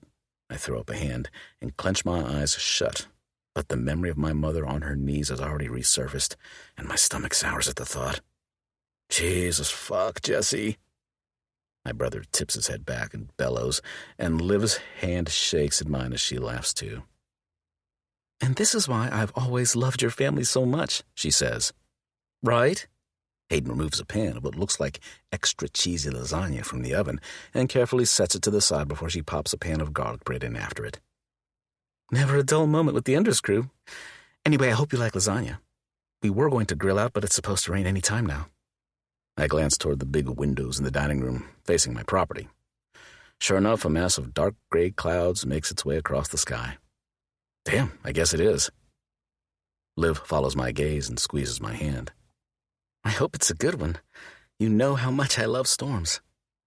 Jesse clears his throat and I shoot him a glare. Of course, I would know she loves storms since she's my girlfriend, and not at all because she was my secret lover all those years ago. I should probably check on Jet and make sure he's not ordering pay-per-view and racking up my credit card bill. Jesse tips his head toward the back of the house. Join me? I glance to Liv as she leans in for a kiss. Go. I could use some girl talk anyway. She pecks my lips, and I instinctively slide my hand around to the back of her neck for more. Fucking hell. What is this woman doing to me? So that seems to be going well, Jesse says, as he plunks down next to Jet on the couch in their family room. It's all right, I shrug. Looks better than all right to me. I shoot him a glare that slowly melts into a grin. We may be brothers, but I'm not about to give him any details. I've always been a little selfish about my time with Liv, and probably will be even more so now. We have 10 years to make up for. Fine.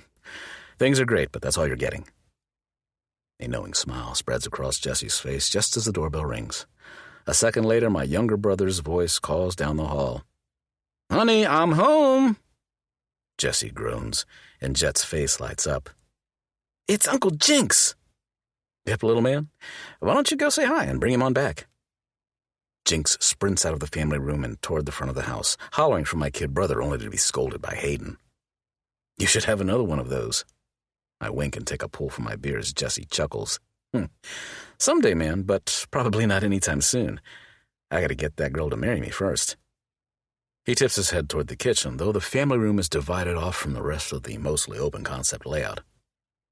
You gonna do that right this time? What do you consider right? I want to see where this goes for sure, and I'm not going to intentionally hide it from Bren or anyone else. But Liv and I have a lot to consider if we're going to be together long-term. She has her career in Milwaukee, and I have mine here. Not saying I wouldn't give mine up, especially if the FBI offered me something more permanent, but I'm not getting my hopes up. Hell, this case isn't even over yet. Don't let her get away this time, Jesse says easily. It's as simple as that.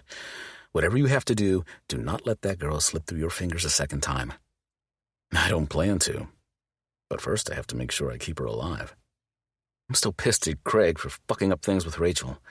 I'd hate to be pissed at you, too.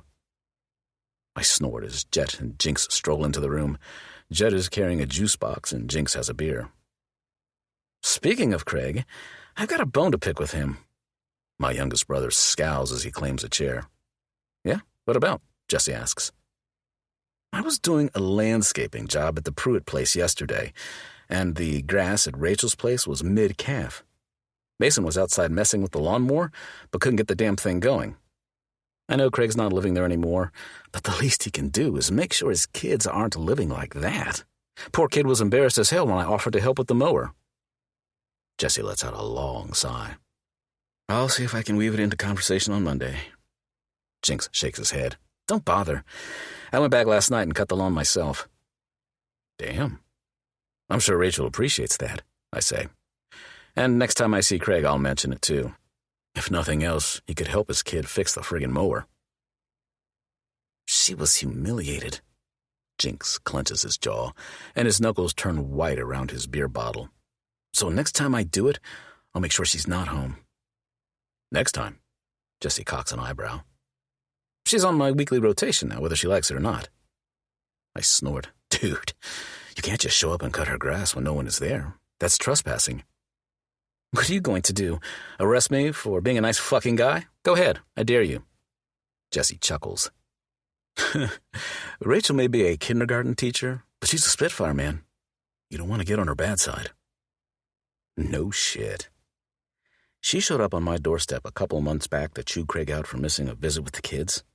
I thought the guy was going to piss his pants by the time she was done. How the hell can you two stand by that guy? Jinx looks between me and Jesse. He's screwing up his family, and for what? A trip down memory lane? I lift a hand. I don't know, man. We share a moment of silent confusion before Jinx speaks up again.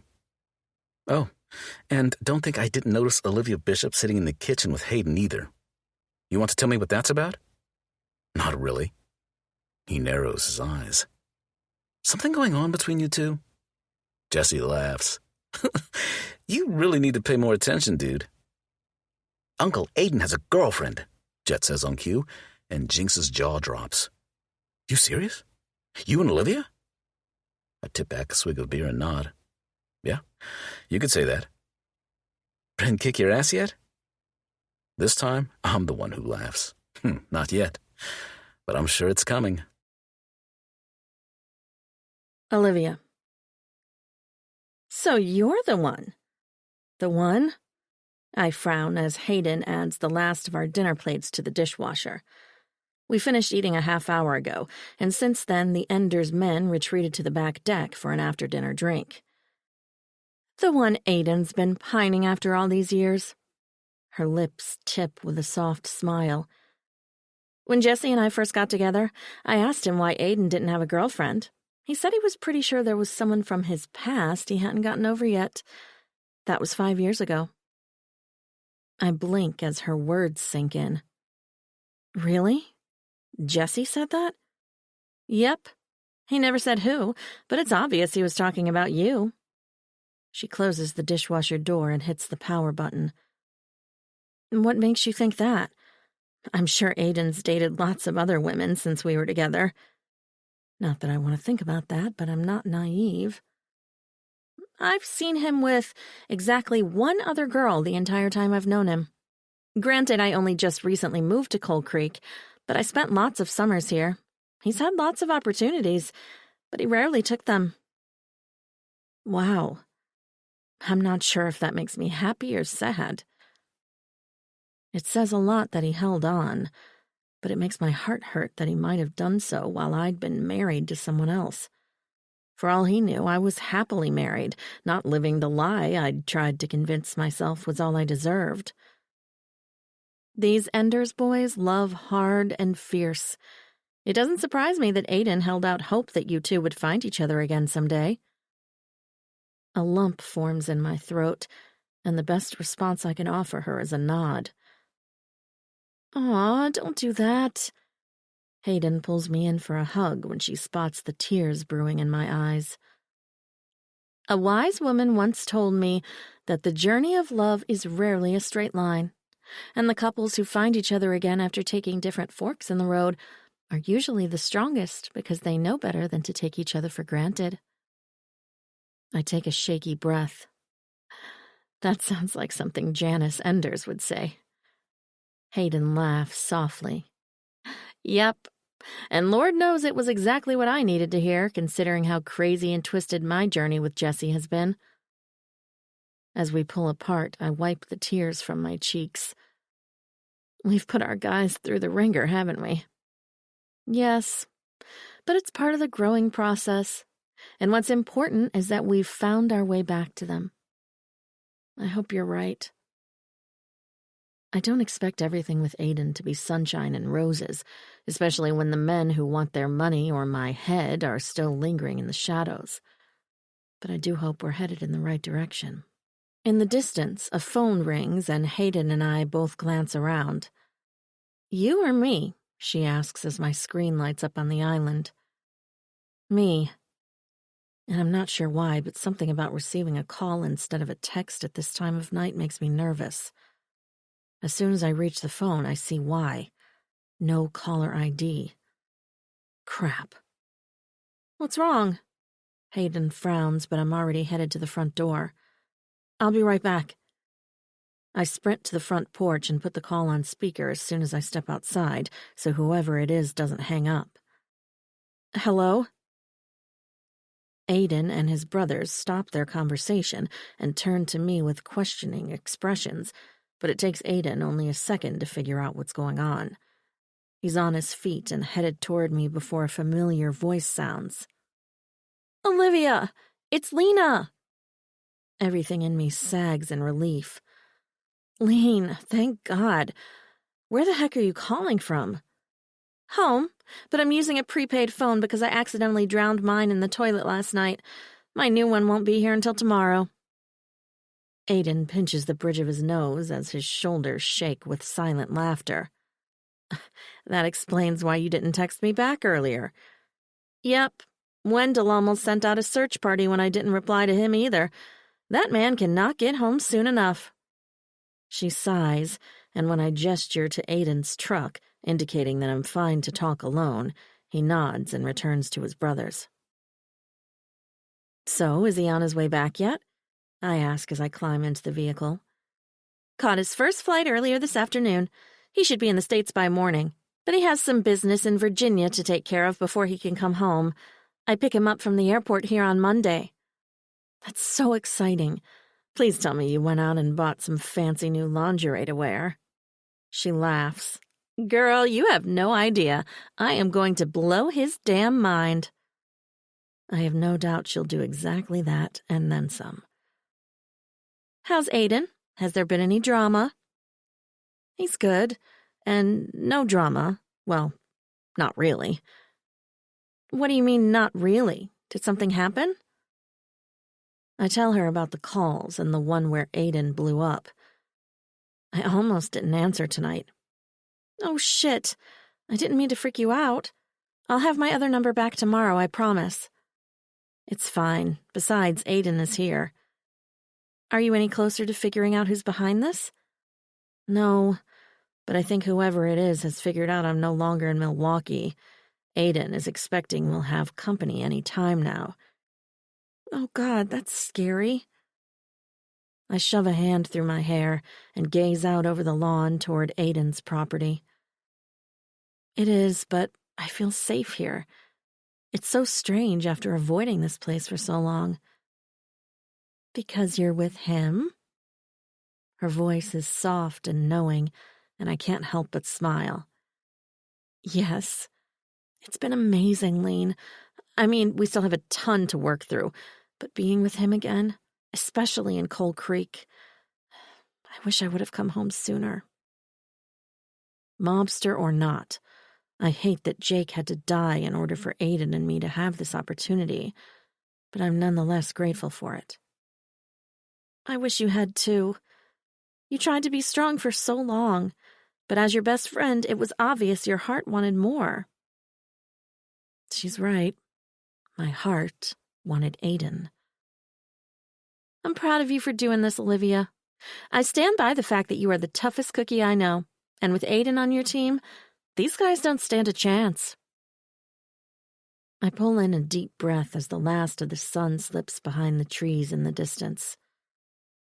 I hope you're right. Because I'm ready for my second chance with the man I love, and I will stop at nothing to get it. Chapter 29.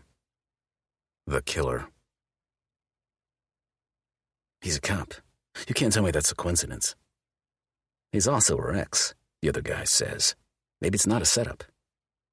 Fucking idiots. The both of them. I swirl the bourbon around in my glass and lean back in the leather chair. It doesn't matter who he is. He needs to be eliminated. Because I'm sick of waiting around. It's been weeks. Shit. It's been years since we caught on to Jake's bullshit. I want my goddamn money. I say we walk, the gullible one suggests, and I snort.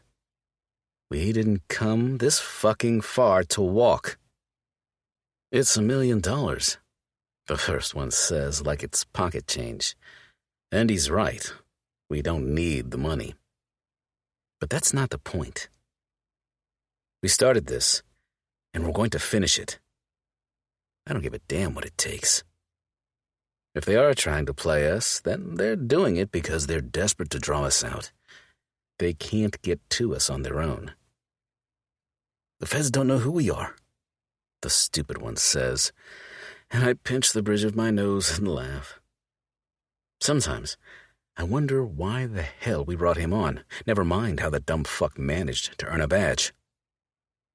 He showed up here, you fucking moron. He might not have figured it all out, but he's putting the pieces together, and I'm not taking any chances. I want him gone. I don't know. He sits forward and scrubs his hands over his face. The plan was to scare Olivia into giving us the money, not take anyone else out. Yeah, well, it wouldn't be the first time we changed plans, now would it? I didn't think I'd have to put a bullet in Jake's head either, but when he wouldn't cough up what he took from us, I'd had no choice. He's right, the other one says. The boss won't be fond of us taking out a cop when he's put in so much work to get on their good side. Their good side? Guttural laughter rolls through my body. There's no fucking good side with the feds. It's always going to be us against them, and you're kidding yourself if you think the boss gives a shit about us now. The only reason he hasn't ordered a hit on all three of us is because he wants his money too, and he's hoping we find it for him. It's a drop in the friggin' bucket, the mopey one mutters, and I pull my 9mm from my back so fast he doesn't see it coming until it's pointed between his eyes. Piss and moan one more fucking time, and I'll end you right here.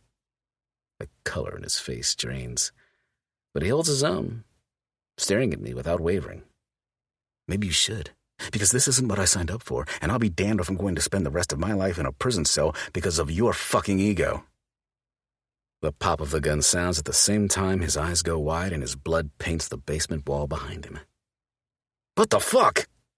The other guy jumps from his seat, the heavy wooden chair crashing against the concrete floor. Are you crazy? I shrug as the body on the other side of the table slumps forward, his blood-stained forehead hitting the wood table before he falls to the floor in a lifeless heap. He was a liability, thinking with his lovesick little heart instead of his head. It was obvious from the second we took out Jake that he'd had his sights set on Olivia instead of the money. Can't say I blame the guy. I plan to have a little fun with her myself before this is over, too. What the fuck are we gonna do now? He begins to pace, his hands flexing at his sides. We're gonna get our money. He spins to face me, nostrils flaring. What good is the money gonna be when we're locked up? When our families don't get a penny of it because the feds seized it all? I laugh and throw back the last of my bourbon.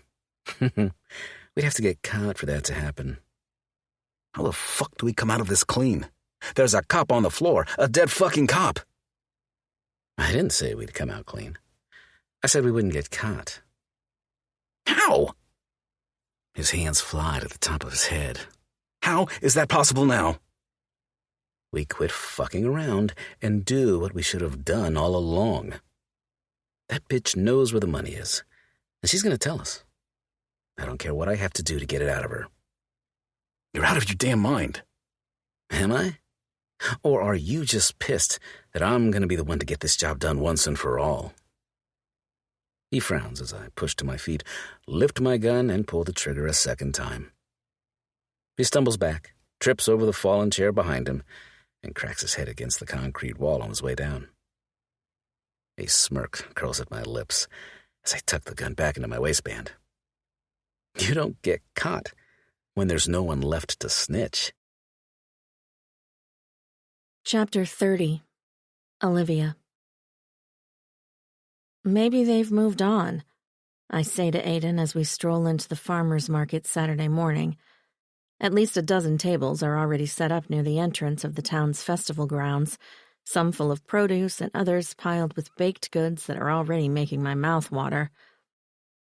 I don't think we'll get that lucky, Aiden replies. If anything, I probably pissed him off the other day when they called. I hope not. The last thing we need is to make things worse. Actually, I hope I did. That's the kind of fuel we need to get this done and over with. Dread niggles in my stomach as I wave to Lorelei Kaminsky, adding tomatoes and onions to the baskets on her table. And what happens then, when this is over? Aiden's steps slow as he turns to face me. That's something we'll have to think about, isn't it? He strokes his thumb across my cheekbone. As much as I want the threats to go away, I'm enjoying this part. I curl into his touch and he smiles. I am too. You are now, I remind him. But a few days ago, not so much. I just don't want to mess this up, that's all. He leans in and steals a kiss. I've waited a long time to get you back in my life. I don't plan on going anywhere, I whisper. It's rather comfy in your bed. A low growl vibrates in his chest. You keep saying things like that and we'll never leave that damn bed. I laugh and loop my arms around his neck for a more intentional smooch, one that leaves me wishing I hadn't practically begged him for this outing today, because going back home suddenly sounds a lot more fun. Your old man is castrating me with his eyes, Aiden murmurs. I'm gonna go and give Mrs. Janikowski a hand carrying her stuff before he decides to make that fantasy a reality. I giggle and swipe the lip gloss from his lips. Okay, but you're sticking around, right? Just in case? He nods. The fire department is getting everything set up for the dance tonight, so the farthest I'll go is the next street over. I have it on good authority that your dad is packing, so you should be fine. I'm sure I will be. I sigh when he squeezes my hand and starts toward Mrs. Janikowski's car. I've barely been home a week, and there are still people running around who want me dead, but I'm more comfortable and content with life than I have been in forever, and all because of that man and his stolen kisses. You and Aiden look cozy, my mom says when I finally meander over to her table, already set up with literally every kind of vegetable imaginable, and even some raspberries from my grandma's secret patch. Well, he's my boyfriend, so that's how we're supposed to look.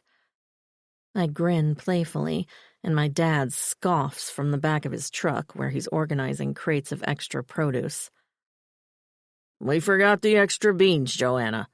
I'm gonna run home and grab them. Olivia, do you think you can help your mom, or is Aiden gonna come back and suck some more of your face off? Daddy! I laugh, but his expression remains stoic. Apparently, he's still skeptical about my arrangement with Aiden, and I can't say I blame him. Yes, I can help Mom. Go and get your beans. He grumbles something under his breath before he hops into his truck and heads out of town toward my childhood home. He's not used to seeing you in this light, Sweet Pea. Give him some time to get used to it. I'm 31 and I was married for 9 years, I remind her. He saw me and Jake together every single Christmas. That was different. Mom pastes a placating smile and I frown. My parents don't know the truth about my marriage, do they? I'm not sure I understand.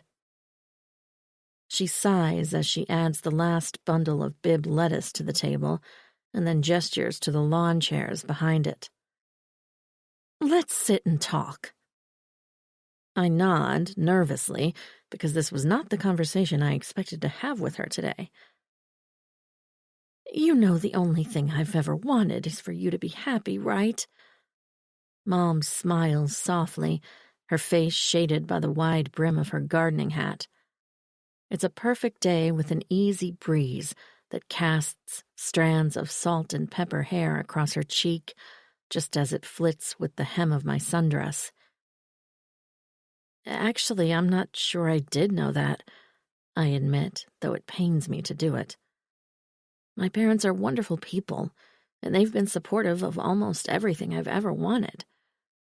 But they failed to realize that as I grew and changed, so did my dreams.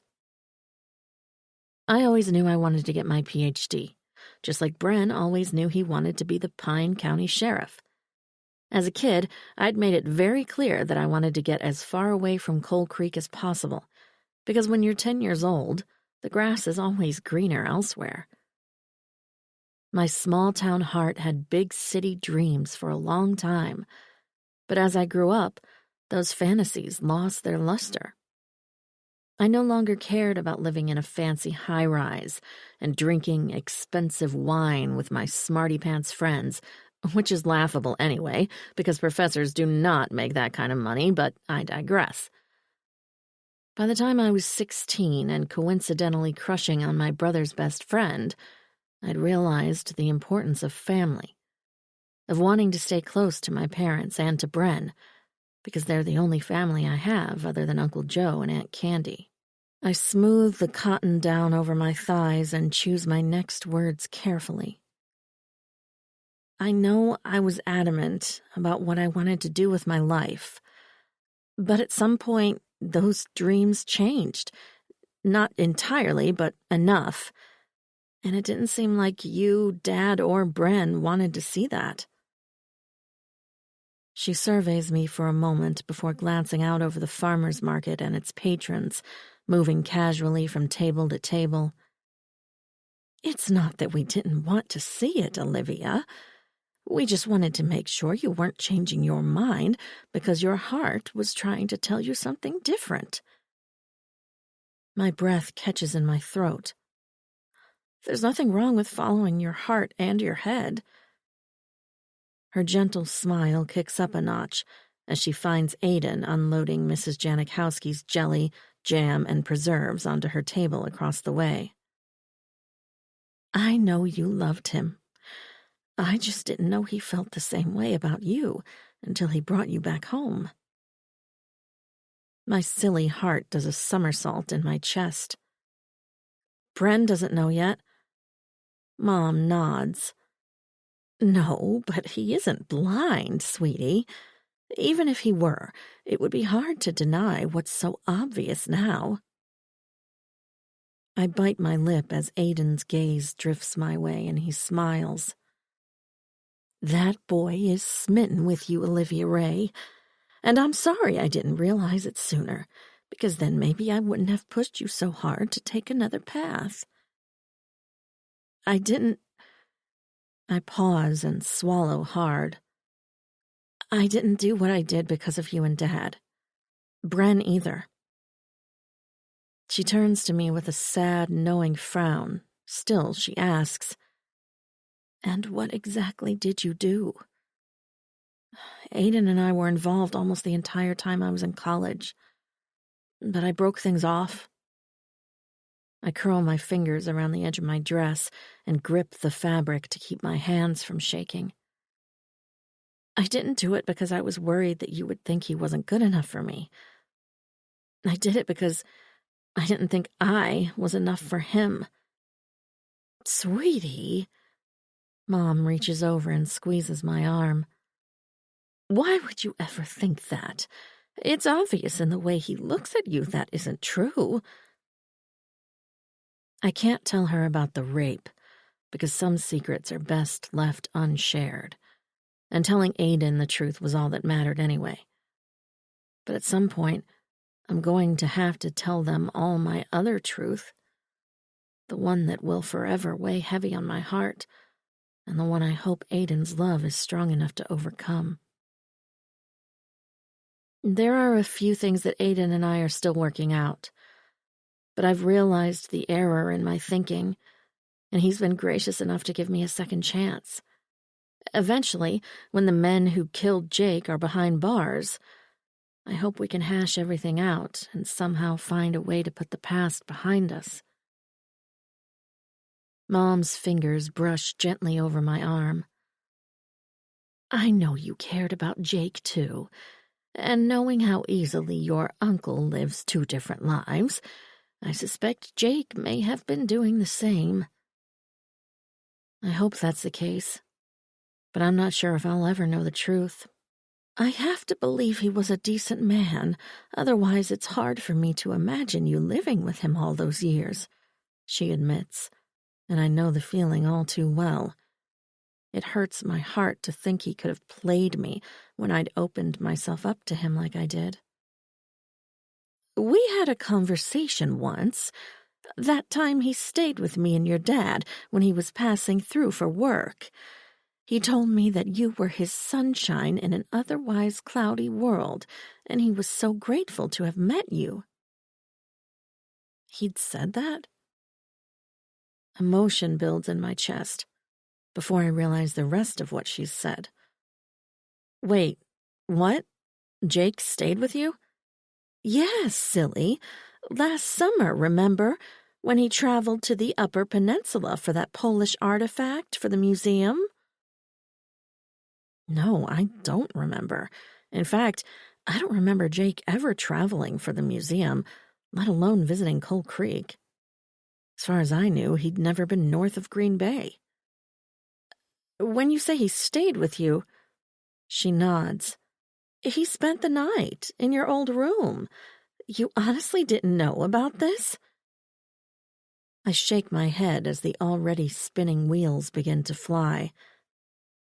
Why hadn't Jake told me about visiting my hometown? Was it because he knew I'd been nervous to return myself? He and my parents had always been civil, but they weren't close. I can't imagine him reaching out and asking to stay with them, let alone asking them to dinner when he passed through town. And he'd stayed in my old room? Surely he would have given me a hard time about teenage obsession with Ryan Gosling and the color green. Unless, of course, he hadn't wanted me to know he'd seen any of it. My phone beeps with a text before the thought can fully formulate in my mind, and I distractedly open the message. "My dear Olivia, you think hiding out with your cop boyfriend is going to keep you safe?" Oh, God. I press my hand to my stomach as it instantly knots. "What's wrong?" My mom's brow furrows with concern. "I need Aiden." I look over to Mrs. J's table, but he's not there. "Do you see him?" "Not anymore. He was just talking to his mother. He couldn't have gone far." "Who is this?" I text back with shaky fingers, and the reply comes immediately. "Ah, but telling you wouldn't make this game as fun now, would it?" "I don't have what you want. I never have. Please leave me alone." "And where the hell is Aiden?" "Unfortunately, I can't do that. You either give me my money or I'll be forced to take what's owed to me in other ways." My blood runs cold, and I rush to my feet so fast that the world spins around me. "Whoa, babe, you all right?" Aiden's voice sounds from behind me just as one of his arms wraps around my waist to steady me. "No." I turn in his arms and shove my phone at him. "They're texting me." His concerned expression instantly turns to ice as he reads the messages and begins to type. "What are you saying?" He angles the phone so I can see the screen. "Not if I have anything to say about it, Detective Enders. Or should I say, Special Agent Enders." Fuck. Aiden scrubs a hand over his jaw. I had a feeling this was what Bollinger was talking about. "Bollinger?" Aiden's jaw ticks as he swallows. "He followed me out the station the other day and told me he'd had a conversation with your uncle, off the record." "Uncle Joe? When?" "Not sure, but Joe told him to be careful." "What? Why?" "Apparently not everyone involved has your best interest at heart." "What? And what does that even mean?" More importantly, why hadn't Joe told me that? "Does Special Agent Nolan know about this?" Aiden shakes his head. "I don't think so." Which makes me wonder why Joe chose to warn Bollinger instead. Nausea rolls in my stomach as dozens of possibilities come to mind, one of which is especially disturbing. "Do you think—" I can't bring myself to say it. "Someone on the inside knows more than they should, but I don't think it's Nolan." "I sure hope not, because I'd let him into my home. I shared very personal information with him. For God's sake, I fed him crepes." "We can't rule it out. but I don't think Joe would have allowed him to work so closely with you if he wasn't someone who could be trusted. What if Bollinger is lying? The question comes out before I really think about it, and bile rises in my throat. Maybe he's involved, and that's why he's here. Aiden's knuckles turn white around my phone. That's a possibility. I don't like this. I don't like it one bit. From learning that Jake had been in Coal Creek to Aiden's cover being blown, my nerves are a frazzled mess. I'd been okay. I'd rolled with the punches, and I'd kept my head above water, but it suddenly feels like I'm drowning. Aiden. Cal returns a few minutes later, and despite her protests, I have him take her back to my place to calm her nerves. She's held it together fairly well through all of this, but the texts hit a nerve, and it's not hard to figure out why. Whether they know it or not, these assholes have landed in familiar territory with their threats, and there's no way in hell she will relive any part of that under my watch.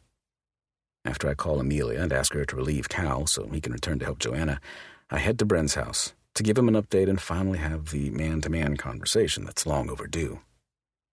I find him in his garage, lubricating with his bow, which I suppose is better than one of his guns, though I'm sure he has at least one stashed within reach. Hey, man. He glances up from the work table with a grin that quickly turns to a scowl. Starting to become a thing. You leaving my sister unattended. Relax. She's at my place with your dad, and Amelia will be there shortly so he can get back to your mom at the farmer's market.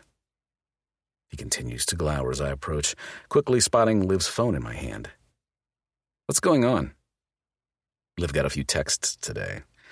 I'm assuming from the same person who tried calling earlier in the week. He wipes his hands on a rag and exhales a heavy breath. Okay. They know I'm working with the feds. Fucking hell. Yeah. I run a hand around the back of my neck and debate whether I should tell him about Bollinger. I don't want to breach the agent's trust, but frankly, I trust Bren more than the FBI right now. I had a chat with Special Agent Bollinger the other day. I give him the rundown and show him the texts on Liv's phone. Who the hell's behind this? Brent snaps when he hands the phone back to me. Do you still think it's the guy from the museum? I shrug. He's the only one that makes any sense, but he's obviously not working alone. The museum's vice chair owns the pub Liv and Jake used to frequent. That guy's brother-in-law is a professor at U of M. He was at the pub that night, and not the least bit happy to see Liv with someone who wasn't him. Then there's O'Reilly, the cocky fucking Fed who somehow didn't see the creep in Liv's backyard. I don't know what it is about that guy, but he rubs me the wrong way. What about the neighbor, the other immigrant? He's the one guy I didn't meet, but his wife called to Liv the other day when we were at the lake. She asked a lot of questions, but nothing I wouldn't expect two friends to talk about. He eyes me for a moment before he knuckles his nose. So when did you plan on telling me the truth about you two? I survey him back and take a slow breath. He doesn't look like he's ready to kill me, but that doesn't mean much. I've seen him flip faster than a quarter plenty of times over the years. Which truth are you referring to? I ask carefully. Aren't they basically the same? You were messing around with her years ago, and now you're doing it again. Same thing in my book, man. Fuck. I wasn't messing around then, and I'm not now. I care about her. He sticks his tongue in his cheek and glances out over his lawn. Why didn't you tell me? As kids? Because I liked having her to myself, and because she was worried about what you and your folks would think. But now, I don't want to fuck this up, man. Hell, I didn't even want it to happen until the case was over, and she'd had some time to heal, but she needed something different. I've never been good at telling her no. He scoffs. Yeah, well, you've never been good at taking no for an answer yourself. This has nothing to do with you, Brent. It never has. I know you wanted better for her, but what about what she wanted? What about what made her happy? He swings a scowl my way. She was happy until her husband turned out to be a fuck-up. No, she wasn't. Heat begins to burn up my neck. I won't spill her secrets, but I'm done hiding the truth when it comes to me and her.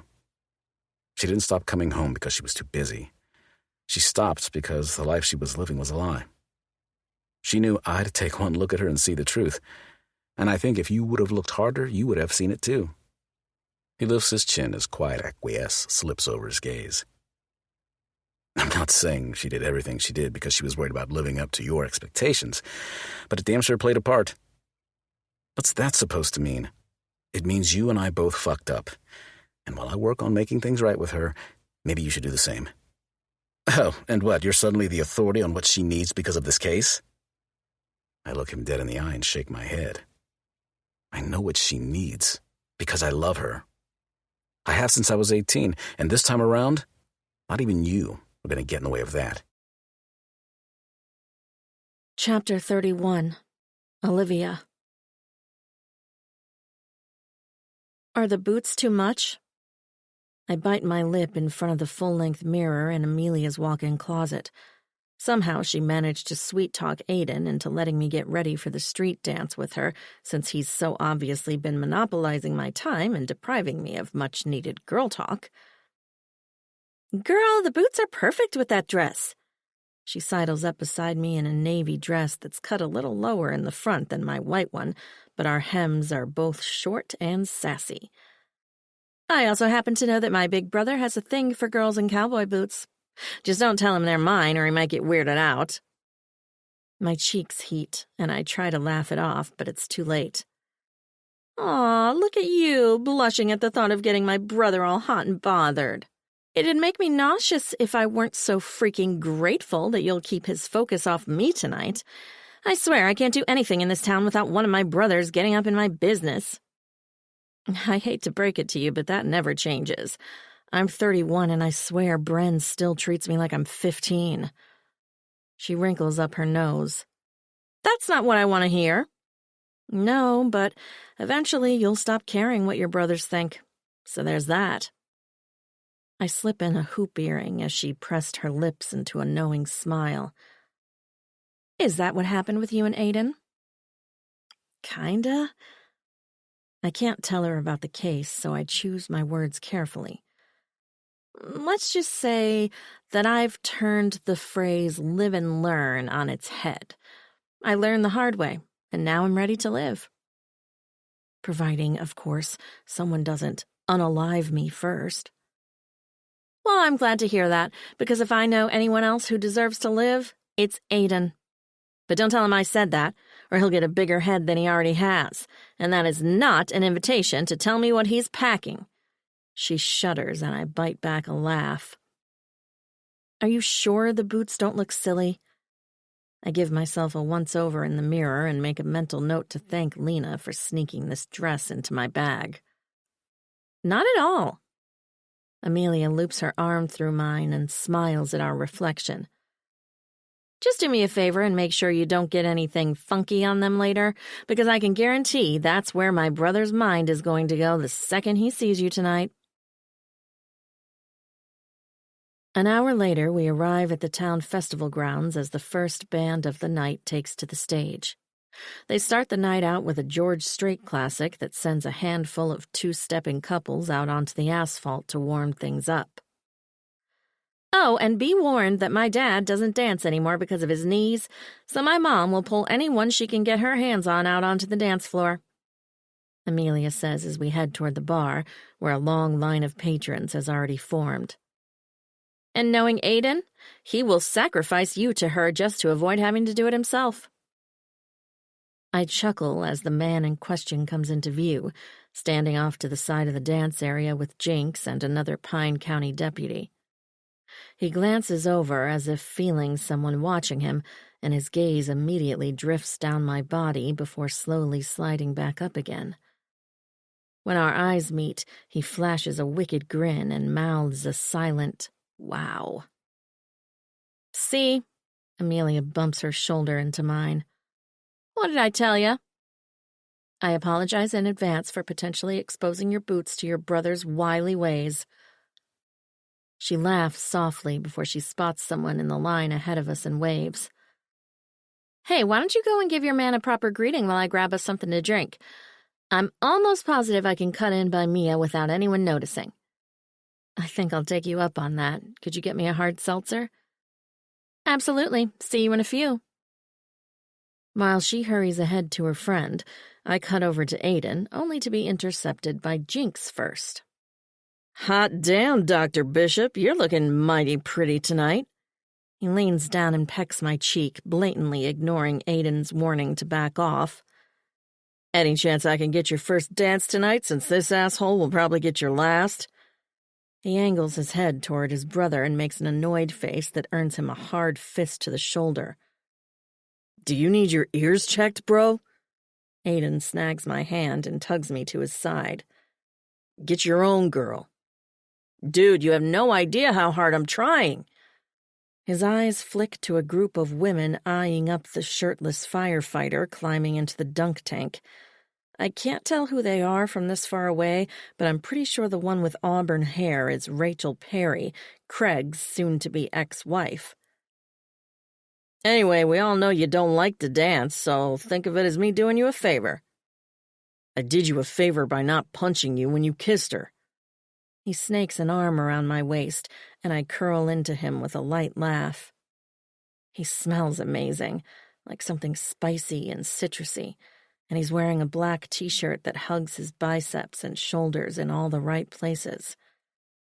I would be perfectly content to snuggle close like this all night if he'd let me, which he probably would if it meant keeping his brother away. So, is this a thing?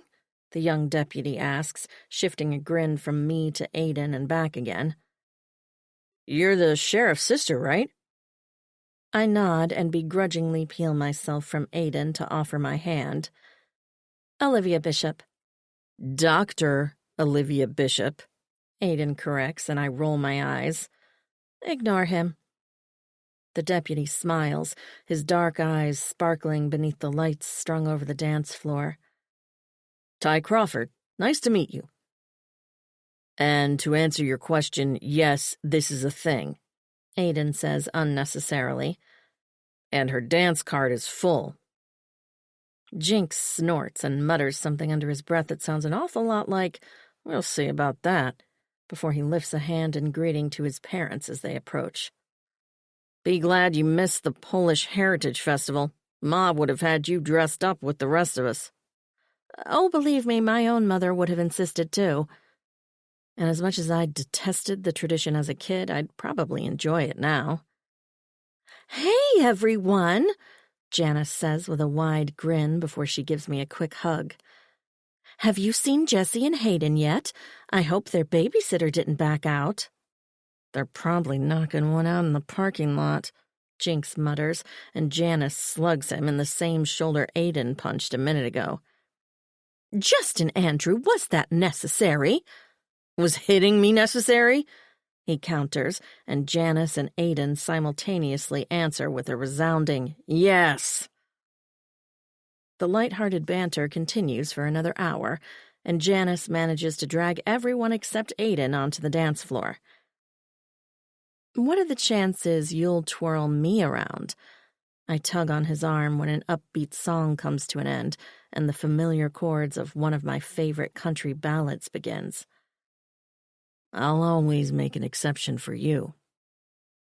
He sets his beer on a nearby table and leads me to the asphalt square where at least a dozen other couples come together as well. You're sure good for a lady's ego, I tease, as I loop my arms around his neck and he pulls my body tightly against his, leaving no room between us.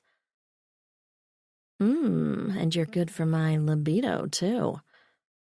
He chuckles and leans down, placing a line of kisses along my jaw. Then you'll be happy to hear that Craig and Katie made up. We'll have the house to ourselves tonight. Ah. My fingers feather into the hair at the back of his head, and he shivers. Does that mean we'll be ending the night early? If you keep touching me like that, yes. Unless you want to show everyone in town just how real this is.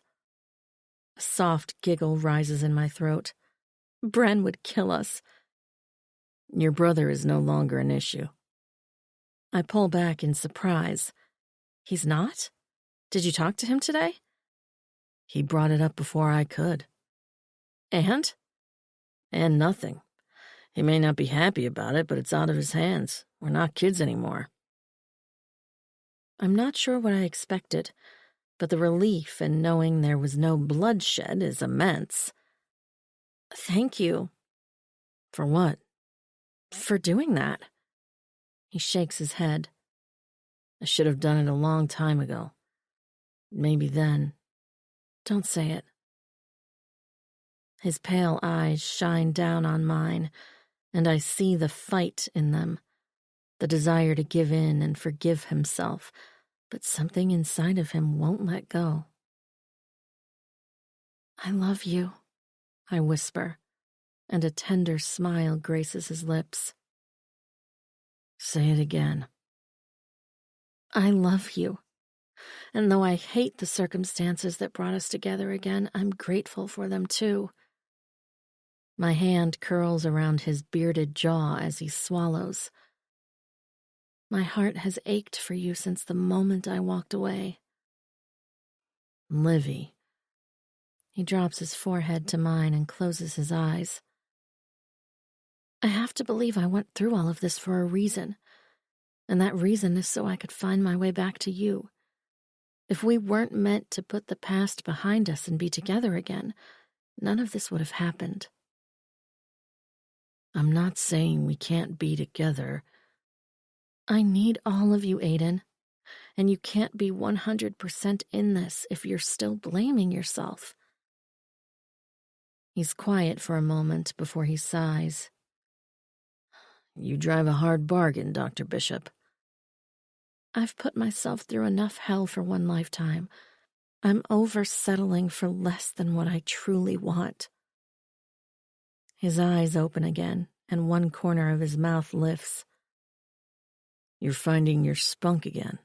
I like it. Yeah? Well, I have a lot of time to make up for, so be warned. He chuckles as the song ends and another begins. We linger under the lights, in no hurry to let each other go, when someone clears their throat nearby. Sorry to break this up, but I am long overdue for a dance with my favorite niece. I glance around Aiden and find Uncle Joe waiting patiently.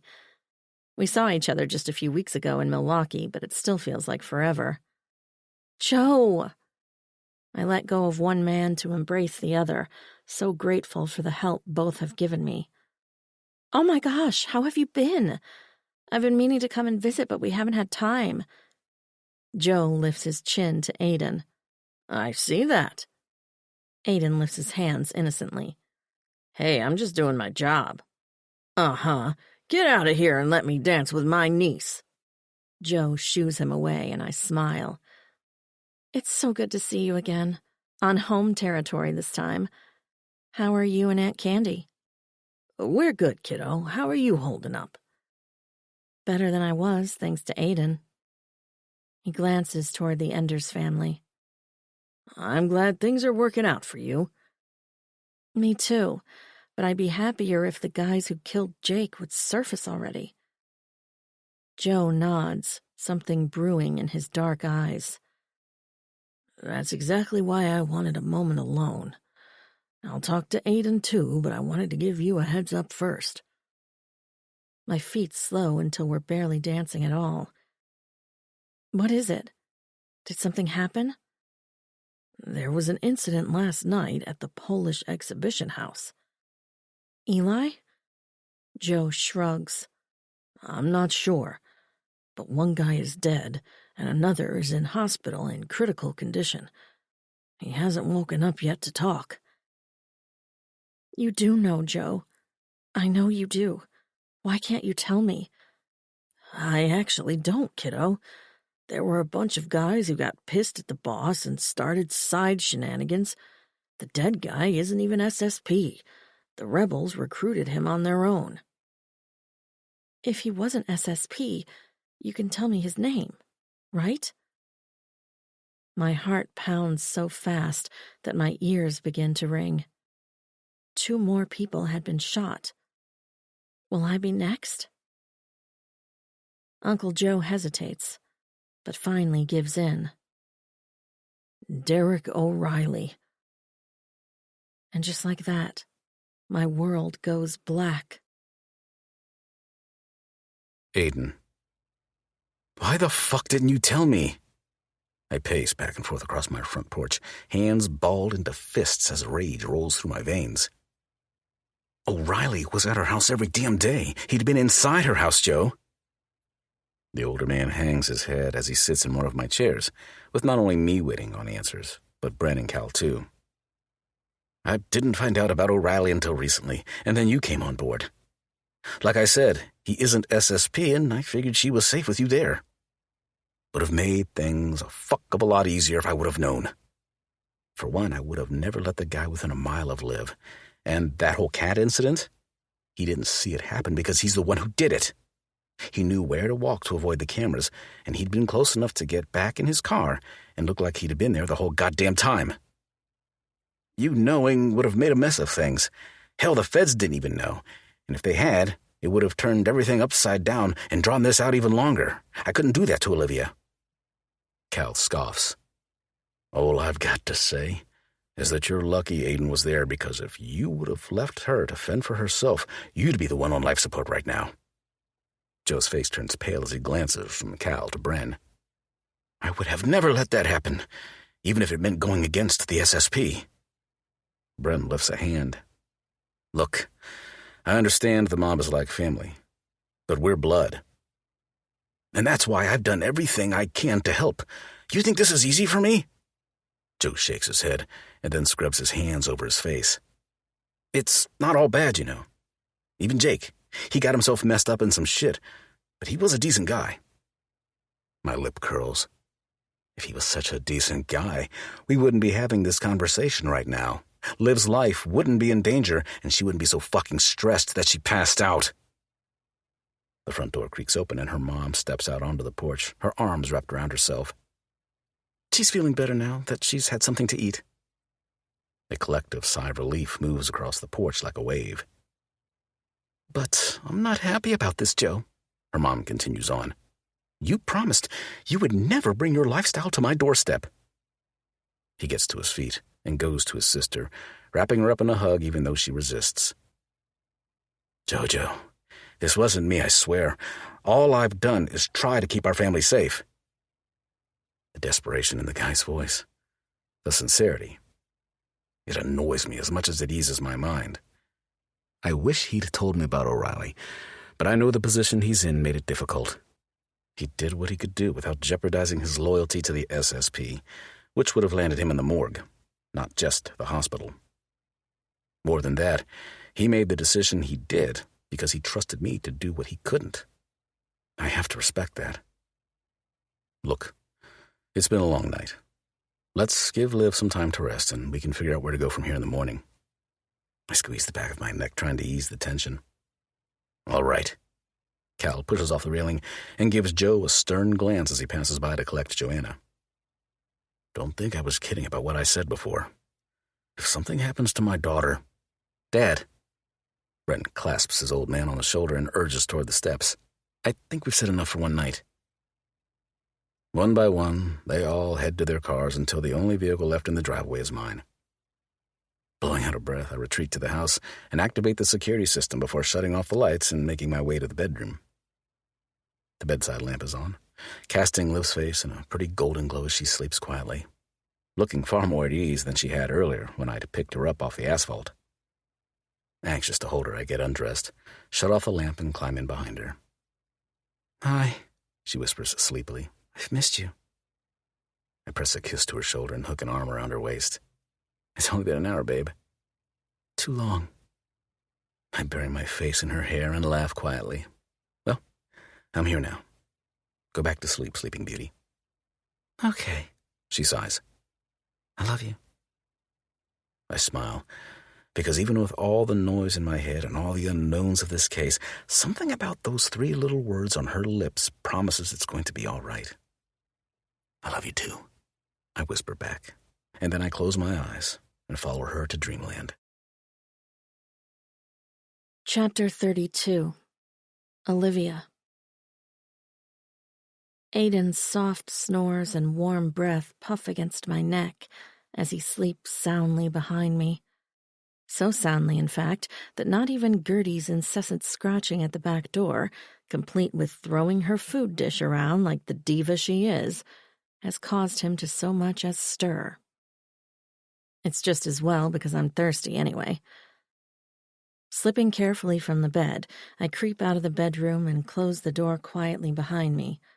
No sense in both of us being up with the cat. I push the buttons on the alarm and disengage the system before I unlock the door and flip the light on for the backyard.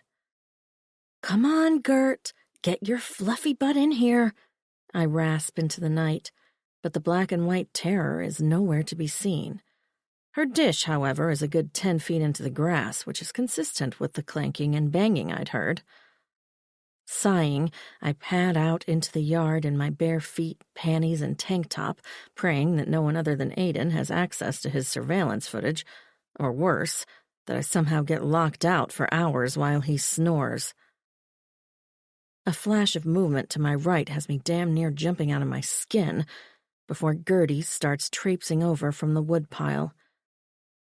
"You are so sassy," I tell her.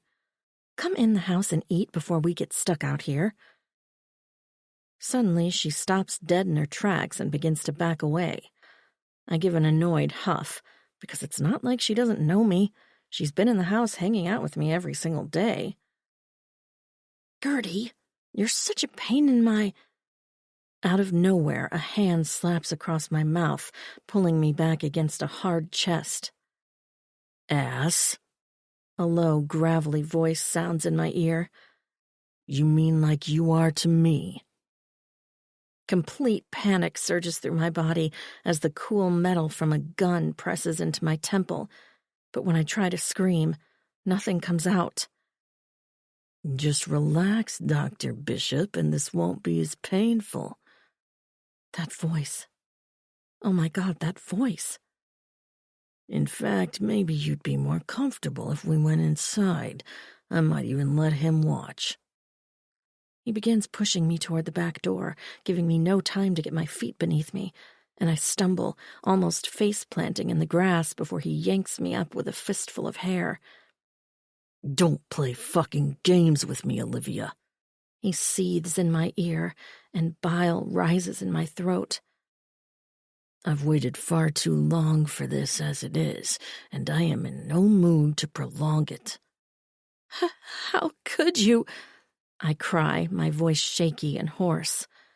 "You were my friend." "I was never your friend. But Jake had been my friend until he fucked me over." Troy jerks hard on my hair again, and I bite my tongue against the pain. You were nothing more than a fantasy I couldn't fucking have because he would have killed me as soon as I touched you." Hot tears burn in my eyes as we reach the back door. I know I should shut my mouth and cooperate, because if I don't, he might hurt Aiden too. But I've come too far not to fight like hell, and even if it blows up in my face, I know it's what Aiden would want me to do. "Jake may be gone, but Aiden isn't. If you touch me, he'll kill you too." "I'm touching you right now, Olivia. And where is he? Where is your big, bad boyfriend?" His laugh is venomous in my ear, and I shiver straight down to my core. "You've never been more than a piece of ass to him. Haven't you figured that out by now?" "Haven't you figured out that you're not going to get what you want? I don't have your money." "Oh, I know. I'd really hoped you did so it wouldn't come to this, but now that it has, I'm a little excited. If I can't have the money, at least I can have the girl." He pushes his crotch into my ass, and the feel of his erection makes me physically ill. Vomit fills my mouth, and I gag. "What the fuck?" He pushes me forward when I heave, and my hands slam into the back door as vomit spews from my mouth. "You disgusting fucking slut." His hand winds in my hair again, tugging me away from the door just as it opens and Aiden appears, gun drawn. Let her go, McAllister. Oh, look who decided to join the fun. Troy jams his weapon against my skull again. The thing about this game is that we play by my rules, detective, or special agent, whatever the fuck you are. I don't think so. Aiden steps out onto the sidewalk, and Troy takes a clumsy step back as well. I'd suggest you stop, or I'll shoot her in the fucking head like I did Jake and O'Reilly. Don't forget about Kroll, Aiden mutters. Then again, from what I hear, you missed. I don't miss, asshole. I get what I go after every fucking time, and right now it's her. Aiden shakes his head confidently. Not on my watch. Troy laughs, and the action has him loosening his hold just enough for me to drop my head and shoulders, and for the sound of a single gunshot to echo through the quiet night. Troy's hold on me disappears a second before his body hits the grass with a lifeless thud. I feel myself going down after him, but Aiden catches me before I hit the ground. The last thing I feel before everything becomes blurry is the warmth of his tears pressed against my cheek as the most precious words I've ever heard fall from his lips. It's over, baby. It's finally over. Aiden. After I gave Special Agent Bollinger and Bren my statement, they both put me on administrative leave, and I head over to the bishop's house to check on Liv. Deputy Crawford brought her over when my backyard turned into a crime scene, because the last place I wanted her to be was near the body of the man who'd made her life a living hell for weeks. He hadn't worked alone, but he'd been the one who'd pulled every trigger, and he'd left Kroll in rough enough shape that the guy would never wipe his own ass again, let alone be a threat. Cal opens the door before I even knock and gives me a hug instead of his usual backslap. How you doing, son? I nod. I'm all right. How's Liv? Okay, I think. She's upstairs. Joanna gave her something to sleep, but knowing her, she didn't take it. Mind if I check on her? Not at all. Wouldn't hurt you to get some sleep, too. Thanks, Cal. I appreciate you looking after her. Yeah, well, the same goes for you. I'd say you did more than look after her. Something awfully close to gratitude and affection shimmers in his eyes, and the realization clogs my throat. I've always known I could give Liv what she needed, but somehow I'd needed him to know that too. With another humble nod, I head upstairs and quietly sneak into Liv's room, only to find her sitting on the floor at the side of her bed. There's some kind of antique-looking box next to her and a few pieces of paper in her hand. Hey, I say, as I sit down beside her and take in her wet, tear-stained cheeks. You okay? She shakes her head. Not really. That's understandable. You were really fucking brave tonight. It's okay not to be okay. She sniffles and clears her throat. I forgot to tell you something earlier, at the farmer's market. What's that? My mom mentioned that Jake had stopped here once while he was traveling through for work. He spent the night. Okay. I wait for her to continue. He never told me he visited. In fact, as far as I knew, he'd never been to Cold Creek. She hands me the papers. He was here, so he could leave this. What is it? The reason he did it all. My dearest Olivia, if you're reading this letter, my assumption is that you've gone home because I am no longer there to hold you back. I can only imagine the way I was removed from your life, and right now, you probably think I deserved it. Maybe I did. But sometimes we have to make choices to protect the people we love, no matter the cost. You, my wife, will understand that better than most. My guess is that my life ended at the hands of the men I've involved myself with. Men I, in a way, trusted, but had to align myself with in order to achieve my goal. Olivia, I must be honest with you and tell you now that I've likely done everything I've been accused of. It was the only way I could keep a promise I made years ago, before we ever met. You see, Olivia, my beloved Christina didn't just pass. She was killed because I made a foolish mistake. I promised to keep her safe, but I let my guard down, and then she was gone. The men I was involved with then were far worse than the ones I've been involved with now, and they spared no mercy. You know her death was brutal, and you know the guilt I've carried because of it. I was supposed to protect her, a vow I'd made to her family, and I acted selfishly instead. I wanted her for myself, and my greed cost me everything. If I'm gone, my guess is they want their money. The truth is, I never kept a penny. I sent all of it back home to Christina's family. You know, she was the primary caretaker for her parents, and without her, they've suffered. And I blame myself for that. So I took money from the organization that ultimately took her, and I made things right. I realize my actions may have put you in danger now, but I have it on good authority that you'll be safe, and I have to trust that. You have good people in your corner, even if they walk a little left of center from time to time. I love you, Olivia. I didn't think I'd ever care for another woman like I did Christina, but you own a piece of my heart, too. You accepted me at my worst, and you helped shoulder my pain all the while carrying your own. You are the strongest person I know, and I can't thank you enough for lending me that strength all these years. But now, I need you to be even stronger. I don't want your forgiveness or your grief, because I don't deserve either. You, however, deserve so much more than you've allowed yourself. I don't regret our time together, or the chance you gave me, but I do regret that, in partnering with you, I kept you from the kind of love you truly deserve. I'm begging you, sweetheart, to forgive yourself. And we both know the only way you'll ever truly be able to do that is by telling Aiden the truth, even the parts that still hurt, because he is the only one who can help you heal once and for all. Thank you for giving me a second chance at life and for trusting me with your secrets. I hope you can understand why I had to keep mine. Zawsze będę cię kochać. Jacob. Holy shit. Liv glances up at me, her eyes red and her cheeks stained with endless tears. He knew it was coming. My jaw ticks as I nod. Sounds that way. Sounds like he might not have been the asshole I pegged him to be either, just like Joe had said. Olivia covers her face in her hands, the tears coming harder and harder until she can barely breathe. It's all I can do to hold her and offer her comfort because it's fucking gutting me too. To know that she not only married another man, but that she gave him a big part of herself too. They may not have had the kind of love we do, but he was important to her. And in the mess he'd left for her, she'd never had the chance to grieve. Until now.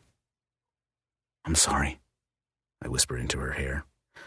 There's so much more I could say, so many questions I could ask, but nothing is going to help her more than simply being here for her like I should have been all those years ago. Like he'd been for her when I couldn't. I feel like I betrayed him, she cries softly, and her words feel like a knife to the chest. I assumed the worst when I found out he was involved with the mob. I thought he lied to me about everything, and that wasn't true at all. Maybe not, but he still put her life in danger. His reasoning may have been well-intended, at least where his ex's family was concerned, but he could have handled matters with Liv a hell of a lot better. He still put you in harm's way, Liv. Noble intentions or not, you could have been hurt. Hell, you were hurt. And let's not forget that you've lived in fear for the past 2 months, too. I know, but we both made choices we thought were best at the time. I should bite my damn tongue, but this is the woman I love we're talking about. He chose someone else's well-being over yours, Liv. That's never going to be okay in my book. She's quiet for a moment before she says softly, Sometimes we have to make hard choices. Choices that will haunt us forever. I frowned down at her. What are you talking about? She pulls in a shuddery breath before she gets to her feet, goes to her overnight bag, and takes out a leather-bound book I saw in her room in Milwaukee and on the nightstand in my room every day since she started staying with me. I assumed it was a journal, so I left it alone. Reclaiming her spot beside me, she opens to the beginning of the book, and the first thing I notice is the date at the top of the page. 10 years and a few months ago. I started this at the hospital the night I was raped, she explains, her voice clear but still thick with pain. The sexual assault advocate brought it for me so I could write down everything I was feeling. Memories, too, in case I decided to go to the police. My hands ball into fists as I listen. Part of me wants to snatch the journal from her hands and read every last word. And another part wants to take the fucking thing outside and set it on fire. I ended up using it for something else. She turns the page, and a glossy black and white image slides free. I immediately recognize it as a sonogram picture, like the one Jesse had put on his fridge while Hayden had been pregnant with Jet. And my blood runs ice cold. I had a lot of pain after the assault, and there'd been blood too. I thought it was just my period, but the emergency room doctor wanted to be sure the attack hadn't hurt me in other ways. And that's when... She chokes on her words, and the tears she's held in break free. That's when I found out I was pregnant, Aiden. We were pregnant. What? I had to have heard her wrong. She didn't just say, the doctors said the assault and the trauma likely initiated the bleeding, but it would have happened sooner or later on its own. I jolt to my feet, hands tugging wildly at my hair because holy fuck, she'd been pregnant with my baby. It was an ectopic pregnancy, she rasps, her voice filled with so much shame. I was 12 weeks along, and my tube had ruptured. There was nothing they could do. Jesus Christ. As if surviving a vicious rape hadn't been enough, she's gone through a miscarriage on her own, too. What the hell else could the world possibly throw at her? I can't have children, she whispers. The ultrasound also revealed that I only have one ovary, so the surgery, it took away my only chance. The deepest soul-crushing pain I have ever known washes over me, and my knees hit the floor in front of her. I could have lost her forever. That pregnancy could have taken her from me, and maybe it makes me selfish or even cruel, but if losing our baby meant I'd get this second chance with her, I would choose her over and over again. I'm so fucking sorry, Livy, I say into her hair as I gather her close. I'm so sorry you had to go through that by yourself. We hold each other for what feels like hours before she pulls back, bloodshot eyes searching mine. Does it change how you feel about me? What? I rear back in confusion. Why would it change anything? I can't give you a family, she whispers, like it might somehow make her less in my eyes, and I almost laugh, not because it's funny, but because I clearly have more work to do than I thought. I would choose you in any storm, Livy, no matter how battered or bruised. She closes her eyes, and I swear I can feel the fear leave her body as she sags against me. There's nothing strong enough to keep us apart. And if we've learned anything from this, it's that. Chapter 33. Aiden. Time to put the work away, handsome. Your mother made me promise we wouldn't be late, and I can't let down on my very first Sunday dinner with the family. She'll get over it. I've been showing up late for years. I set my laptop aside and smile. Liv, in turn, rolls her eyes. That's what I'm saying. I promised her I would help you change your ways, and you're not making it easy. Making promises on my behalf was your first mistake, babe. You know you're the only one I bend for. That's kind of why I thought I could convince you. She bites her lip in that adorable way she does and then shrugs. I even made peach cake. Wait. I get to my feet and move around my desk, my stomach already growling. You made peach cake and didn't tell me? I couldn't risk you eating it. I hold up 2 fingers and grin. Second mistake. Huh? Liv steps aside as I exit my office on a direct path for the kitchen. Where are you? Aiden Enders, do not touch that cake. The slap of her sandals follows me down the hall, but it's too late. The second I spot the cake pan on the counter, it's on. I lift it above her head, laughing a little harder every time she tries to jump to reach it. Aiden, come on. I promised your mom I'd bring dessert. We'll stop at the store and grab ice cream, but this cake, it's mine. And pretty soon, she will be too. She stomps her foot and crosses her arms over her chest. She's wearing that pink sundress I love so much, and her hair is twisted up into a messy bun, which is probably for the best. Take off your dress. Excuse me? Her mouth drops open and her dark eyes narrow. Take off your dress. And maybe, just maybe, I'll save some of the cake. Blackmail is illegal, you know. She makes a snobby face, and I chuckle. Not in this house, it isn't. Now do as I say. Or what? You'll eat the whole cake yourself? Fine, go ahead. Be a pig. I hope you get sick. Not a chance. I set the pan down only to grab her around the waist and pull her against me. I've been hard since she walked into my office, and there's no way she can miss it. We do not have time for this, she protests, but her voice is already softer. Her pupils are dilated, too. Just one little piece, that's all I want. The slightest smile tips her lips. Of me or the cake? Can't I have both? In a matter of seconds, we're both naked and clawing at each other like we didn't just make love this morning. We are going to be in so much trouble, Liv pants, as she flicks her tongue over one of my nipples and wraps her hand around my cock. It'll be worth it. With one arm around her waist, I lift her onto the counter and she gives a yelp. It's cold up here. Not for long. Flashing a feral grin, I flip the lid off the cake and reach in for a handful. Aiden, don't you dare!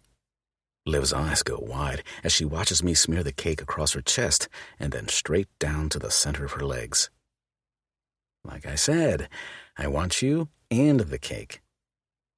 So I have them both, right there on the kitchen counter. Licking and teasing, I make my way along the path from one nipple to the other until Liv's hands are wild in my hair and every part of her trembles. This is so wrong, she cries, even as she tugs my head to where she wants me, all the while watching me devour her sweet flesh. God, I love it. I smile into the valley between her tits before I begin my descent. You know what I love even more than peach cake? Torturing me? Your pussy. Can't imagine any sweeter treat than having both at the same time. She groans as she pushes my head down faster to meet her rising hips. The moment my tongue finds her clit, her head falls back, and the lowest, sexiest moan I've ever heard reverberates through the house. So good, I growl as I lick her clean, careful not to get cake in places it doesn't belong. Fuck, I could eat you for every meal. Keep that up, and I might let you. Her hips continue to pulse against my face as I tease and play until she lets out a soft plea for more. You want me inside? Is that what you need? I don't bother waiting for an answer. I stand, lift her from the counter, and follow her down onto the rug. I'm buried inside of her a second later, our bodies slapping together with desperate thrusts as we fuck. Yes. Oh, God, yes. Liv's nails score down my back as her back arches and her pussy grips my cock for all it's worth. She cries out with abandon, and my vision fades. I'm gonna come, I grunt, trying so fucking hard not to let go until she's finished. Not inside me, she says frantically, and I pull out before it's too late. I want you in my mouth. Sweet baby friggin' Jesus. She's on her knees in front of me a second later, her mouth full of my dick. 2 pumps is all it takes, and I unload down her throat before I even realize there's cake on her face. Did you just...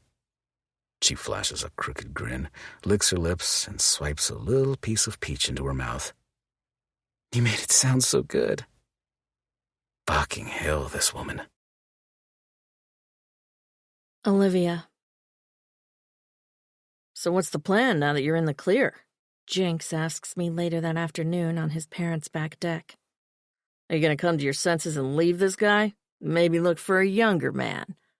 Aiden snorts. She's not leaving me, bro. And if she did, it sure as hell wouldn't be for you.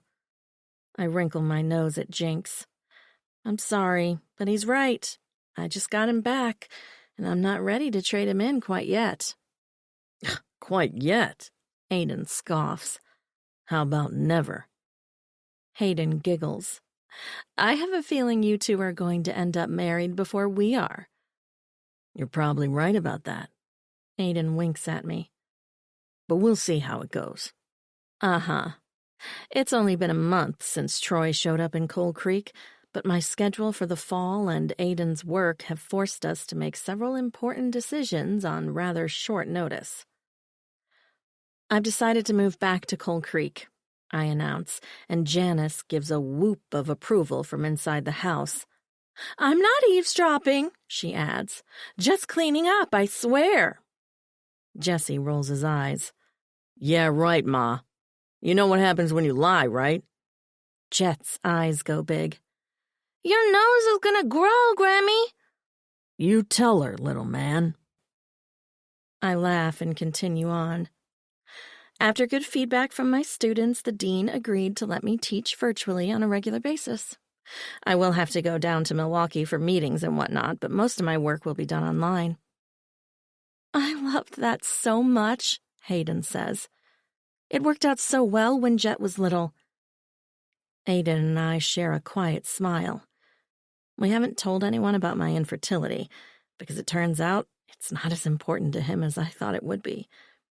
Yes, we'd each hoped to have a family someday, but finding each other again is proving to be plenty for both of us right now. How about you? Amelia prods at Aiden's chair with her sandal. What badge are you going to carry, hotshot? Aiden takes a pull from his beer and then exhales.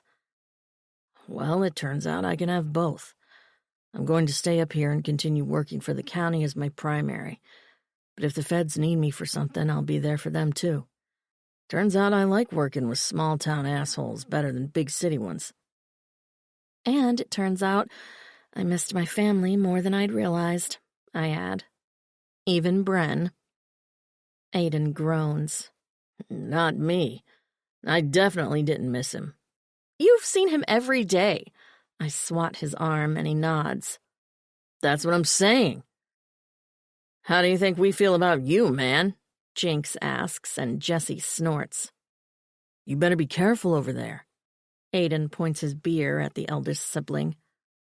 Especially since you're going to be seeing a lot more of me soon enough. Oh yeah? Why is that? I waggle my eyebrows at Hayden.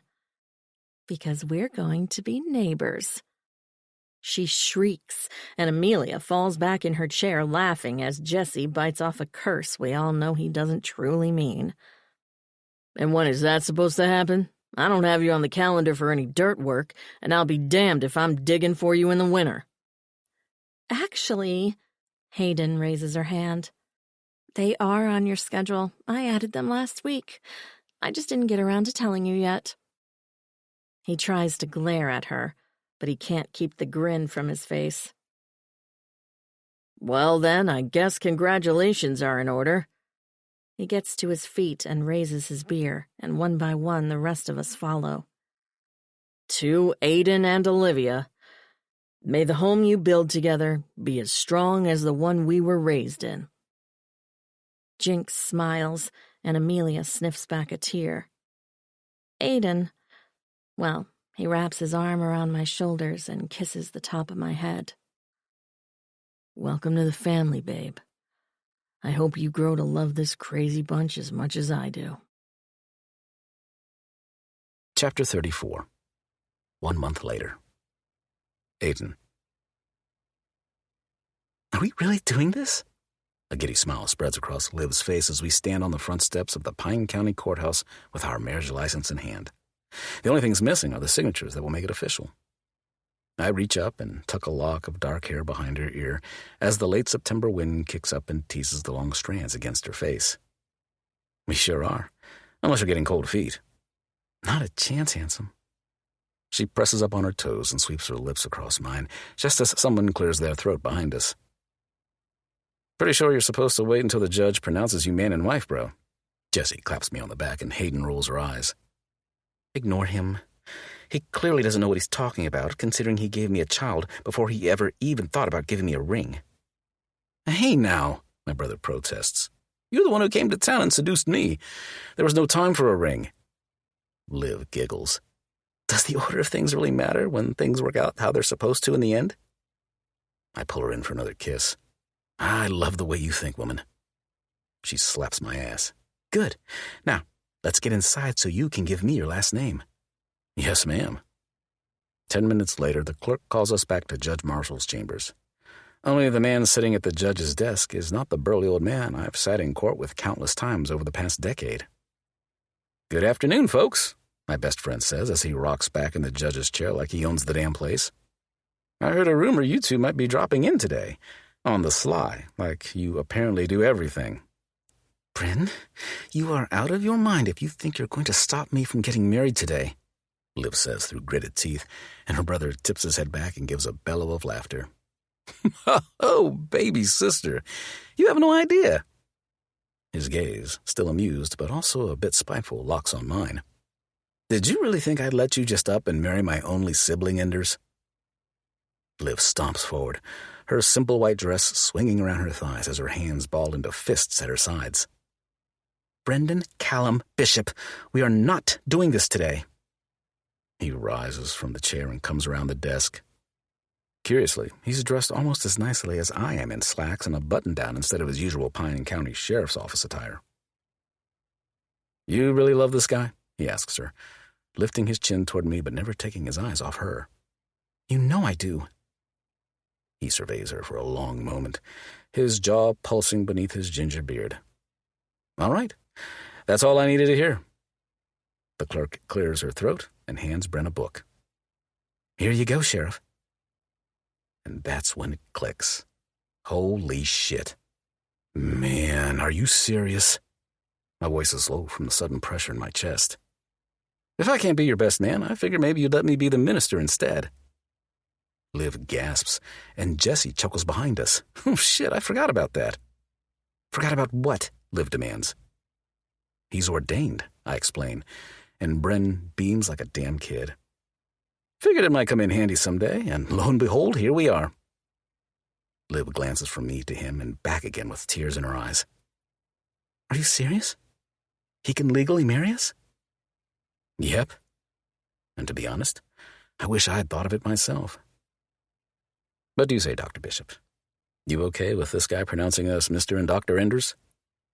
She waves her hand in front of her face, but I'm not sure if she's trying to keep from crying or laughing. "Who would have thought this is how we'd end up?" Taking her hands into mine, I stroke my thumbs across her knuckles and the engagement ring we picked out together a week ago. It was a spur-of-the-moment decision, but then again, it really wasn't. I knew. I tell my soon-to-be wife as our eyes meet, and from the way she looks at me, she knew too. Life may have led us down different paths, but Liv and I were always destined for more than memories. We were destined for forever. Epilogue. 2 years later. Olivia. "Are you serious?" Aiden's blue eyes go as wide as mine as we stare down at the bathroom counter in complete shock. For 12.5 years, I'd convinced myself that it didn't matter if this day never came, that I would find other ways to fill the void of never being a mother, much less never being the mother to Aiden's children. But here we are, more in love than we've ever been and about to celebrate our 2nd wedding anniversary, with the one thing we thought might never happen. I pick up my phone and scroll to the first of Jasmine's texts from just a half hour ago. She said her water broke 2 hours ago, and when she got to the hospital, she was already 2 centimeters dilated. This is happening, babe. Maybe even today. Holy fuck. Aiden's face goes unexpectedly pale for a guy who takes down bad guys for a living. I don't have the car seat in the car yet. Shit, do you think we have enough diapers? Maybe we should stop on our way down and grab more. I laugh and reach up to cup his face in my hands. Babe, we have plenty of diapers, but we may not have a lot of time. Jazz is a first-time mom, but she is 2 weeks early, so who knows how fast or slow this might go. Oh shit, it's a 4-hour drive. Are we even packed? He glances to our bedroom in a panic, and I laugh again. He's been the calm one through all of this, the voice of reason when my nerves got the best of me, and I worried that Jasmine would change her mind about the adoption. I should have expected that he'd be the one to freak out when the big day actually arrived. I'll throw some clothes and toiletries in a bag for us if you can put the car seat and the bag for the baby in the car. I filled the car with gas last night, so we shouldn't have to worry about that, and we can call our parents once we're on the road. He nods as resolute focus quickly replaces the panic. Right. Okay, car seat and bag. I can do that. Good. I push up onto my toes and press a kiss to his lips. I love you. I love you more. He snakes his arms around my waist as a nervous laugh rolls through his body. Holy shit, we're gonna be parents. I know. Who'd have thought? Me, he confesses as he pulls back and smooths the hair from my face. Always knew you'd be one hell of a mom. Fast emotion burns in my throat, and I wave a hand in front of my suddenly watery eyes. We do not have time for tears right now. Shit, right. He jumps back and points to the nursery across the hall. Car seat and baby bag. I'm on it. 4.5 hours later, a kind nurse who reminds me of Lena tapes wristbands to our wrists before she takes us back to Jasmine's birthing suite. The pretty blonde opens her eyes and smiles when she sees us, and that simple gesture makes me tear up. I still can't believe this is happening, that the stars aligned the way they did, and Jazz chose us to raise her baby. Hi, Dr. Enders, she says sweetly before she grimaces with a contraction. Oh, geez, they're getting stronger now. Thank God for epidurals. The nurse by her monitors nods. They're coming fast, too. I should recheck your progress. I was 6 centimeters last time, Jazz explains, and Aiden goes pale. There are only 10, right? Yep, we're getting close. The nurse snaps on a glove and Jazz lets her legs fall apart so she can check. Maybe I should step out. My poor husband turns for the door, but I grab his arm and tug him back to me. We talked about this countless times over the past few weeks, and Jasmine even insisted he be in the room when she delivered because she wanted him to have the full new dad experience. You're 9, girl. 10 is going to come in no time, so we'd better get the doctor here. The nurse grins as she tosses the gloves in the trash and starts for the door. I'll be right back, folks. If she starts to push, you know what to do, right? Aiden's eyes go wide, and I laugh. She's kidding, I think. Jazz waves it off like an old pro instead of a first-timer. We got this. Again, all things are possible when you're mostly numb from the waist down. Aiden and I make our way to the other side of the bed when it occurs to me that Jazz is alone. I thought your mom was supposed to be here. She wets her lips and breathes through another contraction before she answers. She brought me in but decided not to stay. She didn't want to be in the way. Oh, there's plenty of room. We don't mind. She was afraid she'd get attached, Jazz interrupts. You know, if she saw the baby and whatnot. Aiden's hand tightens around mine before he clears his throat. We talked about that, Jazz. If your family wants to be a part of this baby's life, we're open to that.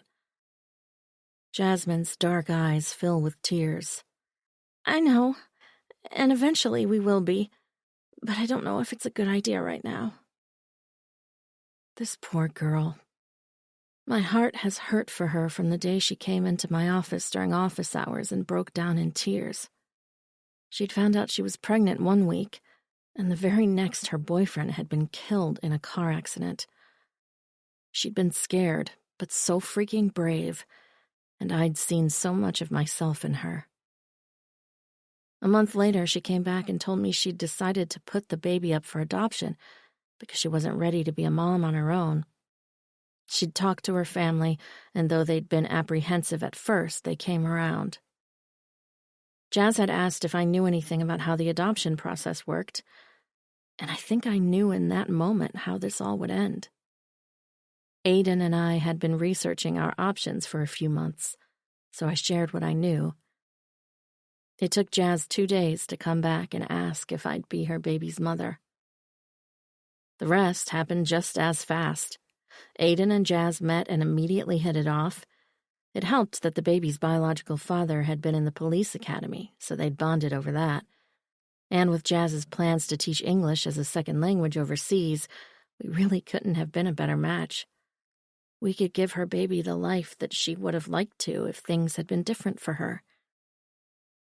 I love you guys, Jazz rasps as she wipes her tears. And I don't want you to worry that I'm going to change my mind, so I think it's best if I give you time and space to love this baby and start your family. When the time is right for me to become more involved, we'll know it. I pull in a shaky breath and let go of Aiden's hand to take hers. We love you too, and we'll do this in whatever way you need. She smiles as a single tear slips down her cheek. You know, I told Jamie about you, about how much I looked up to you and wanted to be like you someday. Oh, Jazz. He'd want this too. I know he would. She squeezes my hand just as the doctor strolls into the room with a wide grin. I hear we're having a baby today, folks. She glances at the monitor just as another contraction comes and Jazz's hold on me tightens. Oh, this is a big one, she grunts. Something is definitely happening. The doctor chuckles as she pulls up a stool and a handful of nurses pile into the room. Let's bring this little one into the world, shall we?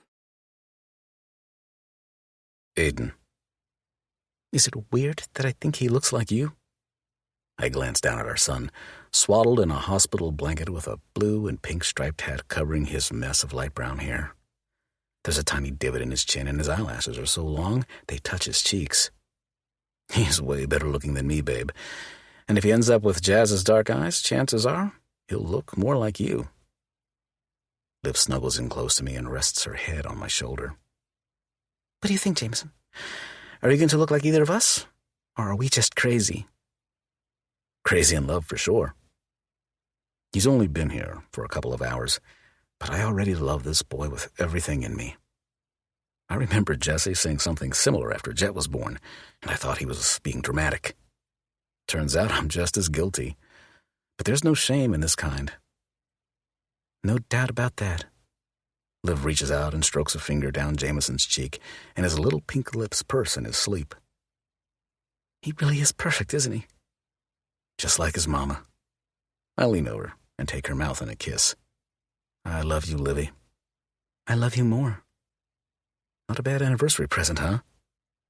Liv smiles against my lips. Not bad at all. This concludes More Than a Memory by Molly McLain. Narrated by Connor Brown and Lila Winters. Copyright 2022 by Molly McLain Books, LLC. This unabridged audiobook is published by arrangement with Molly McLain, care of 2 Daisy Media, LLC, and was produced in the year 2023 by Tantor Media, Incorporated, a division of Recorded Books, which holds the copyright thereto.